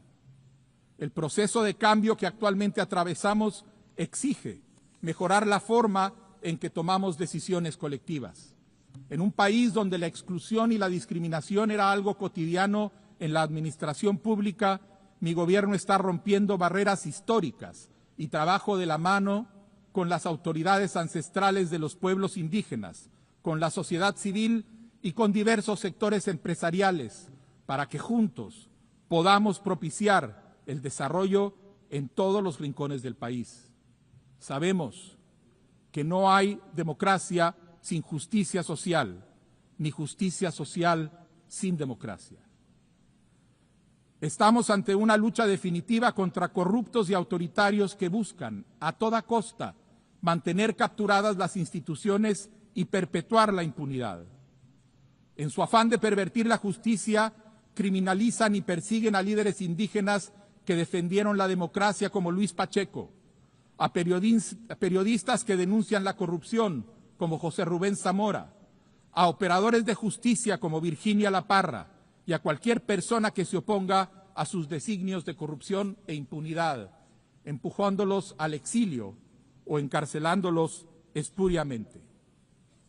El año 2026 será crucial para Guatemala, pues corresponde elegir nuevas autoridades en órganos clave de control y justicia. Es indispensable que estos procesos de elección se desarrollen con transparencia, imparcialidad y apego a la ley, por lo que hemos solicitado formalmente el acompañamiento técnico y político de nuestros socios estratégicos para asegurar que se cumplan con los más altos estándares de legitimidad. Preservar nuestra democracia y la posibilidad de construir un verdadero Estado de Derecho en Guatemala dependen de ello. Invito a la comunidad internacional a seguir respaldando estos esfuerzos mediante el seguimiento técnico, el apoyo institucional y la vigilancia cooperativa. Señora Presidenta, señoras y señores delegados, además de nuestros esfuerzos domésticos, Guatemala ha asumido sus compromisos con sus vecinos y con el mundo. Estamos fortaleciendo nuestra capacidad para atender a los miles de migrantes que transitan por nuestro territorio, asegurando para ellos el trato digno que exigimos para las y los guatemaltecos que se encuentran fuera de nuestro territorio. En paralelo, estamos abordando decididamente las causas estructurales de la pobreza que obliga a tantos guatemaltecos a migrar y estamos reforzando la atención que brindamos a nuestros ciudadanos en Estados Unidos y México. Junto a nuestros vecinos estamos impulsando iniciativas importantes para combatir el crimen organizado transnacional y el narcotráfico. Participamos activamente en 7 misiones de mantenimiento de la paz y contribuimos también con 150 efectivos a la misión multinacional de apoyo a la seguridad en Haití. Apoyamos la propuesta del secretario general para que dicha misión se transforme en una misión híbrida, respaldada por la organización y financiada con fondos de las contribuciones permanentes para el mantenimiento de la paz. Reafirmamos nuestro apoyo a Haití y sus esfuerzos por alcanzar la estabilidad con el respaldo de la comunidad internacional. Señoras y señores delegados, el cambio climático es la mayor amenaza existencial que enfrenta la humanidad y solamente podremos abordarla a través de la acción conjunta de los pueblos y de los gobiernos del mundo. Una muestra de ello es la colaboración que hemos establecido con nuestros vecinos de México y Belice para asegurar la protección del corredor biocultural de la Gran Selva Maya, que es uno de los principales pulmones del continente. Pese a que Guatemala es responsable de una mínima fracción de las emisiones globales, somos uno de los países más vulnerables a sus efectos. Por eso hemos reactivado y fortalecido el Consejo Nacional de Cambio Climático, encargado de revisar planes, estrategias y metas nacionales que aportan a la búsqueda de soluciones comunes. Guatemala reconoce que muchos países necesitamos acceso efectivo a financiamiento climático, transferencia de tecnología y fortalecimiento de capacidades, por lo que instamos a todos los países a cumplir sus compromisos de financiación climática y acelerar la implementación del Acuerdo de París, cooperando con nuestros vecinos para proteger a las personas que migran, tomando las medidas necesarias para recuperar nuestro medio ambiente, participando activamente en las operaciones de mantenimiento de la paz, ofreciendo nuestra experiencia y nuestro conocimiento en donde se necesite. Así es como Guatemala hace su parte en este gran mosaico de las Naciones Unidas. Señora Presidenta, la futura resolución de la Corte Internacional de Justicia pondrá fin al diferendo territorial, insular y marítimo con nuestro vecino Belice. Concluida ya la fase escrita y a la espera de las audiencias orales para el próximo año y de una eventual sentencia, estamos ante una oportunidad histórica para abrir una nueva etapa en la relación entre ambos países. Resolver esta controversia por la vía pacífica es un ejemplo de cómo incluso los diferendos más complejos pueden conducir a la paz y la cooperación. Guatemala reitera su compromiso con fortalecer nuestras relaciones bilaterales con Belice sobre la base del respeto mutuo, la cooperación pacífica y la observancia del derecho internacional. Distinguidos delegados y delegadas, nos encontramos ante una encrucijada. En tiempos donde el diálogo y la búsqueda de consenso son vistos como signos de debilidad, en tiempos donde la sombra del autoritarismo crece en muchos lugares del planeta, en tiempos donde la desinformación lleva a muchas personas a desear soluciones rápidas, aunque eso signifique sacrificar las libertades, tenemos la obligación de reafirmar los valores y principios solidarios que durante 80 años han guiado el espíritu de esta organización. Mi país hace un llamado urgente a recordar que el multilateralismo es un asunto de humanidad entendida como el conjunto de seres humanos que habitamos este planeta y que aspiramos a la igualdad, la felicidad y el bienestar, pero también de humanidad entendida como la cualidad que tenemos los seres humanos de sentir empatía, de sentir compasión, de sentirnos profundamente ofendidos por cualquier tipo de injusticia cometido contra uno de nuestros semejantes. Para Guatemala es muy claro que la injusticia en cualquier parte del mundo es inaceptable. Nuestra principal tarea como Naciones Unidas es recuperar una certeza, que podemos y debemos convivir en paz. La aspiración universal de un mundo sin guerra y el anhelo de una paz sostenible pasa necesariamente por asegurar procesos legítimos, abiertos y plurales para que la toma de decisiones sea más eficaz. Esta búsqueda de legitimidad no debe ser un freno ni una excusa para retrasar las acciones necesarias. Las Naciones Unidas no hemos cumplido con nuestro mandato de actuar cuando un aparato militar arrasa con individuos, familias, comunidades y poblaciones en nombre de la seguridad y la soberanía, como sucede ahorita mismo en Ucrania, en Sudán y en Gaza. Debemos detener inmediatamente los ataques y garantizar el ingreso de ayuda humanitaria a todos los territorios en guerra. Debemos poner un alto a la invasión de Ucrania, un alto a la guerra en Sudán, un alto total al sufrimiento y a la muerte de población civil en Gaza. Y llamamos también a la liberación inmediata y sin condiciones de los rehenes. Guatemala, de manera consistente con la posición que mantiene desde 1947, hace un llamado a retomar la búsqueda de una solución pacífica al conflicto entre Israel y Palestina que garantice la existencia de un Estado para el pueblo palestino y que le permita coexistir pacíficamente con el Estado de Israel. Nunca debimos haber llegado a este punto. Nos corresponde aprender de este doloroso momento y actuar en consecuencia, como lo hicieron otros durante los últimos 80 años en este mismo lugar.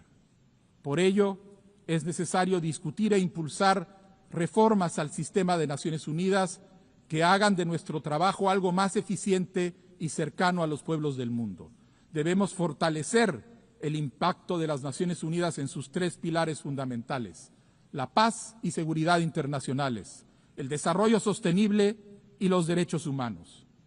Reiteramos la necesidad urgente de reformar el Consejo de Seguridad de las Naciones Unidas. Este órgano, llamado a velar por la paz y la seguridad internacionales, debe reflejar las realidades del siglo XXI y no las estructuras geopolíticas del pasado. Por eso, respaldamos una estructura más representativa y democrática que elimine las complicaciones que implica el poder de veto y refleje la realidad geopolítica actual. En este sentido, quiero hacer propia la frase de un anterior secretario general de las Naciones Unidas, Dag Hammarskjöld, que dijo: esta organización no fue creada para llevar a la humanidad al cielo, sino para salvar a la humanidad del infierno. Pueblos del mundo, hoy el multilateralismo está en crisis. Su supervivencia como acción conjunta de naciones libres que da sentido, orientación y vida a esta organización depende de que tengamos la capacidad de reformarlo profundamente. No podemos perder más tiempo. Debemos luchar porque las Naciones Unidas sean una comunidad de seres humanos unidos que cuidan la vida en todas sus formas y en todo lugar. Solo esto nos garantizará la paz verdadera, la verapaz. Bantiosh, muchas gracias.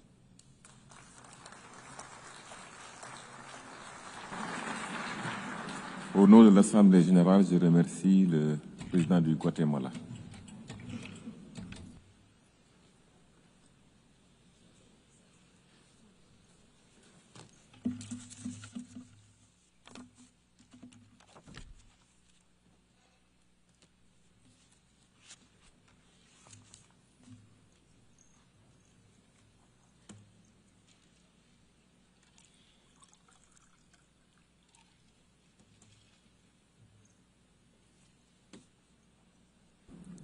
L'Assemblée va maintenant entendre l'allocution de son Excellence M. Azali Assoumani, président de l'Union des Comores. Je prie le protocole de bien vouloir accompagner son Excellence, que j'invite à prendre la parole devant l'Assemblée.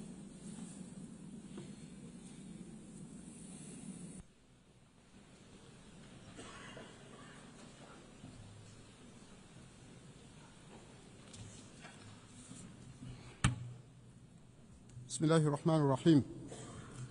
Excellence, Madame la Présidente de l'Assemblée générale, Excellences, Monsieur le Secrétaire général de l'Organisation des Nations Unies, Majesté, Altesse, Excellences, Monsieur le chef d'État et de gouvernement, chef de délégation, honorable assistance, Assalamu alaikum wa rahmatullahi wa barakatuh. Permettez-moi tout d'abord d'adresser aux autorités américaines, au nom de la délégation comorienne, nos sincères remerciements pour l'accueil chaleureux et les excellentes dispositions prises à l'occasion de cette 80e session de notre Assemblée. Et je voudrais ensuite féliciter Son Excellence, Madame Alena Berkow, pour son élection à la présidence de cette Assemblée et lui souhaiter bonne réussite dans sa noble mission. Et par la même occasion, rendre un hommage à Son Excellence M. Philom Yang pour la sagesse et la rigueur avec lesquelles il a conduit les travaux précédents. Je salue enfin le leadership éclairé de Son Excellence M. Antonio Guterres, secrétaire général des Nations Unies, dont l'engagement sans faille en faveur de la paix et du développement incarne fidèlement les idéaux de notre charte, alors que l'ordre international traverse malheureusement de profondes turbulences. Madame la Présidente, le thème de cette 80e session, Mieux ensemble, plus de 80 ans au service de la paix, du développement et des droits humains, prend toute sa pertinence et son urgence dans le contexte mondial actuel. Il y a 10 ans, ici même, nous avons fixé l'ambition d'un monde meilleur à l'horizon 2030.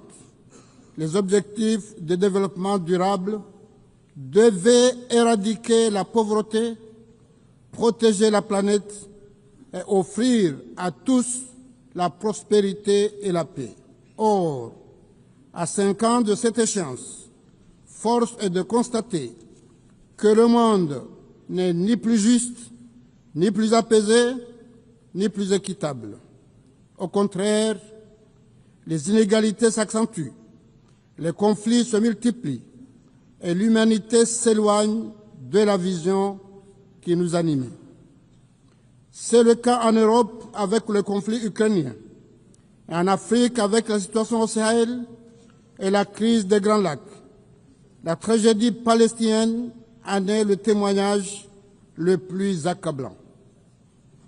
Depuis plus de 70 ans, et aujourd'hui encore plus qu'hier, le peuple palestinien endure la spoliation de sa terre, l'exil, la torture et l'humiliation. Son histoire récente n'est qu'une succession de pages écrites dans le sang, l'indifférence et le mépris. Face à ce drame, qualifié à juste titre de génocide par nombre d'experts, la communauté internationale se limite trop souvent à des condamnations verbales sans action concrète.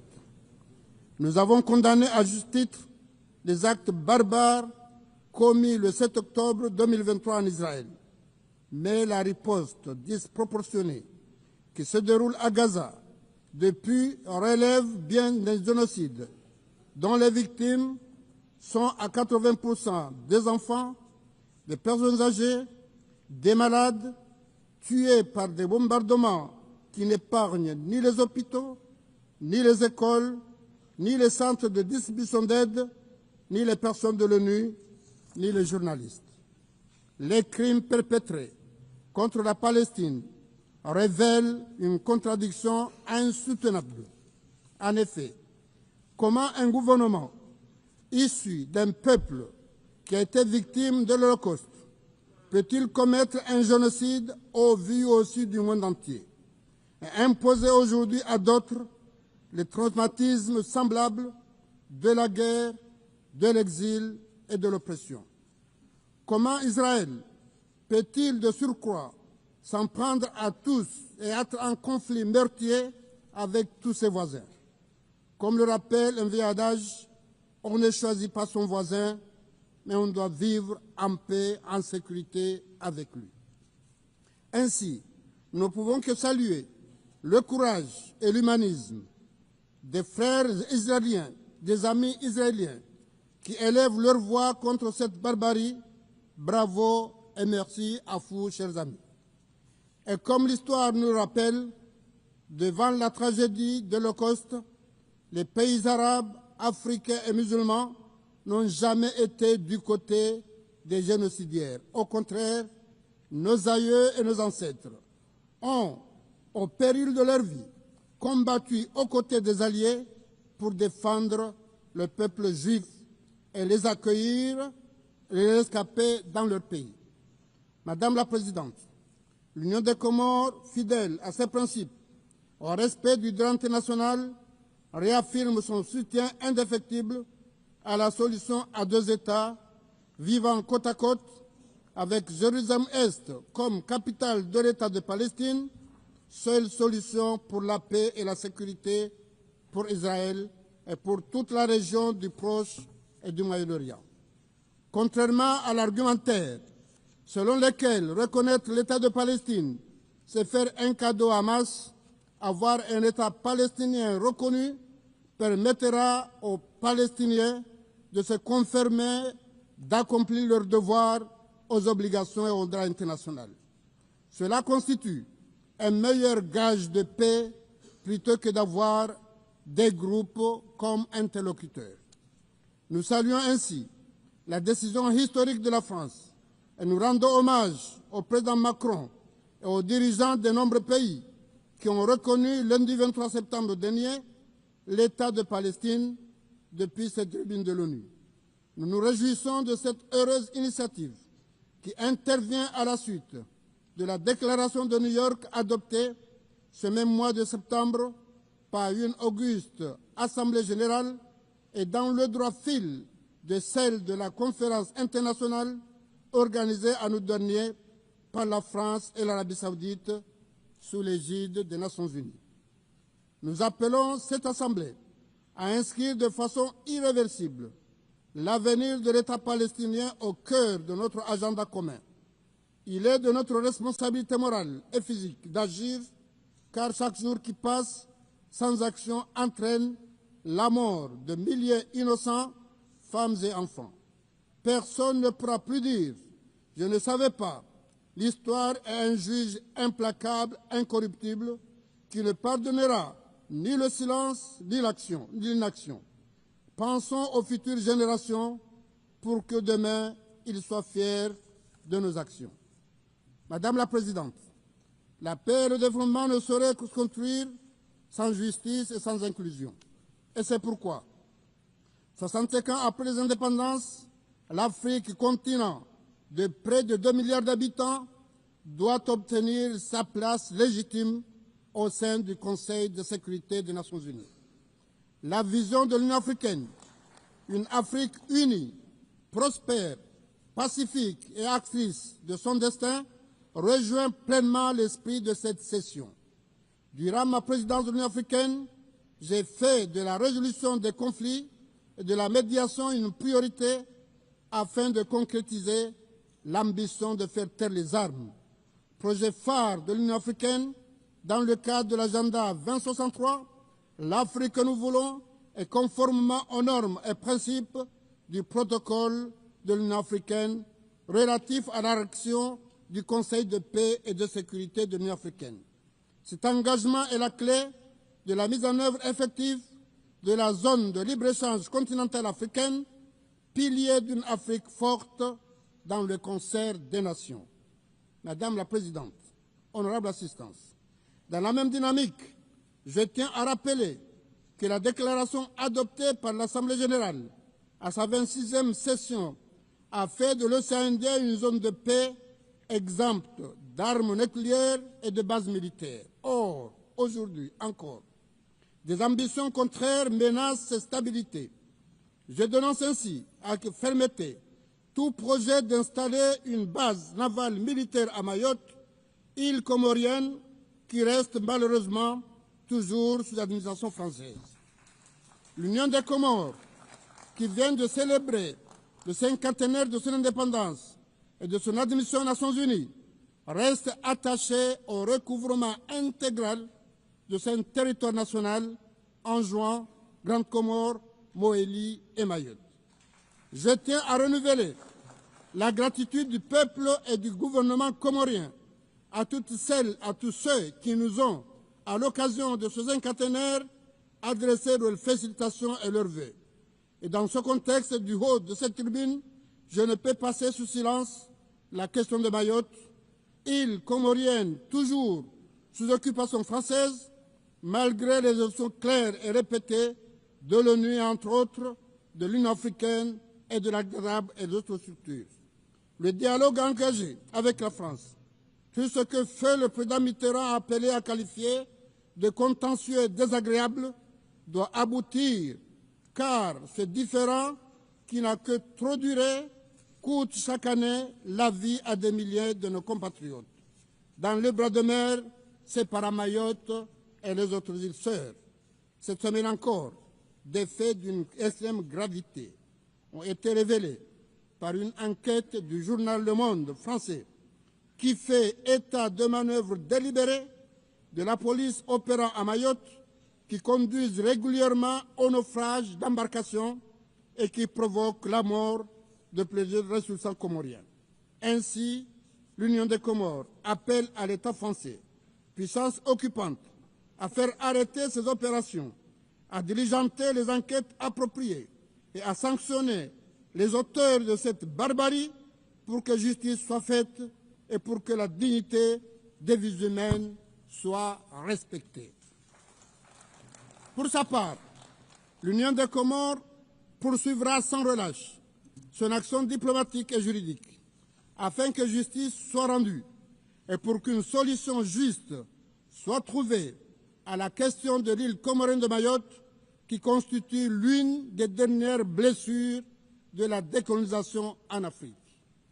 Nous nous désolons ainsi que certains pays frères africains qui ont défendu le droit international et la cause comorienne tergiversent aujourd'hui et prennent des initiatives malheureuses avec la France pour établir des relations avec Mayotte au mépris du droit international et de notre souveraineté nationale. Nous appelons l'Union africaine à agir pour rappeler le devoir et la nécessité du respect du droit international, de l'unité de notre archipel. Madame la Présidente, honorable assistance, comme beaucoup de petits États insulaires en développement, les Comores sont en première ligne face au changement climatique et restent un pays vulnérable mais déterminé. La montée des eaux, les régions côtières et la fréquence accrue des cyclones menacent nos villages, nos écosystèmes et nos vies. Nous appelons à un accès équitable et simplifié au financement climatique et à une solidarité accrue pour que nos populations puissent non seulement survivre, mais prospérer. Ces dernières années, l'Union des Comores a engagé un plan convergent d'ici 2030 qui vise à transformer notre économie, renforcer nos infrastructures, moderniser notre éducation et améliorer la santé de nos populations. Notre pays dispose d'immenses potentialités, entre autres, en matière d'énergie renouvelable, dont la géothermie. Nous invitons nos partenaires, bi- et multilatéraux, et le secteur privé, de se joindre à nos projets de développement moteur d'avenir fondés sur 3 axes: la croissance inclusive, la transition énergétique et numérique, l'économie bleue, qui constitue une des richesses de l'océan Indien. La sécurité dans cette région dépend de la stabilité de chacun de ces États, et nous condamnons ainsi avec rigueur toutes les formes de terrorisme et de criminalité transnationale. Nous plaidons pour un multilatéralisme fort, juste et solidaire, fondé sur la Charte des Nations Unies et le respect de l'égalité souveraine des États. Nous devons réaffirmer notre engagement en faveur d'un ordre mondial plus équitable, où les petits États ont voix au chapitre et participe pleinement à la gouvernance mondiale.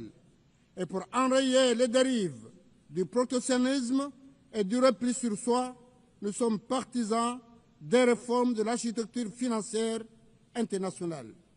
Après la pandémie de Covid-19, la crise climatique et l'endettement croissant des pays en développement, il est impératif d'adapter le système financier mondial aux réalités économiques, géopolitiques et sociales. 50 ans après la proclamation de son indépendance, la nation comore est encore jeune, mais forte de son expérience et de ses rêves. Le peuple comorien, fier de son histoire et confiant en son avenir, reste attaché à cette assemblée qui incarne nos aspirations communes à la paix, à la justice, au développement, qui doivent sans cesse être consolidées. J'appelle donc solennellement la communauté internationale et nos partenaires au développement à accompagner nos efforts comme gage d'un monde véritablement au service de la paix, du développement et des droits humains. Je vous remercie de votre aimable attention.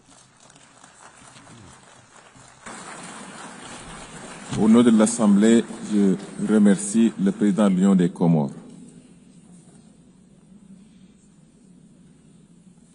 L'Assemblée va maintenant entendre l'allocution de son Excellence Madame Netumbo Nandi Netwa, présidente de la République de Namibie.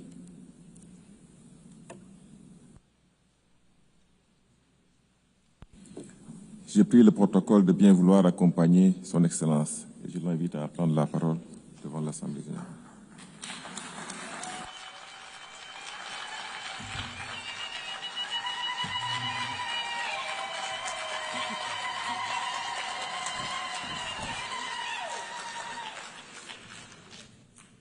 Thank you, Madam President. When the founders of the UN convened 8 years ago, they did so to establish an organization, among others, to save succeeding generations from the scourge of war, to reaffirm faith in fundamental human rights, dignity of human person, and equal rights of men and women, and of nations, large and small, and to lay the groundwork for a durable system that promotes justice and respect for the obligations arising from treaties and international laws. While over the following decades, we have become closer to the brink of war, the United Nations has stood the test of time, from decolonization to promoting the right to self-determination, from conflict prevention and securing peace to the provision of humanitarian assistance. The UN has continued to fulfill its founding mandate under very difficult circumstances. Therefore, the international community must honor the brave men and women who, under the blue flag, have been at the forefront in the securing of world peace. Namibia's journey to independence is one of the UN's most success stories. It was through this very organization that our forebears tirelessly petitioned for the end of apartheid, colonial rule in Namibia, for freedom and independence of our country. At this point, I want to thank the UN family for having held a special session in remembrance of our founding president, Comrade Sam Safishuna Nujoma, when he passed on. Madam President, my personal journey with the United Nations begins in 1974, where I have had the privilege to serve my country and Africa in various capacities within the halls of this distinguished global organ. Today, I am deeply honored and humbled to stand before you as the 5th President of the Republic of Namibia with a mandate to deliver services and to ensure justice of all inhabitants of our country. As a woman, I encourage every girl and woman by affirming that your voice matters, your vision is needed, as it will pave you a way to the helm of whatever institution you are serving. Madam President, Namibia's eighth administration is built on the strong foundation and legacy of our predecessors. Under the theme, Unity in Diversity, Natural Resources Beneficiation, and Youth Empowerment for Sustainable Development. That theme aims to shape and transform the Namibian economy through value addition and other economic activities.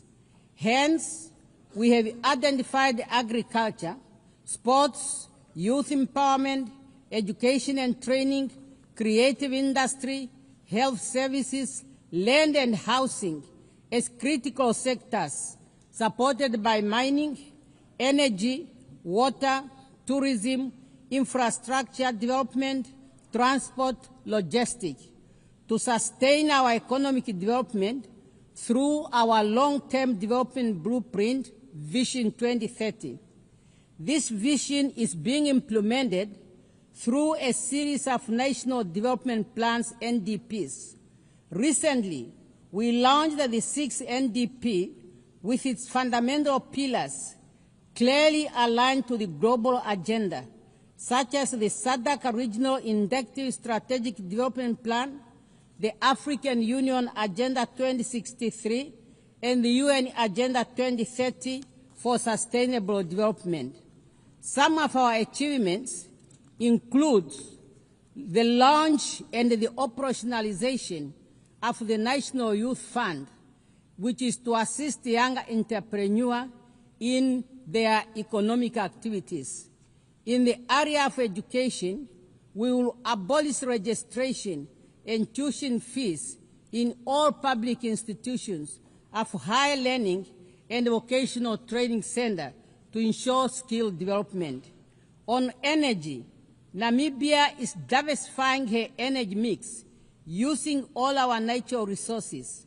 In addition, Namibia presented her energy compact at the African Energy Forum, thus enabling us to access concessional funding for national energy initiatives.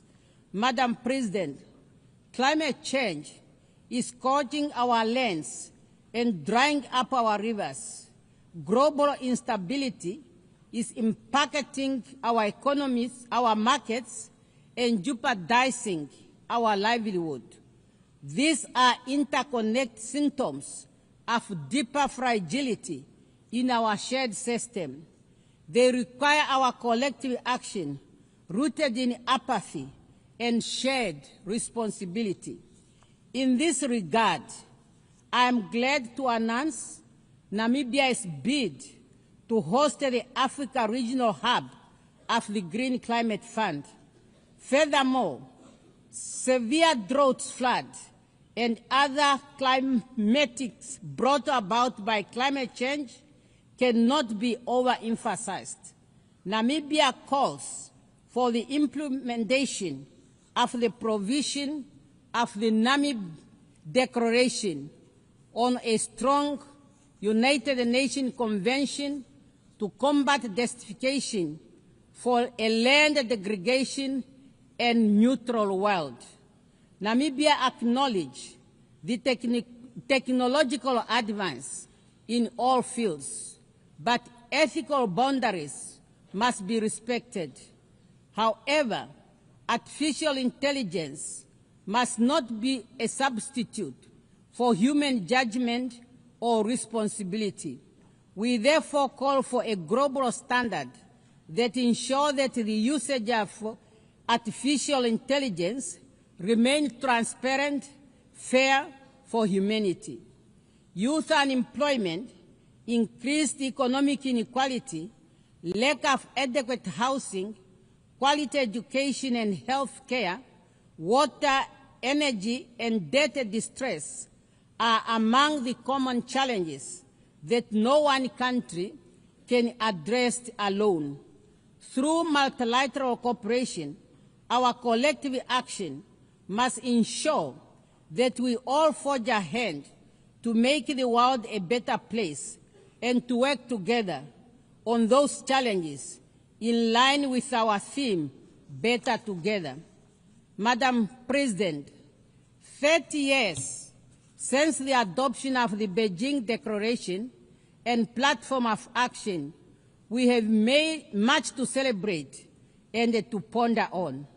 Namibia continues to make progress in the area of women participation in politics and decision-making. Currently, Namibia's cabinet has 57% of women. As we gear up to commemorate the 25th anniversary of the adoption of the UN Security Council Resolution 1325 on women, peace and security, adopted during Namibia's presidency of the UN Security Council, Namibia will host 2 high-level events in Windhoek and New York. I look forward to the participation of all member states in those events to collectively reaffirm commitment to women, peace and security agenda. And through the Namibia International Women Peace Center, we will continue to advocate for the universal implementation of the Women, Peace and Security agenda. Madam President, we note to the ongoing efforts of the UN to ensure that we remain fit for purpose, including the UN 8 initiative. We need an agile United Nations that is inclusive. Respect of the UN Charter and its purpose and principles must be our guiding star for our future endeavors. Madam President, we are meeting against a backdrop of profound global tension. The world is fractured by conflict, displacement, and economic instabilities straining multilateral cooperation and a serious issue for us to reach consensus. A global liquidity crisis threatens to plunge millions of people into poverty and insecurity. For Namibia, those crises are real. They impact our communities, test the resilience of our ecosystem, thus need urgent attention. In this context, the Southern Africa Development Community is committed to promoting peace, security, and stability in the Eastern DRC. Namibia welcomes the ongoing efforts by the AU, SADC, and AC to align the Rwanda and Nairobi peace process and encourage the continued strengthening of political and security aspects of the challenges faced in our region.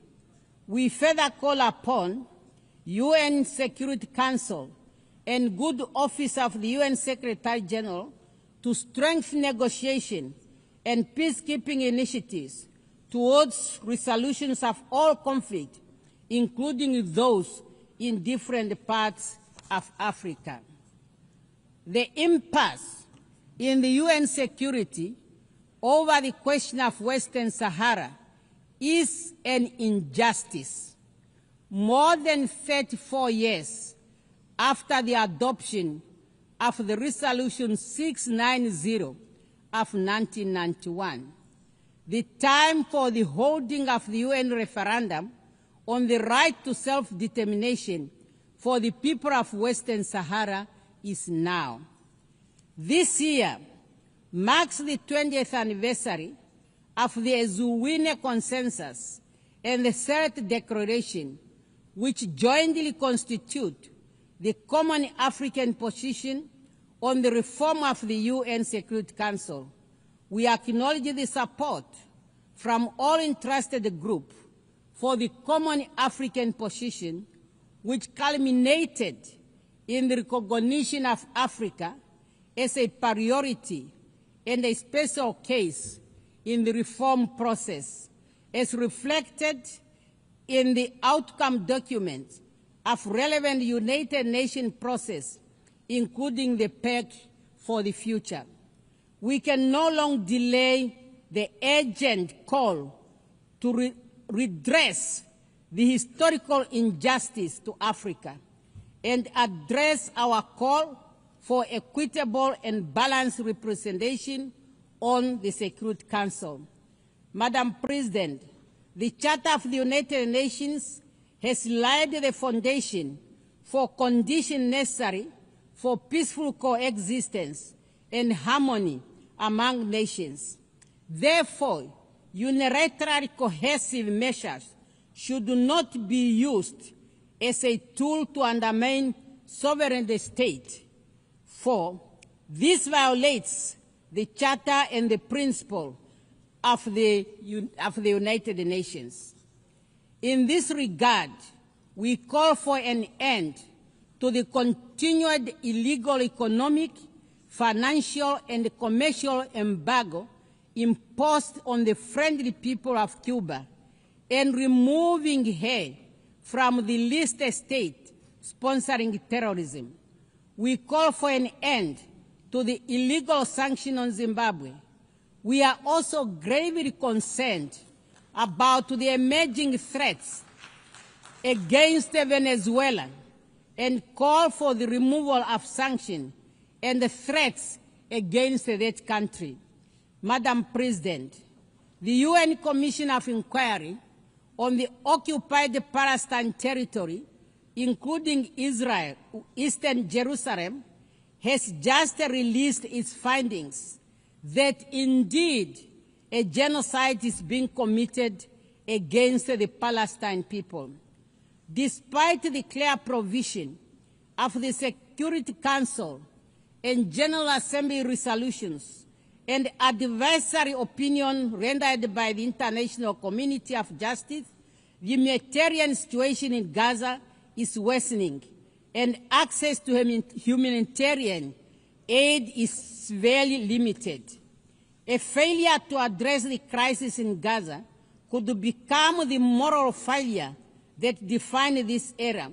We call on the UN Security Council to find consensus and help put an end to the lasting conflict between Israel and Palestine. Madam President, I call for a meaningful reform of the United Nations as a call for the meaningful reform of the United Nations has never been more urgent. This reform necessitated democratizing global governance, amplifying marginalized voices, and ensuring international law is not a tool for convenience, but a shield for most vulnerable. As I conclude, I wish to reaffirm Namibia's commitment to the international obligation and the multilateral order. Respect for international law is not just a legal duty, it's a moral imperative. We must reaffirm our commitment to the principle that unite us, mutual respect, and peaceful resolution of dispute, and solidarity in the face of common challenge. Let us remember that even the smallest nation have a voice. When those voices are heard and heeded, durable peace and justice will prevail. We have an obligation to make this our moment, not to despair, but renewal. We have the opportunity to restore hope, to build a future defined not only by division, but by unity and preservation of human dignity. I thank you for your kind attention. Au nom de l'Assemblée générale, je tiens à remercier la présidente de la République de Namibie. L'Assemblée va maintenant entendre l'allocution de son Excellence M. Mohamed Irfan Ali, président de la République coopérative du Guyana. J'ai pris le protocole de bien vouloir accompagner son Excellence, que j'invite maintenant à prendre la parole.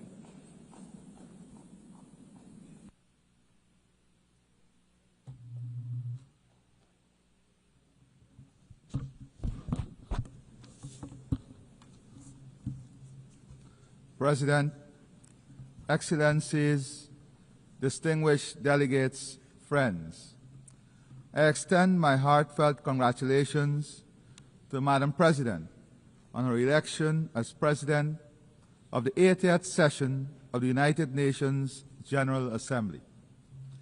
I also record my profound appreciation for His Excellency Philemon Yang of Cameroon, whose distinguished stewardship and steady hand guided the 79th session.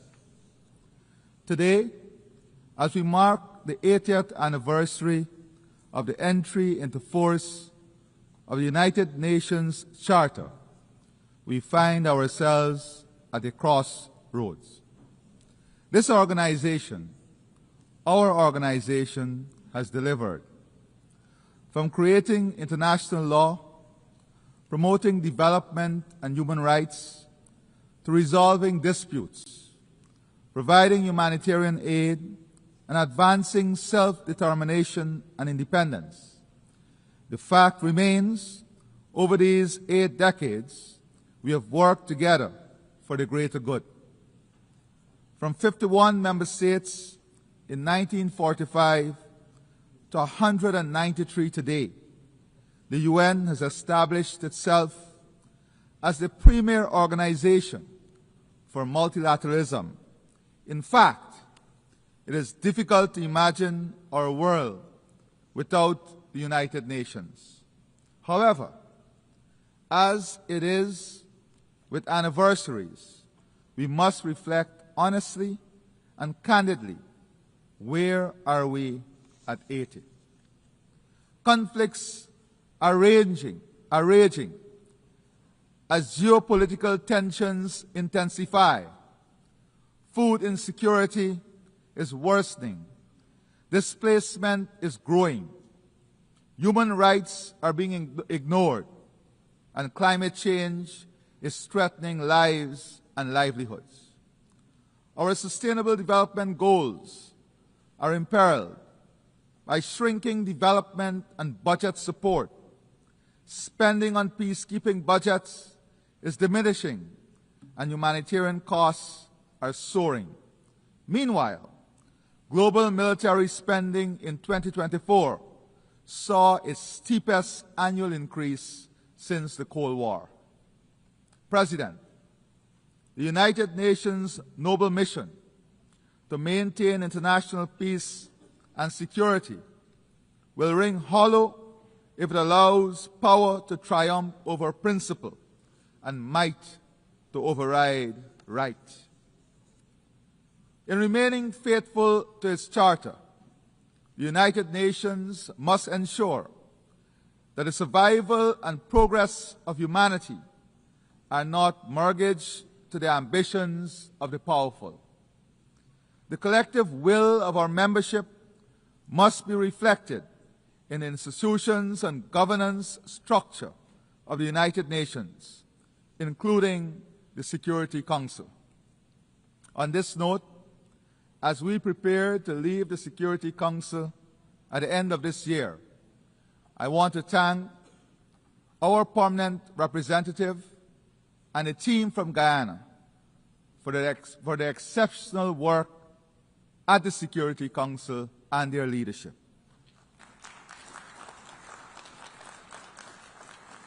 It is precisely when the ideals of the United Nations are tested by horrific realities that the collective must act in defense of the UN Charter and international law. At present, a dark shadow looms over the 80th session of the General Assembly. Genocide in Palestine, annexation of Ukrainian territory, persecution of women in Afghanistan, humanitarian catastrophe in Sudan, brutal gang violence in Haiti, increased transnational organized crime, trafficking, and illegal immigration. All this as new challenges are emerging: cybercrime, cyberterrorism, and the pandemic of misinformation and disinformation, alongside the abuse of social media. President, whilst we reiterate our condemnation of the attacks by Hamas on Israel on October 7, 2023, and again call for the immediate and unconditional release of all hostages, Israel's actions have long shattered any pretense of legitimate self-defense.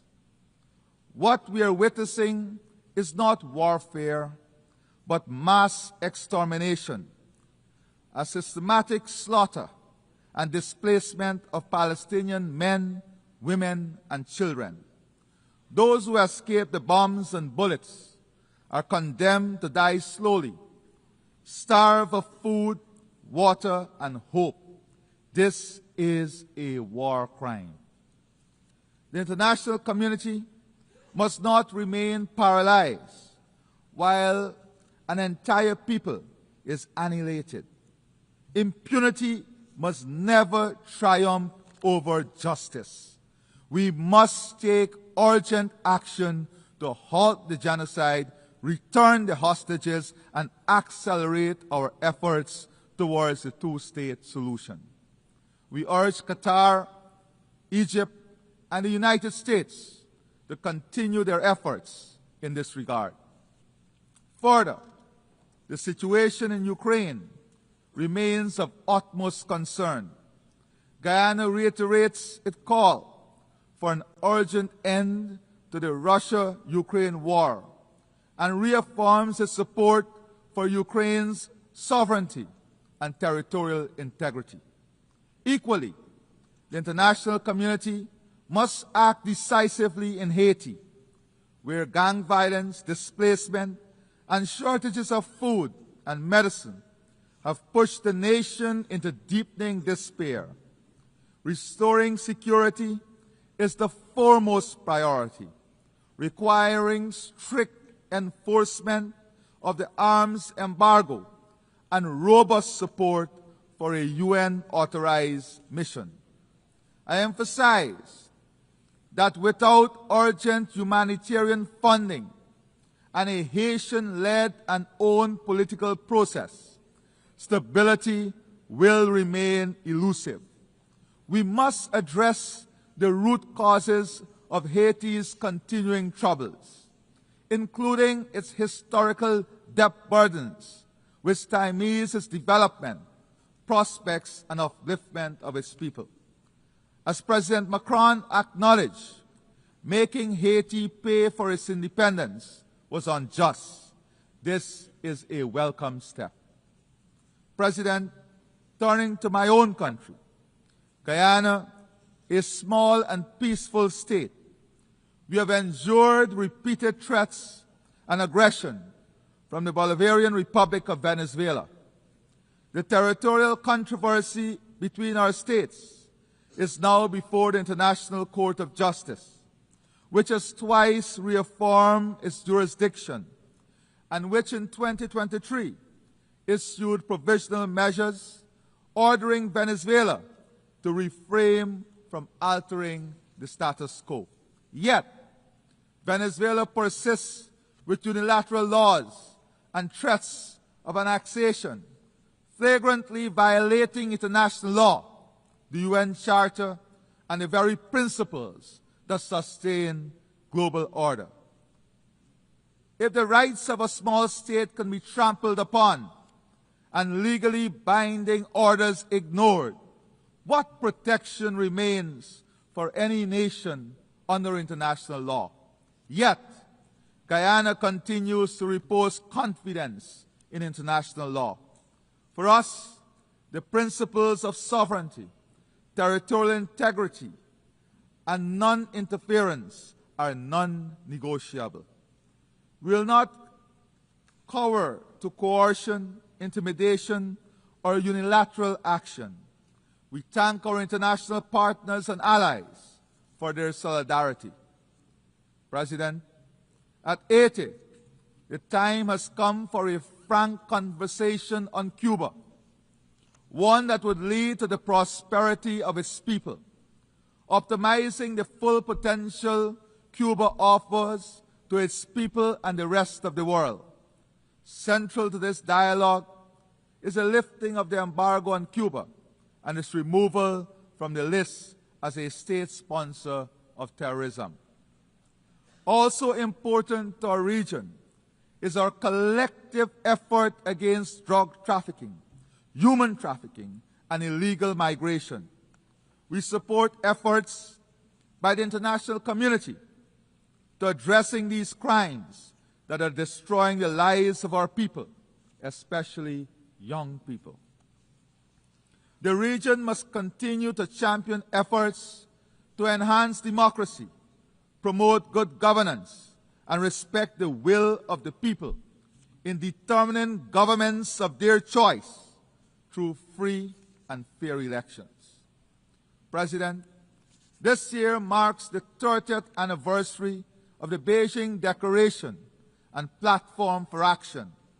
The Declaration remains a blueprint for achieving gender equality, which, despite transformative strides, remains significantly unrealized in most parts of the world.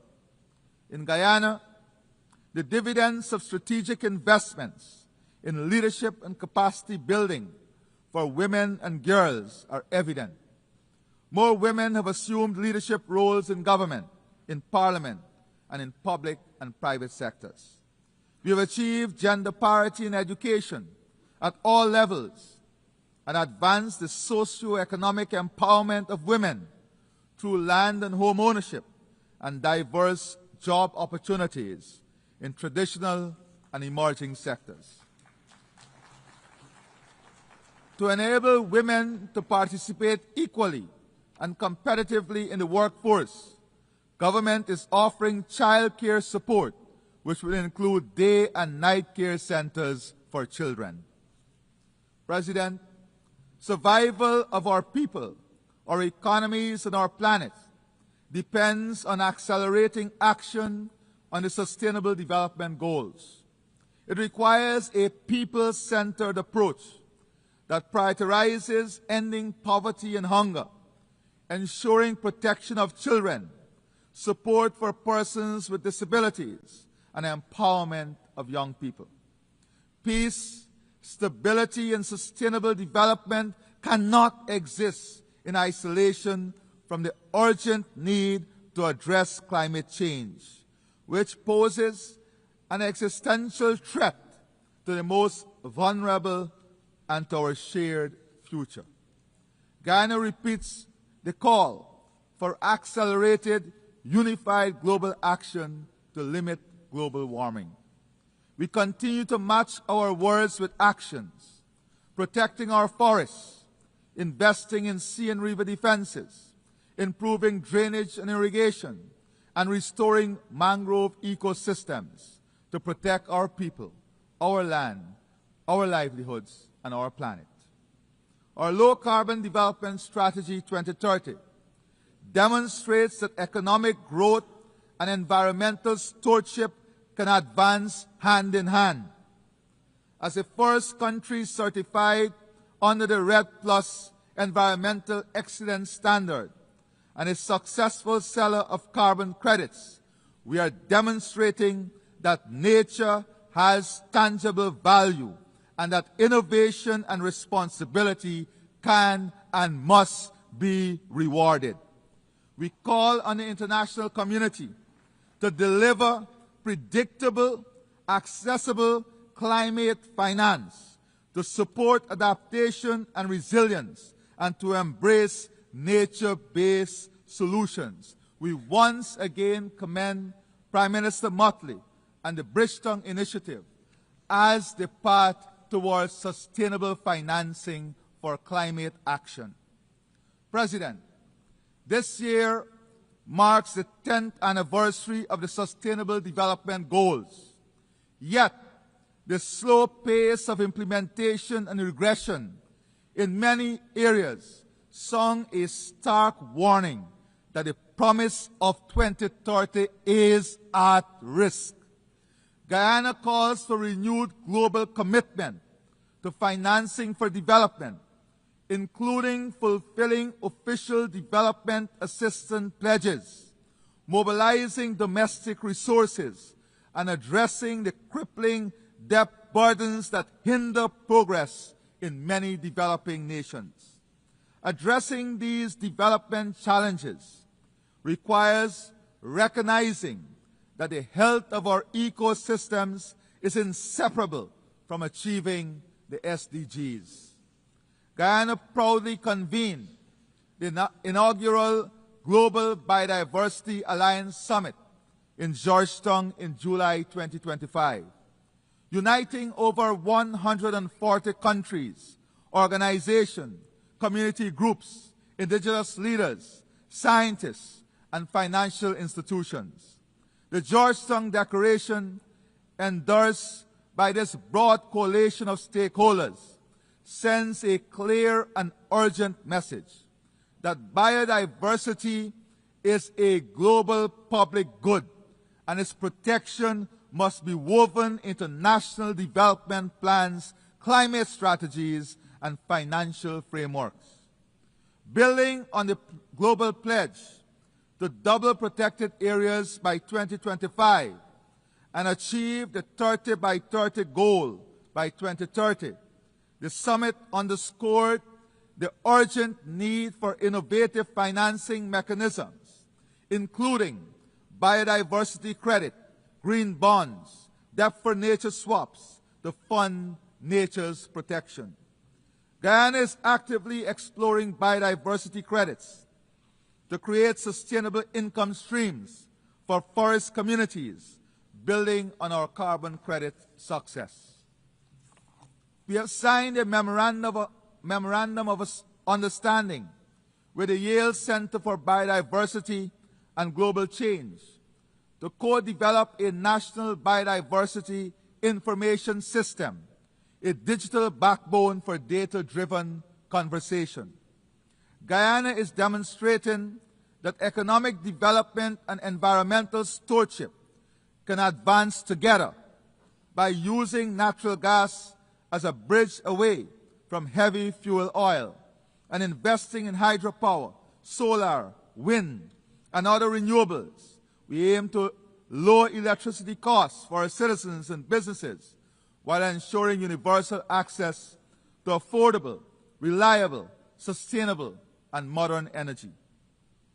Guyana is pursuing an ambitious energy infrastructure and investment plan. While climate change is an existential threat, the reality is that the world still requires energy, an energy source from petroleum, to power growth and development for which there is growing demand. This is essential for the survival of our economies. AI and digitization are accelerating this demand at an extraordinary pace. As you're aware, Guyana is quickly becoming one of the world's largest energy producers per capita, carefully balancing its green footprint with energy production. We'll use our vast gas reserves through a transformational gas-to-energy project.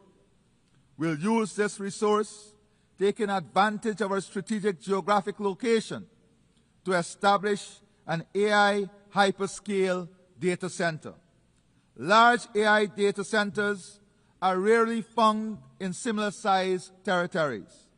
As such, implementing a project of this scale is of immense pride for Guyana. This investment will improve the competitiveness of our region, accelerate digitization, build out a fintech ecosystem, modernize the service delivery platform of government, and accelerate private investment, bringing new job opportunities. We recognize the indispensable nature of AI in our collective future.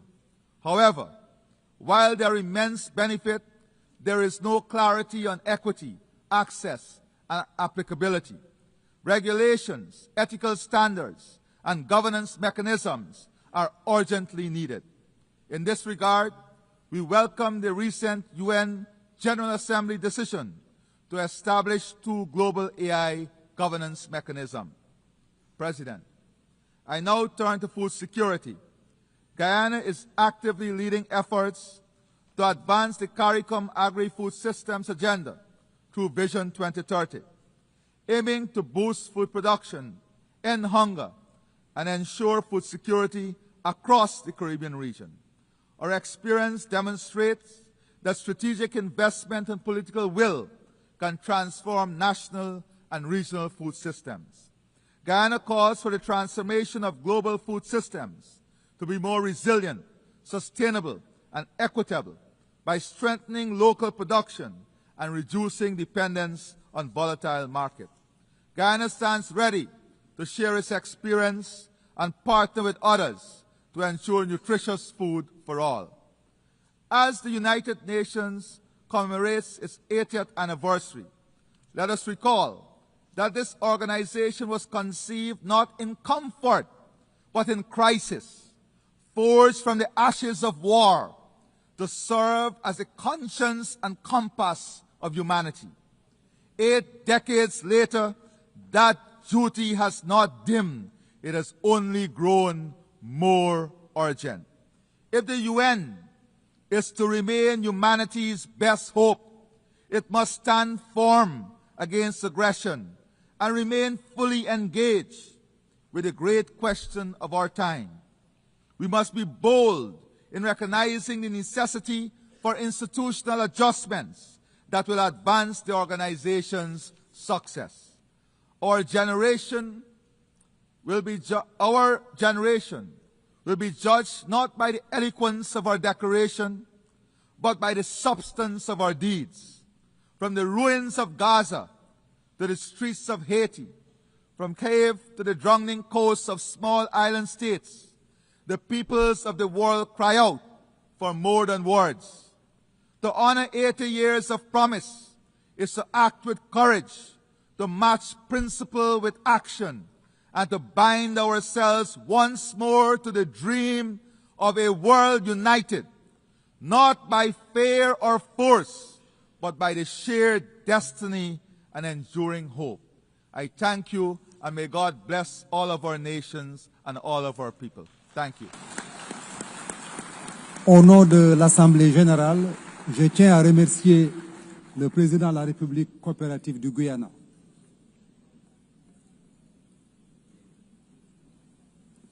L'Assemblée va maintenant entendre une allocution de son Excellence M. Taneti Mamao, président et ministre des Affaires étrangères et de l'immigration de la République de Kiribati.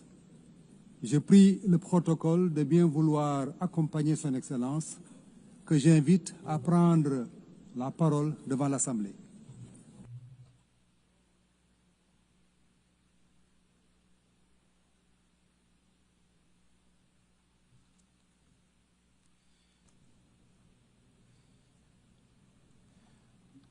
Madam President of the General Assembly, Head of States and Governments, Secretary General of the United Nations, Excellencies, ladies and gentlemen. In His holy name and on behalf of the government and the people of Kiribati, I extend our warm greetings to you all. I am honored to warmly congratulate you, Madam President, on your election to preside over this historic 80th session of the United Nations General Assembly, and I wish you every success as you guide these important deliberations. Madam President, we commend your theme, Better Together, 80 years and more for peace and development and human rights, reminding us of the enduring importance of multilateral cooperation in addressing global challenges. For Kiribati, it underscores the value of working collectively to advance peace, safeguard human rights, and promote sustainable development. Your Excellencies, Kiribati welcomes the initiative of the Secretary General to reform the United Nations for the challenges and realities of the 21st century in order for it to respond more effectively to member needs, especially small island developing states or SIDS, and the least developed countries, LDS. These countries are faced with unique and special circumstances that require targeted assistance and support from the UN. The Secretary General's UN 80 initiative is a crucial step toward a more effective UN. In this context, we encourage reforms that remove duplication, improve efficiency, and ensure that mandates most vital to vulnerable nations, such as climate action, sustainable development, and resilience, are protected and enhanced. Kiribati is proud. Since joining the UN, we have been contributing in our way to its mandates and its initiatives. On the international level, especially peace and security, Kiribati has actively supported the Treaty on the Prohibition of Nuclear Weapons, particularly in the implementation of Articles 6 and 7, efforts which we jointly coordinate with Kazakhstan. We fully support the United Nations push for a world free of nuclear weapons and are committed to addressing man-made disasters like dumping of nuclear waste, radioactivity wastewater discharges, and traversing of nuclear-powered submarines, and testing that pose grave risk to our oceans' fragile health. Advocating for a nuclear-free ocean and the world should be backed by our commitment to peace and security.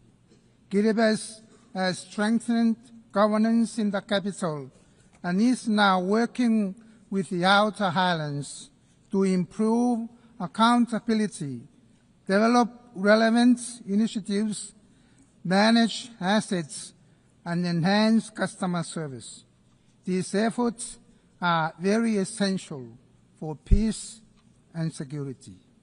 Aligned with our KV20 roadmap to transform Kiribati into a healthy, wealthy, and peaceful nation, we sent our police officers to support the UN peacekeeping missions. Kiribati also actively engages in social and cultural initiatives for peaceful living. Gospel Day, now celebrated across Kiribati, unites all faith-based organizations to worship together, fostering respect, unity, and peace. We hope this approach promotes religious tolerance worldwide, making it a better place to live. Peace, security, and respect for the UN Charter are essential for sustainable development.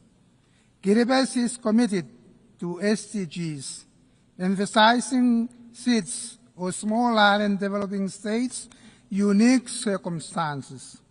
Along with the other SIDS in the Antigua and Barbuda Agenda for SIDS, ABES, we aim for resilient prosperity through technological and digital solutions. These innovations are vital to overcoming challenges from geographical isolation and limited economies of scale. While Kiribati has technological constraints, we see digital solutions as key to enhancing public services, education, commerce, and climate resilience. Kiribati faces climate challenges, but it remains resilient. While some narratives claim our islands are sinking, we have traditional and modern strategies to adapt and thrive. Our efforts, aligned with international climate goals, focus on building resilience, protecting livelihoods, and preserving our culture. We urge global action to limit warming to 1.5 degrees Celsius and support frontline states to the loss and damage front. We welcome and commend the International Court of Justice in its landmark decision, giving its firm hope and assurance that Kiribati and other vulnerable countries will continue to exist in light of climate change impacts. This milestone demonstrates what the Blue Pacific can successfully achieve collectively, and that is to secure the full legal certainty and permanence of our maritime zones, irrespective of the impacts of climate change. The Multi-Dimensional Vulnerability Index, the MVI, is particularly important for Kiribati as it captures the combined effect of economic, social, and environmental vulnerabilities that are not fully reflected in the income-based measures alone.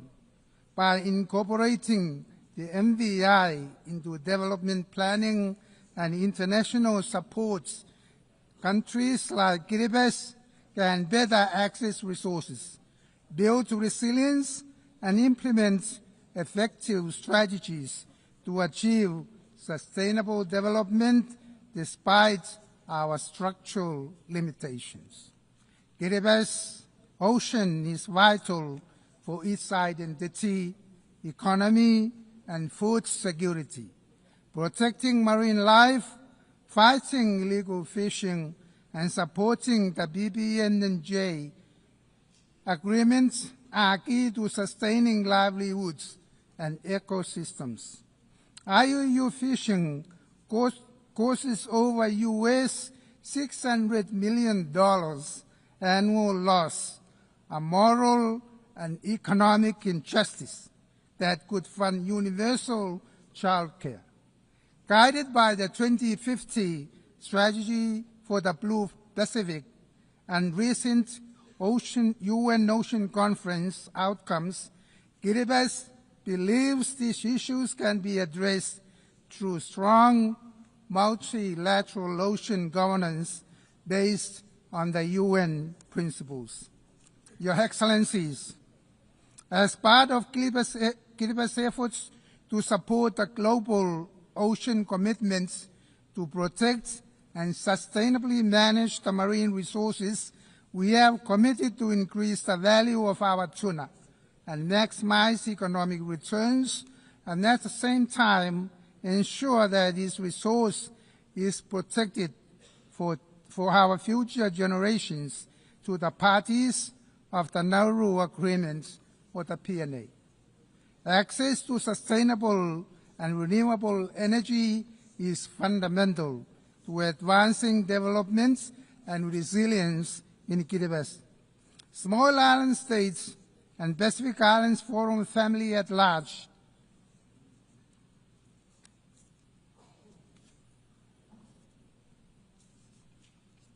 access to sustainable development and renewable energy is fundamental to advancing development and resilience in Kiribati, as well as small island states and Pacific Islands Forum family at large.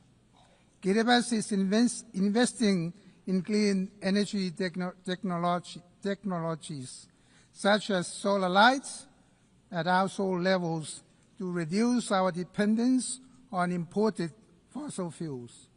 We call for the enhanced international cooperation and financing to accelerate the transition to sustainable energy systems that are accessible, affordable, and climate resilient. Your Excellencies, the role of education, youth, and women in building resilient communities is vital. Investing in quality education, promoting gender equality, and empowering young people are key to sustainable development, innovation, and social cohesion.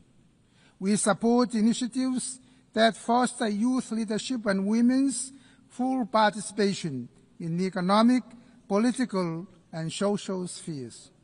Sports, culture, and traditional knowledge further boost community resilience, health, and belonging, supporting peaceful and sustainable societies. Healthcare in Kiribati faces challenges from the dispersed nature of the islands. To improve, the government will introduce sea ambulances and advance medical services to enhance capacity and reduce the need for overseas referrals. Your Excellencies, equitable and predictable development financing is vital for Kiribati's future. Reforming the international financial system, improving access to concessional finance, data, sustainability, and bridging the digital divide are key to enabling states to meet their development goals. The Blue Pacific recognizes the challenge of accessing climate financing and supports the establishment of the Pacific Resilience Facility, led and known by members, with $162 million pledged to fund it. Kiribati highlights the importance of the Doha Programme of Action for Least Developed Countries, which mobilizes international support for the most vulnerable. We await the UN financing for development conference, hoping it would provide concrete solutions to improve access to finance for those in need. These efforts are crucial for less developing countries like Kiribati to build resilience and promote sustainable development. Kiribati reaffirms its belief in the fundamental principle of multilateralism as the cornerstone for addressing global challenges collectively. By embracing cooperation, solidarity, and multilateral engagement, we can shape a future in which all nations, particularly the vulnerable, can thrive and prosper. In this endeavor, we draw inspirations from the wisdom of our forefathers, who taught us that by working hard in resilience and peace, we can secure enough to prosper. This enduring principle guides Kiribati's approach to sustainable development, resilience, and multilateral engagement, reminding us that collective efforts and peaceful collaborations are the foundation of lasting progress. Allow me to close by bestowing upon the United Nations and all its members and all its staff our traditional blessings of the Maori, the Roi, the Tabamoa, meaning abundant health, peace, and prosperity. I thank you, Ambassador. Au nom de l'Assemblée générale, je tiens à remercier le Président et ministre des Affaires étrangères et de l'Immigration de la République de Kiribati. L'Assemblée va entendre l'allocution de Son Excellence M. Bassirou Diomaye Diakhar Faye, Président de la République du Sénégal. J'ai pris le protocole de bien vouloir accompagner Son Excellence, que j'invite à prendre la parole devant l'Assemblée.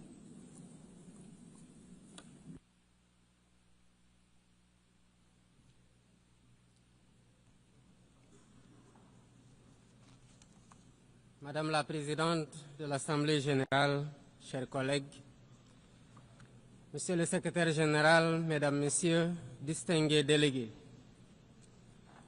Madame la Présidente, au nom du Sénégal, je remercie votre prédécesseur et vous adresse tous nos vœux de succès à la présidence de cette 80e session de l'Assemblée générale des Nations unies. Je renouvelle au secrétaire général, M. Antonio Guterres, notre soutien constant dans l'exercice de sa haute charge au service des États membres. Nous nous réunissons aujourd'hui en ces lieux symboliques du dialogue universel, comme porteurs du poids de l'histoire et de l'urgence du présent. Le thème de cette session, Mieux ensemble, 80 ans et plus pour la paix, le développement, les droits de l'homme, nous rappelle en effet le pacte fondateur des Nations unies, un pacte de coexistence pacifique, de sécurité collective et d'un ordre international fondé sur le droit. Sur cette base, les Nations unies ont accompli des progrès indéniables dans la coopération solidaire pour la prévention des conflits, la promotion de la paix et de la sécurité internationale et le règlement des différends. De même, des progrès significatifs ont été réalisés dans la codification de normes universelles pour la protection des droits de l'homme et d'un ordre international plus sûr et plus apaisé. Mais 80 ans après la création des Nations unies, le monde vacille à nouveau, comme si nous étions rattrapés par les dérives qui ont mené l'humanité à 2 catastrophes majeures en l'espace d'une génération. Nous vivons des moments de forte turbulence, de défis inédits et d'incertitudes multiples. Expansion du terrorisme, persistance de conflits anciens et nouveaux, dérèglement climatique, crise économique profonde, recul de la solidarité internationale et risque élevé de désintégration du multilatéralisme. Je n'oublie pas la course aux armements, y compris dans le cyberespace. Le plus préoccupant, c'est la déshumanisation désolante d'un monde d'émotions sélectives selon les intérêts et les enjeux géopolitiques. Il ne peut y avoir de justice fondée sur le droit quand ce qui tient lieu d'ordre international est régi par la logique du 2 poids 2 mesures, par la loi du plus fort et l'esprit partisan. Dans ce contexte préoccupant, l'Afrique reste confrontée à des conflits armés, au terrorisme, en particulier au Sahel, à la criminalité transfrontalière et à l'instabilité politique. Face à tant de défis, notre approche devrait être intégrée, combinant prévention, résilience et réponse ciblée. La paix et la sécurité ont un prix. Donnons-nous les moyens de l'assumer par un financement prévisible et pérenne des opérations de soutien à la paix en Afrique, avec des équipements adéquats et des mandats et règles d'engagement robustes. C'est la seule façon de faire face au fléau du terrorisme et de rétablir un minimum de sécurité et de stabilité dans les zones affectées. Je renouvelle ici la solidarité du Sénégal envers les pays frères engagés au quotidien dans la lutte contre le terrorisme. Au Moyen-Orient, le peuple palestinien continue de vivre la pire des calamités que les mots ne peuvent plus exprimer. Sous le fracas des quotidiens des bombes, toutes les limites ont été dépassées. Nous ne pouvons ni nous taire, ni détourner notre regard, car Gaza ne vit plus. Gaza, terre de larmes, de sang et de sueur, est devenu un enfer pour des millions d'âmes de tous âges, piégées dans une prison à ciel ouvert.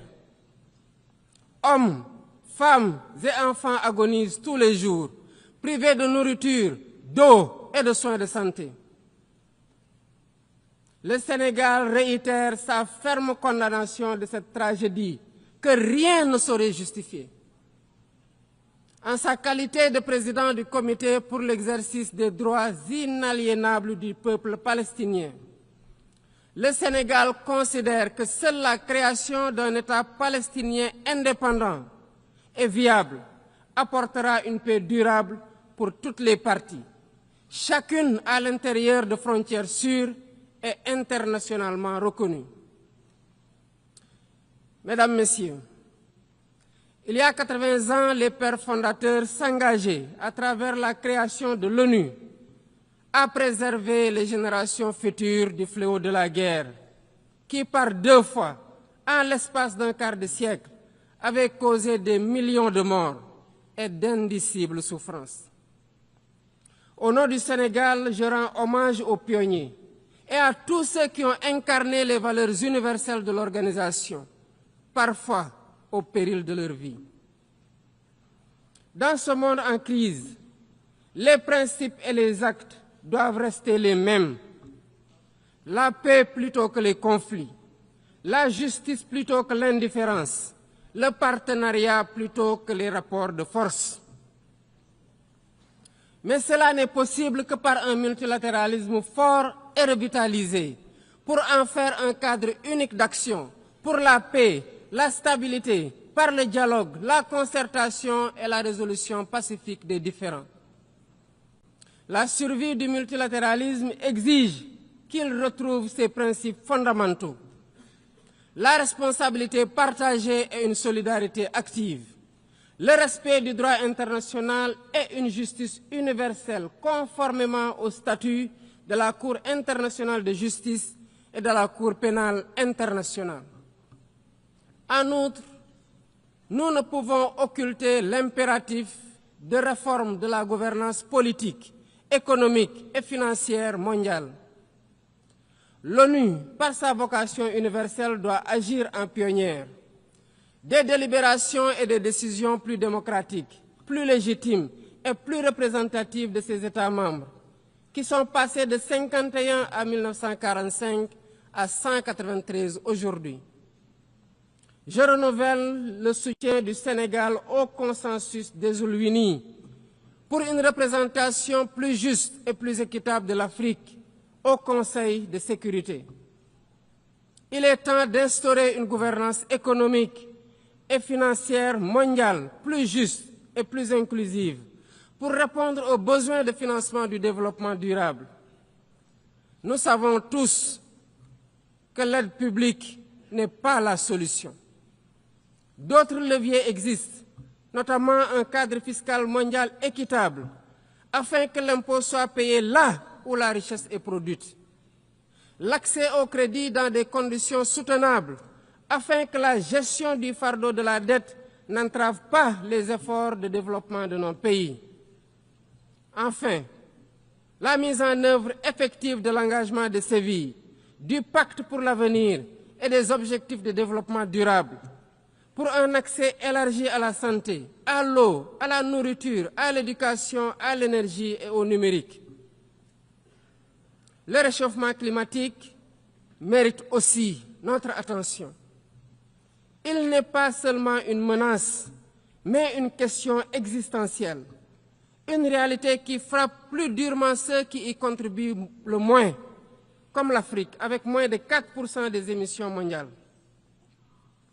Et pourtant, sécheresse, inondations, érosion côtière et insécurité alimentaire rythment désormais la vie de nos populations. C'est une double peine devenue insoutenable. Le Sénégal renouvelle son attachement à l'accord de Paris sur le climat et appelle à une transition climatique juste et équitable par l'exploitation de nos ressources disponibles pour l'accès universel à l'électricité et l'amorce d'une industrialisation compétitive. La lutte contre le réchauffement climatique se fera indubitablement avec des financements conséquents pour l'adaptation, la simplification est l'accès aux fonds climatiques ainsi que la garantie de transfert de technologies. Le Sénégal salue la création du fonds pour répondre aux pertes et dommages et appelle à la mobilisation de la solidarité internationale pour la constitution de ces ressources afin de financer les opérations sur le terrain. Excellences, Mesdames et Messieurs, face aux urgences et aux défis nombreux et complexes, nous ne sommes pas démunis. Le monde dispose des moyens nécessaires pour nourrir ceux qui ont faim, éduquer nos enfants, soigner les malades et faire taire les armes. Le véritable obstacle n'est ni financier, ni technique, ni matériel. Il est dans la volonté politique de faire du multilatéralisme un instrument de solidarité collective, de coopération plutôt que de confrontation, pour un avenir où la dignité humaine sera au cœur de nos décisions. Alors, faisons de ce 80e anniversaire des Nations Unies, non pas le constat d'un ordre épuisé, mais le point de départ d'un nouvel espoir, celui d'une organisation rénovée et plus efficace, au service des peuples qu'elle incarne. Le Sénégal reste fidèle à son engagement de travailler dans ce sens avec tous les membres de l'organisation, prêt à jeter les ponts, prêt à porter les réformes, prêt à poursuivre notre œuvre commune pour un monde de paix, de justice et de solidarité. Je souhaite plein succès aux travaux de la 80e session de l'Assemblée générale et vous remercie de votre aimable attention. Au nom de l'Assemblée générale, je tiens à remercier le président de la République du Sénégal. L'Assemblée va entendre l'allocution de son Excellence M. Peter Pellegrini, président de la République slovaque.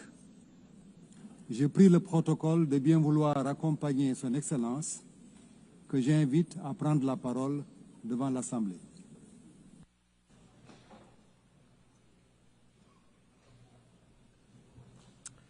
Excellencies, ladies and gentlemen, it is an honor to address this Assembly to mark the 80th anniversary of the United Nations on behalf of Slovakia. Indeed, it was Slovak Jan Papanek who was one of the 14 co-authors of the UN Charter. It proves that also a small nation can be part of big things and to contribute to international peace order. This milestone invites us to reflect on the reality of the world that deeply concern all of us, including my country. 80 years ago, humanity emerged from the darkest conflict in history. It claimed millions of lives, left entire regions in ruins. My country witnessed the Holocaust, but also the courage to stand up to evil. A few days ago, I visited the Hiroshima Memorial, and it was a deeply moving experience and a painful reminder of the destruction in a single brief moment. All this teaches us important lessons of the past. Hiroshima and Nagasaki must be the last places where nuclear bombs were used. It obliges us to denounce any threats of nuclear destruction. It obliges us to work each day on keeping the world safe and peace. Peace has become the UN's defining mission, alongside the protection of human rights, sustainable development, and international law. To quote Slovak diplomat Jan Papanek, "The success of the UN was my life's goal because peace means progress for my nation and security for my homeland." This is the ambition that we, humanity, agreed to accomplish. The authors of the UN Charter saw the danger of unchecked hatred and extreme ideologies. They understood that the world needed a framework to ensure it wouldn't slip into chaos again. The rules protected sovereignty, independence, and territorial integrity, as well as the resolution of conflicts by peaceful means. and the prohibition of the use of force. Those were the foundations of a stable and just world. 80 years ago, 51 founding states signed the Charter, including my own.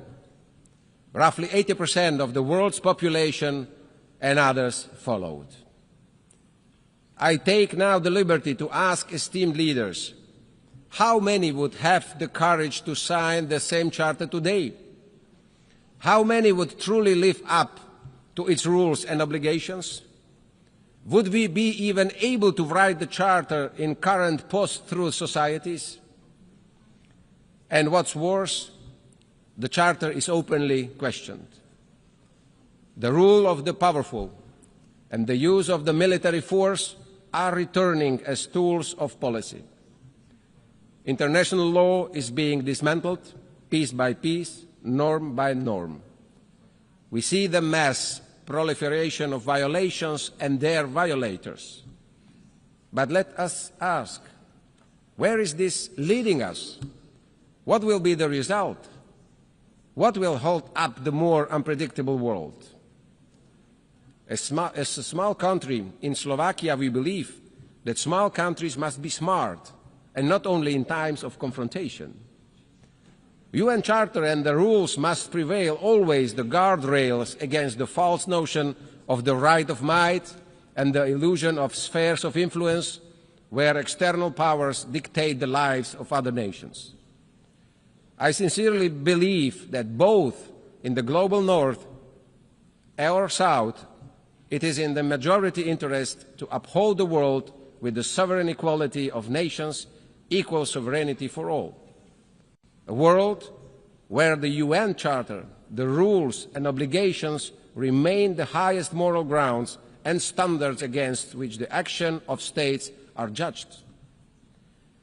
Esteemed leaders, peace is the defining mission of the UN to which we committed 80 years ago. Even so, the world is more violent today, with dozens of armed conflicts recorded last year. Today, the world is becoming a more dangerous place than it was before. Innocent people, elderly, children and women suffer because of war. It is not an anomaly, it is a structural shift.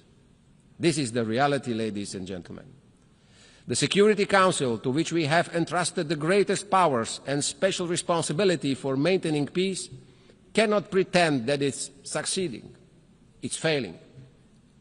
The war in Ukraine reminds us daily how fragile peace is when the UN Charter is disregarded and international law is ignored. As its neighbor, Slovakia witnesses the immense cost of this war. Sadly, despite all efforts towards a peaceful settlement, Ukraine must defend itself against Russia.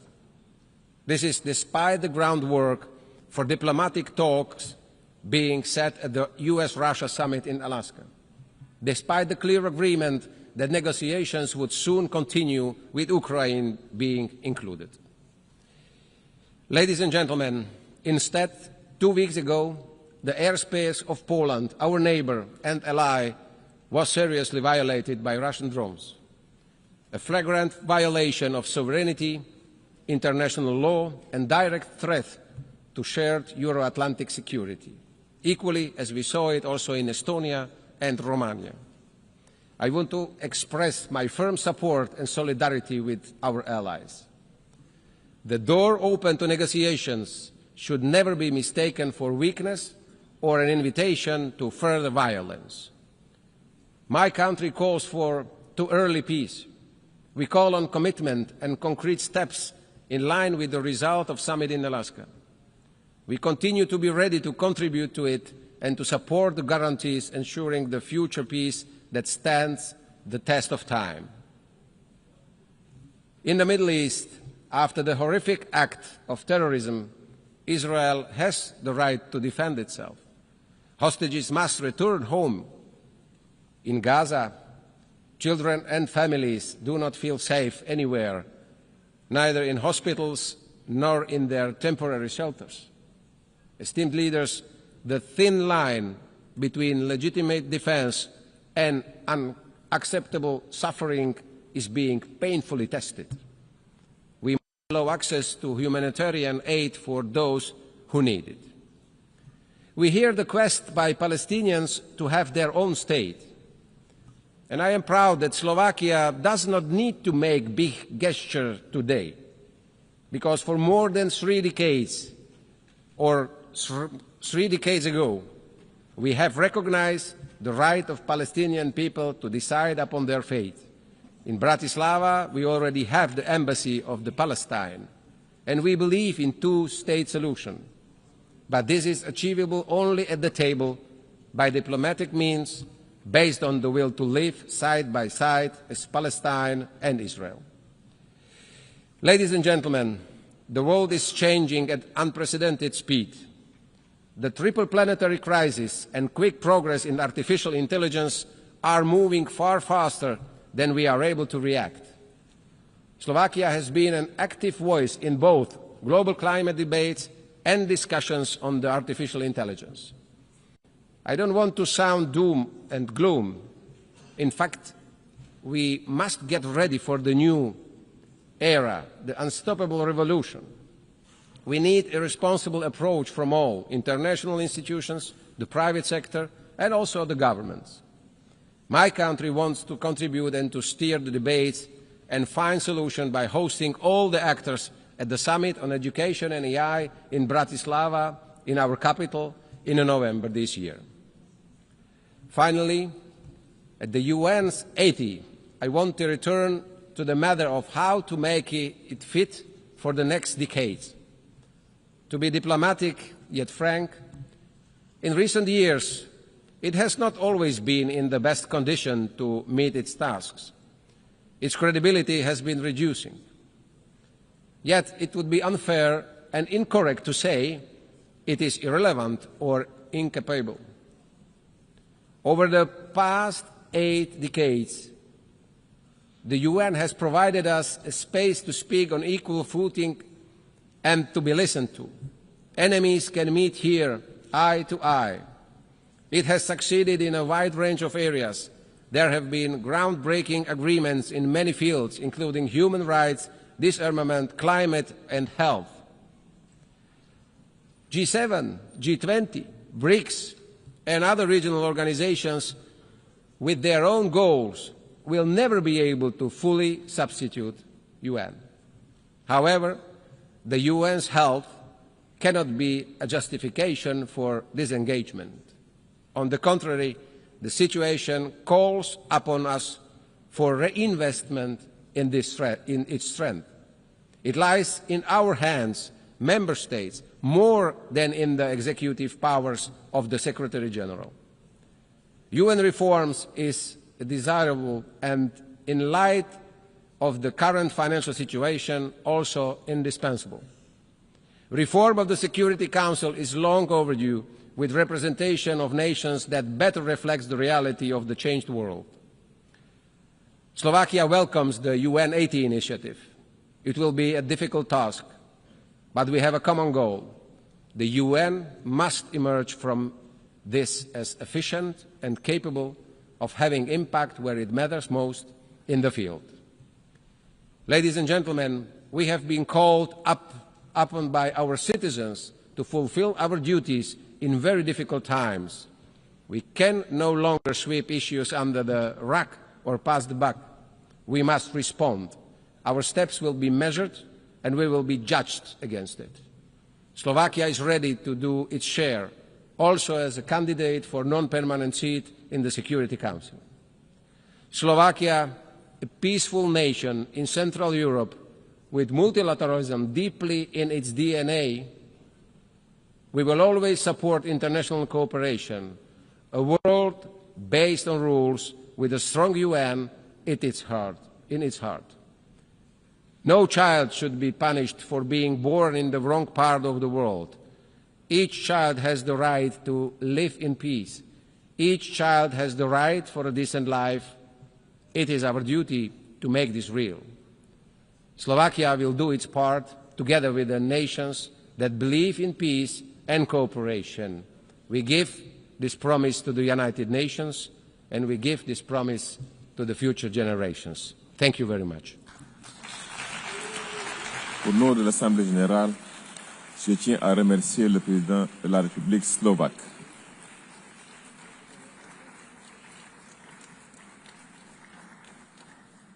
L'Assemblée va maintenant entendre l'allocution de son Excellence Madame Hilda Heyn, présidente de la République des îles Marshall. Je prie le protocole de bien vouloir accompagner son Excellence et je l'invite à prendre la parole devant l'Assemblée générale.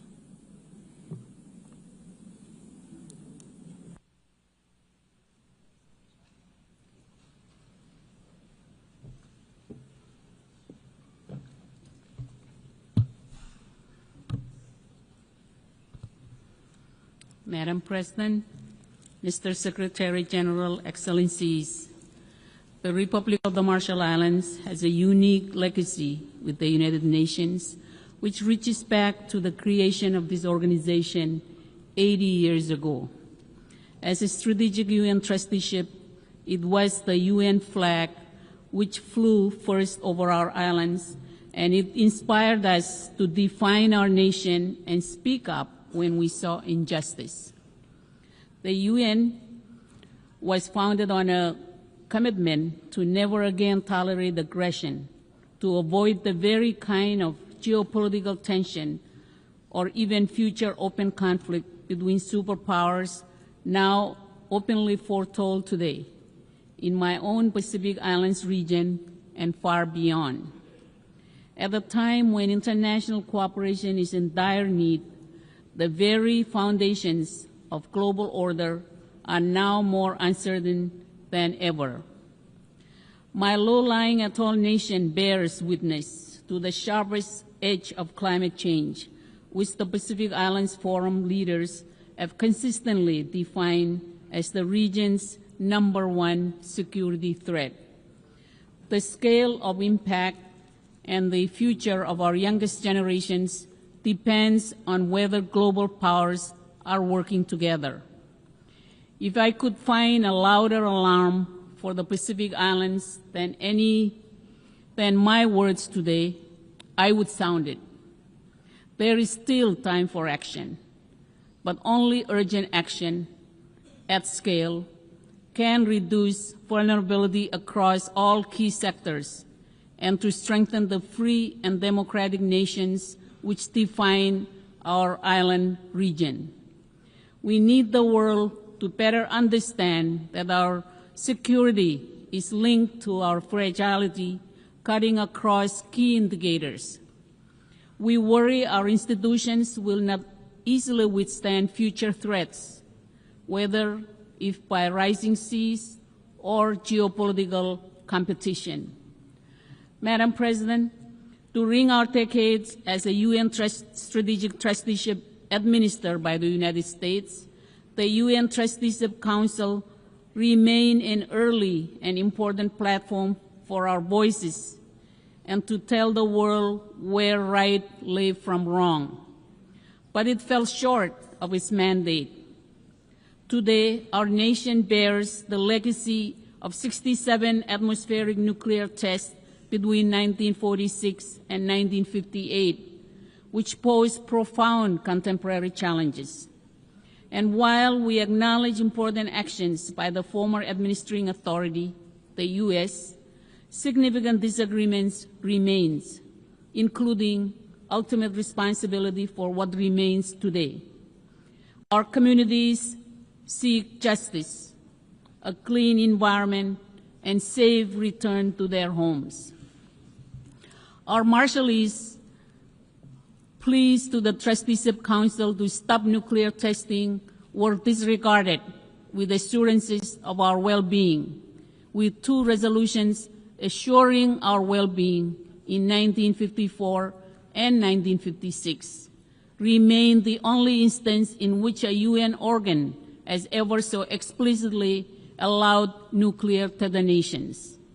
And the eventual result was a legacy burden of nuclear risk and exposure which has persisted for generations of human rights, environmental, and health challenges, as addressed by UN Human Rights Council Resolution 57/26 and reported on by the UN High Commissioner for Human Rights and Special Rapporteurs on toxic and internally displaced persons. Today, the difficult lessons of our past should help drive international efforts to curb and end nuclear threats through any effective means. Rising global tension has only heightened nuclear risk. The Marshall Islands has recently become a signatory to the Rarotonga South Pacific Nuclear Free Zone Treaty, and we also look forward to completing timely ratification. It does not escape attention that the Trusteeship Council is due to meet this December. 79 years after the first nuclear test was conducted in my country in 1946, the UN should now be capable of delivering a contemporary acknowledgement and apology for what took place in its name and under its flag, and for not hearing the voice of our people when we told this body to stop.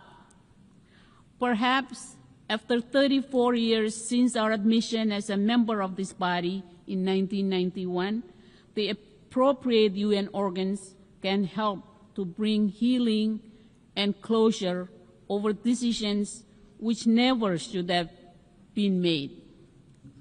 Madam President, the positive momentum for this year's third UN Oceans meeting in Nice will be needed to demand a reordering of short-term blunder against longer-term benefit. The Marshall Islands stands firmly committed to safeguarding the health of our oceans, which are central to the livelihoods of our people. As a small island and large ocean nation, we are acutely aware of the threats posed by overfishing, unsustainable marine resource exploitation, and the escalating impacts of climate change. Our efforts are grounded in a vision of a healthy, resilient ocean ecosystem which supports both ecological integrity and economic prosperity. As stewards of the Pacific Ocean, we urge the international community to take bold action to scale up efforts in addressing marine pollution, ocean acidification, and supporting small island developing states in strengthening our management capacity. The Marshall Islands joins 37 other nations who have already expressed their support for a moratorium on seabed mining in the high seas until there is a code with adequate safeguards and until we have a close understanding of impacts and biodiversity at stake. More political will is needed to break through a mentality of drill first, ask later, before even assessing what is at stake, including the impacts on fisheries and marine food chains. We have enacted our own national ban on deep seabed mining permits, and as we move to document and manage seamount biodiversity within our EEZ, to our immediate north, high seas mining exploration threatens to expand into exploitation. As important an opportunity as seabed mining may become, it cannot be at the irreversible expense of our Pacific waters and vast fisheries. The Marshall Islands welcomes this week's achievement of entry into force of the Biodiversity Beyond National Jurisdiction Agreement early next year and looks forward to building a robust early architecture. Madam President, this year is the 10th anniversary of the Paris Agreement and the creation of the High Ambition Coalition, which helped deliver the agreement's 1.5 degree Celsius warming limit. A decade on, we stand on the verge of that threshold. The International Court of Justice has confirmed that international law demands actions from all nations whether signatories to the Paris Agreement or not. Its ruling was clear. There are binding obligations to prevent exactly the type of significant harm that we see today, and that will only worsen as temperature rise. The vast majority of countries are failing to meet their obligations. The International Court of Justice has now stated that international law demands action and stringent due diligence from all, that there are binding obligations to prevent exactly the type of significant harm which we face. The ICJ also confirmed what the Pacific has always said. Once established, our maritime zones are fixed, and that our statehood will persist even as sea levels rise. Every country should have submitted its new climate target by February, so that by now we would have a clear picture of what we must do to keep 1.5 degrees Celsius alive. Only 15 countries, including the Marshall Islands, did so by February, and only 32 have done so now. These plans must set out how countries will end the reliance on fossil fuels that holds our future hostage and replace them with the renewables that are better for our health, our economies, and our future. To thrive, we need billions in climate finance, particularly for adaptation and loss and damage. We've heard the promises, but promises don't reclaim land in atolls nations like mine. They don't develop mangrove defenses, shore up our hospitals and schools against rising seas, or preserve cultures deeply tied to land that is slipping under waves. Those things require money. It is past time for the rich world to meet its obligations and get money to where it's needed most. As we approach COP30, we need all nations to deliver on promises to respond to the climate catastrophe. We must close the $1 trillion climate finance gap, particularly for adaptation. We must deliver stronger plans which show how we'll end fossil fuels and have global emissions in this decade. Excellencies, our sharp challenges are far-ranging. Together with Pacific Island neighbors, we face one of the world's highest burdens of non-communicable diseases. Diabetes, heart disease, and other NCDs are now leading causes of premature death, straining our health systems and undermining economic resilience. This crisis reflects both global inequities and local challenges, and it underscores the need for island-driven partnership at scale so that our people can achieve basic human rights to dignity and health care. Madam President, as a small nation, events half a world away are increasingly relevant upon our own shores. Starting with the 2014 occupation of Crimea, Russian aggression in Ukraine has lacked any basis in international law and has pushed the world deeper into global tension. Accountability must be applied to all, and while strong leadership is needed to help fairly resolve and address this difficult crisis, it must also closely and directly involve Ukraine itself. And while the Pacific Islands are halfway across the world, we should have a very direct interest in how small and vulnerable democracies are treated in the footsteps of larger powers. Madam President, a more effective UN Security Council is needed to meet modern challenges. The Marshall Islands considers Japan and India, among others, to meet objective consideration as permanent members of the UN Security Council. Madam President, the island nation of Taiwan has been repeatedly excluded from important international engagements throughout the UN system, despite its role as an important partner to the Marshall Islands and the world in the SDGs, in technical cooperation, and in promoting regional peace. UNGA Resolution 2758 has been repeatedly and falsely portrayed as a consensus on a One China UN law. Never has there been such gaslighting in this institution. While this resolution does address who sits behind a nameplate at the UN, it does not confer or justify any basis for coercion or seizing sovereign control of an independent democratic nation.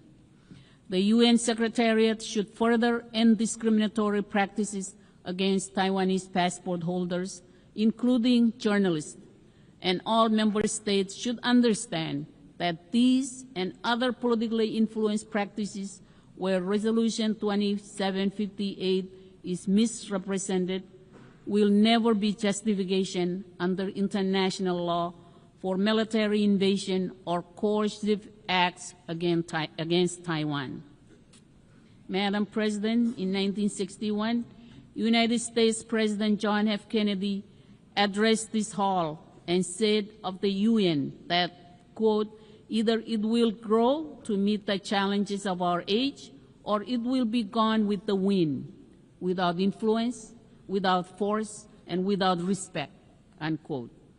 It described the UN as two forces. One is composed of those who are trying to build the kind of world described in Articles 1 and 2 of the Charter. The other, seeking a far different world, would undermine this organization in the process. Madam President, the threat of nuclear war that confronted the world in 1961 remains today, though now at an even greater scale. When President Kennedy spoke in 1961, climate change wasn't as widely understood. Today, we are confronted with a range of deep risks, any one of which does not bode well for the future of this world, let alone taken together. The hope for our youngest and future generations is in the profound vision of nations committed to peace and multilateralism. I thank you all. Cum moltada. Au nom de l'Assemblée générale, je tiens à remercier la présidente de la République des îles Marshall. L'Assemblée va maintenant entendre l'allocution de son Excellence M. Faustin Archange Touadéra, chef de l'État de la République centrafricaine. Je prie le protocole de bien vouloir accompagner son Excellence, que j'invite à prendre la parole devant l'Assemblée.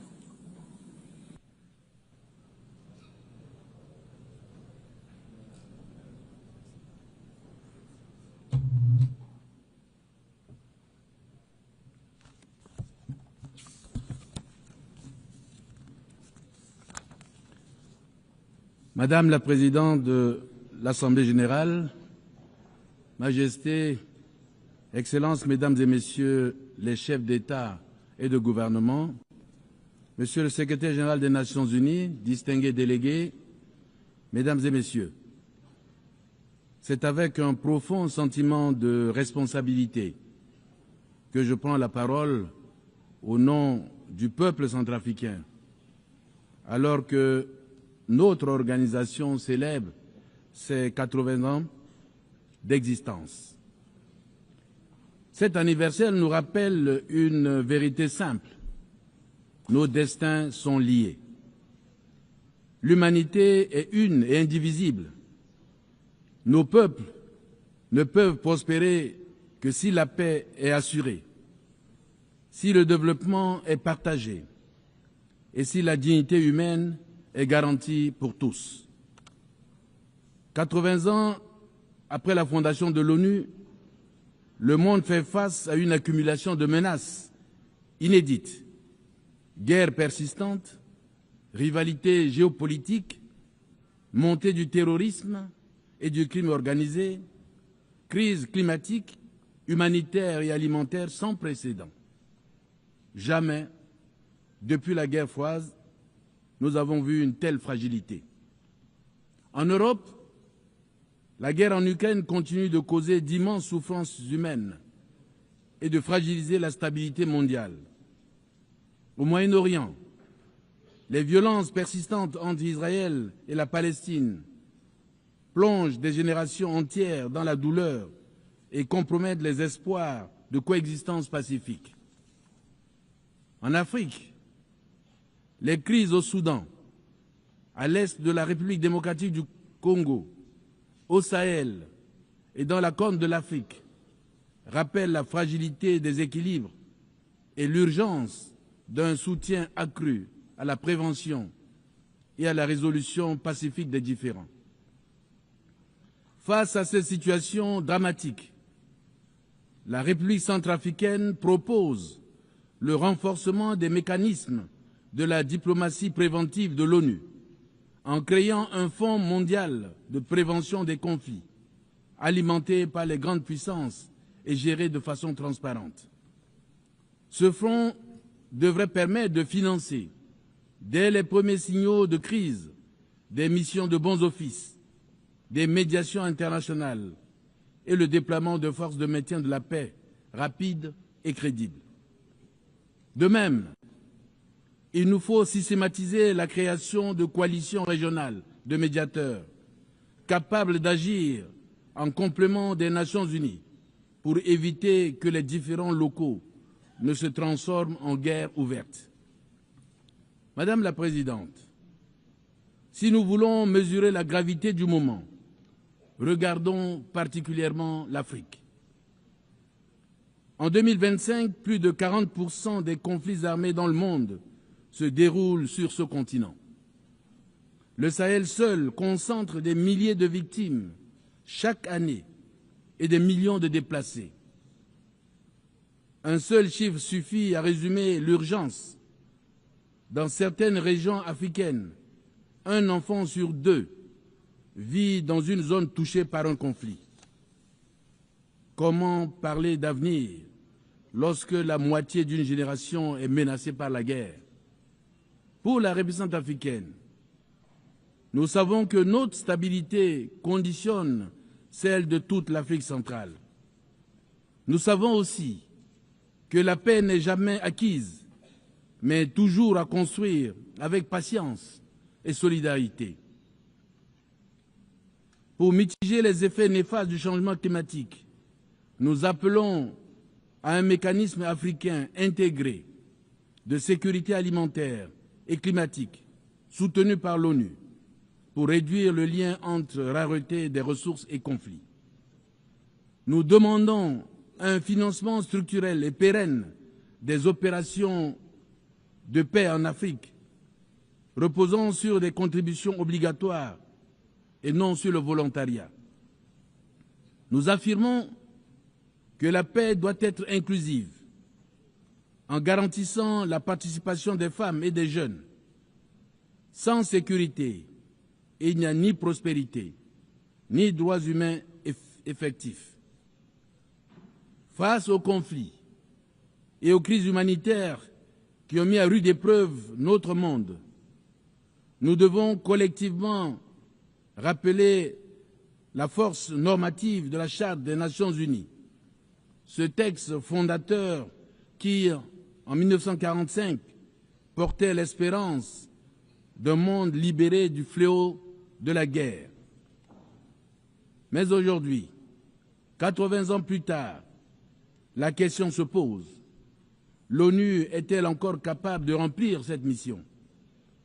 La multiplication des conflits, la fragmentation du monde en blocs antagonistes, l'usage abusif du droit de veto et la paralysie du Conseil de sécurité nous donnent l'impression d'une organisation à bout de souffle. Pourtant, ce n'est pas l'ONU qui est fatiguée, ce sont les États membres qui, en manquant de volonté politique, bloquent son action. Oui, Madame la Présidente, l'ONU peut encore peser dans le concert des nations, mais à une condition, que nous, ses membres, choisissons le consensus plutôt que la division, l'unité plutôt que le blocage. Je salue et j'encourage les efforts constants de la communauté internationale pour favoriser les issues pacifiques aux différents conflits.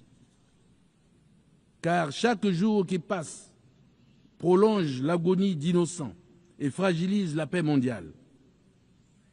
En Afrique, notamment au Soudan, les conflits irrésolus déchirent un peuple frère et risquent de transformer notre continent en une mosaïque d'États confettis, incapables d'assurer la stabilité ni de répondre aux besoins de leurs concitoyens. Cette perspective est inacceptable. L'Afrique appelle à une mobilisation urgente, non pas pour militariser davantage nos territoires, mais pour investir dans la paix, la médiation et le dialogue inclusif. C'est pourquoi mon pays soutient la déclaration du Quad initiée par l'Égypte, l'Arabie saoudite, les Émirats arabes unis et les États-Unis d'Amérique concernant le rétablissement de la paix et de la sécurité au Soudan. Dans mon propre pays, la République centrafricaine, nous avons choisi cette voie du dialogue. La politique de la main tendue a permis, à travers la réconciliation et la confiance restaurée, l'autodissolution de la quasi-totalité des groupes armés. Ce choix n'a pas été le plus facile. Il aurait été plus simple de céder à la logique des armes, mais nous avons préféré l'audace du pardon, la patience du dialogue et la force du consensus. Notre expérience montre qu'il est possible de substituer au cycle de la haine une dynamique de paix durable. La République centrafricaine, jadis considérée comme un théâtre de violence, est aujourd'hui un exemple qu'il est possible de tendre la main et d'obtenir en retour non pas la guerre, mais la paix. Grâce à la paix retrouvée, nous préparons aujourd'hui en toute sérénité les élections générales de décembre 2025 que nous voulons démocratiques, inclusives et transparentes pour consolider l'ancrage démocratique du pays amorcé depuis 2016. Nous proposons que ce modèle soit étudié et renforcé comme bonne pratique africaine dans le cadre des Nations Unies et de l'Union africaine. Cette bonne pratique exige des actes politiques courageux. Réformer l'ONU, réformer l'architecture financière mondiale, créer un fonds mondial de prévention, renforcer le rôle des organisations régionales, mobiliser les grandes puissances, non pas pour diviser, mais pour nous unir. La République centrafricaine, forte de son expérience, se tient prête à apporter son expérience à ce vaste chantier pour bâtir un ordre mondial fondé sur la justice, la dignité humaine et le respect du droit international.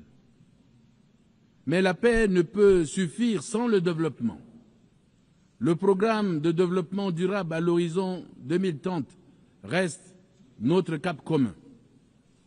Nous travaillons à réduire la pauvreté, à renforcer la sécurité alimentaire, à promouvoir l'éducation et la santé comme levier de dignité, à engager des réformes pour une croissance inclusive, créatrice d'emplois et respectueuse de l'environnement. La République centrafricaine vient aujourd'hui affirmer une conviction simple. Le développement durable et la coopération internationale sont les clés de la paix mondiale. Dans un monde où les crises s'enchaînent et s'entrelacent, aucun pays ne peut relever seul les défis du siècle. Nous avons besoin d'une solidarité active. Nous avons besoin d'une prospérité véritablement partagée. Nous avons besoin d'un sursaut d'humanité.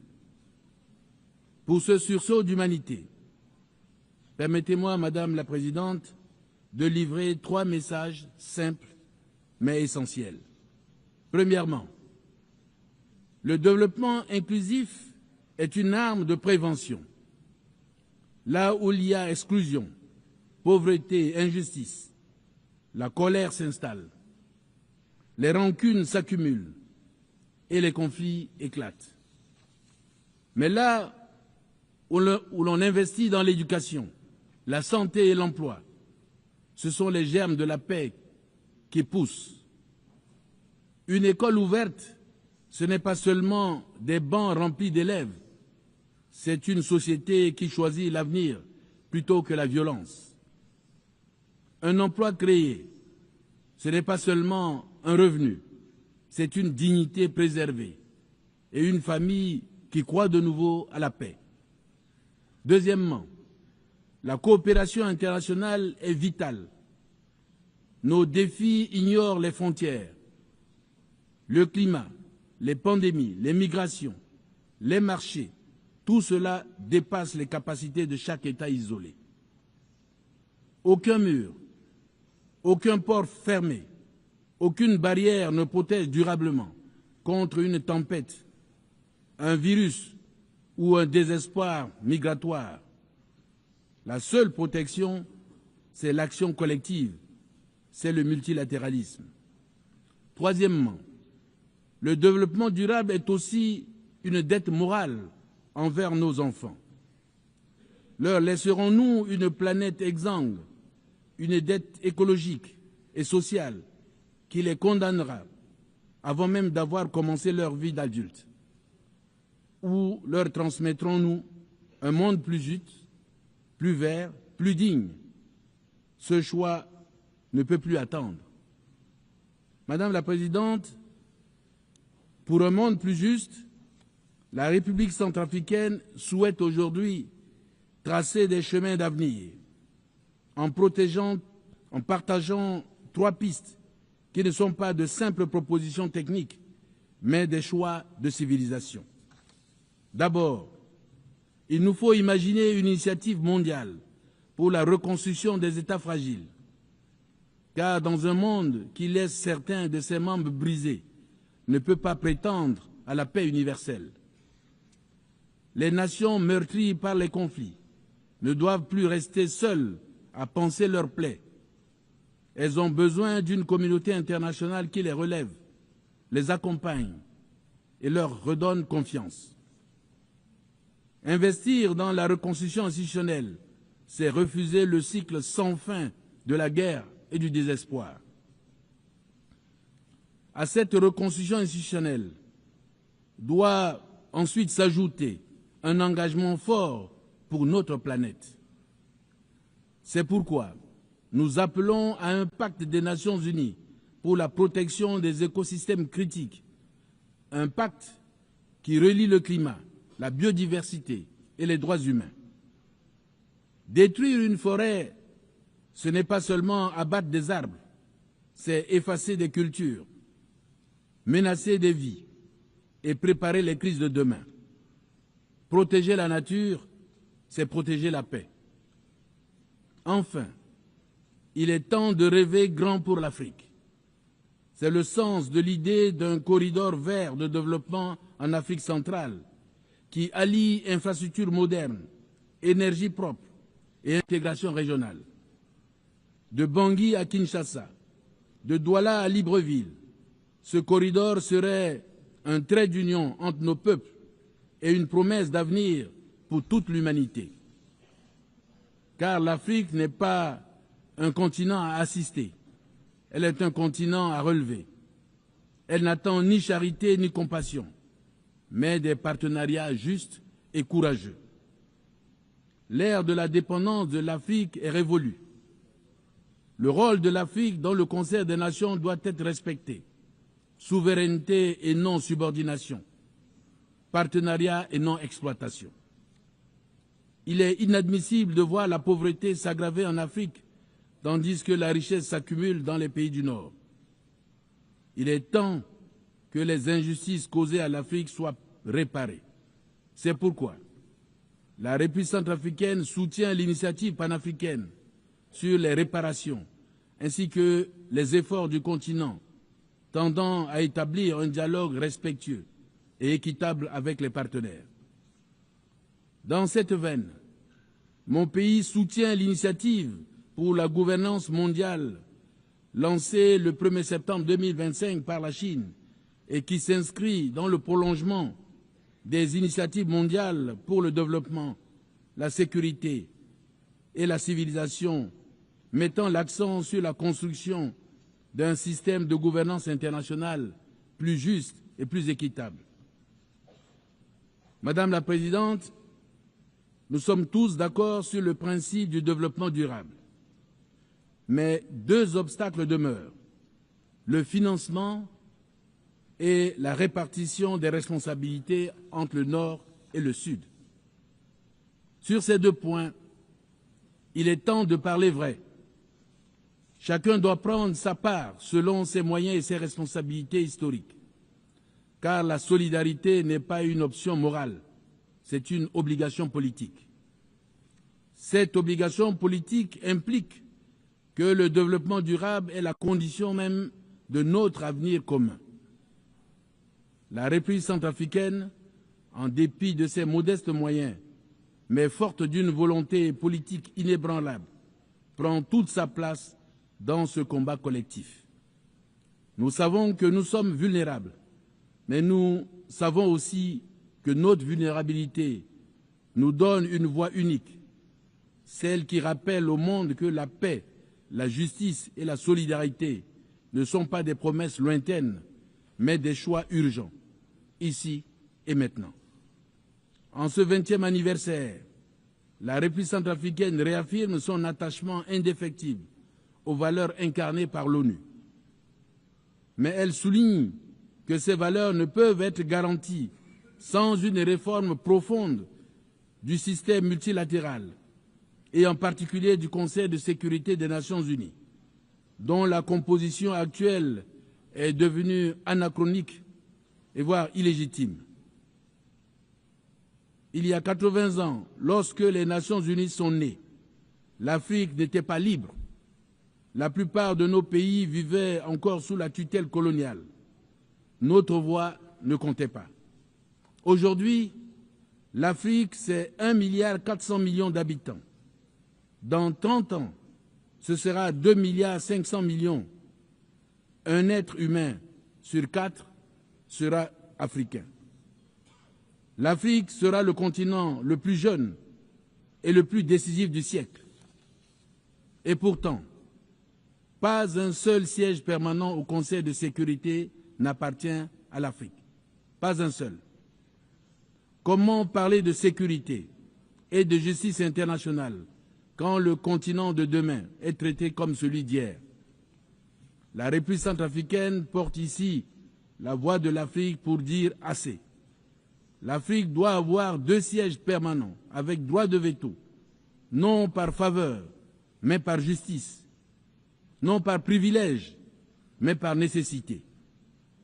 Nous proposons aussi la création d'une charte mondiale pour la gouvernance numérique et l'intelligence artificielle éthique, afin que les droits humains soient protégés dans l'espace digital. Nous appelons à la mise en place d'un indice mondial d'équité et de résilience démocratique, complémentaire au PIB, pour mesurer la dignité, la justice et l'inclusion.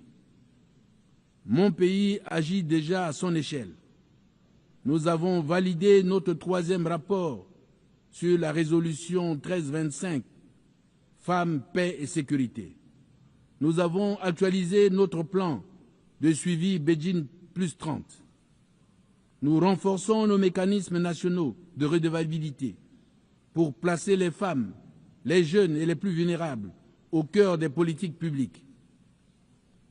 En ce 80e anniversaire de l'ONU, rappelons la vision des fondateurs, remplacer la force des puissants par la force du droit et bâtir un avenir de dignité pour tous. Je vous remercie.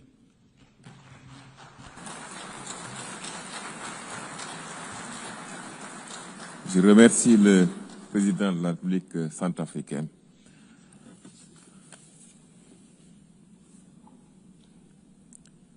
Excellence, l'Assemblée va maintenant entendre l'allocution de Son Excellence M. Bajram Begaj, Président de la République d'Albanie.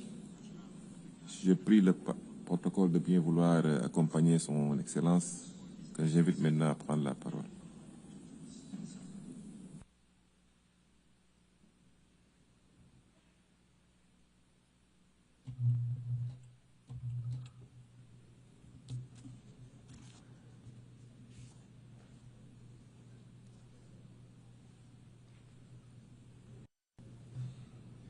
Nderuar zonja Presidente e Asamblesë, i nderuar drejtuesi i seancës, të nderuar shkëlqësi. Është nder për mua t'i drejtohem sot kësaj asambleje në emër të Republikës së Shqipërisë, në këtë përvjetor të rëndësishëm të Organizatës së Kombeve të Bashkuara. Ky është njëkohësisht një moment me domethënie të veçantë për vendin tim, ndërsa shënojmë 70 vjetorin e antarësimit tonë në Kombet e Bashkuara. Falenderoj Presidenten e Asamblesë Përgjithshme, shkëlqësinë e saj, zonjën Annalena Baerbock, për përzgjedhjen e kësaj teme kuptim plot, Better Together, dhe i uroj suksese në detyrën e nderuar të Presidentes së sesionit të 80 të Asamblesë së Përgjithshme të Organizatës Kombeve të Bashkuara. Gjithashtu dëshiroj të shpreh mirënjohjen tonë për Sekretarin e Përgjithshëm, Zotin Antonio Guterres, për udhëheqjen e tij, shërbimin ndaj Kombeve të Bashkuara dhe përkushtimin në mbrojtje të Kartës së Organizatës Kombeve të Bashkuara dhe vlerave të saj thelbësore.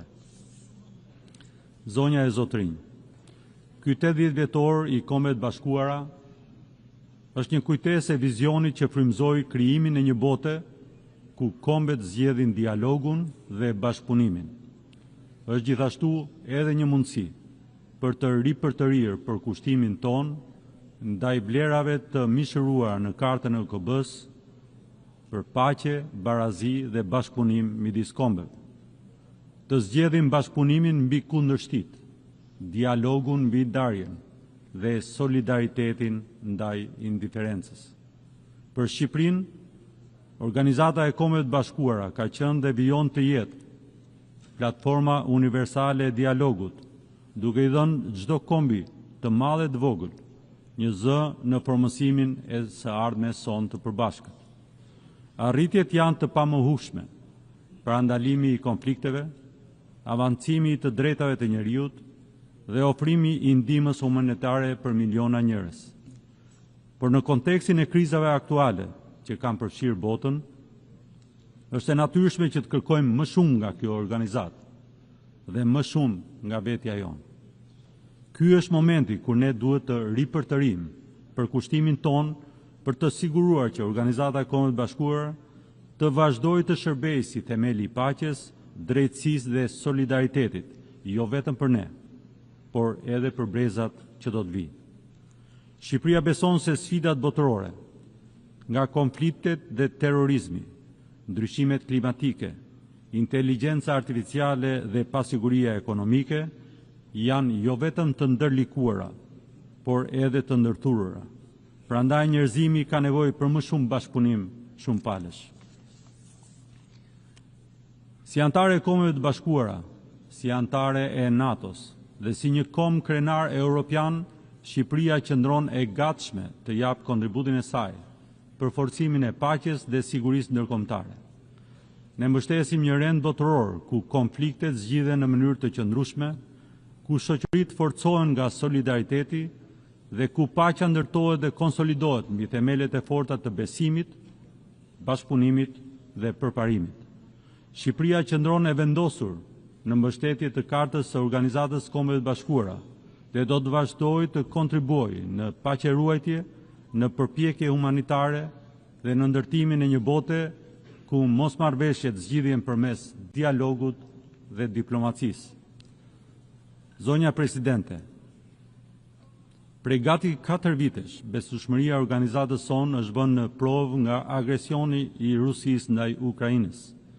Shqipëria ka qëndruar në mbështetje të sovranitetit, pavarësisë dhe integritetit territorial të Ukrainës dhe ka dënuar vazhdimisht shkeljen nga Rusia të Kartës së Organizatës Kombeve të Bashkuara dhe të së drejtës ndërkombëtare. Ne dënojmë sulmet e vazhdueshme të Rusisë ndaj Ukrainës dhe incidentet e provokuara së fundmi ndaj aleatëve tanë të NATO-s dhe në të njëjtën kohë vlerësojmë përpjekjet diplomatike në udhëheqjen e presidentit Trump për një paqe të drejtë, të qëndrueshme dhe në respekt të plotë të sovranitetit, pavarësisë, integritetit territorial të Ukrainës. Shqipëria është po aq e përkushtuar për paqe, siguri dhe stabilitet në lindjen e mesme. Lufta në Gaza duhet të përfundojë, të gjithë pengjet duhet të lirohen dhe situata e rëndë humanitare në Gaza duhet të trajtohet me urgjencë. Ne shprehim mbështetjen tonë për përpjekjet e Shtetit Bashkuar të Amerikës, Egjiptit dhe Katarit për marrëveshje e armëpushimit që do të çojë drejt përfundimit të përhershëm të armiqësive dhe sigurimin e një paqe të qëndrueshme mes Izraelit dhe Palestinës, e cila sjell një të ardhme më të mirë në siguri dhe përparim për palestinezët, izraelitët dhe të gjithë popujt e rajonit. Zonja dhe zotërinj, Shqipëria promovon aktivisht dialogun, marrëdhëniet e fqinjësisë së mirë dhe integrimin rajonal si e vetmja rrugë drejt stabilitetit dhe prosperitetit të qëndrueshëm. Vizioni ynë është integrimi, zhvillimi i qëndrueshëm dhe ruajtja e vlerave demokratike. Ne besojmë se ardhmja e rajonit tonë qëndron tek bashkëpunimi, jo konflikti, tek përparimi i bërbashkët, jo rivaliteti. Në këtë frym, Shqipëria është e gatshme të bashkëpunojë me të gjithë fqinjet për të siguruar që Ballkani Perëndimor të jetë një zonë paqeje, zhvillimi dhe mundësie që kontribon aktivisht për Europën dhe për komunitetin më të gjerë ndërkombëtar. Shteti më i ri në rajonin tonë, Republika e Kosovës, është gjithnjë më shumë kontribuese në paqe, dialog dhe bashkëjetesë në Ballkanin Perëndimor. 17 vjet pas shpalljes së pavarësisë, Kosova ka treguar me vepra se është një antare e përgjithshme e komunitetit ndërkombëtar, e përkushtuar ndaj paqes, stabilitetit dhe vlerave demokratike, me institucione të forta dhe popullsi vitale. Kontributi i saj në bashkëpunimin rajonal dhe më gjerë është i pamohueshëm. Megjithatë, vendi i Kosovës në këtë asamble mbetet padrejtësisht bosh. Njohja e pavarësisë Kosovës, mbështetja për antarësimin e saj në Kombet e Bashkuara dhe në organizatat e tjera ndërkombëtare është një akt drejtësie ndaj popullit të Kosovës. Është një hap që forcon edhe më shumë paqen dhe sigurinë në Ballkanin Perëndimor dhe një kontribut në stabilitetin e Europës. Shqipëria kërkon që të drejtat dhe liritë e shqiptarëve të luginës së Preshevës të respektohen, që shqiptarët atje të mos diskriminohen, por të integrohen, që gjua shqipe të përdoret, kultura, vlera, identiteti dhe traditat e tyre të mbrohen dhe të promovohen. Zonja Presidente, udhëtimi i vendit tim Shqipërisë nga izolimi te integrimi euroatlantik, nga diktaturat e liria dhe të drejtat e njerëzit, dëshmon se dialogu, partneriteti dhe vlerat e përbashkëta mund të transformojnë shoqëritë. Sot Shqipëria është shumë pranë realizimit të ëndrrës së kahershme antarësimit në Bashkimin Evropian.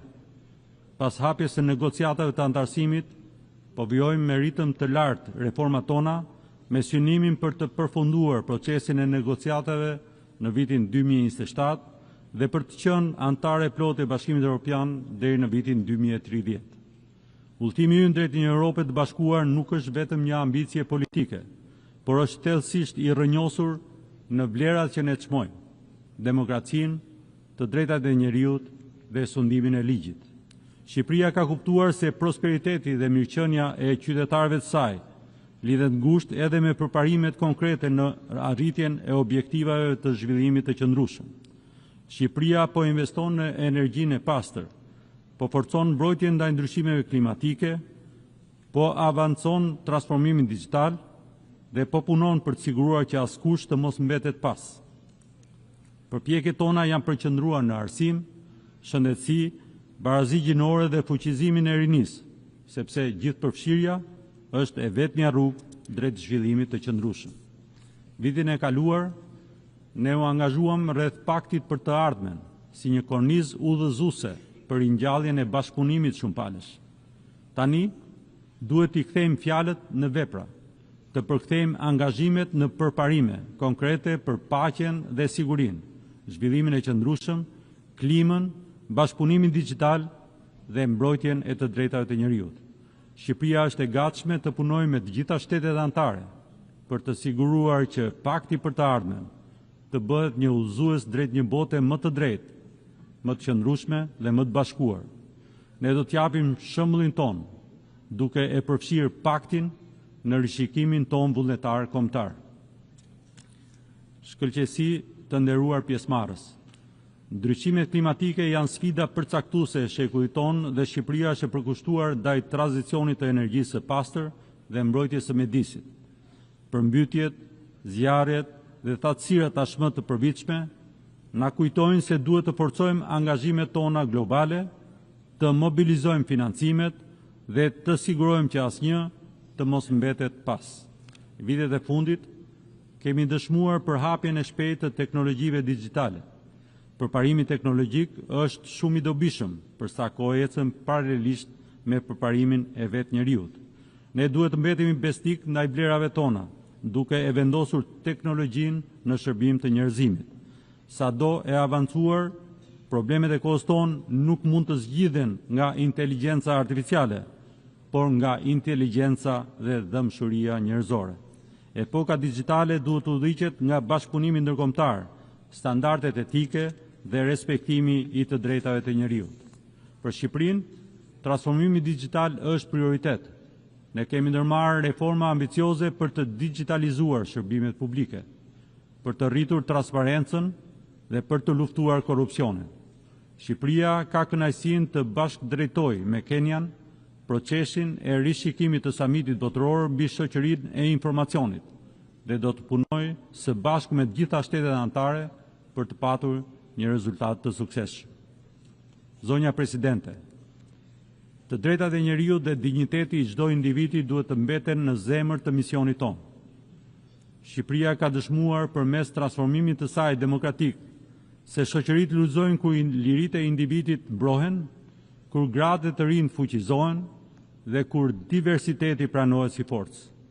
Jemi të nderuar të sjellim përvojën tonë dhe të shërbejmë në Këshillin e Drejtave të Njeriut, ku kemi punuar pareshur për të promovuar universalitetin e të drejtave të njeriut dhe pandashmërinë e të gjitha lirive. Gjatë mandatit tonë jemi angazhuar për mbrojtjen e grupeve vulnerabël, për avancimin e baragjisë gjinore dhe për mbrojtjen e atyre të drejtave të cilëve kanë më shumë rrezik të cënohen. Ne do të vazhdojmë të ngrem zërin kundër diskriminimit, intolerancës dhe dhunës kudo që ndodhin.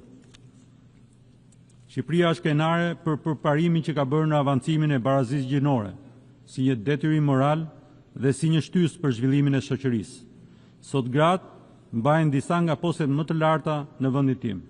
Shqipëria do të vazhdojë të mbrojë të drejtat e grave brenda dhe jashtë vendit dhe të punojë me partnerët për ta bërë barazinë një realitet të prekshëm për të gjithë.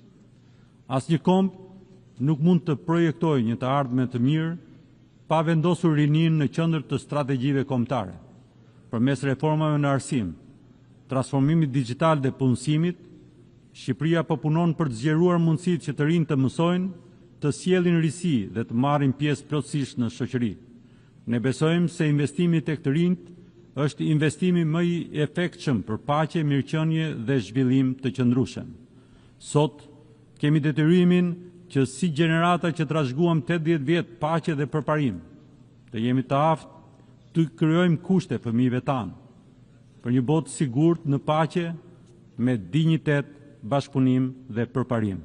Së bashku, me kurajo dhe largpamësi, të vendosim që ky sesion të jetë momenti kur zgjodhëm unitetin, që zgjodhëm përgjegjësinë dhe zgjodhëm guximin. Ju falenderoj. Au nom de l'Assemblée générale, je tiens à remercier le président de la République d'Albanie. L'Assemblée va maintenant entendre l'allocution de son Excellence M. Denis Sassou Nguesso, président de la République du Congo, j'ai pris le protocole de bien vouloir l'accompagner et je l'invite à prendre la parole devant l'Assemblée générale.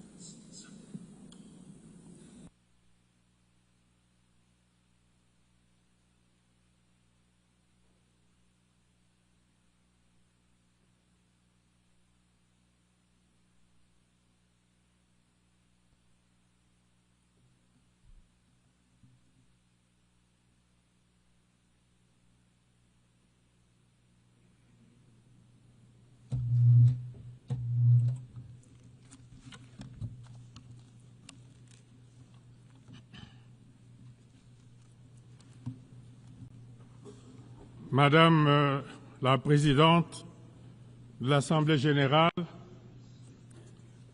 Monsieur le Secrétaire général de l'Organisation des Nations unies, Mesdames et Messieurs les chefs d'État et de gouvernement, distingués délégués, Mesdames et Messieurs, c'est avec gravité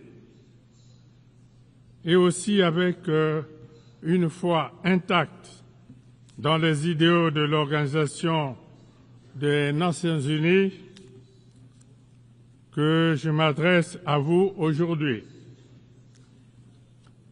Nous sommes rassemblés à un moment de bascule, à une époque où notre responsabilité collective n'a jamais été aussi grande. Nous vivons une période marquée par des tensions accrues, des menaces multiples et des fractures profondes. Et pourtant, jamais le monde n'a eu autant besoin d'unité, de coopération, de dialogue. Ce qui est en jeu, ce n'est pas seulement la paix ou le développement, c'est bien l'avenir même du multilatéralisme et de cette précieuse humanité que nous avons en partage. Il y a 80 ans, après les horreurs de la Seconde Guerre mondiale, les fondateurs des Nations unies se réunissaient avec la ferme intention d'établir un ordre international juste et durable. Ils rêvaient d'un monde où la coopération et la solidarité seraient les maîtres mots. Un monde où la diplomatie et le dialogue se substitueraient aux conflits violents. Leur projet était ambitieux. Il demeure totalement d'actualité. L'Organisation des Nations unies a été fondée sur le socle de deux principes majeurs. La solidarité internationale, c'est-à-dire la conviction que le destin des nations est intrinsèquement lié et que seul un effort collectif peut permettre de relever les défis mondiaux. Le multipartisme, ou la reconnaissance de ce que chaque nation, grande ou petite, doit avoir voix au chapitre dans les affaires internationales et que seule une action collective peut garantir une paix durable. Malheureusement, 80 ans après sa création, notre organisation est confrontée à la résurgence inquiétante des conflits armés à travers le monde. Dans tant d'endroits, le langage des armes a repris le dessus sur le bon sens et la diplomatie. C'est l'échec de notre promesse collective. C'est de bâtir un monde libéré du fléau de la guerre.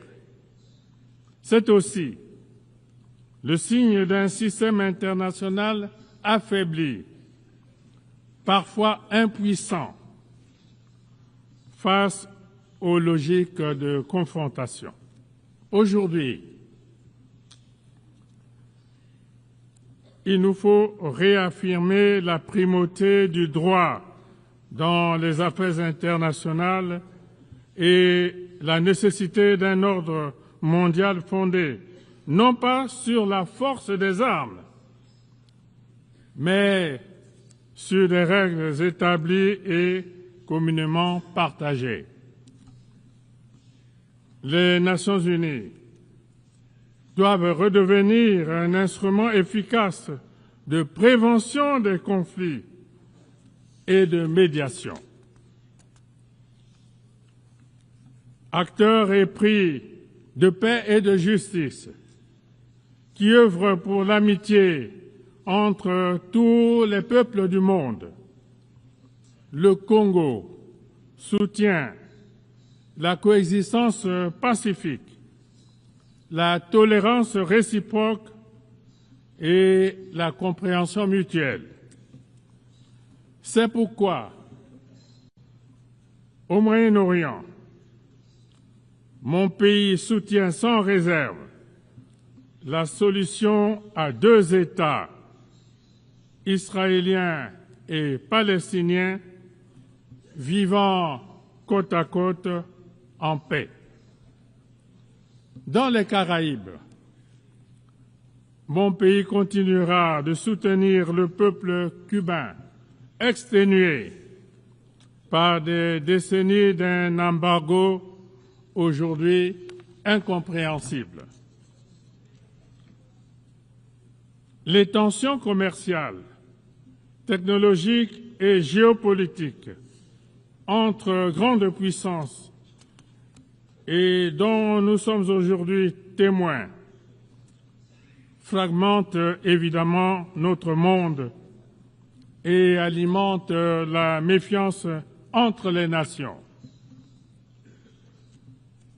Elles affaiblissent les chaînes de solidarité internationale et compromettent notre capacité à relever ensemble les grands défis globaux avec de grandes conséquences sur les économies des pays en développement.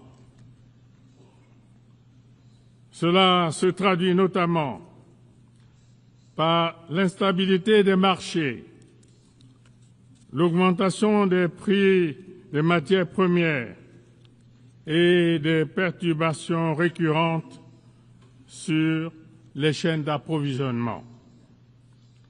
Or, pour compréhensible qu'elle puisse être, la compétition économique ne devrait pas se transformer en une confrontation systémique.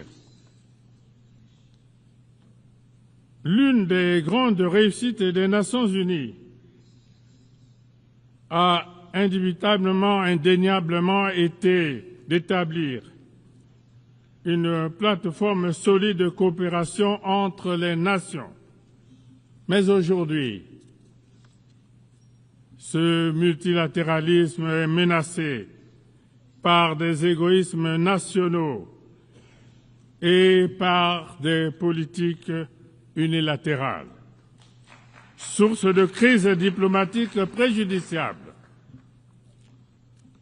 Cette tendance doit être inversée parce que les défis mondiaux que nous affrontons, notamment le changement climatique, les pandémies et l'insécurité alimentaire, nécessitent une réponse mondiale solidaire, cohérente et concertée. La République du Congo. La République du Congo croit fermement qu'une organisation des Nations Unies plus forte et plus efficace est la condition indispensable pour préserver la paix et garantir le développement durable. C'est pourquoi nous en appelons à une réforme de ces organes, à commencer par son Conseil de sécurité, afin de les rendre plus représentatifs, plus transparents et plus proches des réalités de notre monde. On le voit bien, le Conseil de sécurité, dans sa composition actuelle, ne reflète plus les équilibres géopolitiques de notre monde. Il est donc urgent de le réformer, non pas en théorie, mais en pratique. L'Afrique ne peut plus rester marginalisée. C'est un continent de plus d'1,4 milliard d'habitants. C'est un continent d'avenir, de jeunesse, de potentiel, auquel nous devons aujourd'hui garantir une participation pleine et entière aux décisions mondiales. Je le dis avec force, l'Afrique mérite une représentation permanente au sein du Conseil de sécurité des Nations Unies.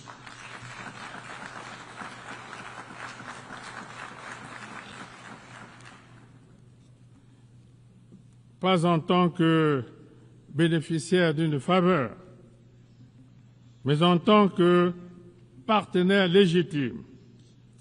C'est l'appel solennel que la République du Congo lance du haut de cette tribune. Il nous faut inventer un multilatéralisme plus intelligent, plus efficace, plus proche des aspirations des peuples, plus représentatif des réalités du XXIe siècle. Ce multilatéralisme doit aussi se traduire en actes concrets, en résultats tangibles, en solutions durables. Les peuples du monde ne nous jugeront pas sur nos discours, mais sur ce que nous aurons su accomplir ensemble. Madame la Présidente, Mesdames et Messieurs, il ne peut y avoir de paix durable sans développement et inversement. La pauvreté, les inégalités, le chômage des jeunes, l'exclusion sont des terreaux dont se nourrissent les frustrations, l'instabilité et l'extrémisme violent. Nous devons honorer nos engagements pour le financement des objectifs de développement durable et mettre fin aux mécanismes qui étranglent les économies vulnérables, comme la dette insoutenable ou les règles commerciales inéquitables. La solidarité internationale reste essentielle pour permettre aux pays en développement de réussir leur transition vers un avenir plus prospère. C'est pourquoi nous devons investir massivement dans l'éducation, la santé, l'agriculture, les infrastructures, les technologies nouvelles, l'intelligence artificielle, etc. Le défi climatique nous interpelle très fortement aujourd'hui. Il transcende toutes les frontières, tous les clivages et toutes les idéologies. Il frappe déjà nos villes, nos campagnes, nos écosystèmes. Il aggrave les conflits, détruit des cultures millénaires et pousse les familles entières sur les routes de l'exil. Face à cela, nous n'avons plus le droit d'agir en ordre dispersé. Nous devons partir en rang serré, dans la solidarité et avec détermination. Cela implique le respect des engagements de l'accord de Paris, un soutien massif à l'adaptation pour les pays les plus vulnérables et une transformation profonde de nos modes de production, de consommation et de financement. C'est l'occasion de saluer l'adoption par l'Assemblée générale des Nations unies de la résolution sur la décennie mondiale du boisement et du reboisement que mon pays a initiée comme l'une des solutions susceptibles de faire avancer notre combat commun en faveur de la préservation de l'environnement et l'atténuation des ravages liés au changement climatique. Le climat ne doit pas devenir un nouveau facteur de division nord-sud. Il doit être un facteur d'unité mondiale, un motif de solidarité planétaire, le mobile d'une espérance partagée. Madame la Présidente, Mesdames et Messieurs, au moment où les nations du monde sont confrontées à de graves défis, certains de ces défis ayant clairement un retentissement existentiel, voilà que s'enclenche une nouvelle et inquiétante course aux armements. Les dépenses militaires mondiales atteignent aujourd'hui des niveaux records, alors même que des millions d'êtres humains vivent dans l'extrême pauvreté, avec un accès réduit à l'eau potable, à une éducation de qualité et aux soins de santé primaire. Des traités sur le désarmement sont remis en cause, tandis que la prolifération des armes de destruction massive, notamment nucléaires, revient au cœur des préoccupations. Cette dérive est dangereuse à tous égards. Elle ne rend pas notre monde plus sûr, bien au contraire. Elle expose aux périls les plus graves, dont le risque d'une conflagration généralisée qui échapperait à tout contrôle.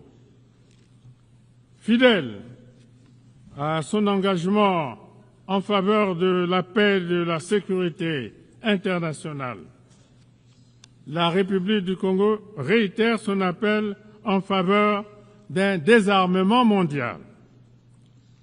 Le moment est venu de nous investir tous dans la recherche de solutions qui renforcent notre sécurité collective, la stabilité et la prospérité de tous les peuples, plutôt que de nourrir le cercle vicieux et destructeur des conflits et de la violence.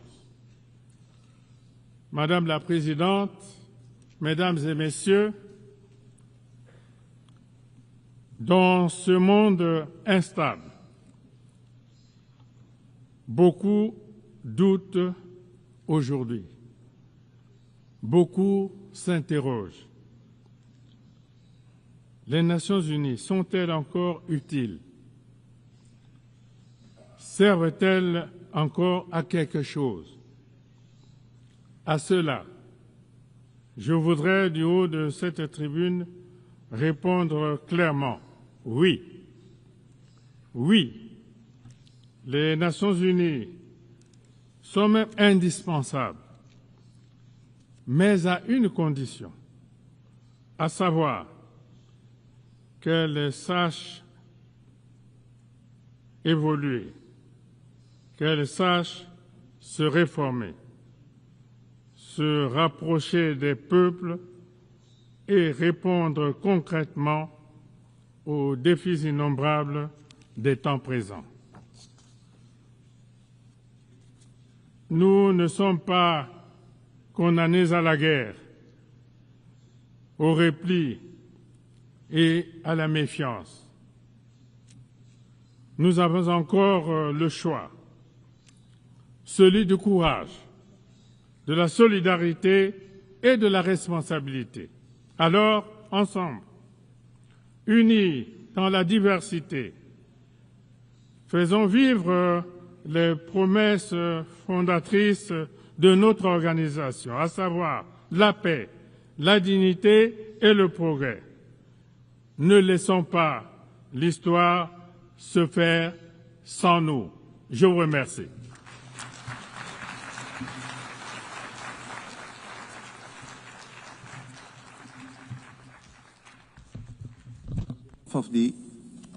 Of the Assembly, I wish to thank the President of the Republic of the Congo.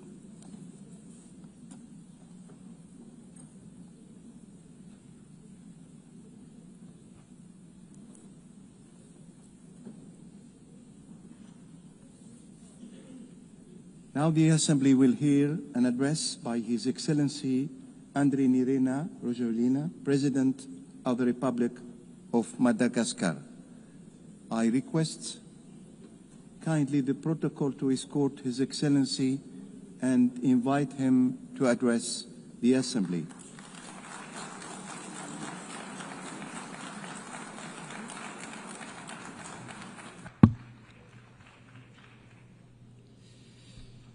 Madame la Présidente de la 80e Assemblée générale des Nations unies, Excellences, Mesdames et Messieurs les chefs d'État et de gouvernement, Monsieur le Secrétaire général des Nations unies, Honorable Assemblée, Mesdames et Messieurs, Tupklas et Tupkvavi.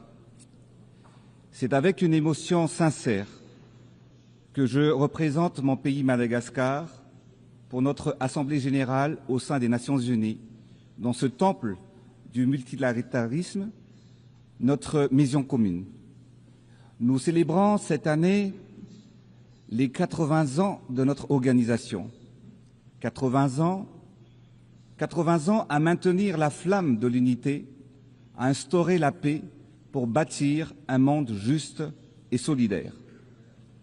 80 ans de l'ONU représentent une étape et non pas un aboutissement. Et c'est ici, en ce lieu symbolique, à l'Assemblée générale des Nations unies, que nous discutons, proposons et décidons des grandes orientations pour un monde pacifique et prospère. Et c'est ici que nous cherchons et trouvons des solutions aux conflits et des réponses aux crises. C'est ici même que nous traçons le chemin de notre avenir commun. Permettez-moi tout d'abord d'adresser mes chaleureuses félicitations à Madame Annalena Baerbock pour son élection en tant que présidente de cette 80e Assemblée générale. Madame la Présidente, je vous souhaite plein succès dans l'exercice de votre mandat. Soyez assurés du plein soutien de Madagascar dans l'accomplissement de votre mission. Je voudrais également saluer le secrétaire général des Nations unies, dont l'engagement et le leadership nous rappellent notre mission, qui est de placer l'humain au cœur de nos actions. Mesdames et Messieurs, l'ONU a toujours porté un idéal, celui de bâtir ensemble un monde de paix, de justice et d'espérance. Le thème choisi cette année, Mieux ensemble, 80 ans et plus pour la paix, le développement et les droits humains et les droits de l'homme, nous rappelle que depuis plusieurs décennies, les Nations Unies rassemblent les peuples et les nations pour promouvoir la paix, favoriser le développement et défendre les droits humains. Aujourd'hui, plus que jamais, nous devons réaffirmer notre engagement collectif à bâtir un avenir de solidarité pour relever les défis, car c'est en conjuguant nos forces que nous pourrons transformer les espoirs de l'humanité en réalité pour tous. Ce thème est au cœur de nos priorités et c'est d'ailleurs la raison pour laquelle, dès la proclamation de notre indépendance, il y a 65 ans de cela, Madagascar a adhéré à l'ONU. Cela traduit la conviction de mon pays envers les idéaux de paix, de solidarité et de coopération entre nos peuples, prônés par notre charte. Aujourd'hui, pour renforcer encore plus cette conviction et pour la continuité des actions des systèmes des Nations Unies à Madagascar, nous allons mettre à disposition plusieurs milliers de mètres carrés de bureaux afin d'accueillir un hub pour une présence élargie des Nations Unies sur le territoire malagasy. Les défis ont évolué, mais nous continuons de mesurer la force de cet héritage et la nécessité d'adapter les réalités quotidiennes. Pour ne citer que les fractures économiques, les inégalités et surtout les impacts du changement climatique. Ces menaces fragilisent la paix dans nos sociétés et nécessitent des mesures fortes et communes.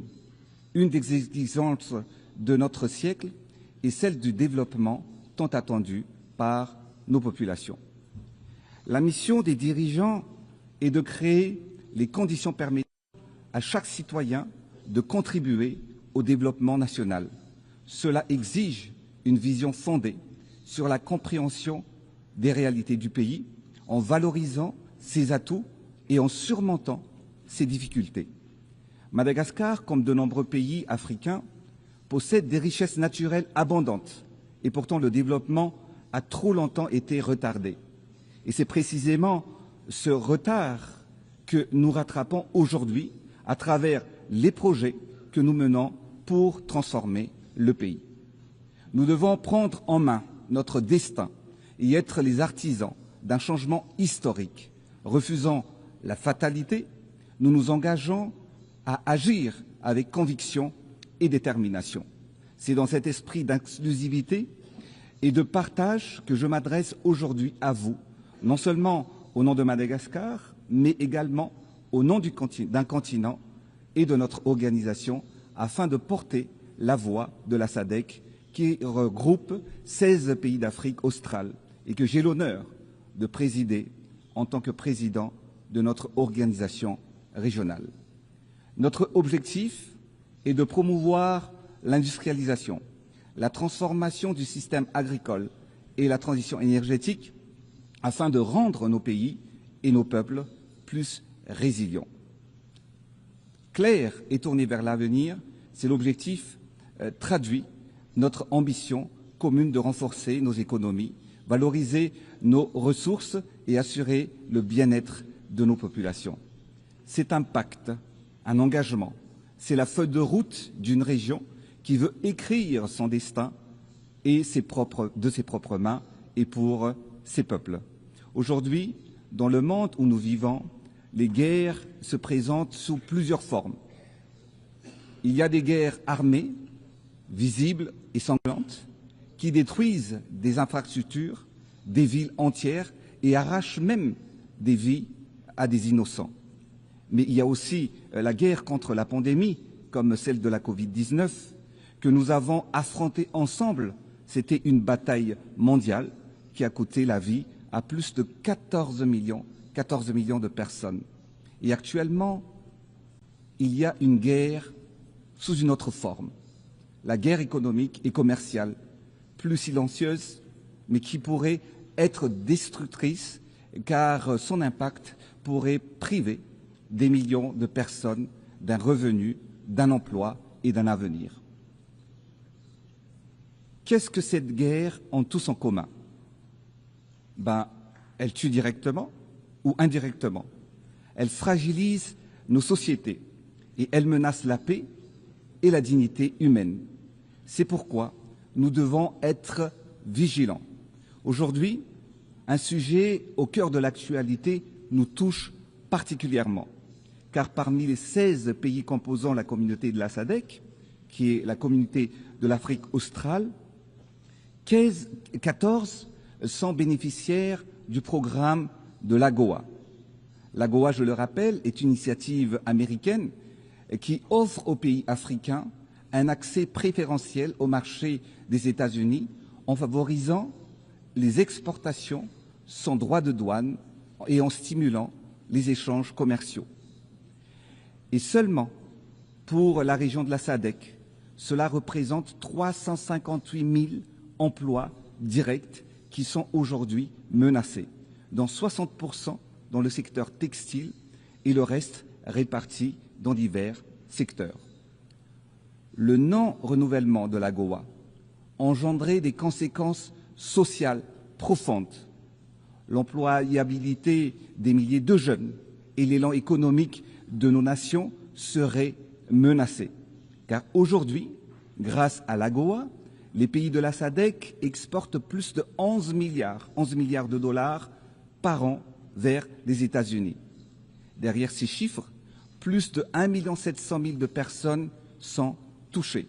Donc, si l'AGOA disparaît, ce sont plus de 700 000 emplois directs et indirects qui pourraient être perdus dans la région de l'Afrique australe uniquement.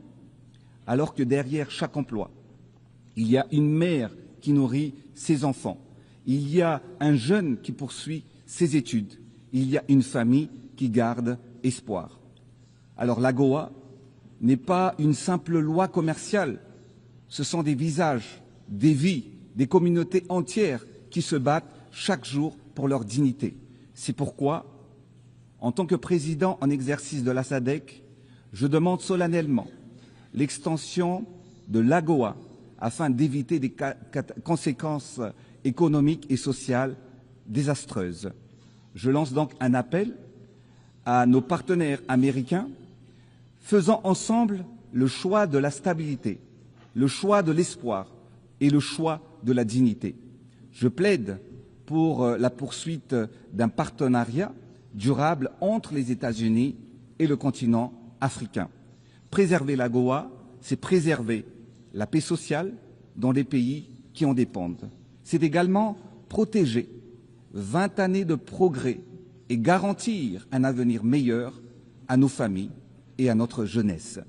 Nous voulons des échanges justes, des partenariats équitables et une prospérité partagée. Nous évoquons ici, dans le concert des nations, la paix et la sécurité. Ainsi, la solidarité entre les nations ne devrait pas juste être des promesses et des discours, mais doit se traduire par des engagements qui garantissent le quotidien de millions de familles à travers le monde. Excellences, Mesdames et Messieurs, Madame la Présidente, notre vision est claire.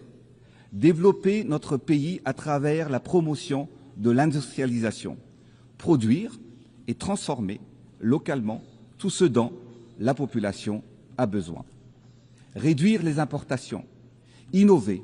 Bâtir des usines et des chaînes de valeur capables de créer des emplois décents et durables. À Madagascar, depuis les 5 dernières années, nous avons emboîté le pas en installant des infrastructures et des parcs semi-industriels sur tous les territoires afin de stimuler la croissance. Je crois fermement que le développement passe par l'investissement en misant sur le potentiel de chaque pays, son capital humain et la volonté politique de ses dirigeants. Par ailleurs, la transformation agricole est la clé pour combattre la pauvreté, car notre souveraineté alimentaire est le socle de notre indépendance économique. Alors, plantons aujourd'hui les graines de la prospérité et de l'autonomie pour que demain, nos peuples se nourrissent elles-mêmes. À Madagascar, dans le domaine de l'agriculture, nous avons soutenu la transformation et la valorisation des produits locaux. Nous avons initié le processus de mécanisation de notre agriculture et nous avons accompagné nos paysans en les dotant des semences et d'intrants améliorés. Notre objectif est de doubler, voire tripler, le rendement agricole, passant de 3 à 9 tonnes à l'hectare pour atteindre l'autosuffisance alimentaire. Enfin, il n'y a pas de développement sans une énergie fiable, accessible et abordable. À Madagascar, nous sommes en train d'accélérer la transition énergétique afin d'atteindre une production énergétique à 70% verte d'ici 2028. C'est pour ce faire, nous allons exploiter notre immense potentiel solaire, éolien et hydroélectrique. Comme vous le savez, aujourd'hui encore, dans de nombreux pays africains, comme à Madagascar, la production d'électricité repose principalement sur des centrales thermiques. Cette dépendance aux énergies fossiles a un coût économique énorme. Investir dans l'énergie renouvelable est donc non seulement une obligation, mais un devoir pour un avenir durable et inclusif. En seulement 6 ans, le taux d'accès à l'électricité dans mon pays est passé de 24% à 40%. Des progrès notables ont été donc réalisés, mais nous sommes conscients que beaucoup reste à faire. Nous allons encore intensifier les efforts afin d'augmenter la production d'énergie propre pour les populations rurales isolées ne soient pas laissées pour compte. Dans ce contexte, la collaboration avec les systèmes des Nations Unies joue un rôle essentiel en favorisant des projets impactants pour les communautés rurales. Ces initiatives illustrent une volonté de bâtir un avenir énergétique plus équitable, durable et innovant. Enfin, bâtir des infrastructures modernes constitue un passage obligatoire pour le développement économique et touristique du pays. À Madagascar, d'est en ouest, du nord au sud, Madagascar se transforme. Nous avons lancé des projets de construction de la première autoroute du pays, reliant Antananarive au grand port de l'est de l'île. Nous avons modernisé le transport en commun de la capitale à travers la construction du transport par câble ou téléphérique et aussi l'instauration du train urbain. Cela permet de désengorger la ville en transportant plus de 40 000 passagers par jour à son plein potentiel et réduisant ainsi la circulation de 2000 véhicules quotidiennes. Par ailleurs, nous avons renforcé la présence de l'État dans toutes les localités du pays, surtout dans les endroits les plus enclavés, à travers la construction d'infrastructures proches de la population et dont elle a besoin. Nous avons bâti des milliers de logements sociaux. Nous avons modernisé les soins à travers la construction d'hôpitaux publics et des centres de santé de base sur tout le territoire national. Si le pays ne comptait que 16 centres hospitaliers seulement, centres hospitaliers universitaires jusqu'en 2018, nous avons triplé ce nombre en construisant 30 autres hôpitaux de référence en seulement 6 ans. Nous avons accompagné l'entrepreneuriat des jeunes et des femmes pour viser leur autonomisation. Nous avons érigé des stades et des terrains sportifs qui deviennent des lieux de cohésion, de fierté nationale et d'émancipation pour la jeunesse. D'ailleurs, la tenue du sommet Youth Connect à Madagascar au mois de novembre s'inscrit dans le cadre de cet engagement pour la jeunesse en faveur de l'égalité et de l'inclusion, et pour lesquels nous vous invitons déjà à participer massivement. Enfin, du point de vue de la protection sociale, plus de 250 millions de dollars ont été transférés directement aux familles les plus vulnérables pour améliorer leur quotidien. Ces réalisations traduisent notre volonté de bâtir un pays solidaire, connecté, tourné vers l'avenir, mais la dividende démographique reste une véritable et variable qui doit rentrer sur l'équation. Nous devons changer la structure de la population, car la croissance démographique actuelle n'est pas proportionnelle à la croissance économique. Dans certaines régions, de jeunes filles de moins de 18 ans sont déjà mères de famille et la majorité des femmes se retrouvent en moyenne avec 5, voire même 8 enfants à leur charge. Elles ont plus de difficultés à les nourrir, les élever, les soigner et les éduquer correctement. C'est pourquoi nous avons intensifié le programme de planning familial pour maîtriser la naissance et transformer la population actuelle dépendante en une population active, économiquement productive. La démographie deviendra pour Madagascar un atout et non plus un frein au développement. Excellences, Mesdames et Messieurs, Madame la Présidente, nous voulons offrir un avenir meilleur à nos enfants. Nous devons donc protéger la planète qui nous héberge. Madagascar, sanctuaire de la nature, avec ses 5% de biodiversité mondiale et des espèces à 80% endémiques, il faut absolument la protéger. Et comme dans d'autres régions du globe, ce trésor sont en danger. Face à la déforestation et aux aléas climatiques, les pays insulaires comme nous subissons les conséquences du réchauffement de la planète. Les cyclones sont de plus en plus fréquents, ils se succèdent et sont de plus en plus dévastateurs. Les inondations détruisent nos champs et mettent en péril la récolte et les revenus des agriculteurs. Madagascar est l'un des pays victimes des conséquences du changement climatique. Notre planète brûle, nos écosystèmes se dégradent alors que les actions et les financements ne suivent pas. Alors il est grand temps de passer à l'action. Les constats, nous les avons faits. Maintenant, agissons ensemble.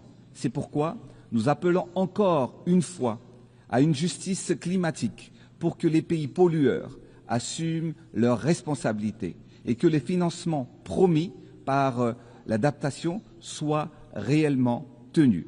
Nous avons déjà affirmé notre engagement dans la préservation de cet héritage commun avec un programme de reboisement massif en plantant des millions d'arbres chaque année. Ainsi, Madagascar a rejoint la coalition des pays à neutralité carbone G0 et se positionne comme un acteur modèle. Nous avons également renforcé la protection de nos aires protégées.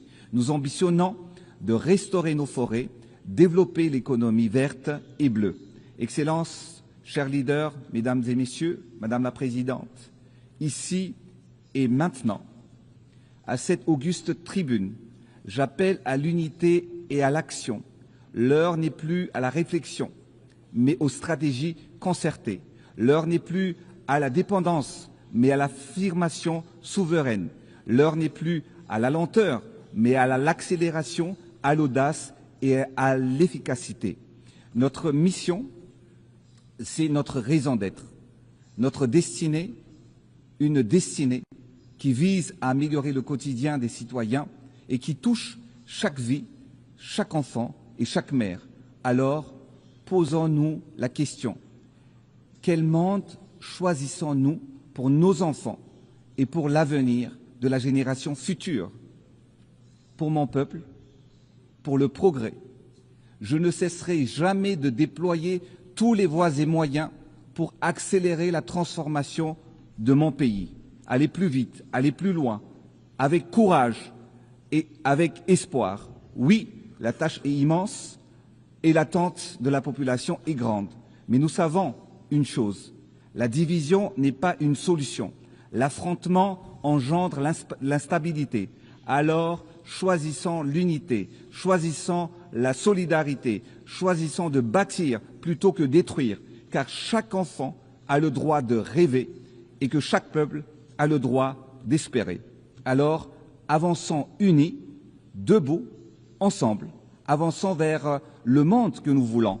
Je rêve pour mon pays, pour Madagascar, pour l'Afrique australe, pour le continent africain et pour toutes les voix encore peu entendues d'un avenir où la paix l'emporte sur la guerre, où le développement profite à chaque être humain, où les droits fondamentaux ne soient jamais négociables et où la nature soit préservée comme notre héritage le plus sacré.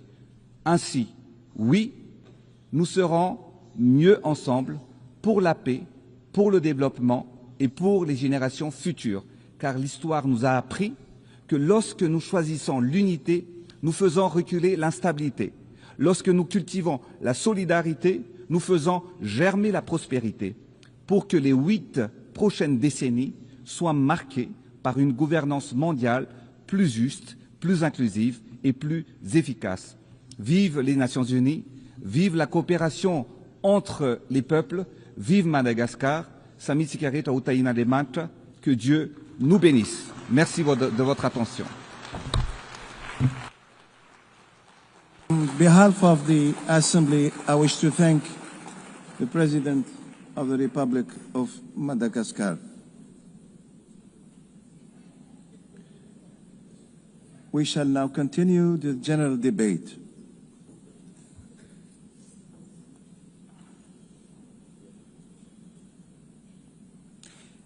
The Assembly will hear an address by His Excellency Kashim Shettima, Vice President of the Federal Republic of Nigeria.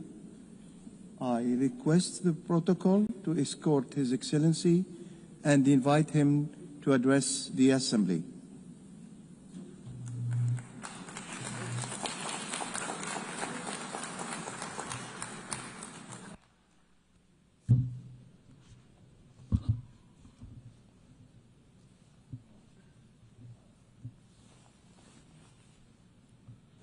Madam President, Mr. Secretary General, Excellencies, Heads of State and Government, distinguished delegates.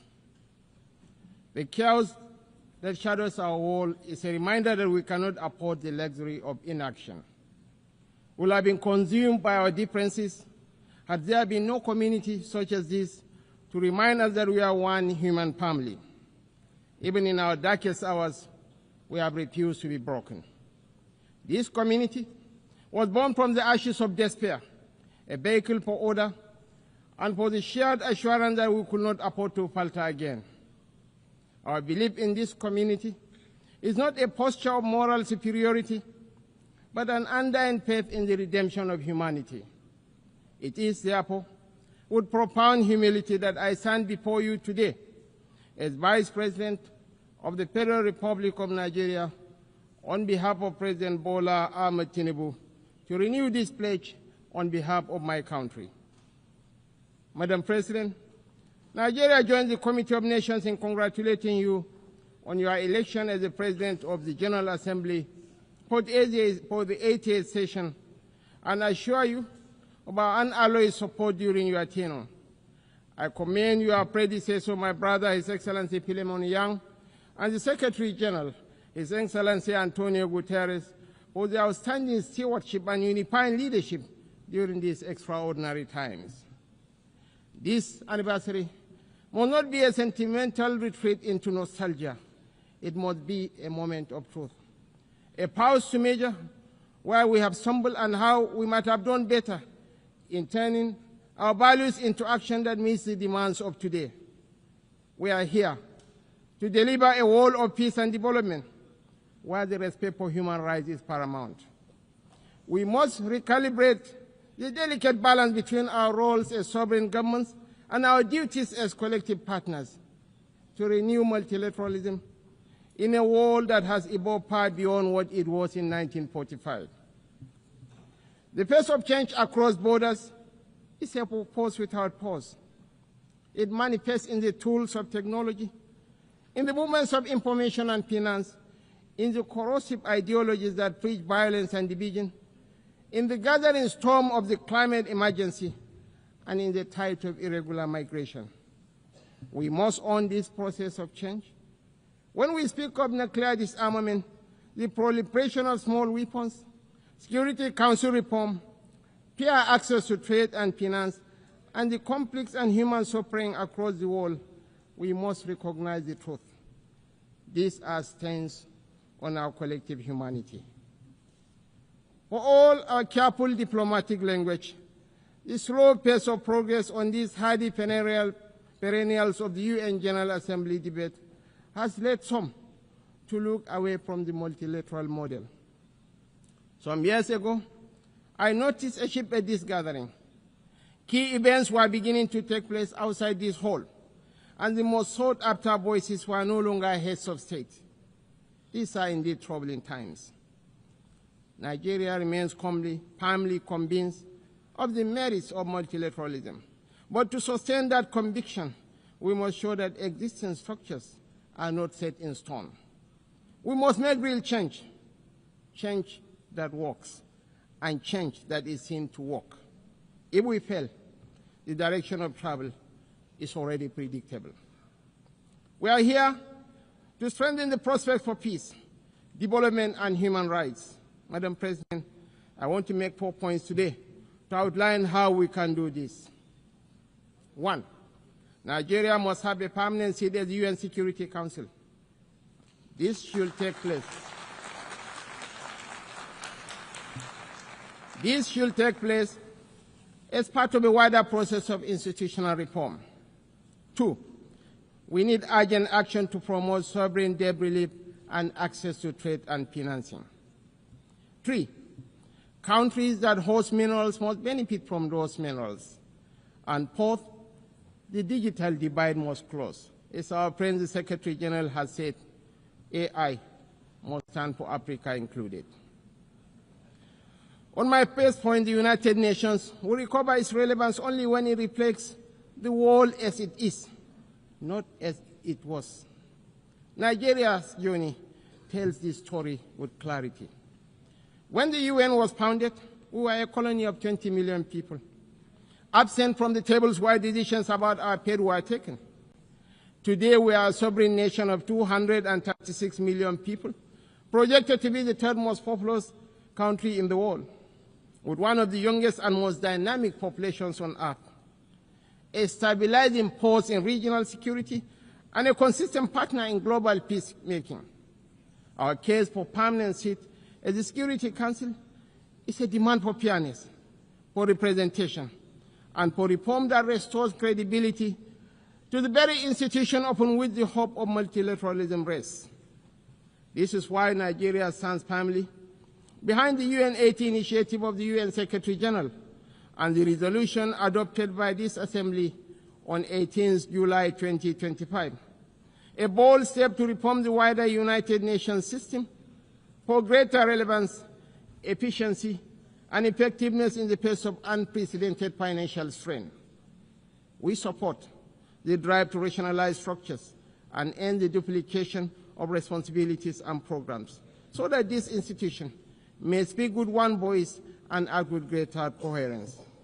Madam President, Africa, none of us in this world can function peacefully in isolation. This is the heavy burden of sovereignty.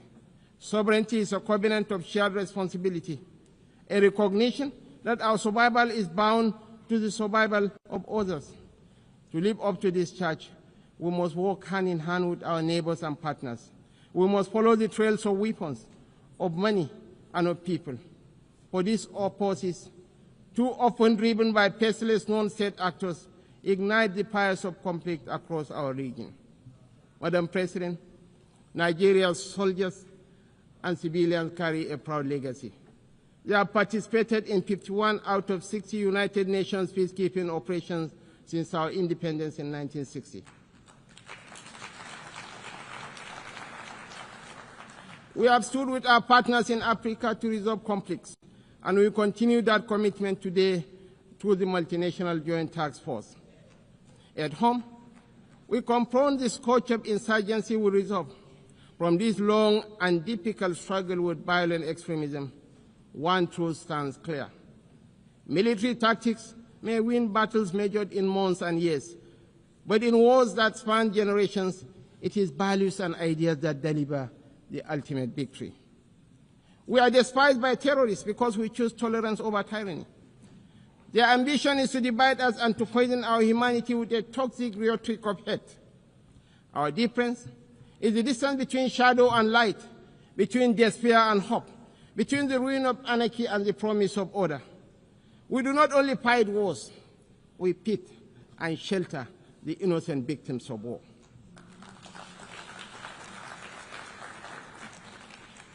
This is why we are not indifferent to the devastations of our neighbors near and distant. This is why we speak of the violence and aggression visited upon innocent civilians in Gaza, the illegal attack on Qatar, and the tensions that scar the wider region. It is not only because of the culture of impunity that makes such acts intolerable, but because our own bitter experience has taught us that such violence never ends where it begins. We do not believe that the sanctity of human life should be trapped in the corridors of endless debate.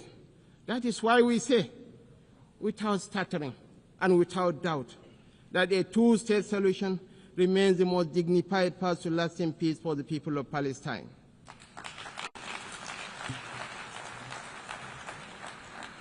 For too long, this community has borne the weight of moral conflict. For too long, we have been caught in the crossfire of violence that offends the conscience of humanity. We come not as partisans, but as peacemakers. We come as brothers and sisters of a shared wall, a wall that must never reduce the right to live into the currency of devious politics. The people of Palestine are not collateral damage in a civilization searching for order. They are human beings, equal in worth, entitled to the same freedoms and dignities that the rest of us take for granted. We want to make the choice crystal clear. Civilized values over fear. Civilized values over vengeance. Civilized values over bloodshed. We show the opportunities that peace brings, just as the extremists hope to drive apart rival communities and different religions. We work through multilateral platforms within the rule of law to build the consensus and support that makes this immensely difficult and dangerous task that much easier. This is how we deny our enemies the space they crave to fuel tension and despair. It is our experience that this offers the best, perhaps only hope for peace, reconciliation, and victory for the civilized values of a shared humanity. Nigeria is a diverse country, also recognizes the variable geometry of democracy in different forms and speeds. For this reason, we are working with the United Nations to strengthen democratic institutions in our region and beyond through the Regional Partnership for Democracy. Madam President, point 2. The price of peace is eternal vigilance. The increasingly difficult security outlook has prompted many member states to count the cost of the emerging world order. We in Nigeria are already familiar with so difficult choices: infrastructure renewal or defense platforms, schools or tanks. Our view is that the path to sustainable peace lies in growth and prosperity. The government has taken difficult but necessary steps to restructure our economy and remove distortions, including subsidies and currency controls that benefited the few at the expense of the many. I believe in the power of the market to transform. Our task is to enable and facilitate and to trust in the ingenuity and enterprise of the people. But the process of transition is difficult and brings unavoidable hardship. This year, we held the inaugural West African Economic Summit in Abuja to bring investors and opportunities together. The results far exceeded our expectations and are a clear indication of what innovation can deliver. It is in that same spirit of dynamic review that I invite the United Nations to re-examine the best use of scarce resources. One critical area is climate change. It is not an abstract issue about an indeterminate fate to be settled at some distant point in the future. It is not even solely an environmental issue. It is about national, regional, and international security. It is about irregular migration. Truly, this is an everyone issue.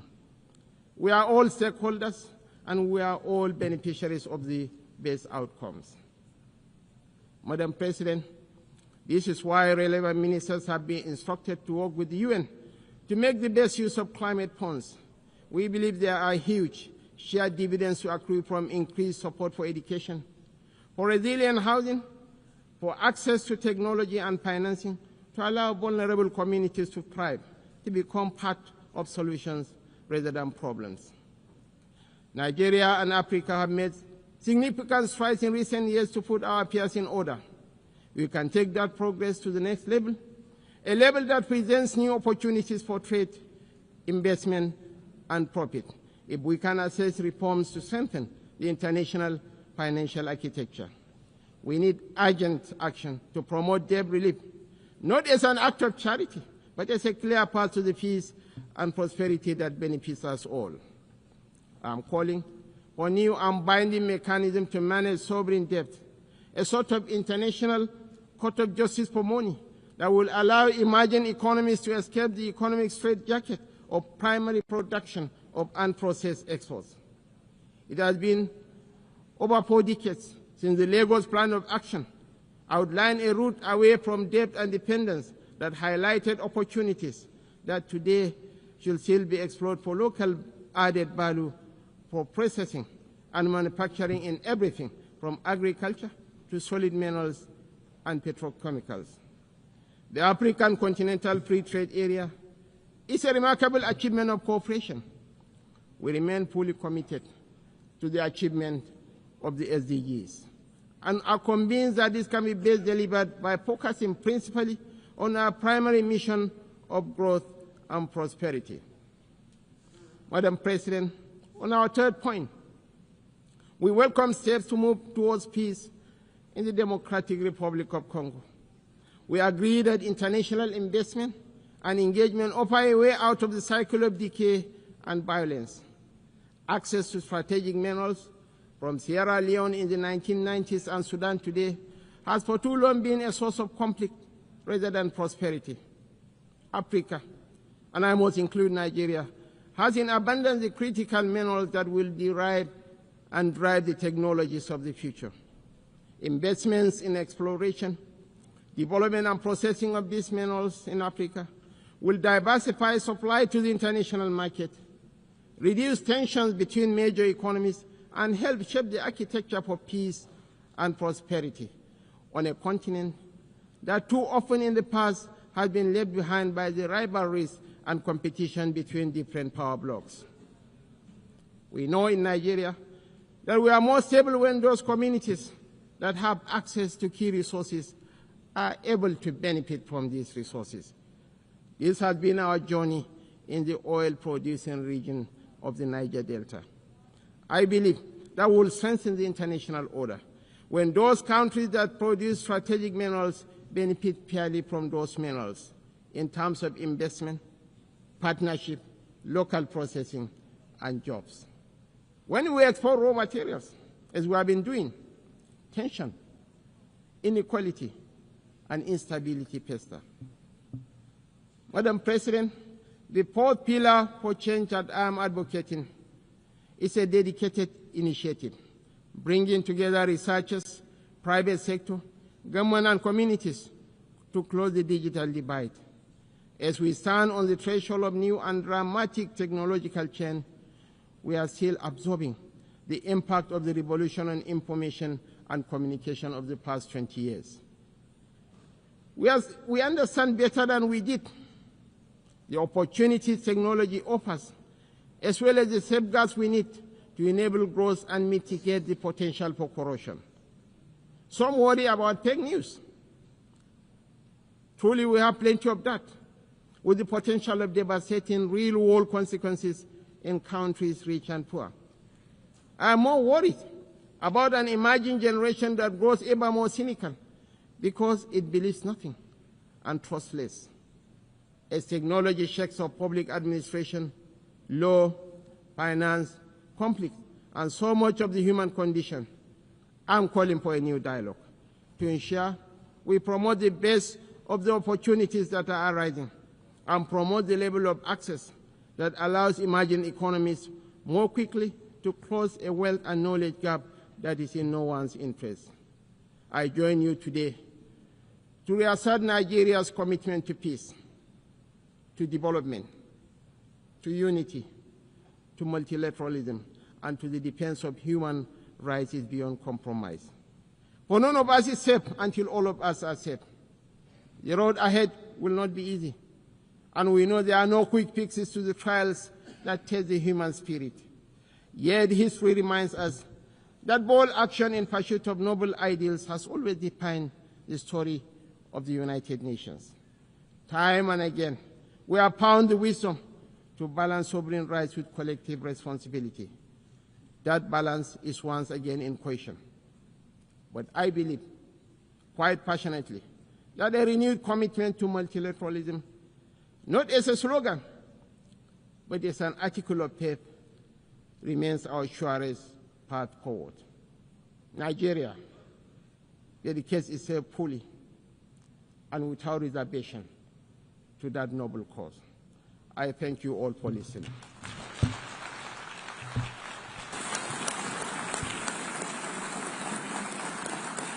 On behalf of the Assembly, I wish to thank the Vice President of the Federal Republic of Nigeria.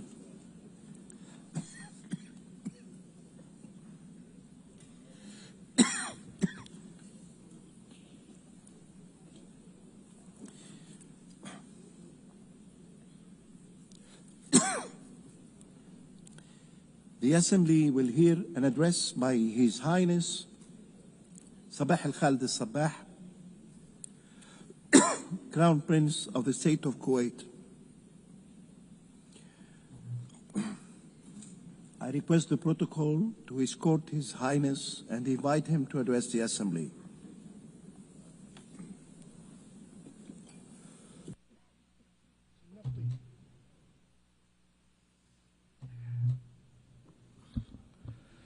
بسم الله الرحمن الرحيم.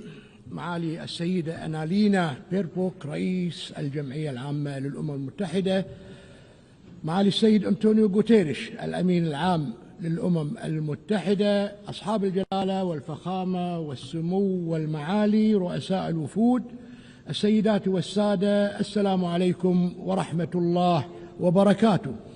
في البداية يسرني أن أنقل لكم تحيات حضرة صاحب السمو أمير دولة الكويت الشيخ مشعل الأحمد الجابر الصباح حفظه الله ورعاه، وتمنيات سموه رعاه الله بنجاح أعمال الدورة 80 للجمعية العامة للأمم المتحدة. وتقدم إليكم السيد الرئيس وبلدكم الصديق بالتهنئة لانتخابكم رئيسا للجمعية العامة للأمم المتحدة، كما أشيد بالجهود التي بذلها سلفكم السيد فيلمون يانغ خلال رئاسته للدورة السابقة لأعمال الجمعية العامة.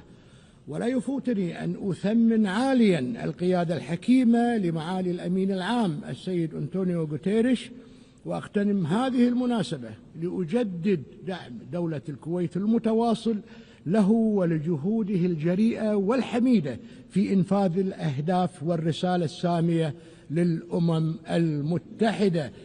السيدة الرئيس، إننا نشاطر رؤيتكم لأهداف هذه الدورة بعنوان أفضل معا، حيث يجسد هذا العنوان روح الوحدة والمسؤولية المشتركة المطلوبة لتجاوز التحديات العديدة والمتشابكة في عالمنا اليوم. ومن الواجب على الدول الأعضاء أن تعمل معا للحفاظ على هذه المنظمة، حجر الزاوية لتعددية الأطراف، والملاذ الدولي الآمن الذي تتجه إليه الدول والشعوب لمعالجة وحل خلافاتها ومشاكلها، والاستكشاف مستقبل وسبل تحقيق المزيد من التنمية الاقتصادية والاجتماعية والإنسانية في العالم. وقبل أن ننظر إلى المستقبل لابد أن نقف لوهلة للنظر إلى العقود 8 الماضية التي مرت بها هذه المنظمة، التي تأسست عندما اتفقت الدول في عام 1945 على إنقاذ الأجيال المقبلة من ويلات الحرب التي جلبت على الإنسانية مرتين أحزانا يعجز عنها الوصف.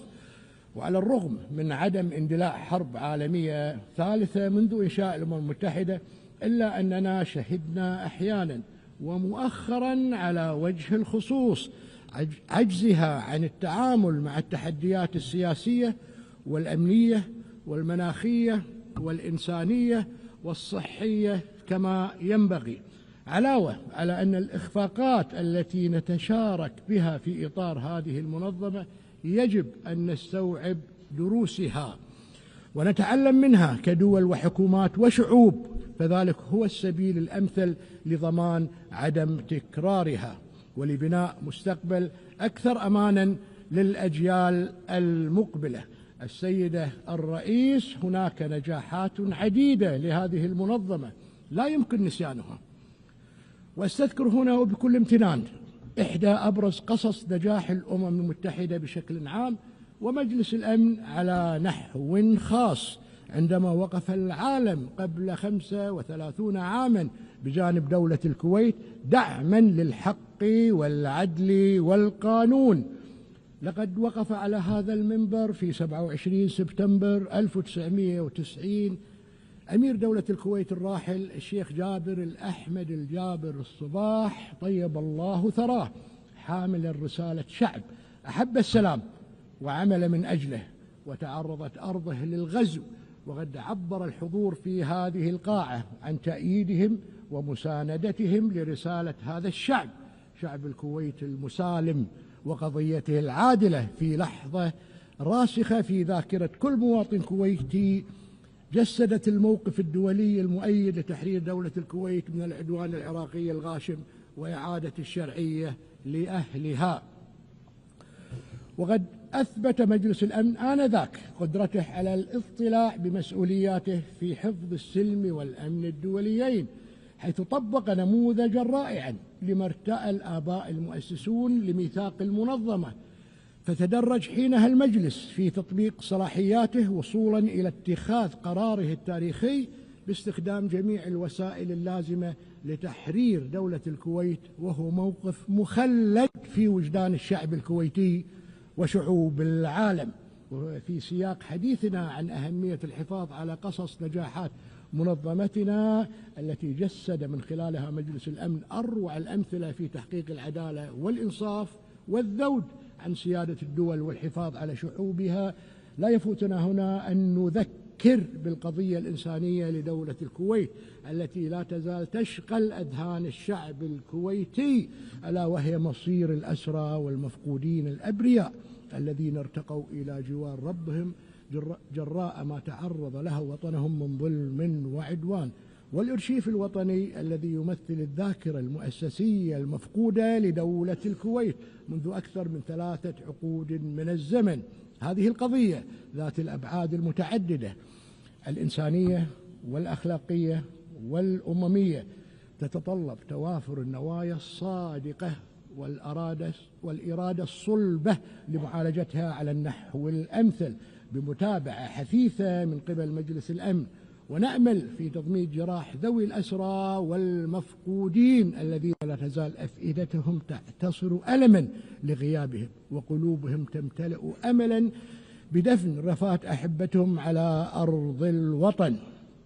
ونرحب في هذا الصدد باعتماد مجلس الأمن القرار 2792 لعام 2025 بالإجماع، والذي نص على تعيين ممثل أممي رفيع المستوى لمتابعة تلك الملفات على وجه الخصوص، وعليه ونظرا لعمق تأثيرها وأبعادها الإنسانية والوطنية فلا بد أن تسخر ولاية هذا الممثل الأممي رفيع المستوى لإنهاء هذه الملفات العالقة بشكل عادل ونهائي بما يتسق مع التطلعات المشروعة لدولة الكويت والمجتمع الدولي، وهو الأمر الذي سيسهم بلا أدنى شك في تعزيز مناخ التعاون المشترك بين دولة الكويت وجمهورية العراق الشقيق.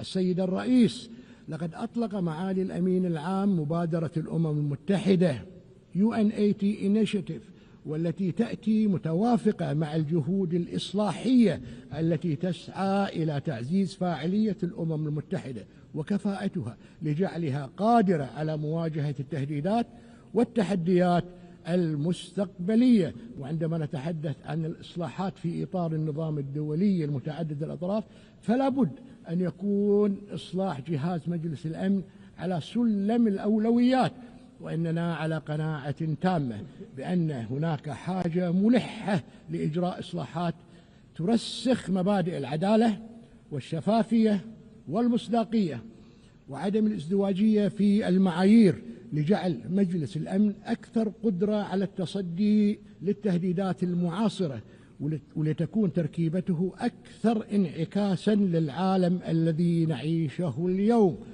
السيد الرئيس، تتشرف دولة الكويت برئاسة الدورة الحالية 45 للمجلس الأعلى لمجلس التعاون لدول الخليج العربية، وعبر مرور الزمن أثبت هذا المجلس أنه بات ركيزة أساسية للاستقرار والازدهار في منطقتنا.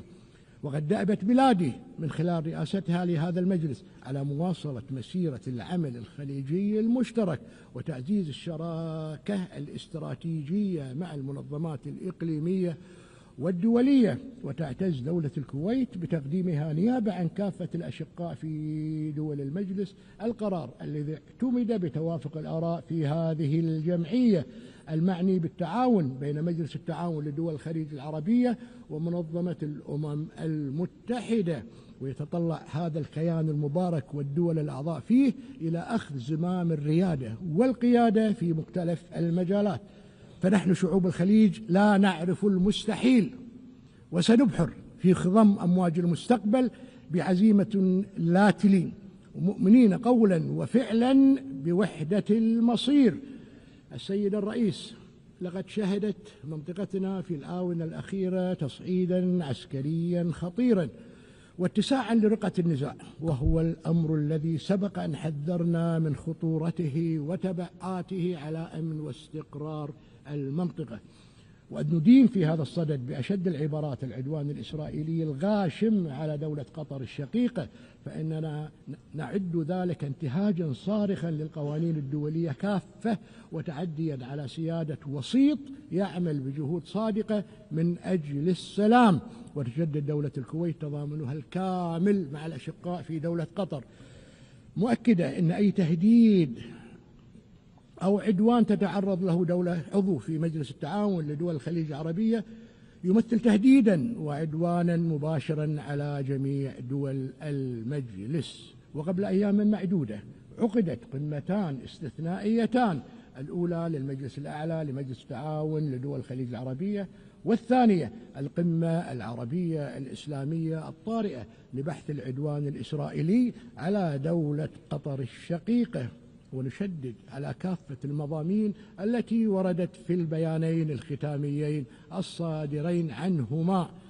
السيد الرئيس، تواصل دولة الكويت سعيها الدؤوب الممتد لأكثر من عقدين من الزمن لمساعدة العراق على تلبية آمال وتطلعات شعبه الشقيق وتمكينه من الإسهام في أمن واستقرار المنطقة في إطار تفاهمات ثنائية تمثل حجر الأساس محددة لمعالم التعاون والتنسيق والتكامل، وصولا إلى مستقبل أكثر إشراقا كفيلة بطي صفحات الماضي الأليم ومعالجة جراحه.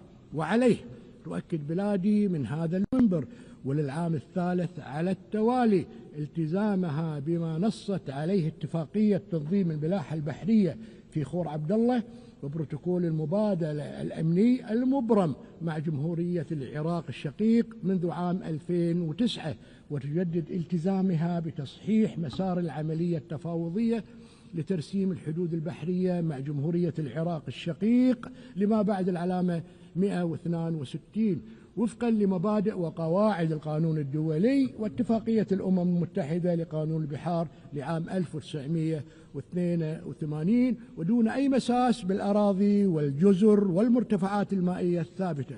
ونجدد في الوقت ذاته دعوتنا للأشقاء في العراق باحترام ما نصت عليه الاتفاقيات والتفاهمات النافذة التي أسلفنا ذكرها، بحيث يرسلنا لنا الانطلاق نحو الارتقاء بمجالات التعاون التي بادرت بلادي بإرسائها مع العراق الشقيق إلى آفاق أرحب. السيد الرئيس، إن ما يحدث في قطاع غزة منذ ما يقرب عامين من عقاب جماعي وقتل لعشرات الآلاف من الأبرياء الفلسطينيين معظمهم من الأطفال والنساء، وانتهاج القوة القائمة بالاحتلال سياسة التجويع كأداة حرب،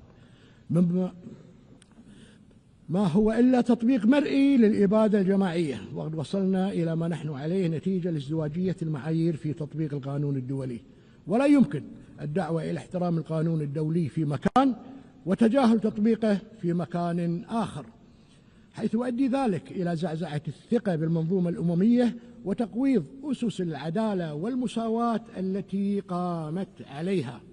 وتدين دولة الكويت مجددا العدوان الإسرائيلي على قطاع غزة وكافة الأراضي الفلسطينية المحتلة، وتدعو إلى إنهائه بشكل فوري والسماح بدخول المساعدات الإنسانية بشكل عاجل، مشيدة في ذات الصدد بجهود دولة قطر الشقيقة، جمهورية مصر العربية الشقيقة، والولايات المتحدة الأمريكية الصديقة ومساعيها المبذولة من أجل التوصل إلى وقف لإطلاق النار. وإذ نستذكر في هذا الصدد المؤتمر الدولي رفيع المستوى لتسوية القضية الفلسطينية وتنفيذ حل الدولتين برئاسة مشتركة بين المملكة العربية السعودية الشقيقة والجمهورية الفرنسية الصديقة، فإننا نتطلع إلى البناء على ما توج به المؤتمر من زخم سياسي، مشيدين بالخطوة التي اتخذتها العديد من الدول الصديقة المتمثلة في الاعتراف رسميا بالدولة الفلسطينية المستقلة، ونؤكد ضرورة اتخاذ سائر الدول خطوات مماثلة. كما تؤكد دولة الكويت التزامها الثابت بدعم وكالة الأونروا إدراكا منها للدور المحوري والهام الذي تضطلع به لتأمين الاحتياجات الأساسية للملايين من اللاجئين الفلسطينيين، وتجدد رفضها القاطع لسياسة الاستيطان والتهجير القسري التي تنتهجها القوة القائمة بالاحتلال، مشيدين على ضرورة أخذ خطوات لتحمل إسرائيل القوة القائمة بالاحتلال المسؤولية القانونية تجاه ما قامت به من قتل ودمار. هذا وتجدد دولة الكويت موقفها التاريخي والثابت في دعم الشعب الفلسطيني الشقيق وقضيته العادلة وحقه المشروع في إقامة دولته المستقلة على حدود 4 يونيو لعام 1967 وعاصمتها القدس الشرقية وفقا لقرارات الشرعية الدولية ومبادرة السلام العربية لعام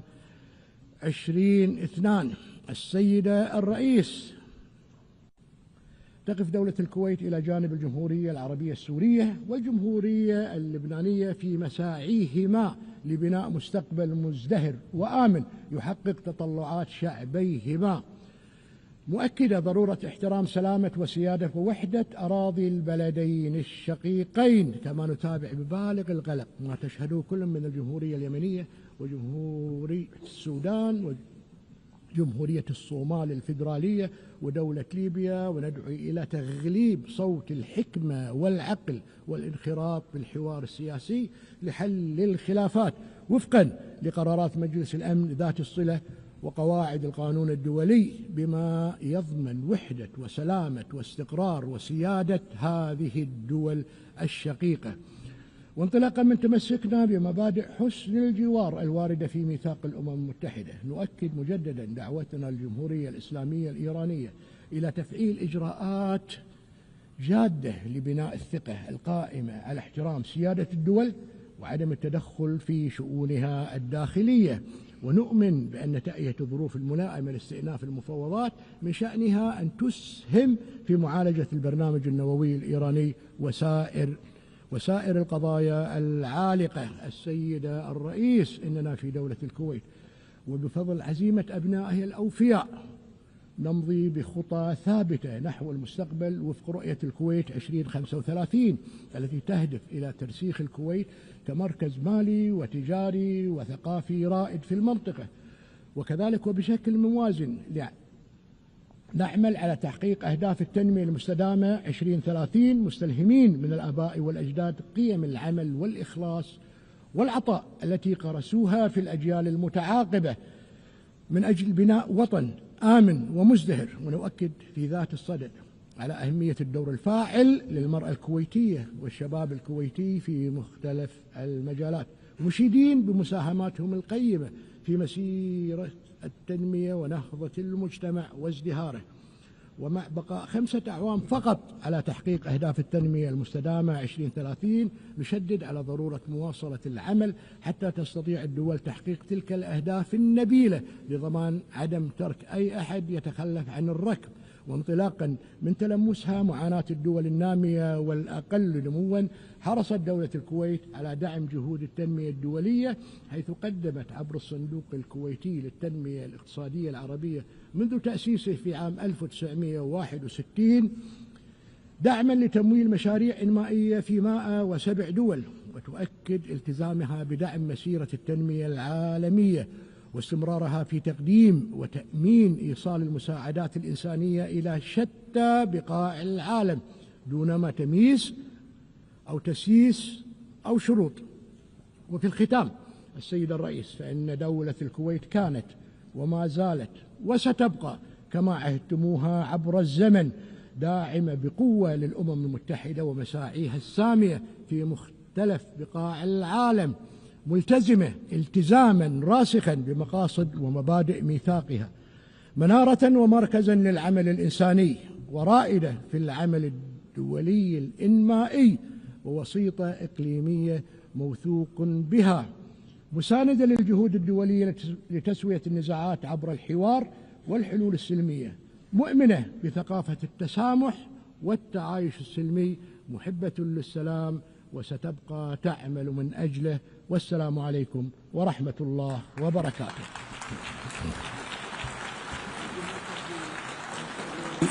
I wish to thank the Crown Prince of the State of Kuwait, Sheikh Sabah Al-Khalid Al-Sabah.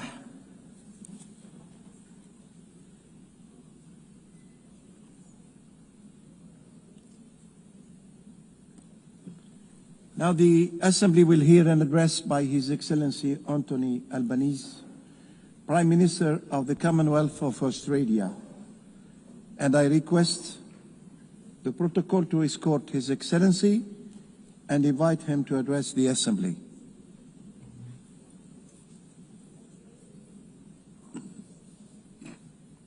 Years ago, the people of our nations came together and put their trust in each other's humanity. An act of faith all the more extraordinary when we recall the devastation that still gripped the world.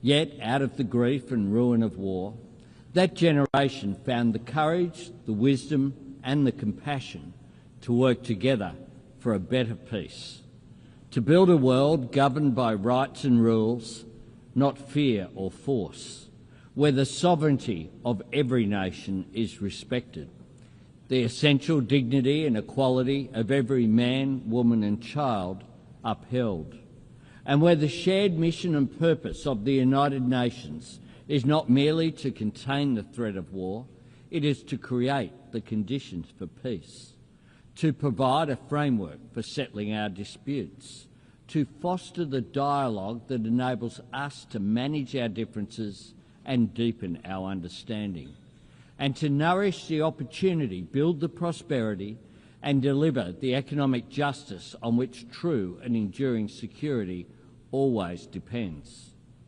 If 80 years ago this task had been entrusted to the great powers alone, then in all likelihood we would not be gathering here today.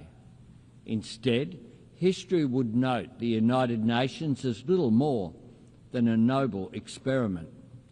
The reason this institution has endured is because it belongs to all of us, because it has been built and shaped by all of us.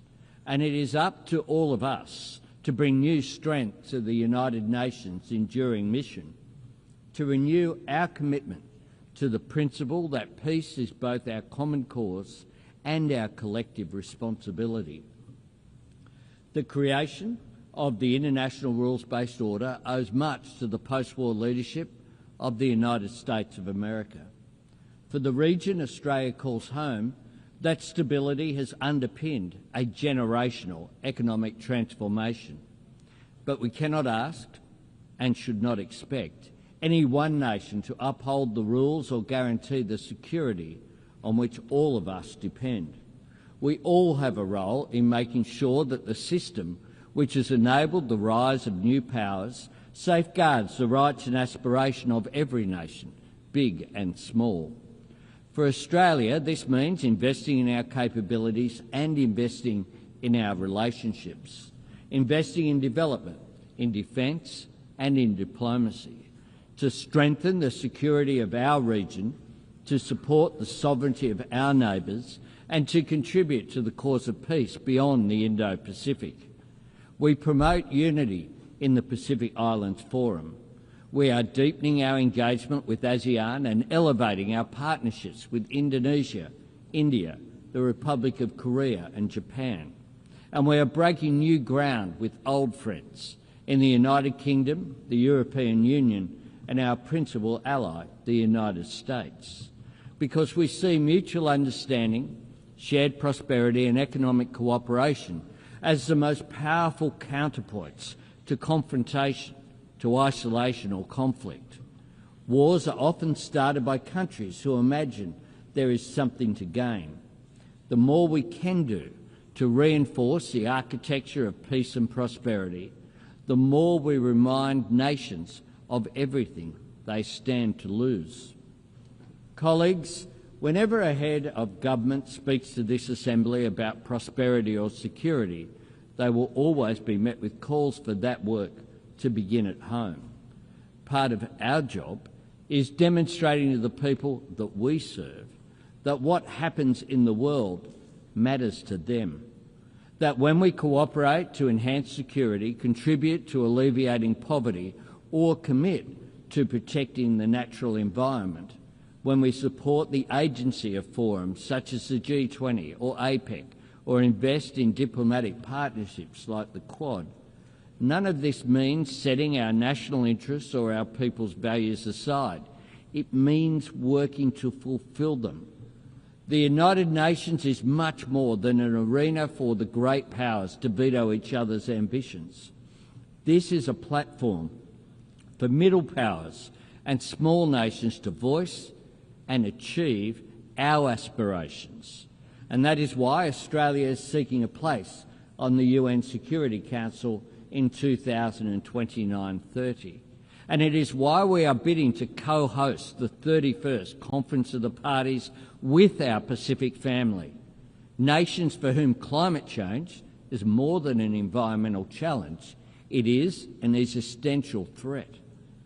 This is a place for the global spotlight to shine on suffering and struggles that might otherwise be forgotten, and for the international community to work together to advance our shared interests and to tackle challenges we cannot meet alone.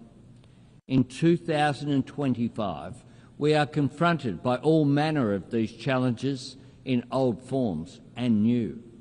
Dictators whose hold on power derives solely from their capacity for cruelty to their own citizens. Tyrants who invade sovereign nations to further their own ambitions. Regimes willing to crush their own people beneath the weight of oppression. Autocracies deploying new technology to undermine our trust in democracy, institutions and each other. Intimidation and coercion on the seas and in the skies, endangering lives and risking escalation. Terrorists and states which sponsor terrorism, spreading hatred. And if ever we had the luxury of imagining that breaches of international law were not our concern, or that conflict and turmoil in another part of the world could not affect us, those days are long gone. Just last month, Australian security agencies confirmed that the Iranian regime orchestrated the firebombing of a synagogue in Melbourne and a Jewish restaurant in Sydney. Criminal acts of cowardice aimed at spreading fear. We expelled the Iranian ambassador from Australia, the first time since the Second World War that our country has taken such a step. And here at the United Nations, we repeat to the world, there is no place for anti-Semitism. Colleagues, It is not the Australian way to try and impose our values on other nations. But when we deal with the world, we bring our values with us, and we strive to back our words with actions. Australia helped to draft the United Nations Charter, and we were part of the first peacekeeping operation under UN authority, proudly supporting independence for Indonesia. As an economy engaged in the fastest-growing region of the world in human history, Australia champions the benefits of free and fair trade, and we work to strengthen it by advocating for working people to share in the prosperity that trade creates through better wages, safer workplaces, and the elimination of exploitation and modern slavery, and by supporting the security of communications and maritime travel that make trade possible through the United Nations Convention on the Law of the Sea, including in our region and the South China Sea. And as a proud member of the Pacific family, as a continent home to some of the greatest natural treasures on the planet, and as a nation blessed with the traditional resources, critical minerals, skills and sunlight and space to power the global shift to net zero, Australia is acting to meet the environmental challenge of climate change while working to seize and share the economic opportunities of renewable energy. We will meet our 2030 target of 43% emissions reduction on 2005 levels. And last week, we set our target for 2035, cutting emissions by 62 to 70%. We are honouring our commitment to the Paris Agreement and its goal of keeping global temperatures below dangerous levels. Our target is ambitious, but importantly, it is achievable. And more than anything else, Australia's embrace of clean, renewable energy will get us there. Clean energy can carry the world beyond the false choice between economic growth and environmental responsibility, because clean energy enables the rapidly growing economies of the Indo-Pacific to industrialise and decarbonise at the same time, and to continue lifting their people's living standards while lowering their nation's emissions. Colleagues, as one of the world's oldest democracies, and one of the first where women could vote in elections and stand for Parliament, Australia knows societies and economies are stronger when they draw on the talents of all of their citizens. Indeed, it was a great Australian, Jessie Street, one of just 8 women among the 850 delegates who gathered in San Francisco in 1945, who insisted that the UN Charter makes specific mention of sexual discrimination. Because, she said, where the rules are silent, women are not usually considered. That is why Australia proudly works to promote education, economic opportunity and empowerment for women and girls around the world. As the home of the world's oldest continuous culture, we honour the knowledge and resilience of Indigenous people everywhere. And as a country strengthened and enriched by the hard work and aspiration of people drawn from every faith and tradition on earth, we stand against discrimination and prejudice everywhere. As a people who believe that kindness is an act of courage, we want to see aid workers delivering food, water and medicine to conflict zones protected. And this week, Australia and our partners launched the Declaration for the Protection of Humanitarian Personnel. And I thank the more than 100 nations that have already endorsed the Declaration. And as a nation that knows security depends on sovereignty, Australia stands with the courageous people of Ukraine in their struggle against Russia's illegal and immoral invasion. We share the resolve of every member of the Coalition of the Willing to secure peace on Ukraine's terms. It is the nature of the world the United Nations serves that this institution is constantly tested. In times of global uncertainty, there are no easy days, but there are clear choices. If the United Nations steps back, we all lose ground. If we give people reason to doubt the value of cooperation, then the risk of conflict becomes the default option, which grows. If we allow any nation to imagine itself outside the rules or above them, then the sovereignty of every nation is eroded. If we resign ourselves to the idea that war is inevitable, or relegate ourselves to the status of disinterested bystanders, if our only response to every crisis is to insist that there is nothing we can do, then we risk being trusted with nothing. We risk a world where dialogue and diplomacy are viewed as a dead end, rather than the vital road to understanding, where cooperation to meet new challenges facing humanity yields to old differences of race or faith or ethnicity, and where people beset by conflict, poverty or inequality come to look on this assembly as little more than a final resting place for good intentions. All of us, proud to belong to this institution, understand that this is not the case. But knowing that or saying it is not enough. We have to prove it, not by pointing to longevity or appealing to history, but by reforming the United Nations so that it can serve us better in the present, and by working together to shape the future. Because, while 80 years is a significant milestone, the true value of the United Nations is not counted in decades, it is measured in deeds, in actions that make a positive difference to people's lives.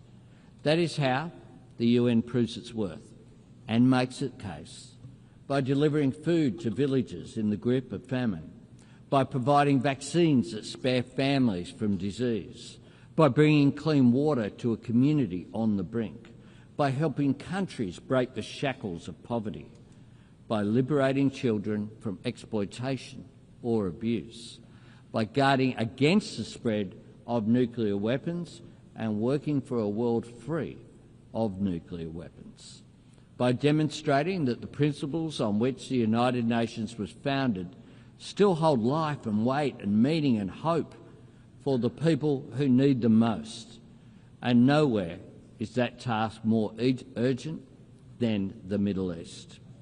For decades, leaders have come to this podium in search of new words and new ways to call the world to action on a two-state solution. Today I look to words that Australia helped write 80 years ago. Australia is calling for a ceasefire, for the immediate release of the hostages, for aid to flow to those in desperate need, and for the terrorists of Hamas to have no role in Gaza's future. And this week, Australia recognised the state of Palestine because, to quote from the Charter, that forms the very foundations of this institution and reflects the very best of its idealism, we are determined, quote, to save succeeding generations from the scourge of war, to reaffirm faith in fundamental human rights, to promote social progress and better standards of life in larger freedom, and for these ends, to practice tolerance and live together in peace with one another as good neighbours. That was right 80 years ago and it's right today. Every nation that takes a seat in this room has put its name to those principles. Peacekeepers and aid workers from all over the world have risked and lost their lives in the service of those ideals. So we must ask ourselves, when can those words hold meaning if not now? Where can those words apply if they do not apply to the Middle East. And what can we, the members of the United Nations, say we stand for if we cannot say we stand for this? There is a moment of opportunity here. Let us seize it. Colleagues, in the early days of this Assembly, Papua New Guinea was considered an Australian territory. And last week, that proud nation celebrated the 50th anniversary of its independence. And soon, Australia's nearest neighbour will become our newest ally. Times change, nations and regions change with them, but the ideals and imperatives that built this place are timeless. More than ever, we must trust in each other's humanity. More than ever, we must choose to succeed together rather than risk failing alone. More than ever, we must work to see the promises of this place deliver real progress for the people that we serve. More than ever, we must work to build a future true to the United Nations' noble purpose and worthy of our people's greatest qualities. We all have a part to play, and Australia, just as we always have, will always play our part. I thank you very much.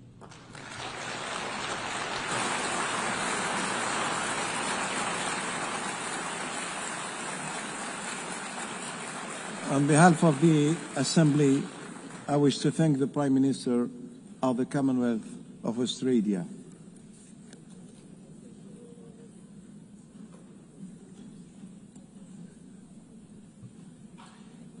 The Assembly will hear now an address by Her Excellency Giorgia Meloni, President of the Council of Ministers of the Republic of Italy. I request the protocol to escort Her Excellency and invite her to address the Assembly.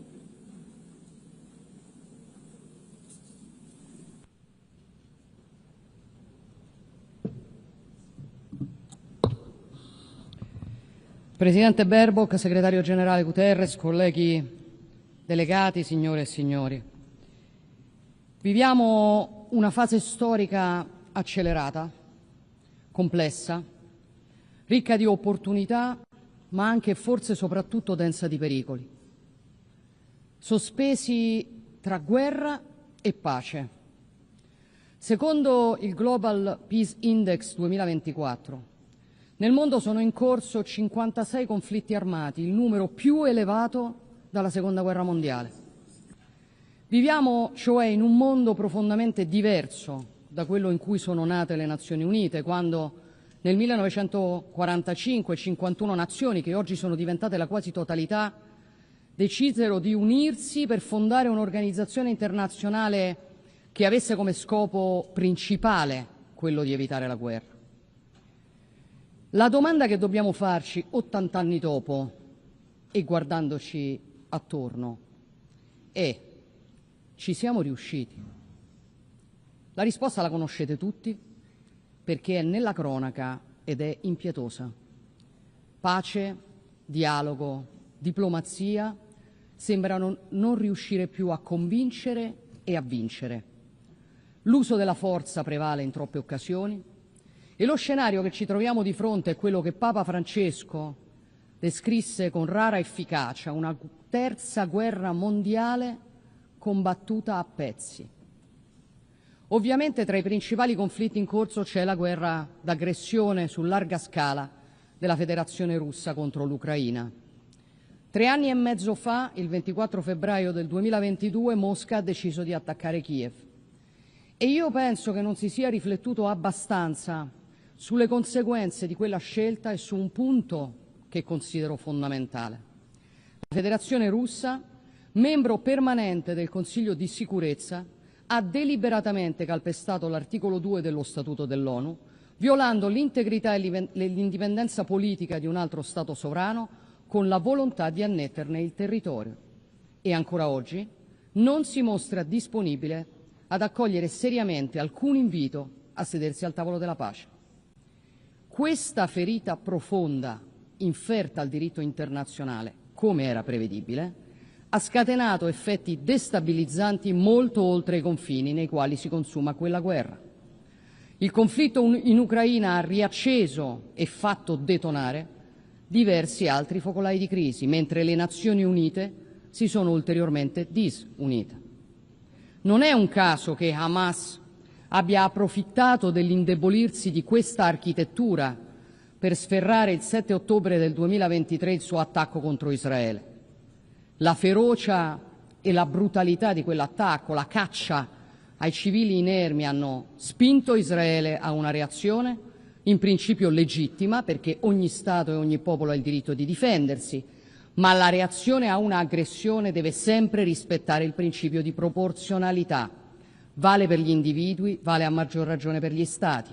E Israele ha superato quel limite con una guerra su larga scala che sta coinvolgendo oltre misura la popolazione civile palestinese, ed è su questo limite che lo Stato ebraico ha finito per infrangere le norme umanitarie, causando una strage tra i civili. Una scelta che l'Italia ha più volte definito inaccettabile, che porterà al nostro voto favorevole su alcune delle sanzioni proposte dalla Commissione europea verso Israele. Però non ci accodiamo a chi scarica su Israele tutta la responsabilità di quello che accade a Gaza, perché è Hamas ad aver scatenato la guerra.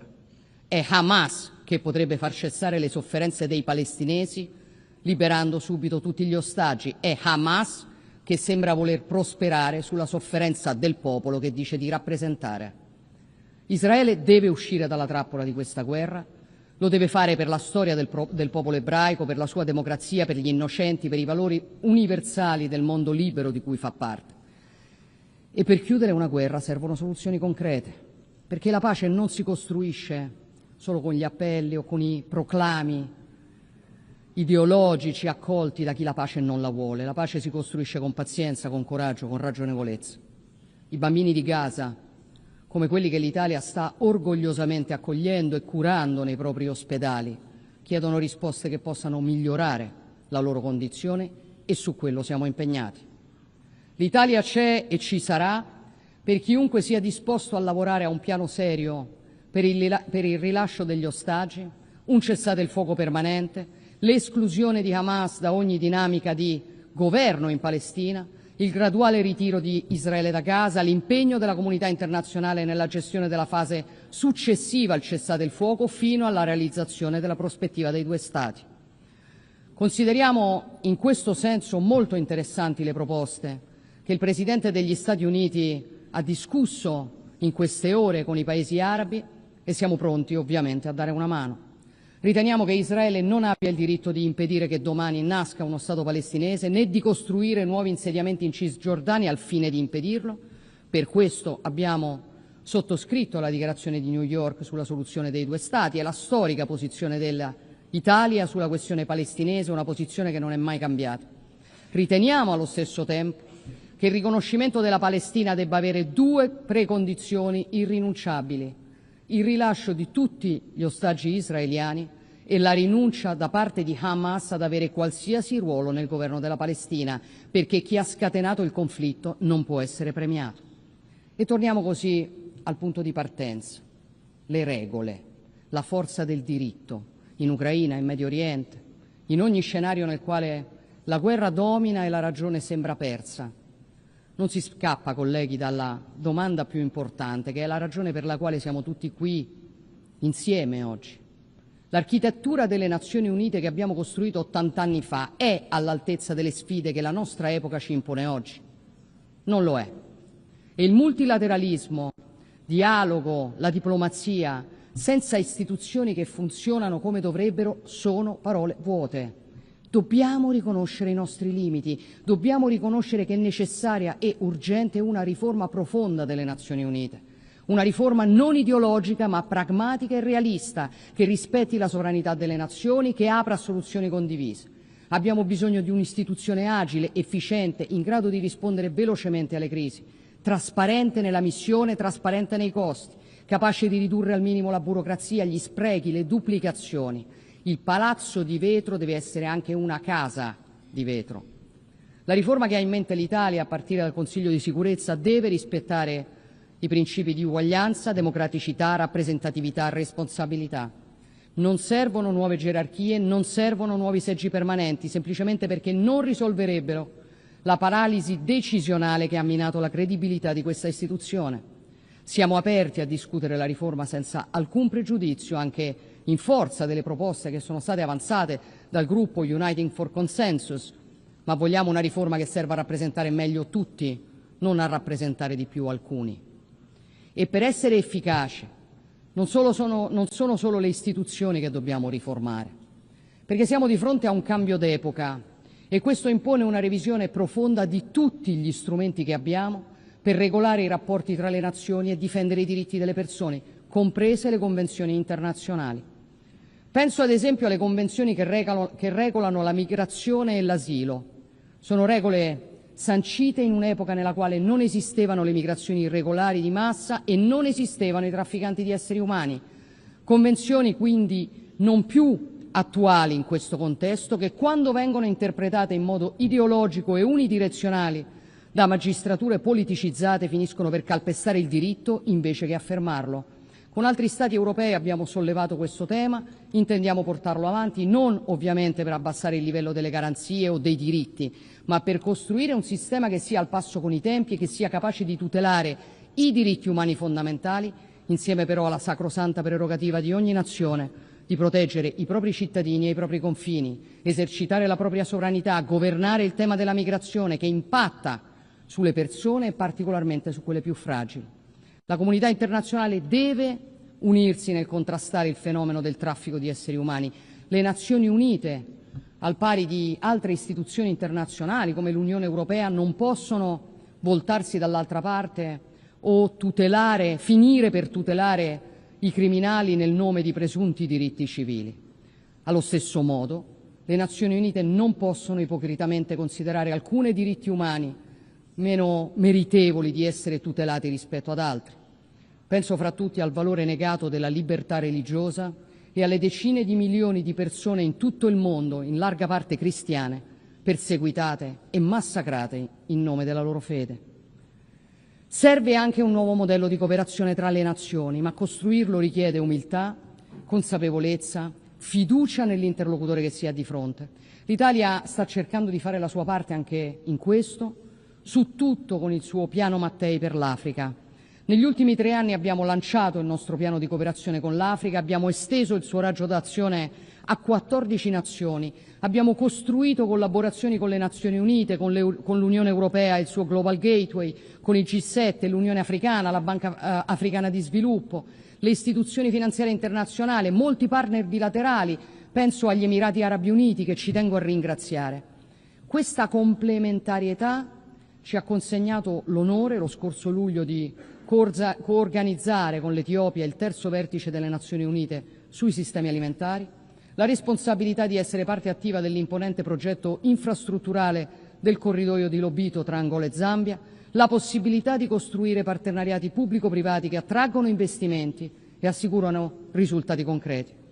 Come sta accadendo in Algeria, dove recupereremo oltre 36.000 ettari di deserto per metterli a coltura, generando benefici per oltre 600.000 persone. Come sta accadendo con l'apertura dell'AI Hub for Sustainable Development, che coinvolgerà centinaia di start-up africane nello sviluppo dell'intelligenza artificiale, e come sta accadendo con l'estensione all'Africa orientale del Blue Raman Cable per collegare l'India alle economie europee passando per il Medio Oriente e per il Mediterraneo. Noi, a differenza di altri attori, non abbiamo secondi fini in Africa. Non ci interessa sfruttare il continente africano per le ricchissime materie prime che possiede, ci interessa invece che l'Africa prosperi processando le sue risorse, dando un lavoro, una prospettiva alle sue energie migliori, potendo contare su governi stabili, su società dinamiche e sicure. Ma è un cammino che non può prescindere dalla necessità di affrontare una questione non più rinviabile, che è il debito delle nazioni africane. L'Italia prevede di convertire nei prossimi 10 anni l'intero ammontare del debito per le nazioni economicamente meno sviluppate, secondo i criteri della Banca Mondiale, e di abbattere del 50% quello delle nazioni a reddito medio-basso. L'intera operazione nei 10 anni ci permetterà di convertire in progetti di sviluppo da attuare in loco oltre 235 milioni di euro di debito. È un'iniziativa alla quale il governo italiano, nell'anno del Giubileo, tiene particolarmente e che ci auguriamo possa essere da esempio anche per altre nazioni, perché è una questione non solo economica, ma di giustizia, di dignità, di futuro. Cari colleghi, 30 anni di globalizzazione fideistica sono finiti, ne sono stati sottovalutati i contraccolpi e oggi siamo davanti a conseguenze inattese, che inattese non erano, di grave portata per i cittadini, per le famiglie e per le imprese. Non è andato tutto bene, come pure veniva promesso. E vi do un'altra notizia. Le cose potranno andare molto peggio se non fermeremo la creazione a tavolino di modelli di produzione insostenibili, come i piani verdi che in Europa, nell'intero Occidente, stanno portando alla deindustrializzazione molto prima che alla decarbonizzazione. La riconversione di interi settori produttivi sulla base di teorie che non tengono conto dei bisogni e delle disponibilità economiche delle persone è stato un errore che provoca sofferenze nei ceti sociali più deboli, fa scivolare la classe media verso il basso, imponendo scelte di consumo non razionali. L'ecologismo insostenibile ha quasi distrutto il settore dell'automobile in Europa, creato problemi negli Stati Uniti, causato perdite di posti di lavoro, appesantito la capacità di competere, depauperato la conoscenza e, ciò che è più paradossale, non ha migliorato lo stato di salute complessivo del nostro pianeta. Non si tratta, ovviamente, di negare il cambiamento climatico. Si tratta di affermare la ragione, che significa soprattutto neutralità tecnologica e gradualismo delle riforme in luogo dell'estremismo ideologico, rispettare l'ambiente mantenendo l'uomo al centro. Perché ci sono voluti secoli per costruire i nostri sistemi, ma bastano pochi decenni per ritrovarsi nel deserto industriale, solo che, come ho detto molte volte, in un deserto non c'è nulla di verde. Colleghi delegati, signore e signori, quest'anno noi non celebriamo solo 80 anni della nascita di questo consesso, ma anche i 70 anni dell'adesione dell'Italia alle Nazioni Unite, un doppio anniversario che ci carica ancora di più della responsabilità di tenere fede ai principi e ai valori istitutivi di questa organizzazione, nella consapevolezza che per farlo dobbiamo saper rendere efficaci gli strumenti per difendere quei principi e quei valori nel nostro tempo, perché la nostra azione possa essere più incisiva e davvero aderente alle necessità delle nostre società. La scelta che abbiamo nelle nostre mani è semplice: lasciare tutto così com'è, rifugiarci in ciò che è semplice o dimostrare ai nostri cittadini che non sprecheremo l'occasione storica che questo tempo, con le sue molteplici sfide, ci ha consegnato, di costruire un mondo più giusto e più sicuro. Perché, come ha detto San Francesco, il più italiano dei santi, che ha dato il nome alla città dove questa organizzazione è nata, i combattimenti difficili vengono riservati solo a chi ha un coraggio esemplare. Credo sia arrivato il tempo di dimostrare quel coraggio. Vi ringrazio.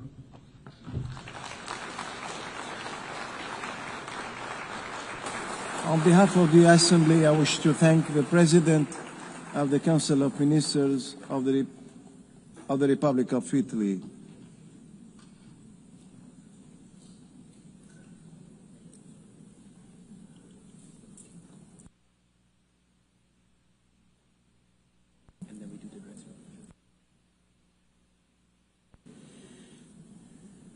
So now, Peter. I now give the floor to His Excellency Peter Szijjártó, Minister of Foreign Affairs and Trade of Hungary.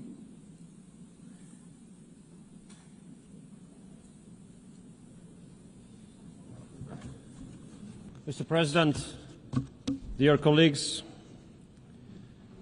unfortunately, it is not an exaggeration to state that we are now living in the age of dangers, and it's not an exaggeration either to say that since the conclusion of the Second World War, currently we are experiencing the global security being in its worst shape ever. Wars, an increasing threat of terrorism, ethnic-based conflicts, spreading of extreme ideologies, and open reference to the use of nuclear weapons. This is the age of dangers, a period when the world has been faced with the risk of the outbreak of the Third World War. All these conflicts, unfortunately, are pointing to the same direction, the direction that the world will be divided into blocks again. And this would be a very dangerous phenomenon. We Hungarians know it from our historic experience. We have lost 40 years of our lives in an age which was characterized by a world divided into blocks. This is against our national interest. But what is in line with our national interest? It is connectivity. Connectivity meaning that mutual respect should return as a basis of the operation of the system of international cooperation. Such a system would bring mutual benefits to all of us. Hungary's strategy has been to become a meeting point between East and West, a meeting point where a cooperation of the Eastern and Western economies can take place. Maybe two examples here. A very successful German-Chinese cooperation on the field of electromobility in Hungary, or a successful Russian-German-French cooperation on the field of nuclear industry in Hungary, are proofs to what extent the world could take benefits out of a civilized East-to-West cooperation. If I want to summarize the approach of Hungary nowadays, how we address the major challenges of the world, I would do it in the following way. No war, no migration, no gender. Let me emphasize these 3 points. No war. Hungary stands up for peace.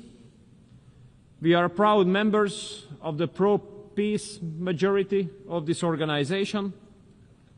And we do hope that this year's General Assembly will help us to find solutions to bring peace to parts of the world which are suffering from wars.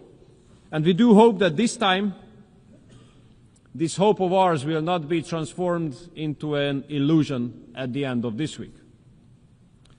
Hungary has been living for more than 3.5 years now in the neighborhood of the war in Ukraine.